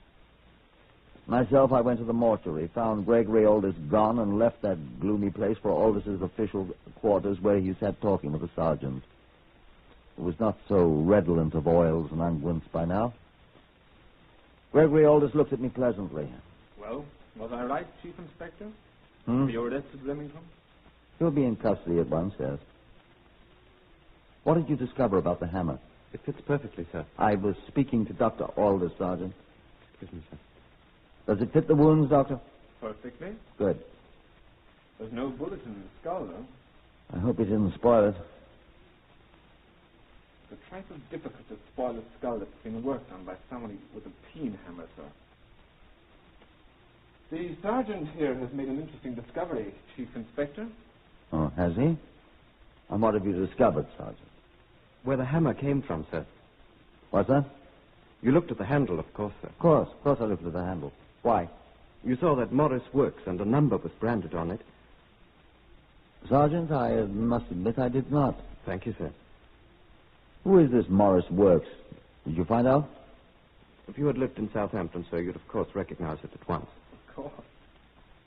Well, what's so blasted funny? That's the factory where they make the Morris motorboats, sir. The Morris Works. Well, I'll be blowed.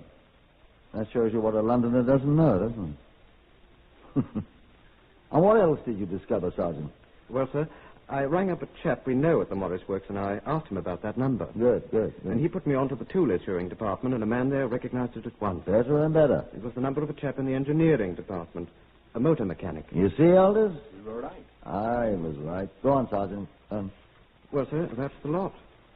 We found this fellow, name of... I wrote it down. I found this at the garage while we were hunting for the gun. There isn't any gun. Nothing but the hammer. Yes, sir. The fellow's name is P. Gallant... No, that's not it. Oh, here, on the other side. Here it is. Teddy Finucane. Go out and arrest him at once, Sergeant. You found him, you make the arrest. Thank you, sir. Doesn't suspect anything, does he, eh? He's not the one, sir. What? What are you telling me? No, sir. On October 24th last year, Finucane reported that his hammer, a spike peen hammer, he called it. I told you, Aldous. Spike peen? Go on, Sergeant. Well, he'd lent it to a man, a stranger who never brought it back, and he had to requisition a new one.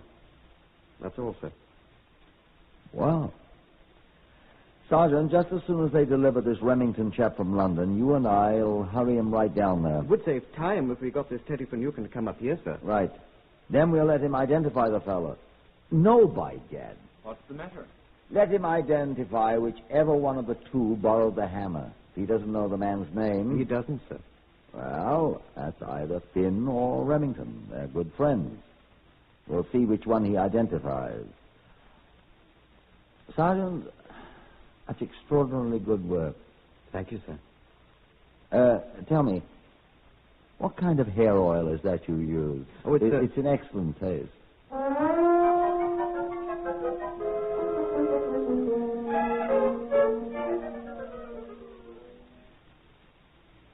The identification parade, to which both Remington and his friend Finn readily consented, was scheduled for 10 in the morning in a vacant room at the Southampton police station, to which the sergeant was attached. Mr. Teddy Finucane was seated alongside my desk with me as the crowd came in and stood along one wall. I had secured 6 or 8 other persons to stand in with them to make it as fair as possible for the suspects. That, of course, is standard procedure. Will you gentlemen please take off your hats? Thank you. Not that there was any doubt by now. We're all ready, sir. If you please, Mr. Finucane. Now, will you please tell us whether you recognize any of these gentlemen, sir? Good, the first one. No. Remington was third, Finn seventh in line. This gentleman, Mr. Finucane? No. This one, sir? Yeah, I know you. Well, you ought to, Ted. Even after all these years. Corky Remington! Oh, I haven't seen you since the night you and I and Joe Finn were thrown into the clink together. And Sheerness. Where in the world have you been? Joe Finn's right here, Teddy. Why, Joe, it's Teddy. Why, Teddy Finucane, why, you old blighter. You know them? No. Why, they're the best pals I ever had in the Wavy Navy in the war, and I haven't seen them since. Say, Corky, what time is it? The pubs will be open any minute. I know you'll excuse us, won't you, Admiral?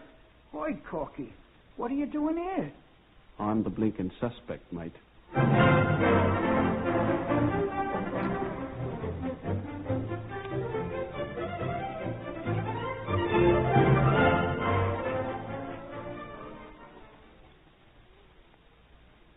By 9 that night, they were all 3 in jail. The charge was under the Act of 1872 in such cases made and provided, Section 80 of which reads, being guilty while drunk of riotous or disorderly behavior in any highway or other public place, whether a building or not. It had been both, and the Royal Navy Volunteer Reserve had done themselves proud. Mr. Teddy Finucane, former artificer petty officer attached to motor torpedo boat squadron Ump, was able at last to master his hangover and speak to me. No, sir. They ain't the man I lent my hammer to. No, sir. Positive. I'm very sorry to put you to all this trouble, Mr. Finucane. Pleasure, sir. But it couldn't be them.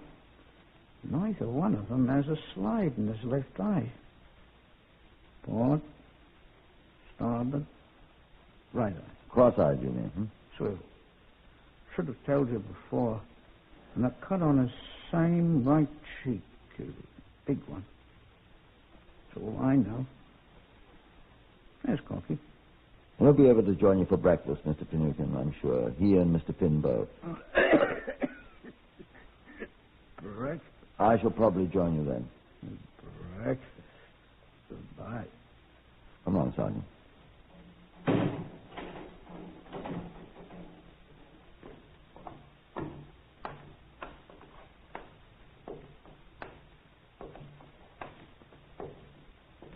Well?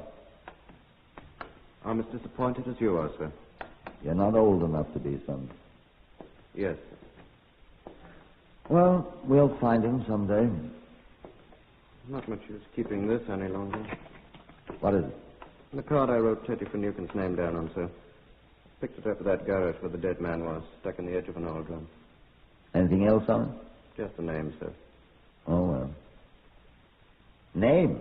Gollinson, P. Gollinson. Never heard of him. Why should that card with a name on it be there, though? Gollinson. I don't know, sir. Huh. Did you ever play a hunch, Sergeant? I do all the time, sir. Do they work? Quite often, sir. Come with me. I'm going to play mine.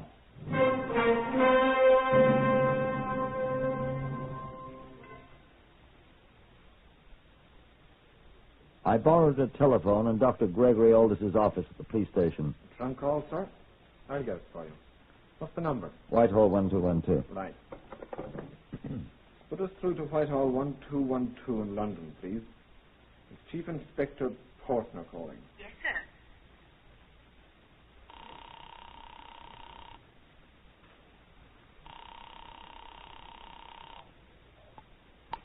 Yes, Chief Inspector. Put me through to the CRO.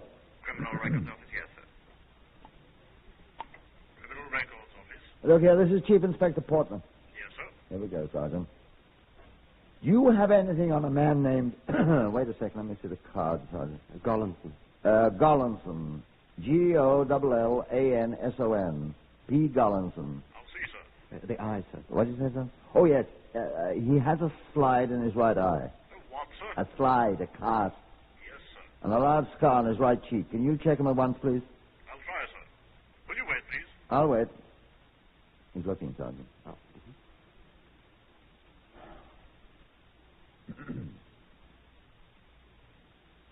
Are you there, Chief Inspector? I'm here. We have him, sir. Sergeant, we got him. Where is he? Collinson. Peter Herman.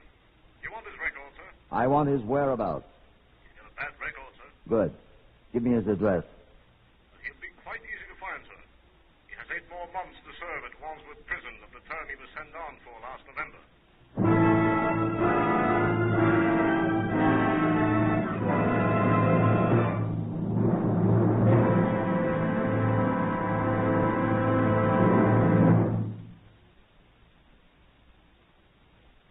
That's all.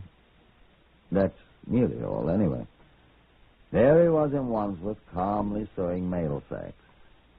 He knew what he was doing when he pled guilty to breaking and entering 2 days after he murdered poor Street. Rather, he thought he did. He had worked for Street for a short time and had been stealing from him consistently, using the name Remington, which he had seen in some of Street's correspondence. We took him to Southampton. This time, Finucane identified him at once as the borrower of the hammer with which Street was killed. Street, Gollinson said quite calmly, had accused him of stealing, and he had hit the poor man several times with a borrowed tool. So he stayed in Southampton for the assizes, and when they found him guilty there, Sir Charles Wilson sentenced him to go back to prison, this time at Winchester, where they hanged him.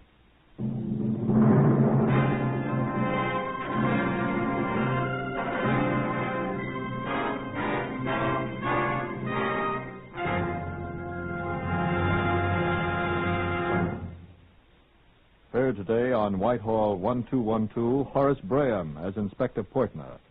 Others in the order of their appearance were Harvey Hayes, Lester Fletcher, Maurice Gosfield, Pat O'Malley, Gerard Burke, Francois Grimard, and Gordon Stern.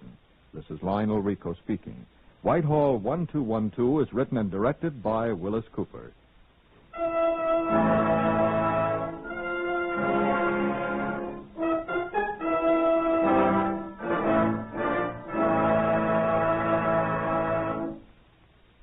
When you're driving your car, remember that speed has its price.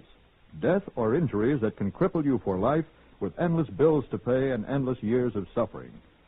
Just because you may speed at times and get away with it, don't be lulled into a false sense of security. The price tag on speed violations last year was 15,000 killed and 500,000 injured. This year, thousands of lives can be saved if you and millions of other motorists come to the sober realization that speed is the biggest killer on the highways. Follow the campaign of the next president on NBC.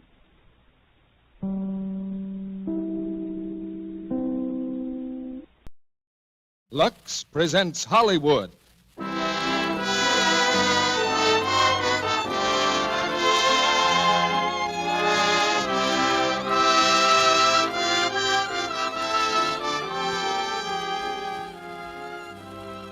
The Lux Radio Theater brings you Edward G. Robinson, Gail Patrick, and Laird Cregar in The Maltese Falcon. Ladies and gentlemen, your producer, Mr. Cecil B. DeMille.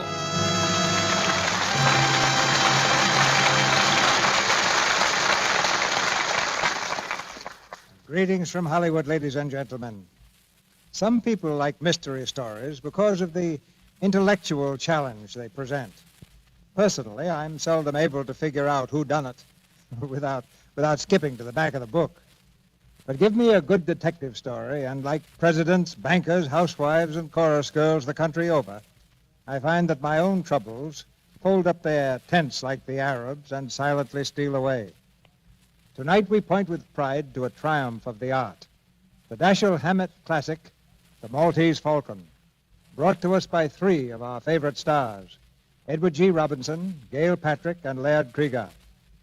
The Warner Brothers screenplay was masterfully written and directed by John Huston, who comes by his talent naturally because he's Walter Huston's son.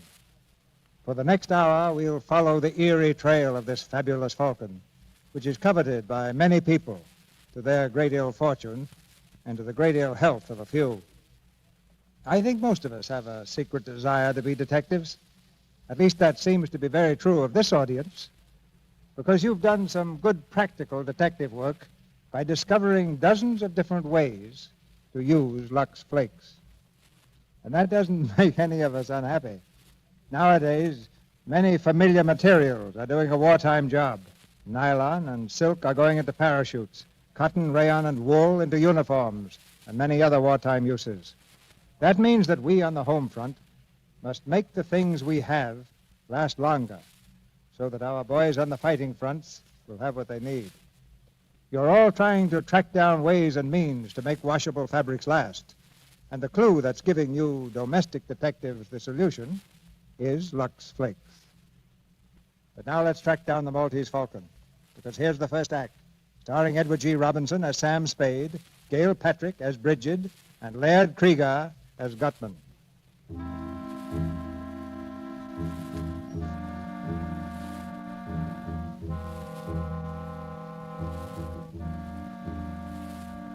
At 2 o'clock in the morning, the city of San Francisco lies sleeping under a blanket of fog. Along a lonely street, a man walks slowly, his footsteps ringing hollowly against the wet pavement. He passes a deserted alley and stops. The man turns and peers for a long time into the shadows. Suddenly, one of the shadows moves. The man stumbles backward. His hands reach out to shield his body.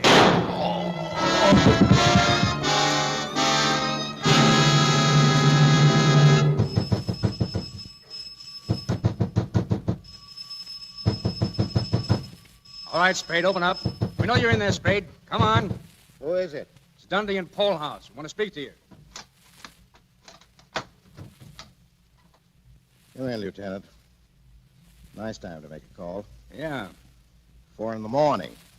Where did your watch stop? We don't have any hours on the force, Spade. Got a couple of questions to ask you. Sure. Hi, Tom. Hello, Sam. What do you know about this killing, Spade? Very little. Archie was your partner, wasn't he? That's right. Spade and Archie, private detective. I guess you'll have to change that name. Yeah. From now on, it's just Sam Spade. Yeah. You don't seem very broken up over this, Spade. Miles Archie gets shot dead 2 hours ago, and you toss it off like a scotch and soda. Oh, excuse me. Will you have one, Lieutenant? No, I won't. Okay. Mind if I have one, Lieutenant? No. You don't like me, do you, Dundee? I don't like any cops who aren't on the force. I asked you what you knew about Miles Archie getting killed. Well, once again, very little. Your boys called me at 10 after 2. I understand they found a Webley automatic in the alley with one bullet out of it. Yeah. Was Archie out on a job last night? Well, sure. He was supposed to be tailing a fellow named Floyd Thursby. Thursby? What for? Come on, Spade, what for? We were trying to find out where he lived. Spade, suppose you answer once without thinking so hard. I don't like this, Dundee. What are you sucking around for? Tell me or get out. I asked you why you were tailing Thursby. I wasn't. Miles was. For the swell reason that we had a client who was paying good United States money to have him tailed. Who's the client? Well, I'm sorry. I can't tell you that. Be reasonable, Sam. Give us a chance. How can we turn up anything on Miles' killing if you won't tell us what you've got? Okay. It was a girl who wanted us to tail Thursby. What girl? She came into the office yesterday afternoon. I didn't know who she was. Effie announced her about 3 o'clock. Said there was a girl to see me, a girl named Wanda.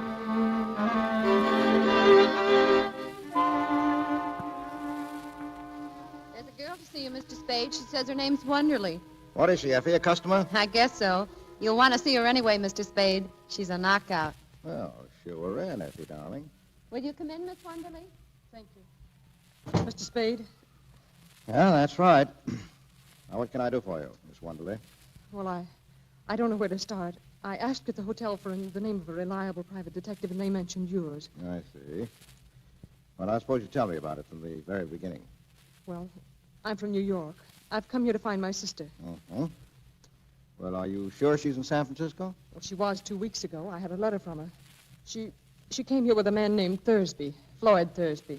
You mean she ran away with him? Yes. Oh, Mr. Spade, I've got to find her. Mother and father in Honolulu, and it would kill them. I've got to get her back before they come home. Well, what did she say in the letter? Nothing, except that she was all right. I sent her a note begging her not to do anything foolish. I sent it to General Delivery. I told her I was coming out to get her. I shouldn't have done that, should I? Well, it's not always easy to know what to do. You haven't found her? No. No, I told her I'd be at the St. Mark for her to meet me there. But I've waited 3 whole days. She didn't come, didn't even send a message. Well, go on. Oh, it was horrible, waiting. But yesterday afternoon, I went to the post office. Corinne didn't come for her mail, but Floyd Thursby did. Well, did you speak to him? Yes.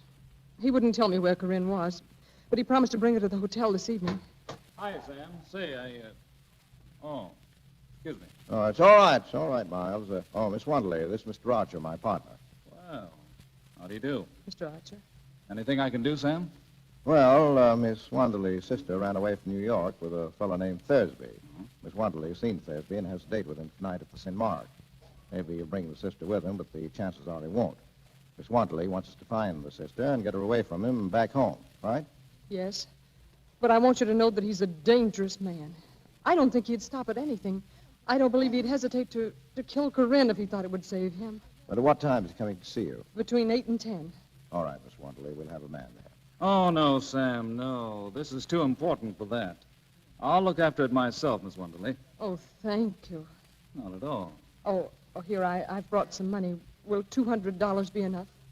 No, to begin with, yes. Oh, by the way, it would help some if you would meet Thursby in the lobby. Oh, I will. You don't have to look for me, Miss Wonderly. I'll see you all right. Thank you. Goodbye. Goodbye. Goodbye, Miss Wonderly. See you tonight. Yes, goodbye. Well, Miles, what do you think of it? You saw her first, Sam, but I spoke first. I wasn't talking about a figure. What about a story? Huh? Oh, what about it? Well, you got a great brain, Miles. Yes, you have.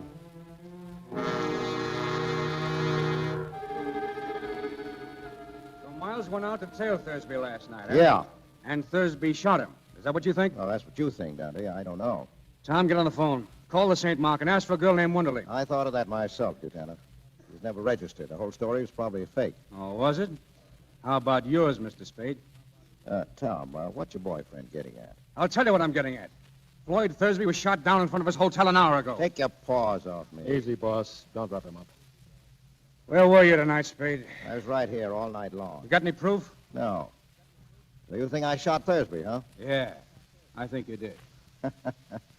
Yeah, I know where I stand now. Did Thursby die? Yes. How did I kill him? I forget. He was shot 3 times in the back with a .44. Hotel people know anything about him? Nothing except he'd been there a week. Alone? Alone. Well, did you find out who he was, what his game was? Nope. We thought you could tell us that. I've never seen Thursby, dead or alive. Now, look, Spade. If you did get Thursby, you'll get a square deal out of me and most of the breaks. I don't know that I'd blame you a lot, the man who killed your partner, but that wouldn't keep me from nailing you. Fair enough. But I'd feel better about it if you'd have a drink with me. No? No. Well, good night, gentlemen. I'm tired.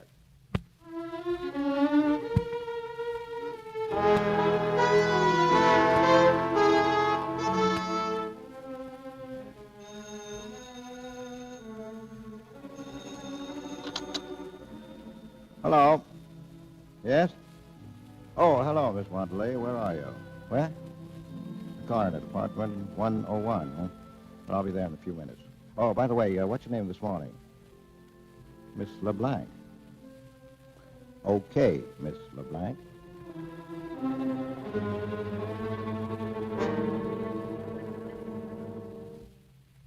Spade, I have a terrible confession to make. Yeah? Well, go ahead, Miss LeBlanc. Well, that story I told you yesterday was all a story. Oh, that's all right. I didn't believe your story anyhow. I believed your $200. Oh? You paid too much for someone who was telling the truth. Oh, I see. Now, let's clear up one thing first, Miss LeBlanc. What? Your name. Now, what is it? Not LeBlanc. No, it's really Shaughnessy. First name? Bridget. Bridget Shaughnessy. Oh, that's one I can believe. Mr. Spade, tell me, am I to blame for last night? Well, you warned us that Thursby was dangerous. I wouldn't say it was your fault. Oh, thank you. Mr. Archer was so alive yesterday. So solid and hearty. Now, stop it. He knew what he was doing. Those are the chances we take. Anyway, there's no time for worrying about that. Right now, there's a flock of cops running around with their noses to the ground. Mr. Spade, do they know about me? Well, so far, all they know is that there's a girl somewhere. But must they know about me at all, Mr. Spade? Couldn't you manage to shield me from Well, them? maybe, but I'll have to know what it's all about. Well, I can't tell you now. Later I will. You'll have to trust me. Oh, I'm so alone and afraid. I've got nobody to help me if you won't. Please trust me. Help me. Be generous, Mr. Spade. You don't need much of anybody's help. You're good. Chiefly your eyes, I think, and that throb you get into your voice when you say things like, be generous, Mr. Spade. All right. I deserve that. But the lie was in the way I said it, not in what I said. You can leave if you like. No, not yet. I've got nothing against trusting you blindly, but I can't do you any good if I don't know what it's all about. For instance, I've got to have some sort of a line on your friend Thursby. I met him in Hong Kong. We came here just last week. Where? Not from Hong Kong? No. Where? Well, I can't tell you. Well, go on. I needed him. I was completely dependent on him. He knew it. He took advantage of it to double-cross me. How? I can't tell you that either. Well, why'd you want him shadowed? I wanted to learn how far he'd gone, whom he was meeting. Did he kill Archer? Yes, certainly. Well, Thursby had a Luger in his shoulder holster. Archer wasn't killed with a Luger. Floyd always carried an extra revolver in his overcoat pocket. Well, why all the guns? He lived by them. Picked a nice playmate.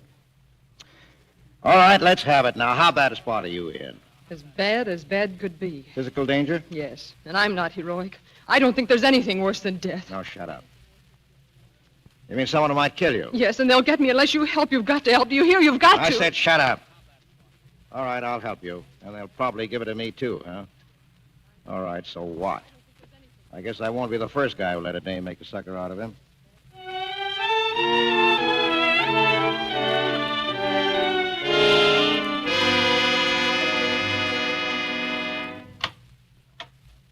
He's back again, Mr. Spade. Who, Effie? The fellow was here this morning. Here's his card. Joel Cairo. Is he a character? Mm-hmm. Foreign type. He smells like gardenia. Gardenia, huh?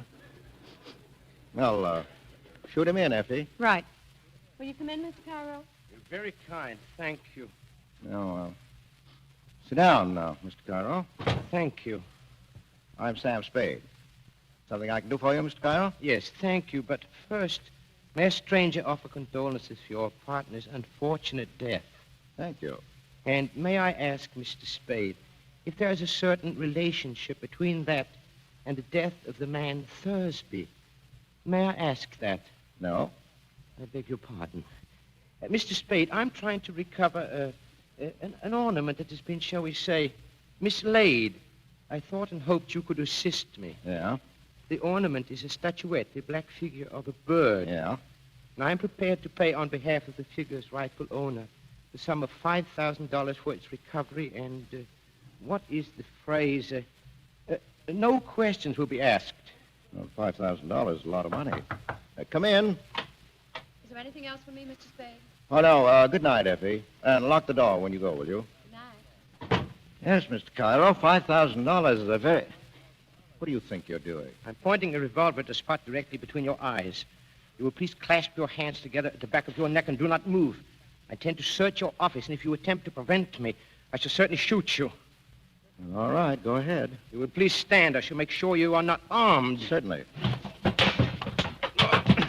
All right, Mr. Cairo. Drop the gun, please. Drop it. Drop it, or do I twist your arm off at the elbow? You, here. Take it. Yeah. Thanks. Now, sit down over there and behave yourself. You have bruised me, Mr. Spade. Well, I'm sorry. I guess I got a little annoyed. I don't like guys who make a phony offer of $5,000. You are mistaken, Mr. Spade. That was and is a genuine offer. Yeah? And I am prepared to pay $5,000 for the figure's return. You have the figure? No. Then why did you risk serious injury to prevent my searching for it? Well, I should sit around, let people come in and stick me up. So the office still goes, huh? Most certainly. All right. Now, let's put the cards on the table. Your first guess was that I had the bird. Now, there's nothing to that. Now, what's your second guess? That you know where it is, or at least that you know it is where you can get it. Well, you're not hiring me to do any murders or burglaries for you, but simply to get it back, if possible, in an honest, lawful way. If possible, and in any event with discretion. I'm at the Hotel Belvedere when you wish to communicate with me. Good evening, Mr. Spade. Hello. Oh, wait. You know a girl named Wanderley? No, I do not. LeBlanc? No. Well, how about Bridget Shaughnessy? The Hotel Belvedere, Mr. Spade, room 655. Okay. Oh, by the way, may I have my revolver back, please? Oh, yeah, sure. I'd forgotten it. Here you are. Thank you. Now, you will please keep your hands behind your head. I still intend to search your office. Well, I'll be... All right, go ahead. Thank you.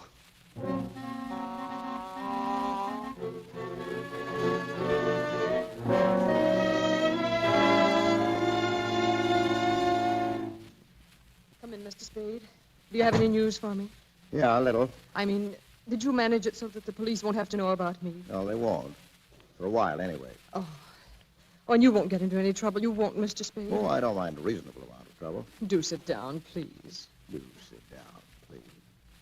Now, look, you aren't exactly the sort of person you pretend to be, are you?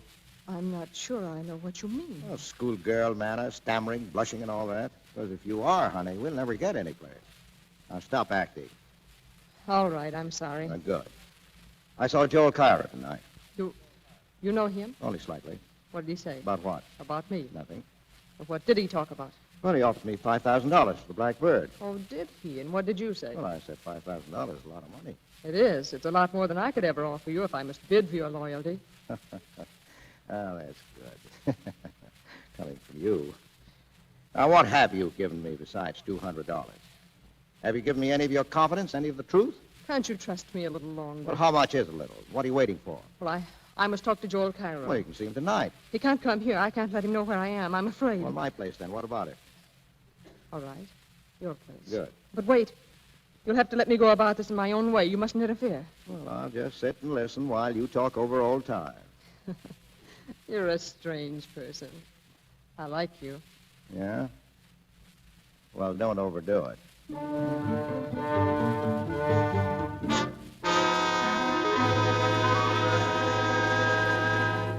Sit down, Mr. Cairo. Sit down, Miss Shaughnessy. I might advise you, Mr. Spade. There's a boy outside who seems to be watching the house. Yes, I know. I spotted him. What boy? Who is he? Oh, I don't know. A gunman, I guess. He's been telling me around town all evening. Did he follow you to my apartment? No, I shipped him before that. Well, let's start the meeting. I'm delighted to see you again, Miss Shaughnessy. I was sure you would be, Joel. Well, I'll mix a drink. Just go ahead, Bridget. Mr. Spade told me about your order for the Falcon. How soon can you have the money ready? It is ready. In cash? Oh, yes. You're ready to give us $5,000 if we turn over the Falcon to you. I should be able to give you the money at, say, 10:30 in the morning. But I haven't got the Falcon. What? Oh, don't worry. I'll have it in another week at the most. Why must I wait a week? Well, perhaps not a whole week. And why, if I may ask, are you willing to sell it to me at all? I'm afraid, after what happened to Floyd. I'm afraid to touch it except to turn it over to somebody else right away. Tell me, exactly what did happen to Floyd? He was murdered by the fat man. Fat man? Is he here? I don't know. I suppose so. What difference does it make? It might make a world of difference. Yes, you might be able to get around the fat man, Joel, as you did that one in Istanbul. What was his name? The one you did away with. That is a lie, you dirty little... Get away from her. Get away, do you hear? Oh! Now, cool down. This is the second time you've put your hands on me, Mr. Spade. I'll try and make it the last. Now, you better get out, Cairo. I'll call you tomorrow. You're working for her now, is that it? I'm working for myself. If you want to withdraw your offer, just say so. The offer still stands. But all right, get out. Very well. Good night, Mr. Spade. Well, you've got some fine friends, Miss Shaughnessy. Do they always try to throttle you? I suppose I ought to thank you. Well, you've had your talk with Cairo, now you can talk to me. Well, it didn't work out the way I hoped. I'll have to go now. No, not until you've told me about it. Am I a prisoner? Maybe. Or maybe that kid outside hasn't gone home yet. You think he's still there? Likely.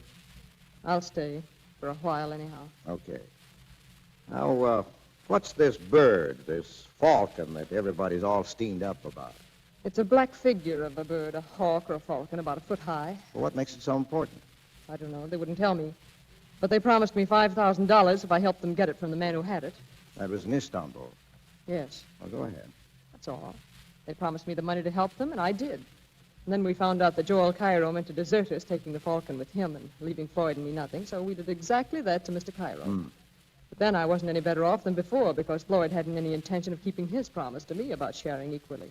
I learned that by the time we got here. What's the bird made of? Porcelain or black stone, I don't know. You're a liar. What? A liar. Yes, I am. I've always been a liar. Now, don't brag about it. Is there any truth at all in that yarn? Some, not very much. All right. We've got all night before us. I'll put some coffee on and we'll try again. Oh, I'm so tired. I'm so tired of lying and thinking up lies and not knowing what is the lie and what's the truth. Don't ask me. Please don't. If there's any kindness in you at all. Now, what are you trying now? That's right. Turn on the beauty. Let your eyes get nice and starry. Put your arms around my neck and look pleadingly at me. Now, you're great. Do you think it's going to get you any place? Oh, I couldn't with you. No? Well, don't be so sure.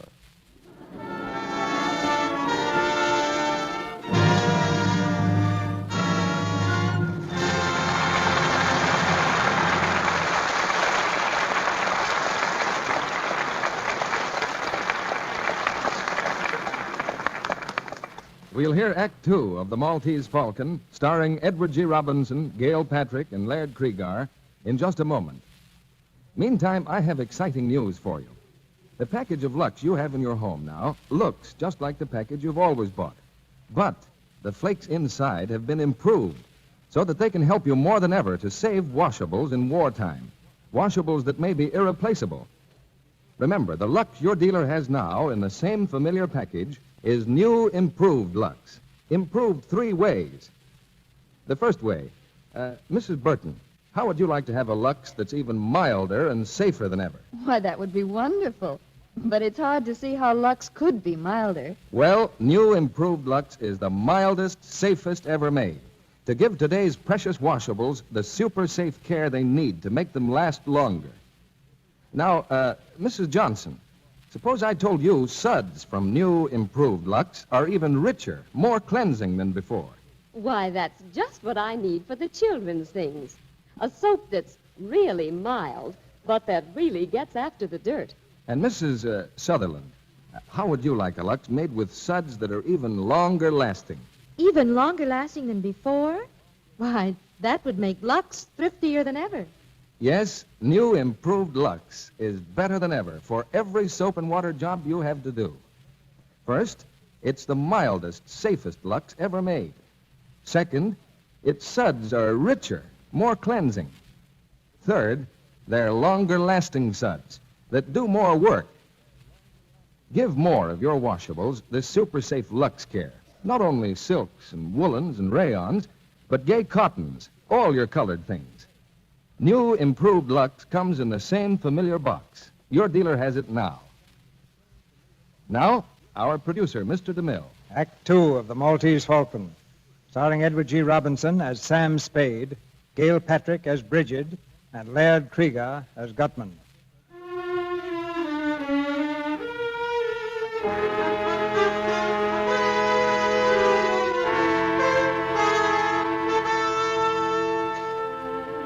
On the trail of the Black Falcon, Sam Spade has followed nothing but blind alleys.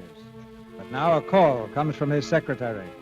He was here twice, Mr. Spade. He wouldn't leave his name, though. No place I can reach him? He said something about the Hotel Barclay. Well, what did he look like, Effie? Can you describe him? That's easy enough. A big fellow, about 270 pounds. Yeah?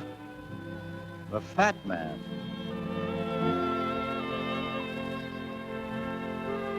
In the lobby of the Hotel Barclay, Sam Spade watches for the fat man, but he sees only the boy who has followed him for the last 3 days.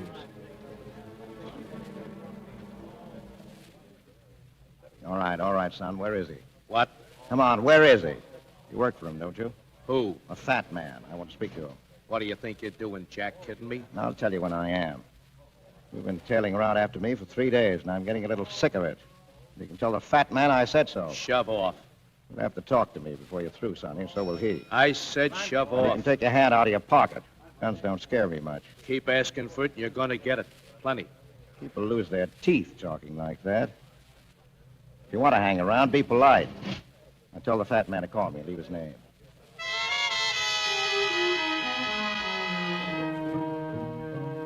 Hello, Mr. Spade. Mr. Gutman called. He says the boy gave him the message. Room 407, the Barclay, this afternoon at 3.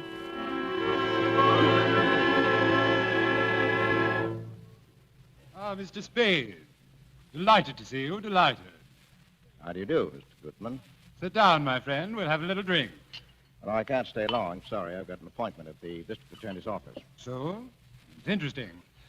Say when, Mr. Spade? I'll leave it to you. Excellent, excellent.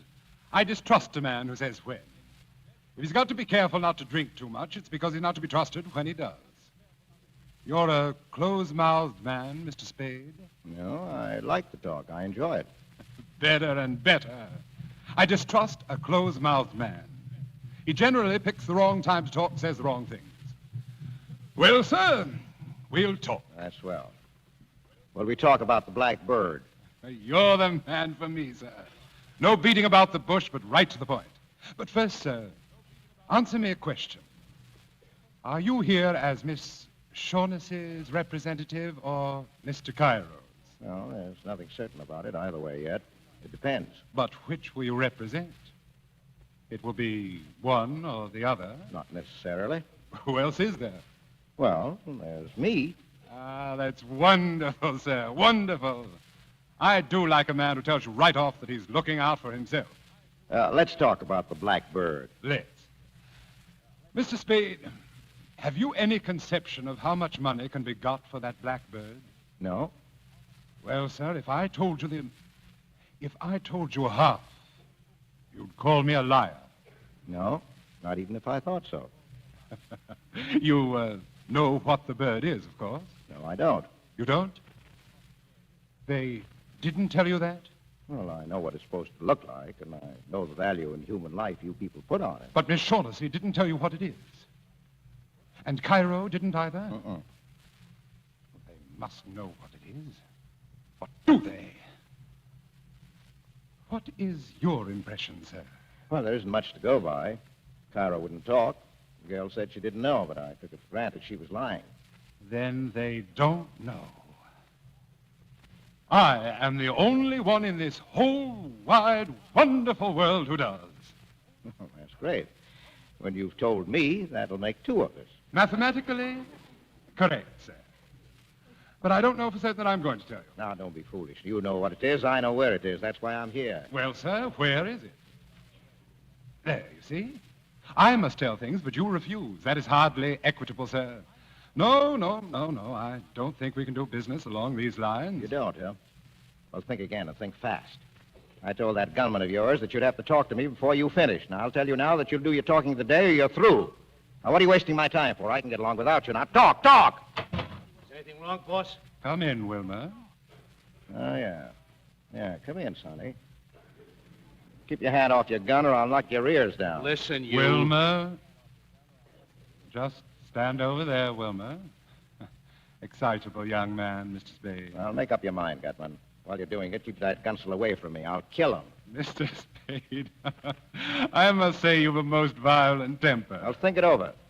You've got till 5:30. Then you're either in or out for keeps. Now,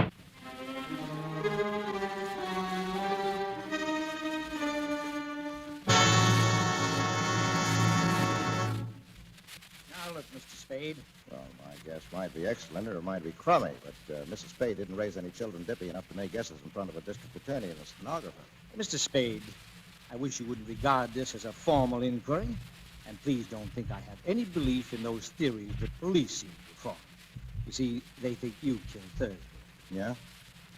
Well, what's your theory? Simple. Tell me who Archie was shadowing Thursby for, and I'll tell you the murder. Oh, that's where you're wrong. Whether or not I'm wrong isn't for you to judge. I'm a sworn officer of the law, Mr. Spade. My duty I is... thought this was an informal talk. It is, Well, then but listen. The police think I'm mixed up in those killings. Well, my best chance of clearing myself is to bring in the murderers all tied up. My only chance of ever tying them up is by keeping away from you and the cops, because you'd only gum up the works. Now, just a minute, And Mr. I don't Spade, want any more of these informal talks. If you want to see me again, pinch me or subpoena me or something, and I'll come down with my lawyer. See you at the inquest.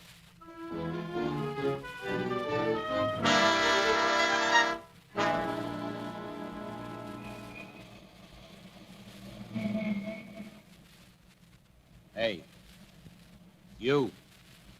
Well, hiya, son.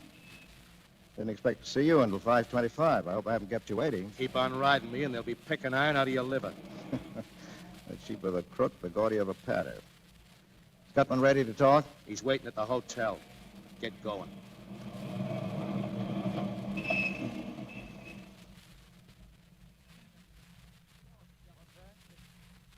Oh, they're on their way up now?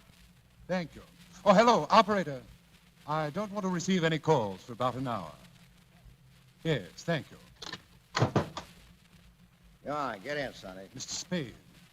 Here, Gutman. Here's your gunman's six-shooter. Well, what's this? I took it away from him. I was afraid he might hurt himself. I'll get you, Spade. Someday I'll let you have it right in the face. Come where on, you see get it. out of here. Wait outside, Wilma. By gad, sir, you're a chap worth knowing. An amazing character. Here, I've mixed a drink for you. Thanks. Oh, by the way, I owe you an apology. Never mind that. Never mind. Let's talk about the bird. All right, sir, let's. Mr. Spade, this is going to be the most astounding thing you ever heard. Yeah? What do you know, sir, about the Knights of Rhodes? Nothing. Well, they were crusaders, Mr. Spade. In 1539, these crusading knights persuaded the Emperor Charles V to give them the island of Malta. Yeah? He made but one condition. They were to pay him each year the tribute of a falcon in acknowledgement that Malta was still under Spain. You follow me? Yeah, so far. Good. Well, sir, the knights were profoundly grateful to the Emperor for his generosity toward them. Mm-hmm. The very first year, they sent him not an insignificant live bird, but a glorious golden falcon, encrusted from head to foot with the finest jewels in their coffers. Well, sir, what do you think of that? I don't know. These are facts, historical facts. They sent this jeweled bird to Charles, who was then in Spain, but it never reached Spain. The famous admiral of buccaneers took the knight's galley and the bird. Mm-hmm. In 1713, it turned up in Sicily. In 1840, it appeared in Paris. Oh.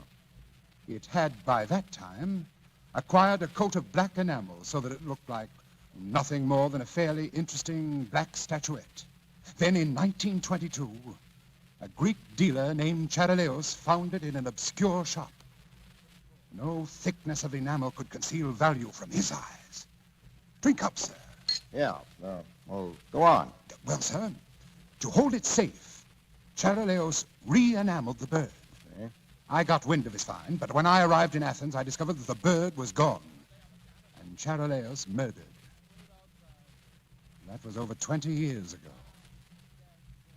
Well, sir, it took me 20 years to locate that bird, but I did. I traced it to the home of a Russian general, one Kemidov, in Istanbul.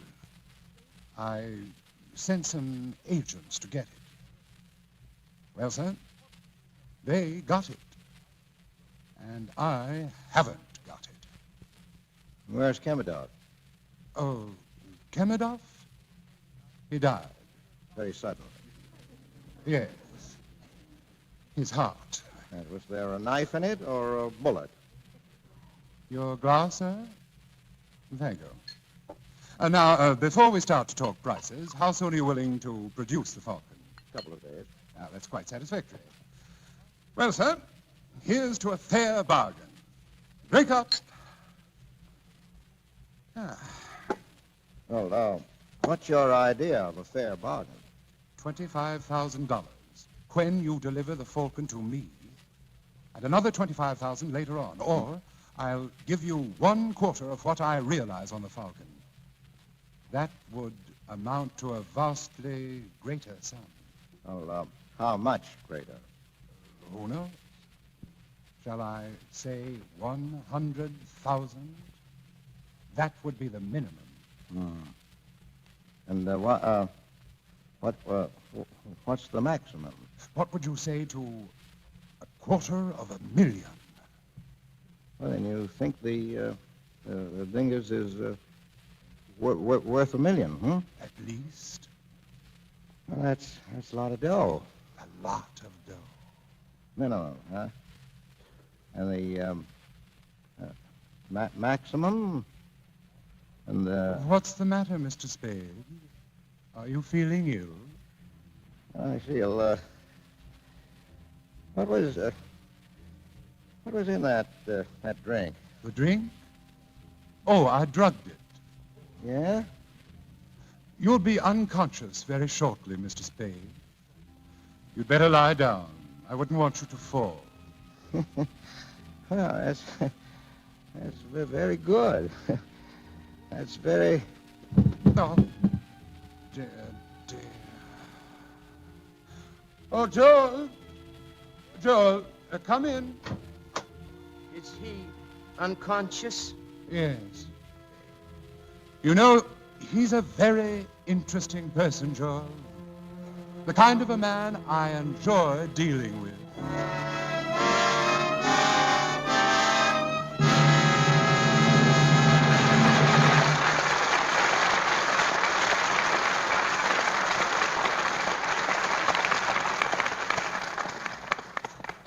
We pause now for station identification.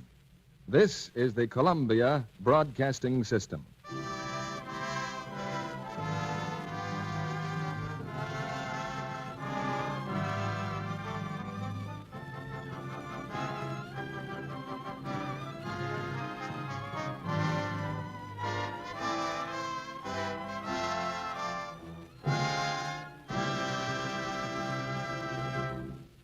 After a brief intermission, Edward G. Robinson, Gail Patrick, and Laird Kriegar will return in the third act of The Maltese Falcon. Now, here's a question for the women in our audience. If you could make your stockings last far longer just by doing one very easy thing, would you do it? Of course you would. Then listen to this. Recent tests show how to cut down stocking runs over 50%. Yes, a famous laboratory, the United States Testing Company Incorporated, repeatedly washed rayon stockings different ways, then tested them on an almost human machine, a sort of mechanical leg that strains stockings the way you do in actual wear. Here's what they found. Washing with new, improved Lux cut down runs over 50%. Yes, the Lux stockings tested on the machine didn't go into runs nearly as easily as stockings washed with a strong soap or rubbed with cake soap. They lasted ever so much longer. You see, new improved Lux saves elasticity, so stockings can take extra strain without breaking into runs so easily. And here's what girls find in actual experience. Why, I got over twice the wear from my Lux stockings. Lux cut my runs almost in half. That means a lot now that stockings are so precious. Better stick to Lux and avoid those enemies of stockings, cake soap rubbing and strong soaps. One special hint about rayons. They need 24 to 48 hours drying time. Get new improved Lux tomorrow.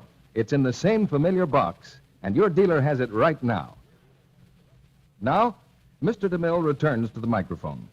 One of tonight's stars flew the Atlantic recently. We'll hear about it right after the play. Now the third act of The Maltese Falcon, starring Edward G. Robinson, Gail Patrick, and Laird Kriegar.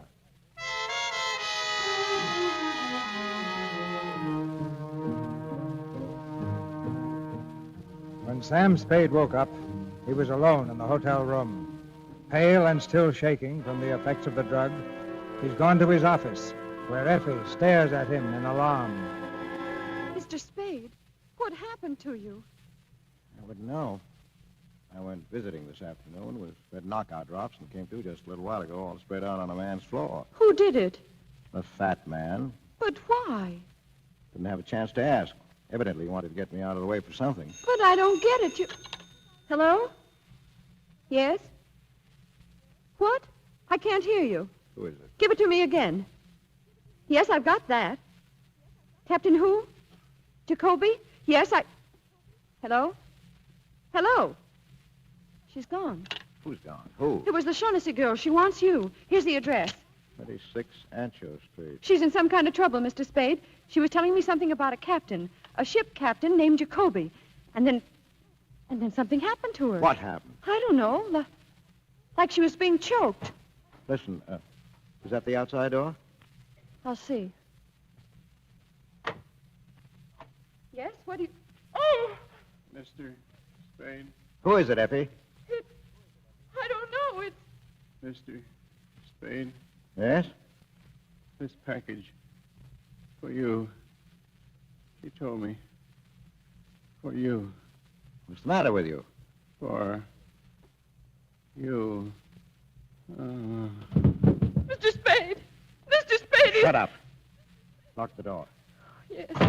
Yeah. Give me the scissors from the desk, will you? I want to see what's in this package. Here.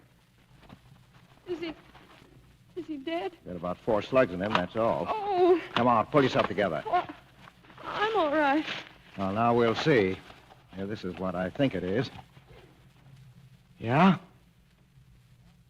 Yeah. What is it? You've got it, Angel. We've got it. The Maltese Falcon. The Falcon? Look at it. The Blackbird. $1 million under a coat of enamel. She sent him with it. That's what he tried to tell us. He must be Captain Jacoby. Now, listen, I've got to get to her. As soon as I've done, phone the police. Tell them how it happened. Don't forget he brought a bundle. Here, get it straight now. Yes. I'll leave the bird in the safe. When I call you, bring it to that Ancho Street address. Got it? Yeah. And after you bring it to me, go out and call Dundee. Tell him to come on the round with about 6 cops. No mistakes, Effie. I may need them.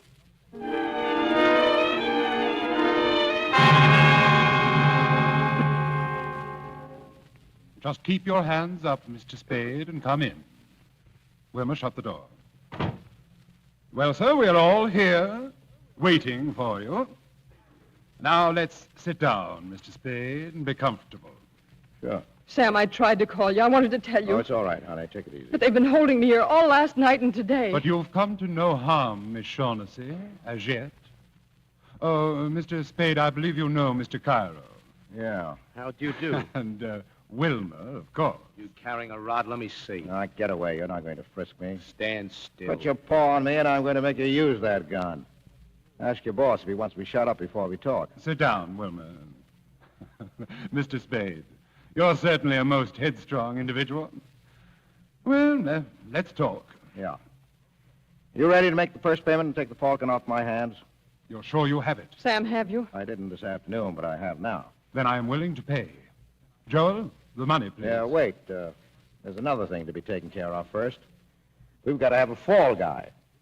I beg your pardon? Well, the police have got to have a victim. Somebody they can stick for those 3 murders. 2?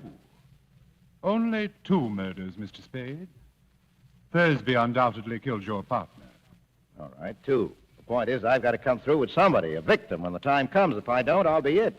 And whom do you recommend as this victim? Oh, well, I'm not fussy. How about giving them Wilma here? He'll do. Why, you... Get away, punk. By gad, Mr. Spade, you are a character. Well, it's our best bet. If we turn him over, the cops will be happy. We'll be free as the air. Well, what do you think of this, Wilma? Mighty funny, huh? Yeah, mighty funny. Well, anyway, he killed Thursby, didn't he? He's made to order for the part. Get up on your feet. Go away, punk. I've taken all the riding for you. I'm going to take it up and shoot it out. Calm yourself, Wilma. Mr. Spade, your plan is not at all practical. Let's not say anything more about it. Well, all right, I've got another suggestion. Want to hear it? Most assuredly. Well, I'll give them Joel Cairo. Suppose we give them you, Mr. Spade, or Miss Shaughnessy. How about that? Now, look, you people want the Falcon. I've got it, and the fall guy is part of the prize. As for Miss Shaughnessy, well, if you think she can be rigged for the part, I'm perfectly willing to discuss it with you. Sam, What's the matter? you don't mean that you couldn't. No, because I don't think the cops would be happy, Angel. Well, personally, I see only one guy who's really right. That's Wilmer. I'll kill him. I'll kill him. Stop it! Stop it, do you hear? Oh, let him go. I told him to lay off me. I warned him. I hated to do that, but the punk had it coming to him. There's your fall guy, Mr. Gutman. What do you say? I don't like it, sir. Well, either you'll say yes right now, or I'll turn the Falcon and the whole lot of you in. All right. You can have Wilmer. Carry him inside, Joe.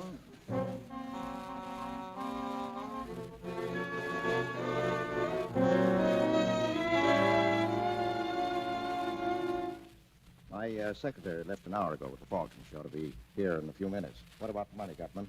In a few minutes. When she gets here. Good enough. Now, let's get the details fixed. Now, why did Wilmer kill Thursby, and why and where did he shoot Captain Jacoby? Well, I shall be candid with you, sir. Thursby was Miss Shaughnessy's ally.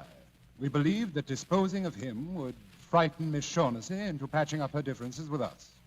That sounds all right. Now, Jacoby.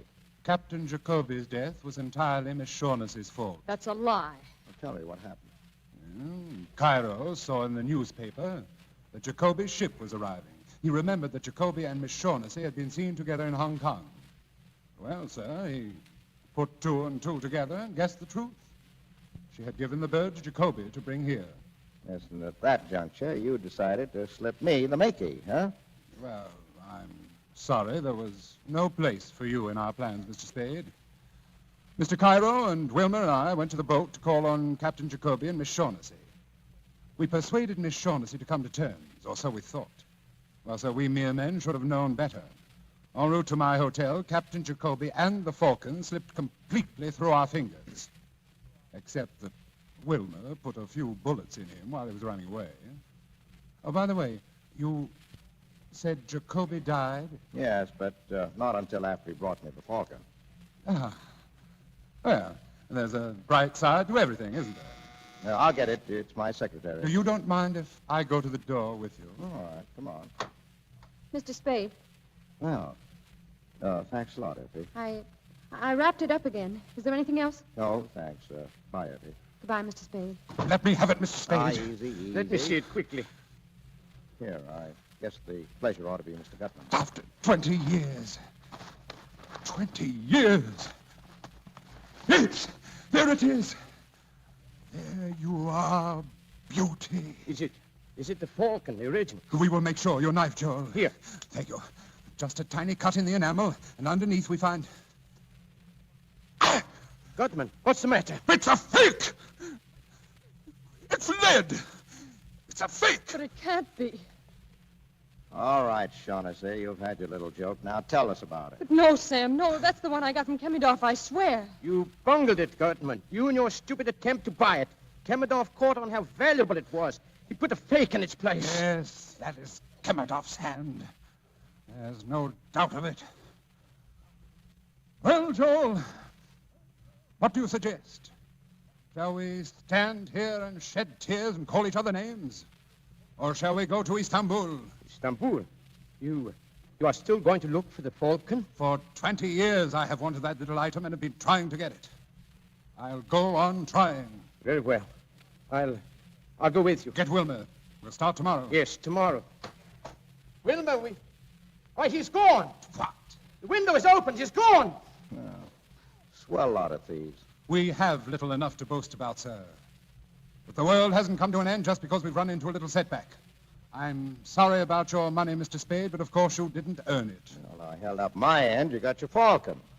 Your hard luck, not mine, that it wasn't what you wanted. My hat, Joe. Now, wait a minute. Mr. Spade, it will do you no good to argue. I haven't the money with me anyhow. Well, I had an idea that was it. Now, sir, we'll say goodbye to you. And since the shortest farewells are the best, adieu. And to you, Miss Shaughnessy, I leave the lead Falcon as a little memento. Adieu. Sam, what are you going to do? Nothing. But those murders, you were mixed up in them. You said yourself the police needed a victim. Call them now. Tell them about Gutman. I don't have to call him. Gutman will be nailed before he goes a block. But when he's nailed, he'll talk about you. Now, we're sitting on dynamite, and we've only got a couple of minutes to get all set for the cops. Now, give me all of it fast. Talk. Where shall I begin? Well, the day you first came to my office, why did you want Thursby shadowed? I told you, Sam. I suspected him of betraying me, and I wanted to find out. Now, that's a lie. You had Thursby hooked, and you knew it. You wanted to get him out of the way before Jacoby came with the bird. Isn't that so? Yes. What was your scheme? Well, I thought that if he saw someone following him, he might be frightened into going away. Well, then you must have told Thursby that Archie was following him. Yes, I told him. But please believe me, Sam. I wouldn't have told him if I'd thought Thursby would kill him. Well, if you thought he wouldn't kill Archie, you were right, Angel. Didn't he? No. Archie had been a cop too long to be caught like that, up a blind alley with his gun tucked away in his hip and his overcoat buttoned. But he would have gone up there with you, Angel. He was just dumb enough for that. Sam! And then you could have stood as close to him as you liked in the dark and put a hole through him with a gun you'd gotten from Thursby that night. Don't talk to me like that, Sam. You know I didn't. Oh, shut up. This isn't the spot for the schoolgirl act. Why did you shoot him? No, I didn't mean to at first. I didn't really, but when I saw that Thursby couldn't be frightened, I... Oh, Sam, darling. Go on. When you found that Thursby didn't mean to tackle Archie, you borrowed the gun and did it yourself, right? Yes. You didn't know then that Gutman was here hunting for you until you heard Thursby had been shot. And then you knew you needed another protector, so you came back to me. Yes, but Sam, it wasn't only that. I would have come back to you sooner or later. From the very first minute I saw you, I knew that I... Oh, you angel. Well, if you get a good break, you'll be out of San Quentin in 20 years, and you can come back to me then. What? Oh, no, you're not going to... I'm going to send you over. Oh, no, don't, Sam. Don't say that. You're taking the fall, darling. You're doing this to me? Don't you understand, Sam? I'm in love with you. That's great. But you can't. You can't. Yes, I can. You killed a man, darling, remember? You know deep down in your heart, you know that in spite of anything I've done, I love you. I don't care who loves who. I'm not going to play the sucker. I won't walk in Thursby's, and I don't know how many others' footsteps. You killed Miles, and you're going over for it. Sam. That's the cops. Don't let them in, please. Sit tight, honey. Sam. Hello, Spade. Come in. Did you get the fat boy? We got them. The kid, too. Swell. Here's another one for you. She killed Miles. Can you prove it? Can I, Miss Shaughnessy? Can I prove it? Go on, tell them. Yes. All right, come on. So long, Miss Shaughnessy. This doesn't mean anything to you, does it? Maybe. But you're going anyway. The chances are you'll get off for 20 years.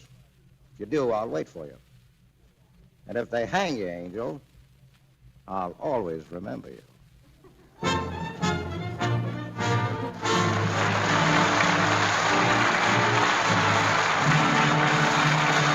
stars will return to the microphone in just a moment. But now, listen a minute. Ammunition for attack. Shells for defense against the enemy. Our boys must have these things to win the war, and you may be unknowingly throwing away material needed to help them win. Waste fats and greases from your kitchen contain glycerin, one of the things that goes into the making of explosives. No amount is too small to save. Think of it this way. One man doesn't make an army, yet together, millions of individual Americans make up the finest army in the world. If every American housewife turns in 1 pound of waste household fats a month, together, that will make 540 million pounds of smokeless powder a year. Now, here's what our government asks us to do. Strain waste fats and greases into a can, any clean, smooth-edged can. Don't use glass or paper containers because they break or leak. The cans you use will be salvaged later. Keep the can in a cool place, and when it's full, take it to your local meat dealer. He'll pay you cash for each pound of fat. Try to do this early in the week when he's not so busy as weekends. Remember, only waste fats and oils are wanted, not anything you can use or reuse yourself. Every bit is precious. Save it carefully. Within 21 days of the time you turn it in to your butcher, it will be on its way to send your message to the Axis. Now, here's Mr. DeMille. Next week's play asks a very vital question. So vital, I'm taking it to the man on the street for an answer before I introduce our stars. The question, are husbands necessary? Now, here's a man who's just come in from the street. What do you think, sir? Are husbands necessary? My wife says yes. My draft board says no. Me, I just do what they tell me. Now let's see what this young lady has to say. In your opinion, miss, are husbands necessary? Are you kidding? Well, that's the way it goes. Nobody agrees. But we'll go into that matter later, because the big news has to do with George Burns and Gracie Allen. Tonight, The Maltese Falcon had its share of thrills. But in recent weeks, Edward G. Robinson has been on the road to adventure in real life. We'll get the inside story now as he and Gail Patrick and Laird Krieger come back for a curtain call. It must have been pretty exciting crossing the Atlantic in wartime, Eddie. Well, we went over by plane, Gail, and as we approached the other side, it was nip and tuck there for a few minutes. I wasn't sure whether I'd make it or not. Nazi planes go after you? No, we were playing bridge, and I made the bid doubled and redoubled. Did you fly back too, Eddie? Well, I came back on a ship, Laird. I was sure I'd get a chance to see a submarine, but nothing happened. The word must have gone out that Little Caesar was aboard. Now, don't kid about that, C.B. Purely because of Little Caesar, I received a great distinction. The fellows made me an honorary member of the gun crew. Well, seriously, Eddie, in entertaining our soldiers in England, how did you find them? Are they cheerful? Cheerful and determined, C.B. As for the English people, nothing seems to bother them. They've had rationing so long, it isn't the topic of conversation now. That great clock, Big Ben, was symbolic of the whole country to me. Every time it strikes, it seems to be saying, it's later than you think, Adolf Hitler. I suppose you did some broadcasting yourself while you were there, Eddie. Well, one afternoon I broadcast 6 messages to the continent in French, Spanish, Romanian, German, Danish, and Italian. What, no Greek? Well, I'm working on Russian at the moment, dear. I want to be able to say thank you to all the Russians I meet from now on. Now, you've had many successes on the screen, but in years to come, I think you'll value most the success you achieved in this job for your country. Oh, thank you, C.B. What are you doing here next week? Well, that's when the big question comes up again, Eddie. Because next week, our play is the Paramount comedy hit, Our Husbands Necessary. And in it, we'll present those eminent thespians, George Burns and Gracie Allen. In the play, George works in a bank, and Gracie is secretly trying to help his career. So tune in next Monday night and get Gracie Allen's answer to that burning question, Are husbands necessary? Oh, sounds like a lot of fun, C.B. Good night. Good night. Good night. Good night. And don't miss George and Gracie.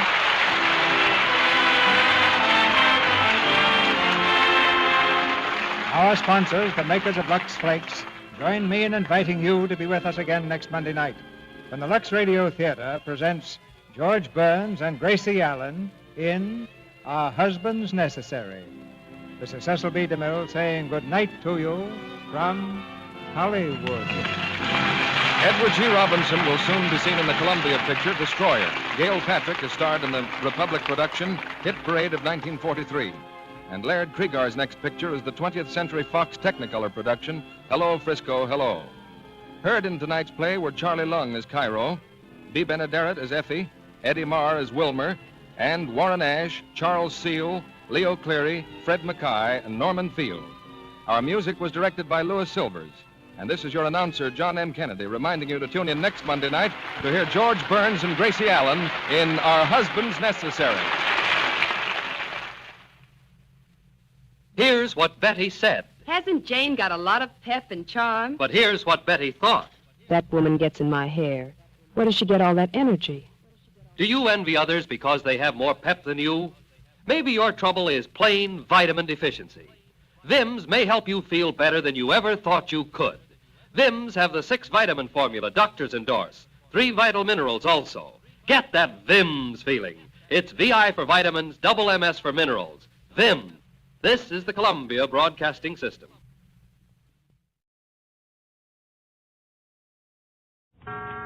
Use Gem Blades.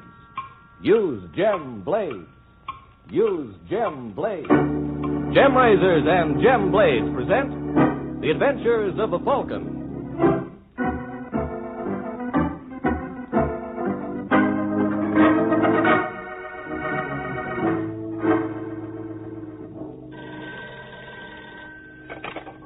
Hello? Yes, this is the Falcon. Oh, Nancy, I'm glad you called. What's on the program for tonight? Well, it sounds like an awfully dead evening, baby. But you can never tell. Tomorrow there may be morning.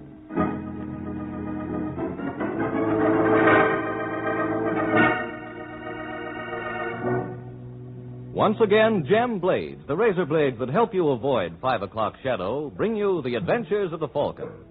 The Falcon, as you know, is Michael Waring, freelance detective, who's always ready with a hand for oppressed men and an eye for repressed women. So join him tonight when the Falcon learns murder is a family affair.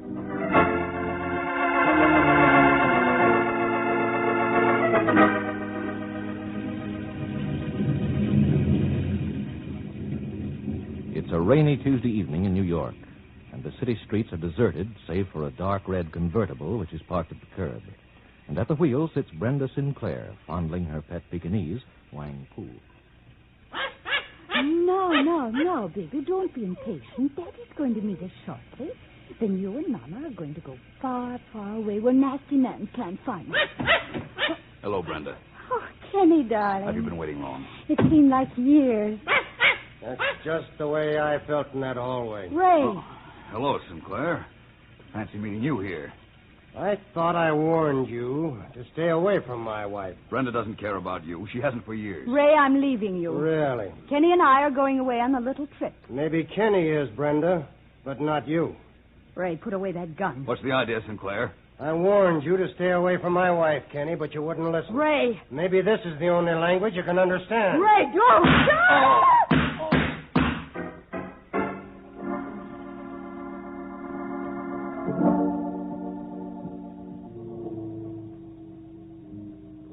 Sinclair, it is the judgment of this court that you be confined to State's Penitentiary, and on the night of November 27th, you shall be electrocuted there, as provided for by state law.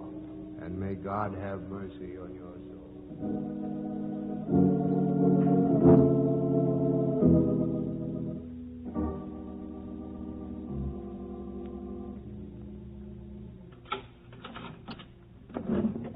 Sinclair? Yes, sir. Some visitors for you. Hello, Mike. Fancy? Hello, Ray. Ray. Have you heard anything yet? You better tell him, Mike. Ray, we just got back from seeing the governor. Bad news, huh? I'm sorry, fella. I wasn't very hopeful. No matter how you put it, I still killed a man in cold blood. Well, we Sinclairs never did have much luck with our women anyway. At least you'll be glad to know your brother Danny broke the jinx. Ah, good for him.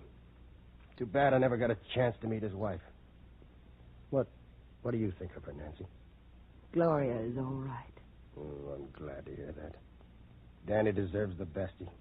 He's a good kid. 1 in a million. He and Gloria are waiting at my apartment. Mike, I wonder if you'd do me a great favor. You don't have to ask, Ray.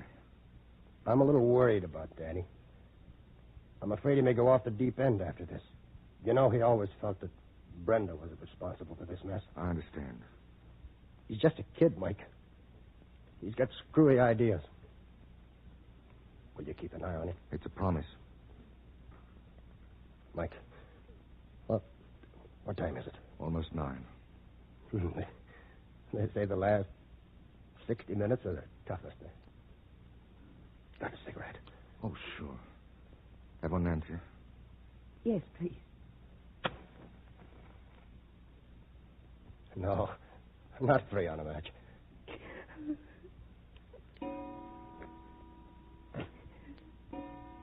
Mike, you're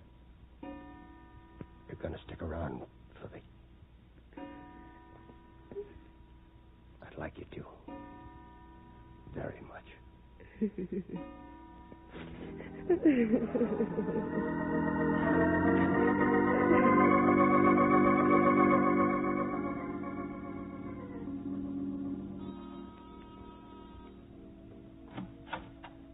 Oh, back already?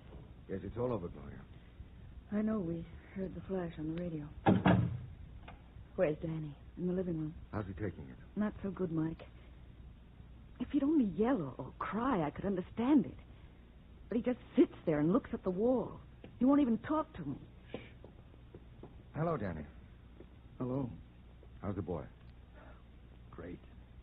Danny, I can't tell you. Mike, maybe Danny would like some coffee. Oh, that's a swell idea, darling. Why don't you make some? No, don't bother, Nancy.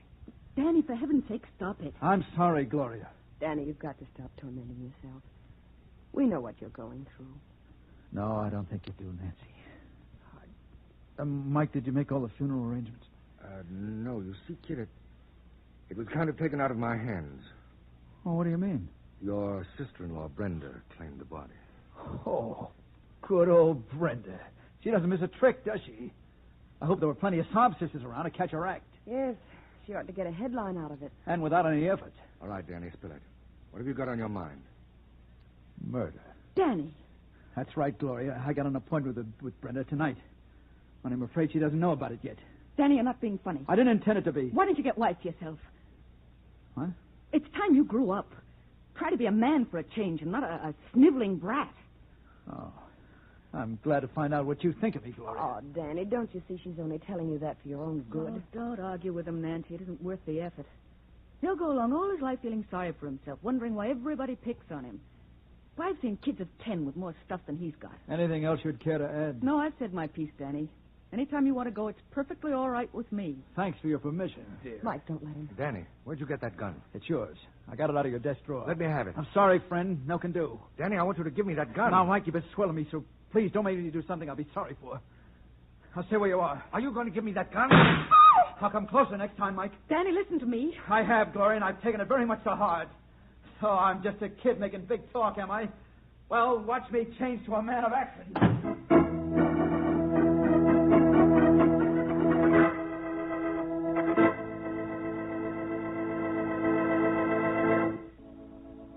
Well, now we have to worry about Danny and hope he'll realize that Brenda's not worth shooting. Well, there isn't anything I can do about that. But here's something I can do to help a lot of you who have 5 o'clock shadow. I can tell you that 9 out of 10 men will stay face neat right around the clock by shaving the gem way. That is, with a gem razor and a genuine gem blade. I know it takes a definite effort on your part to change your shaving method, but I promise you that if you shave the gem way, your effort will be repaid every day of your life. Gem razors are again available at your dealers. Get one if you haven't one already, and begin immediately to enjoy Gem's famous features, such as the clever face-fitting bevel, which compels you to use the master barber's long, gliding stroke. And, too, you'll like the way the super keen gem blade gets the beard at skin level. So close, clean, and comfortable. So try the gem way, won't you? Avoid 5 o'clock shadow with a gem razor and gem blades.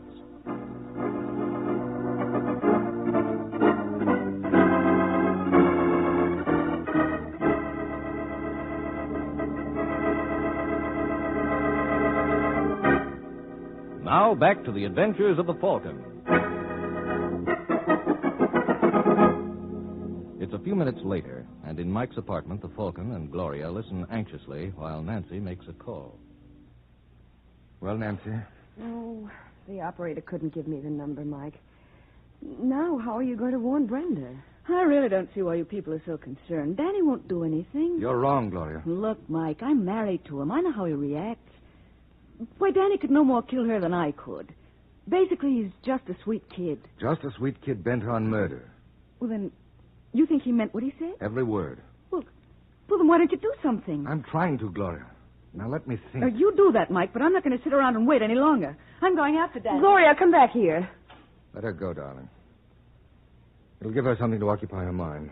But shouldn't we phone the police or something? I'd rather not.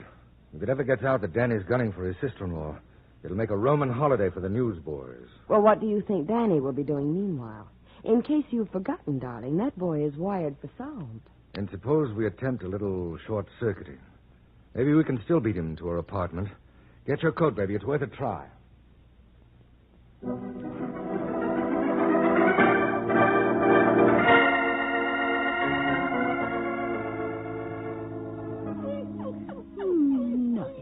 Dog, you did, Miss Brenda, didn't you, baby? Come on, let's see who it is, darling. Oh, it's you, De Silva. What do you want? How can I talk to you when all the time you got that lousy dog in your lap? Don't speak that way about Wang Pu. Excuse me, please. Brenda, in the last month you borrowed close to 12 grand from me. You'll get your money back. Sure. But when, Brenda? Any day, as soon as they settle Ray's estate. I got news for you, darling. What are you talking about? Papa didn't leave you a cent. How do you know? It's my business to know. He's a dirty double-crosser, and after I gave him the best years of my life. You know, for a smart dame, Brenda, you don't use your head so good. 12 grand don't mean so much to the Silver. How you like me to call him off, huh? What's the catch, De Silva? You never gave away anything in your life. No catch? Just marry me. Are you kidding? You could do worse. Why, you fat slob, I wouldn't have you for all the gold in your teeth. For a dame who's in hockey, you're awful fussy. Don't make me laugh. Now go on, get out. You want to watch your mouth, girlie. Nobody ever talks to the Silver like that. Are you threatening me, you big ape? Come on in. Hello, Brenda.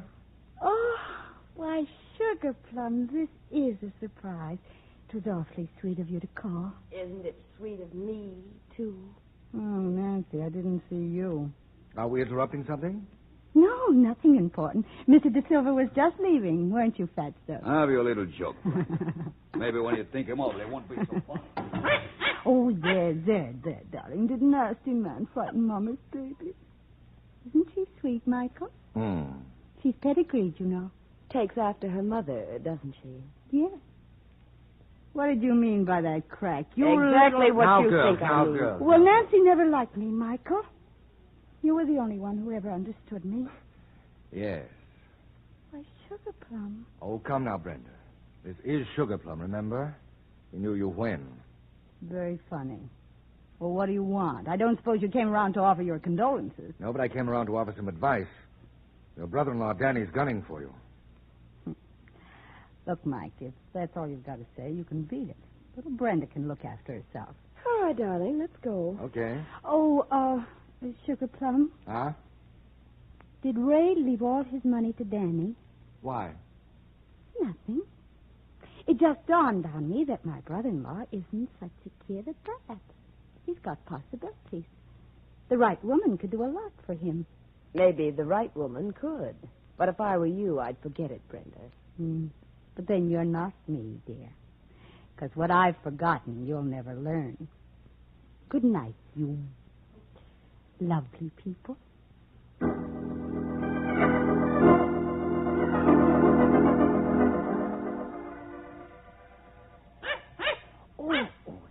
There, sweetheart. Come to Mama. That's the sweet thing. Mama's little baby was so hungry, and I'm going... All right, I'm coming. Danny, darling, I'm so glad you dropped in. Nothing could keep me away. Here, let me take your coat. Never mind. Now, Danny, don't be mean to Brenda. Now that poor Ray is gone, there's just the two of us left. We've got to look out for one Danny, put away that gun. As soon as I finish. You're frightening Wang Pu. What about you? Danny, you've got to believe me. It wasn't my fault. You're quite fool. You're crazy, Danny. You're crazy. You'll never get away with it. They'll fry you like they did Ray. I don't think so. Danny, please.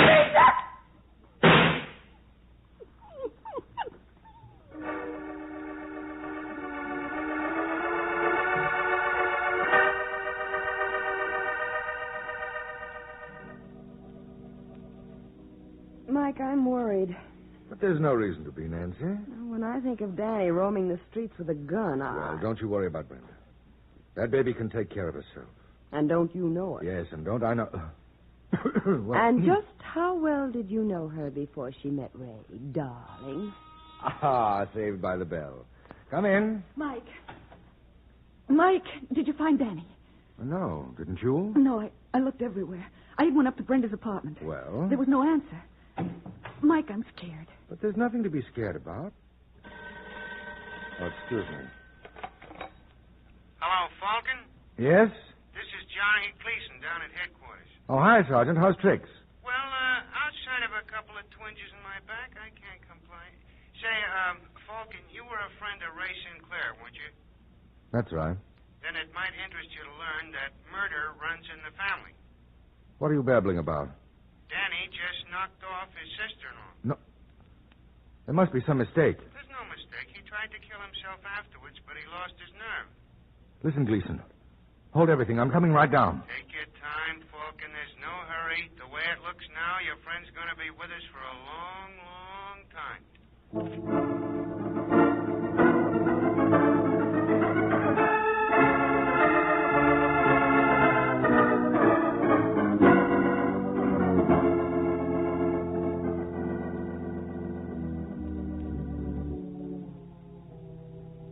Now, check me if I'm wrong, Danny. After you pulled the rod, your sister-in-law tried to move away from you.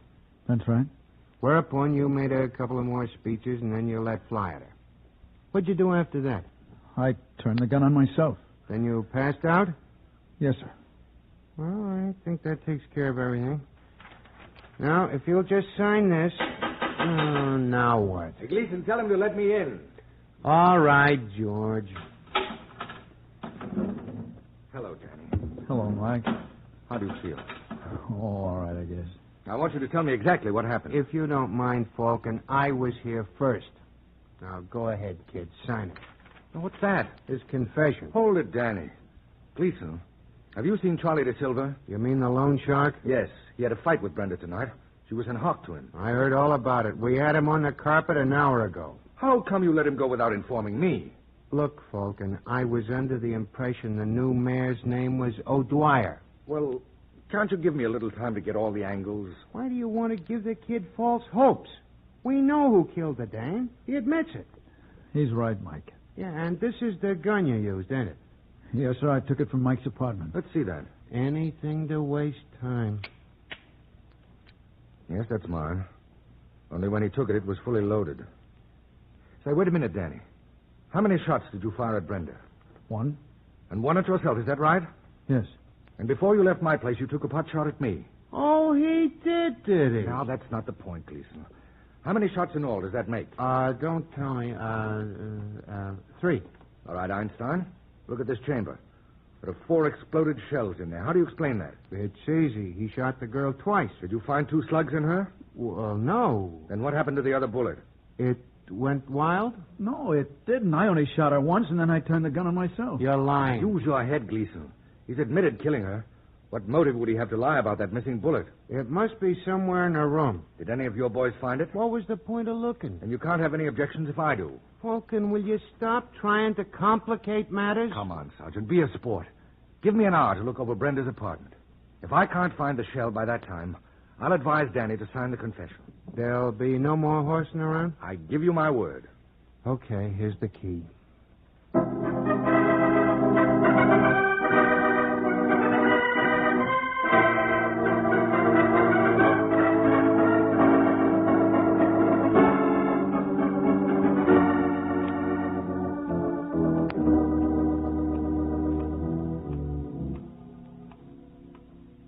Mike, how much of that hour have we got left? About 20 minutes. Oh, then we'll have to work a lot faster. Well, there's one sure thing. That slug isn't anywhere on this floor. No. Suppose we try to reconstruct what happened. How? I'll play Danny and you play Brenda. Oh, this ought to be fun. What do I do? Well, according to Danny's story, he was standing over by the sofa. Mm-hmm.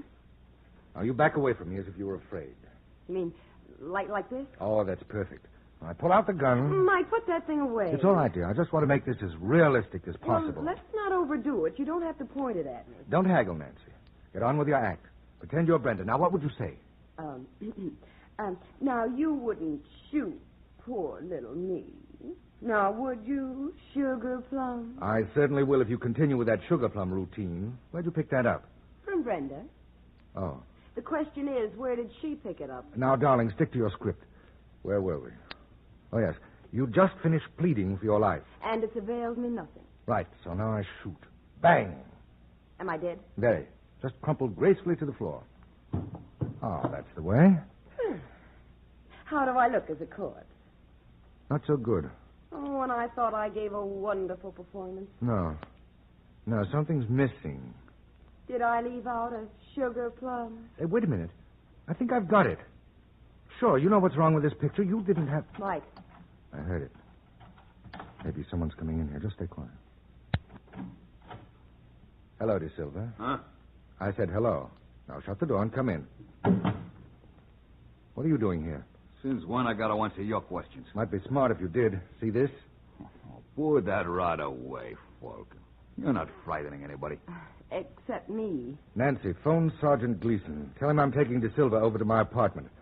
Ask him to bring Danny there. But, Mike, isn't that highly irregular? Highly. But then, dear, this is a most unconventional murder.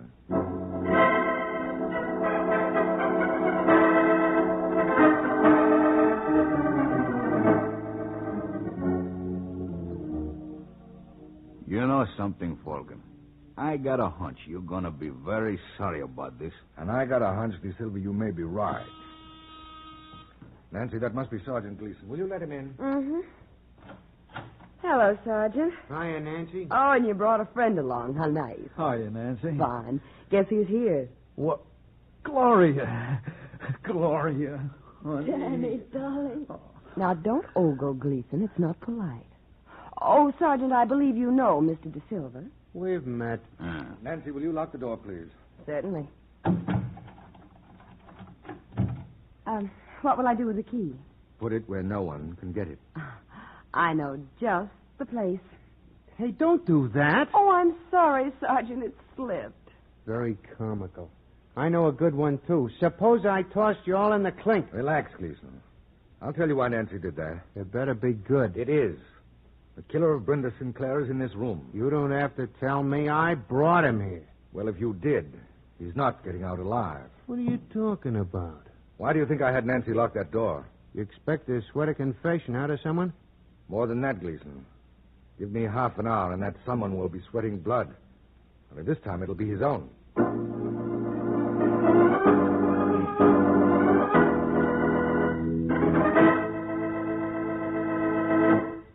Well, all I can say is that the Falcon's going to find it slightly grim if he doesn't make good. You know, that's one thing that never worries me when I make statements about the Gem way of shaving. Gem always makes good. And now the Gem razors are once more available at all dealers. More men than ever before can shave the Gem way and so avoid 5 o'clock shadow. You know, of course, that to get the best out of your Gem razor, you must use Gem blades. They fit precisely, shave perfectly. Their super keen, deep wedge edge gets the beard at the base, clean and close. No topping the beard, no little islands of stubble left on your chin. You get incredibly close, smooth shaves which naturally last much longer. That's why we can say that a Gem shave will keep your face socially acceptable right around the clock. So try the Gem way of shaving. Avoid 5 o'clock shadow with a Gem razor and Gem blades. Now back to the adventures of the Falcon.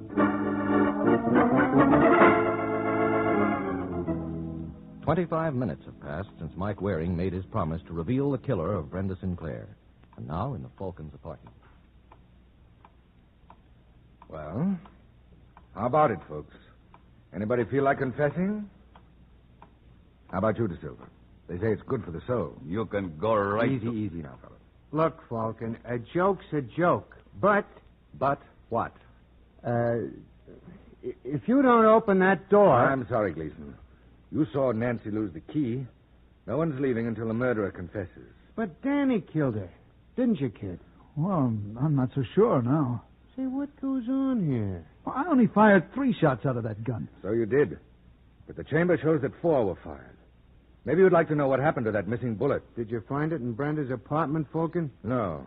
That's what put me on the right track. You didn't, so it did. Oh, why didn't I learn a trade? Try to visualize this scene, Sergeant. Because this is what must have happened after Danny shot Brenda. We know. She keeled over dead. That's just it. She wasn't dead then.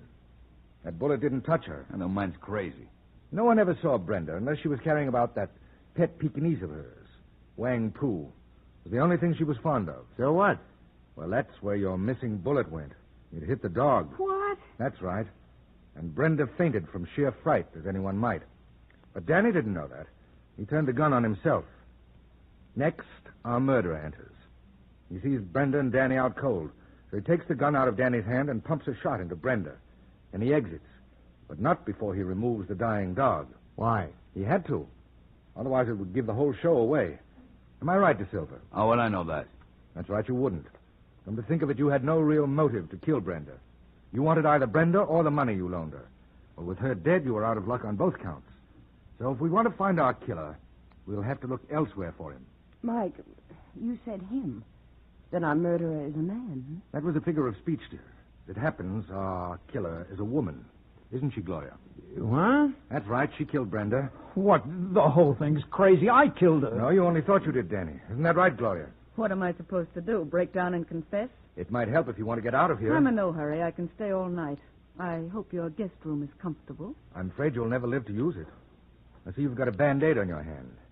Is that where Wang Pu nipped you when you picked him up? Will this go on much longer? Not much. I had some of the blood on Brenda's carpet analyzed. It was dog's blood. And the vet told me that the hound had rabies. And whoever handled it was bound to get hydrophobia. Do you ever have hydrophobia, Gloria? You're not frightening me. You must have gotten that bite around 10 o'clock.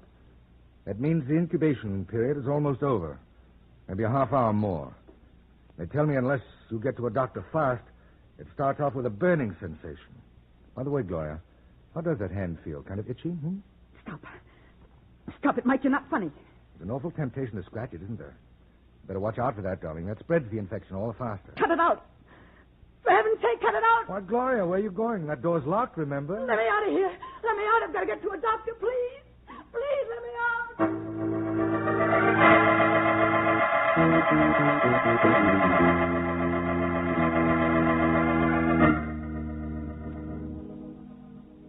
Michael. Hmm?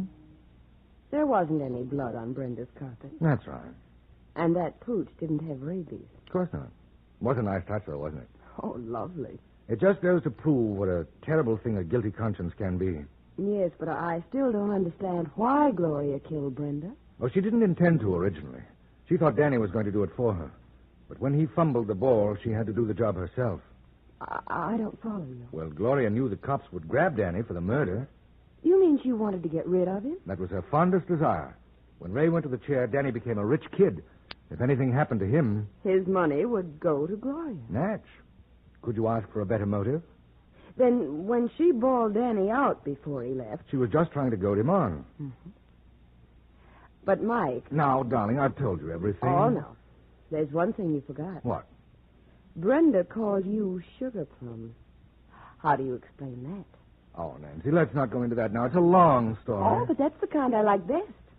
Come here, darling. Now, Michael, stop it. You're not going to get out of it like that. I didn't intend to, dear. You wanted to hear the story of Brenda and Sugar Plum. Yes. Well, what you got just then was the prologue.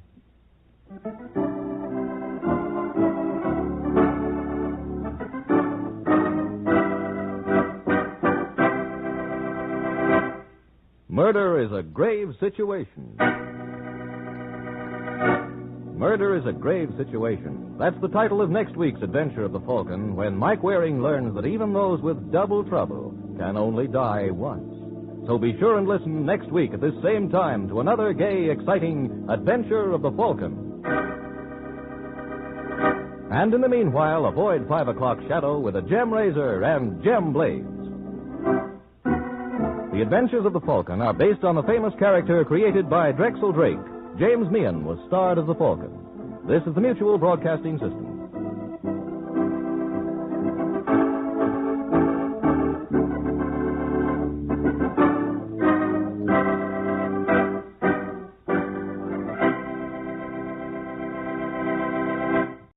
Good evening. This is Crime Classics. I am Thomas Hyland. I'm going to tell you another true crime story. Listen. The man is nailing a horse's picture to the wall. The horse is pawing the western skies in the classic attitude of pawing horses, and it is the top half of a calendar distributed by Isaac's Livery. It's a hot April day in St. Joseph, Missouri, in the year 1882, and the man is hanging the picture in his living room because he has a fondness for the noble beast.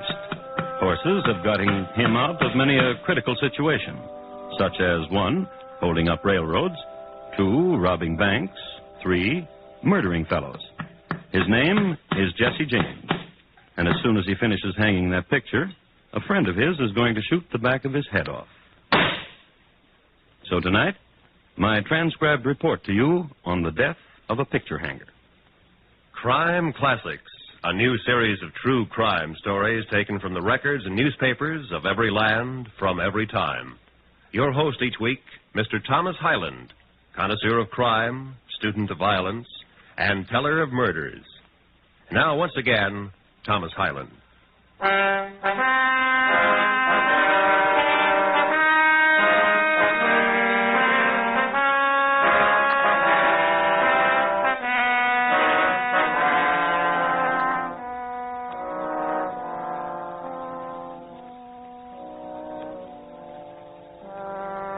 Tonight, we take you to Jefferson City, Missouri, to the mansion of the governor of that state. His name was Crittenden, but his cronies called him Critch. He liked living in the governor's mansion because he never had it so good. There were servants, crystal chandeliers, wine furnished by cronies, entertainments by cronies, and best of all, 6 small gilded cherubs, backs bent cheerfully to support a cast-iron bathtub, and quite often the governor also. So, if you've never attended a governor taking a bath, here's your chance. Where's that soap? Where is it? Oh, there it is, Critch. Right behind you. Sir. Uh-huh. When's the last time you had a bath? Kansas City. Just after the hanging of Billy Bob Williams. Let's see, that was, March 12th last. What a memory you got, Governor. Yeah, hanging outlaw's one of the nicest parts of this job, Timberlake. You ever get to be governor, hang a lot of outlaws and remember when. That way you can tell people, and people will be impressed and keep you governor. I'll remember. Hand me that rose water and glycerin, Sheriff. Oh, sure.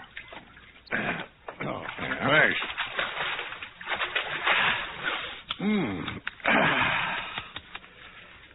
You know what I called you down here for? Got an idea. Tell me, and I'll tell you if you're right. Jesse James? Look good on my record. He to die somehow soon.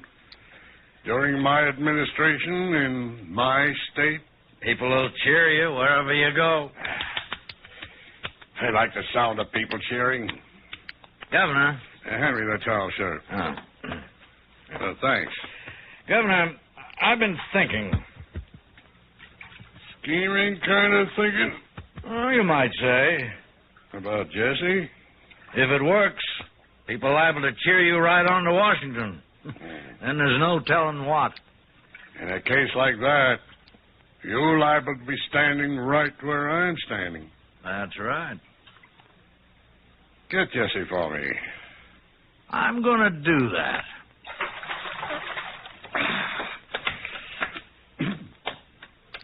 Not since Kansas City, huh, Sheriff? Not since then. Well, how'd you like to take a bath right now? I didn't want to say nothing. I was hoping you'd ask. She's all yours, Sheriff. Enjoy yourself.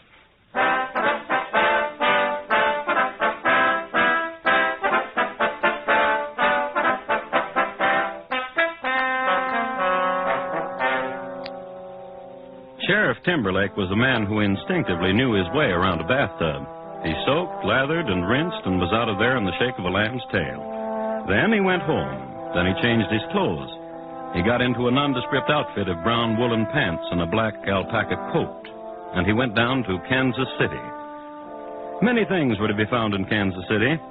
A wooden monument, long since burned, of Daniel Sanker, who got a message through to his beleaguered dad, a grand opera house, and 3 mechanical pianos, each with fiddle attached. All in all, it was a very happy community. Worthy of note is the fact that Spit in the Ocean, a poker variation, was invented at Bobbrick's Poker Palace during this era. And it is into this very den that Sheriff Timberlake wandered. He wandered here because he was looking for someone, a girl, a young lady whose job it was to stand in back of strangers at the gaming tables and make signals to the houseman on the opposite side. When Timberlake approached her, she had 3 fingers in the air and the tip of her tongue pointing to the left. Mattie. Oh. Up, you honey. Want to talk with you, Mattie. A second. Raise you. Carl. I got me a one-eyed jack in the hole. Gives me 3 of them. Where'd you say you're from? Roanoke? Nice place. Come on. Out here. What you want? How's Johnny? You said you weren't going to turn him in. For favors. What you want him to do? Nothing. What you want? Jesse James. Oh. Got to clean up Missouri, Matty.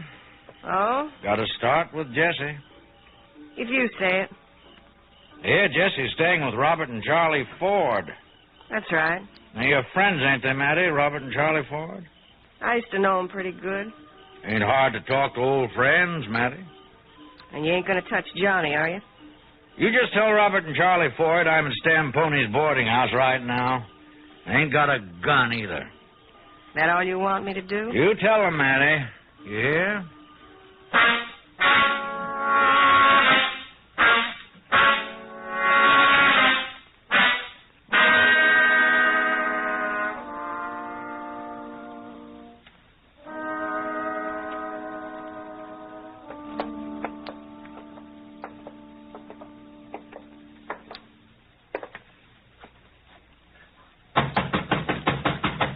How is it? The Ford. Door's open. Come on in, boys. Well, didn't Matty tell you I left my guns back in Jefferson City? Just you come on in. Bob, over there. All right. Glad to see you back in Missouri, Charlie. Heard you and Robert were over in Kansas for a while. Heard you're in jail. Heard you killed a man to get out. Glad to see you back in Missouri. Bob, get him. All right. I told you I weren't holding no iron, boys. Making sure. Take his shirt off him, Bob. Now let him go, Bob. How come you ain't holding nothing, Sheriff? Now you know what I'm going to say, you believe. Well, I'm back there, Bob, where you was before. All right. Sheriff, you crazy? Let me ask you a question, then you decide. How'd you like a full pardon for what you done in Missouri, Charlie? Robert, you need never go back into Kansas. You're free to stay here as long as you live. Come and go as you please. Don't have to worry about killing 4 people in Missouri. Besides, have $10,000. You've been robbing, you've been stealing, you've been killing. You got $10 between you? Both of you, murderers, thieves, scum. I figured you'd do that. I'm glad you did. Because now you're hating yourself. Put your gun back, Bob. Let him run on a little bit more. You like Jesse James, Charlie? Ain't nothing about him I like or don't like. You like Jesse, Robert? Man's talking to you, Robert. Wants to know you like Jesse. Do you? Once Jesse and Bob had a little fight. 2 years ago, Bob was only 19 and Jesse a full-grown man. When Jesse was finished with Bob, Bob got to be a full-grown man. The governor wants Jesse dead or alive. A lot of people do. Governor says he'd give both of you a full pardon and $10,000 for Jesse. Ain't no bargain, Jesse being who he is. Gunfighter like he is, and fast like... Whoever do it'd be a hero. People cheer. That'd be nice. What'd you say, Robert? That'd be nice. Ride with the governor. That'd be nice. Being a hero instead of a running dog. I like that word. Hero? Yeah. Robert? Yeah? Say it. Hero. What's the matter?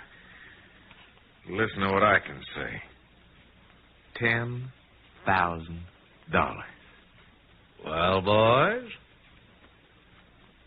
Jesse James died all of a sudden. Wouldn't take long for you to hear about it. We'd let you know. That's a promise.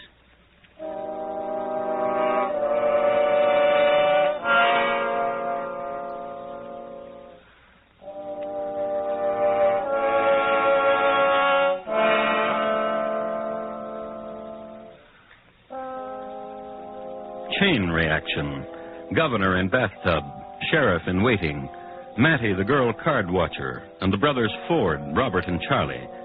The principals involved in getting Jesse James assassinated. It would be well at this point to remark upon some of the accomplishments of Jesse James. His standard feat was murdering cowboys and rustling cattle. One incident in Starr County, Texas, had him murdering single-handedly 3 cowboys and driving off 500 fine head of beef, a record which stands to this day. On record, too, is his slaying by bowie knife of Mr. John W. Wicker, a Pinkerton man from Chicago. Then there were several train robberies, outstanding of which was the one 5 miles east of Council Bluffs, where he and his men derailed the Chicago, Rock Island, and Pacific Express. The cars telescoped. The engineer was instantly killed. 12 passengers were seriously injured. And Jesse and his men robbed them all. There are many other mayhems, too numerous to mention, except that they averaged 1.37 corpses per exploit. One act of kindness must be noted, however. Mr. Avery Thompson, hurt grievously by a runaway horse in the streets of Abilene, pleaded to be put out of his misery. From 50 paces, Jesse obliged. His act of mercy was applauded by all around. It was then this half-kind, half-renegade person that the brothers Ford were going to kill. Charlie and Robert went home, lit the kerosene lamp, and waited. They didn't have to wait too long.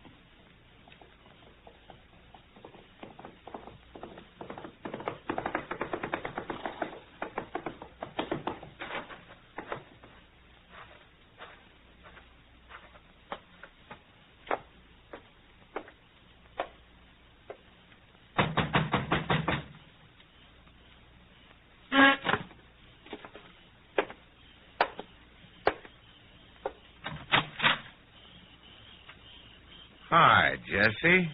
Come on in.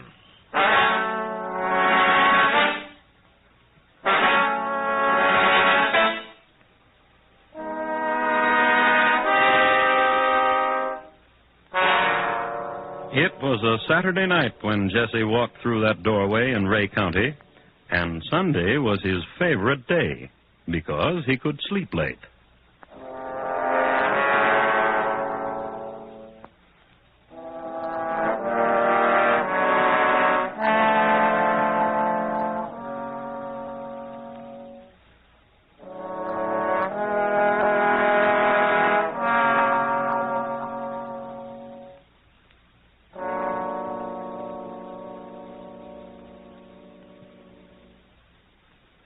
You are listening to Crime Classics and your host, Thomas Hyland. Tomorrow night, if you're in the mood for still more adventure listening, don't miss 21st Precinct, the program that probes the inner workings of the world's largest police force. 21st Precinct shows you policemen as the human beings they are, exposes their tough grinds, their dangerous careers. Remember, it's Tuesday nights on most of these same stations, presented by CBS Radio. And now, once again, Thomas Hyland and the second act of Crime Classics, and his report to you on The Death of a Picture Hanger.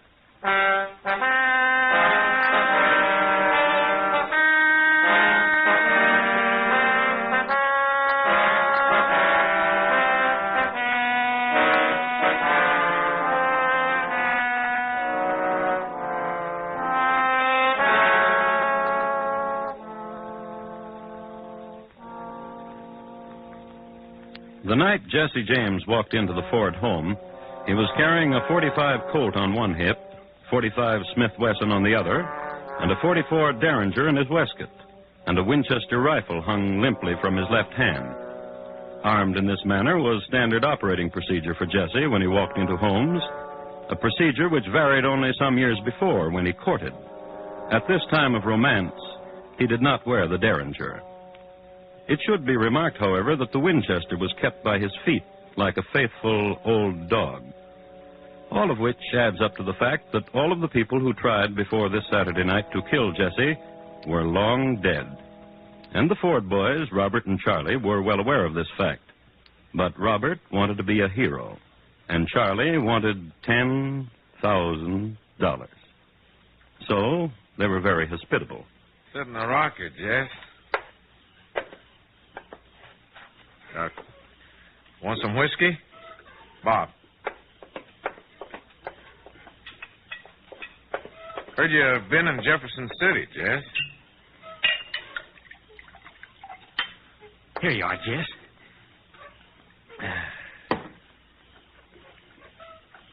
You must be sleepy, Jess. What's the matter with you, Bob? You don't have to tell Jess when he's sleepy. Jess knows when he's sleepy. I just don't want to talk important things to him, that's all. Not when his head's nodding. Simmer down, Bob. All right, Jess, I'll tell you. We're tired of lazing around. Me and Charlie been doing nothing, just waiting for you to say go. When you going to say go, Jess?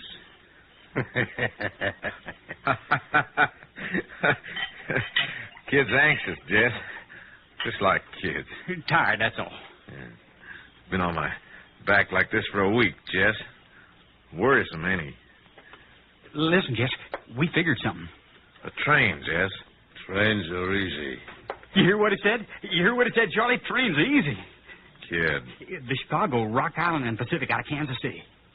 It makes a stop at Winston, Jess. At Cameron, too. Here's your drink, Jess.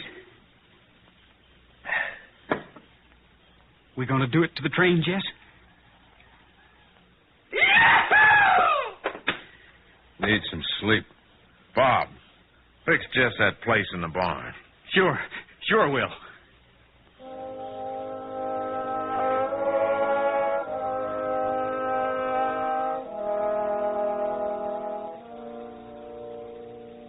So Bob went out to the barn, fluffed up some straw, and made a bed for Jessie to sleep in. This was considered an act of compassion of the time, barn owners to wayfarers. But in this instance, it was known as a tactic. Get Jessie on his back in the barn with maybe his guns off. Get him while he's sleeping. So consider now what we have here. Jesse James bedded down for the night and his two would-be assassins as guardian angels. In the trade, this is known as a precarious position. So switch now from prone Jesse to outside the barn. Nearly midnight in Missouri, and a mist from the river threading between Charlie Ford and Bob. When are we going to kill Jess? Try killing him from now on. You think he's sleeping? Where'd you bet him down? Under that window. Well, let's go peek, see if he's sleeping. What you think? He's lying there, all right. Eyes closed? Can't tell. I sure tell this, though. What? Look at that pool of moon. Wait a minute, I'll get out of your way. See? He's holding a gun in each hand. He's a light sleeper. When he sleeps. We don't even know he's sleeping. Charlie. Shoot him. Kill him. You want to be the hero, younger brother. You do. Supposing I miss. I'll shoot you just where you're standing if you miss. Because if you miss, you wake Jess. And I'll just explain to Jess that I killed you to save his life. That way saving mine. If we were sure he's sleeping, be no trouble at all. You make sure. If some kind of animal or something walked by in the soft, that'd be a way. Hey, you wait here a minute. Come here, you little old dog. That's right. You're too old to live anyhow. Little dog's too old to live anyhow, Charlie. Step aside a minute. I'll push him through this chink in the wall. Critter'd run into the barn past Jess, and we'll find out for sure. You chatter like a woman, Bob. Just do it.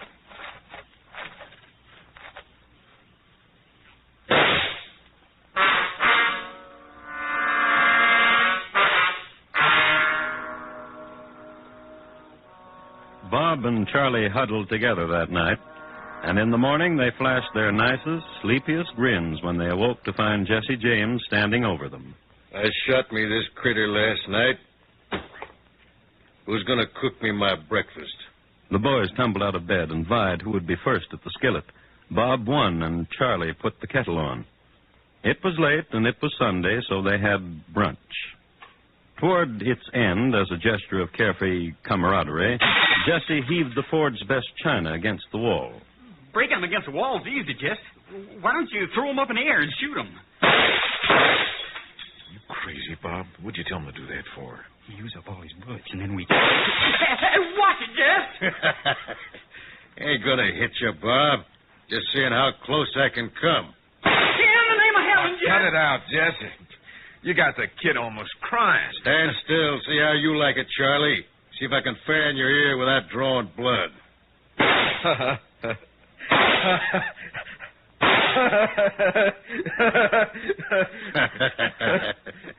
Now let's go do it to a train.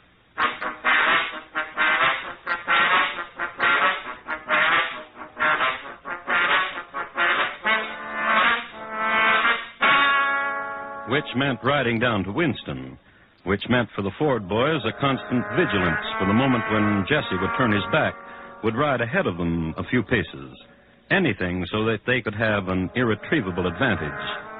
Historians make category of this event as the ride to Winston with the Fords up front.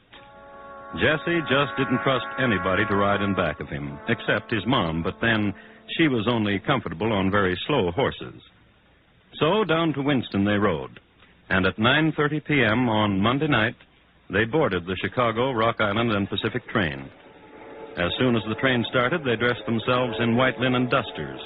They wore red handkerchiefs over their faces, and they waited in the vestibule for the conductor.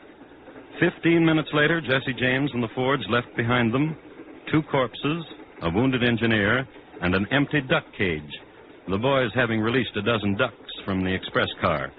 They took with them $8,000 in cash and convertible mementos. The boys jumped off the train at a point where they had tethered their horses. Then they rode south. They rode to St. Joseph, Missouri. They rode to the home of Jesse James, with Jesse riding behind.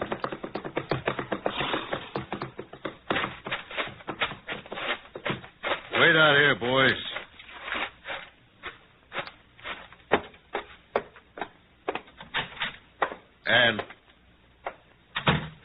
Annie. That you, Jeff? Sure. I'm in the kitchen. Oh, hello, Jeff. Don't you kiss me now, Ann. You wait till I wash off this road dust. I don't mind. You're too pretty to get mussed up. Oh, Jeff. What you got there, Ann?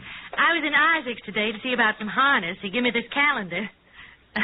He said, you put this up in a nice place, Mrs. Howard. Everybody in town calls you Mrs. Howard, don't they, Ann? They call us the Happy Howards. They ask what you do, I say a traveling man. You been traveling, Jess? I brought you a watch, Mrs. Howard. Here. Why, Mr. Howard, porcelain and gold, just what I wanted. Now you go away and wash so I can kiss you. What you doing to that calendar, Jess? Pretty picture of a horse, Ann. Tear off the calendar part, it'll look nice in the parlor. Nail it up in the parlor, Ann. Some tacks and a hammer in the cabinet. Brought the Ford boys with me, Ann. Oh, that's nice. I'll have the boys come in. You make us something to eat. I'll fetch you some water first for washing. Come on in, boys. This is what I've been missing. You boys like this It picture? really was such a life-changing event for me. I can eat more natural foods, things that you can actually chew. You need, even salads was a challenge. The ability to be able to just I think hanging a picture like put a that's mouthful real of food good. in your mouth and chew wherever. Because chewing actually is, you've heard that chew your food 32 times. Just to be able to do that, to be able to chew your food completely is a life changer. You curious how you can have a smile like this? Take a 60-second quiz and find out. Pleasant to be home. Man, don't have to carry around all these guns weighing heavy around. To be able to do that, to be able to... Feels mighty fine. I said, how's your missus, Jess? Getting water. Gonna cook us something. Get off that chair, Bob. What for? You stupid. I said I was gonna hang me this picture. All right.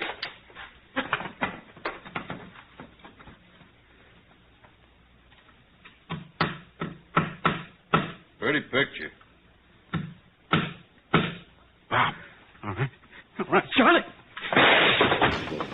Only your husband can help me. You go to my husband. There's nothing I can do. But your husband is Shot so the back of righteous. Jesse's head on, Bob. You could persuade him to use his influence, couldn't you? You can't Sure be does. serious. Madame, must I tell your husband about you and Only your husband can help me. Must I? Go to my There's nothing you can There's nothing I can do. But your husband is so righteous. I'll give you 24 hours. You could persuade him to use his influence, couldn't you? You can't be serious. Madame, must I tell your husband about you and only your husband can help me? Must I? Go to my There's nothing you can There's nothing I can do. But your husband is so righteous. I'll give you 24 hours. You could persuade him to use his influence, couldn't you? Can't be serious. Madame, must I tell your husband about you and only your husband can help me? Must I? Go to my There's nothing you can There's nothing I can do. But your husband is so righteous. Give you 24 hours. You could persuade him to use his influence, couldn't you? Can't be serious. Madame, must I tell your husband about you and only your husband can help me? Must I? Go to my There's nothing you can There's nothing I can do. But your husband is so righteous. Give you 24 hours.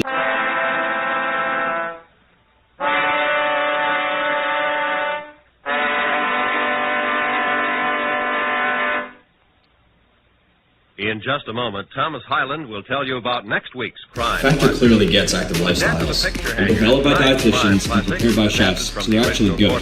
And they're ready in just minutes. These meals, protein shakes, and juices are exactly what I need to support my active lifestyle without having to take the time to meal prep. Sign up right now and get 50% off your first box. Hyland is portrayed on radio by Lou Merrill. In tonight's story, Clayton Post was heard as Jess, Paul Freese as Charlie, and Sam Edwards as Bob. Featured in the cast were Joseph Kearns, Charlotte Lawrence, Paula Winslow, and Joseph Granby. Roy Rowan speaking. Now here again... % off your first box. If this is a check deception operation, we have to know. When the moment is right, you have my word. It's Maybe the moment's right William now. Scott Ketchum, Major General, United States Army, retired. My report to you will be on the final day of General Ketchum and how he died. Thank you. Good night.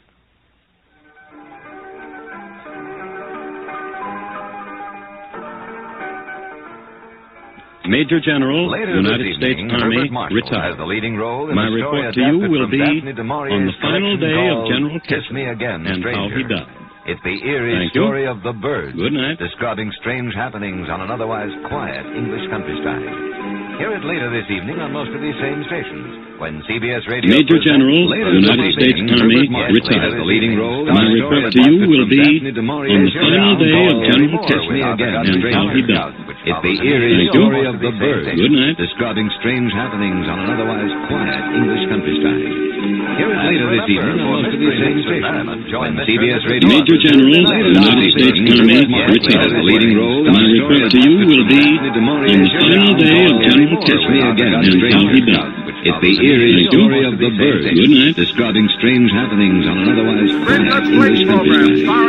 Hear it later this evening on most of these same stations when CBS Radio Dennis Day, Rochester, and yours.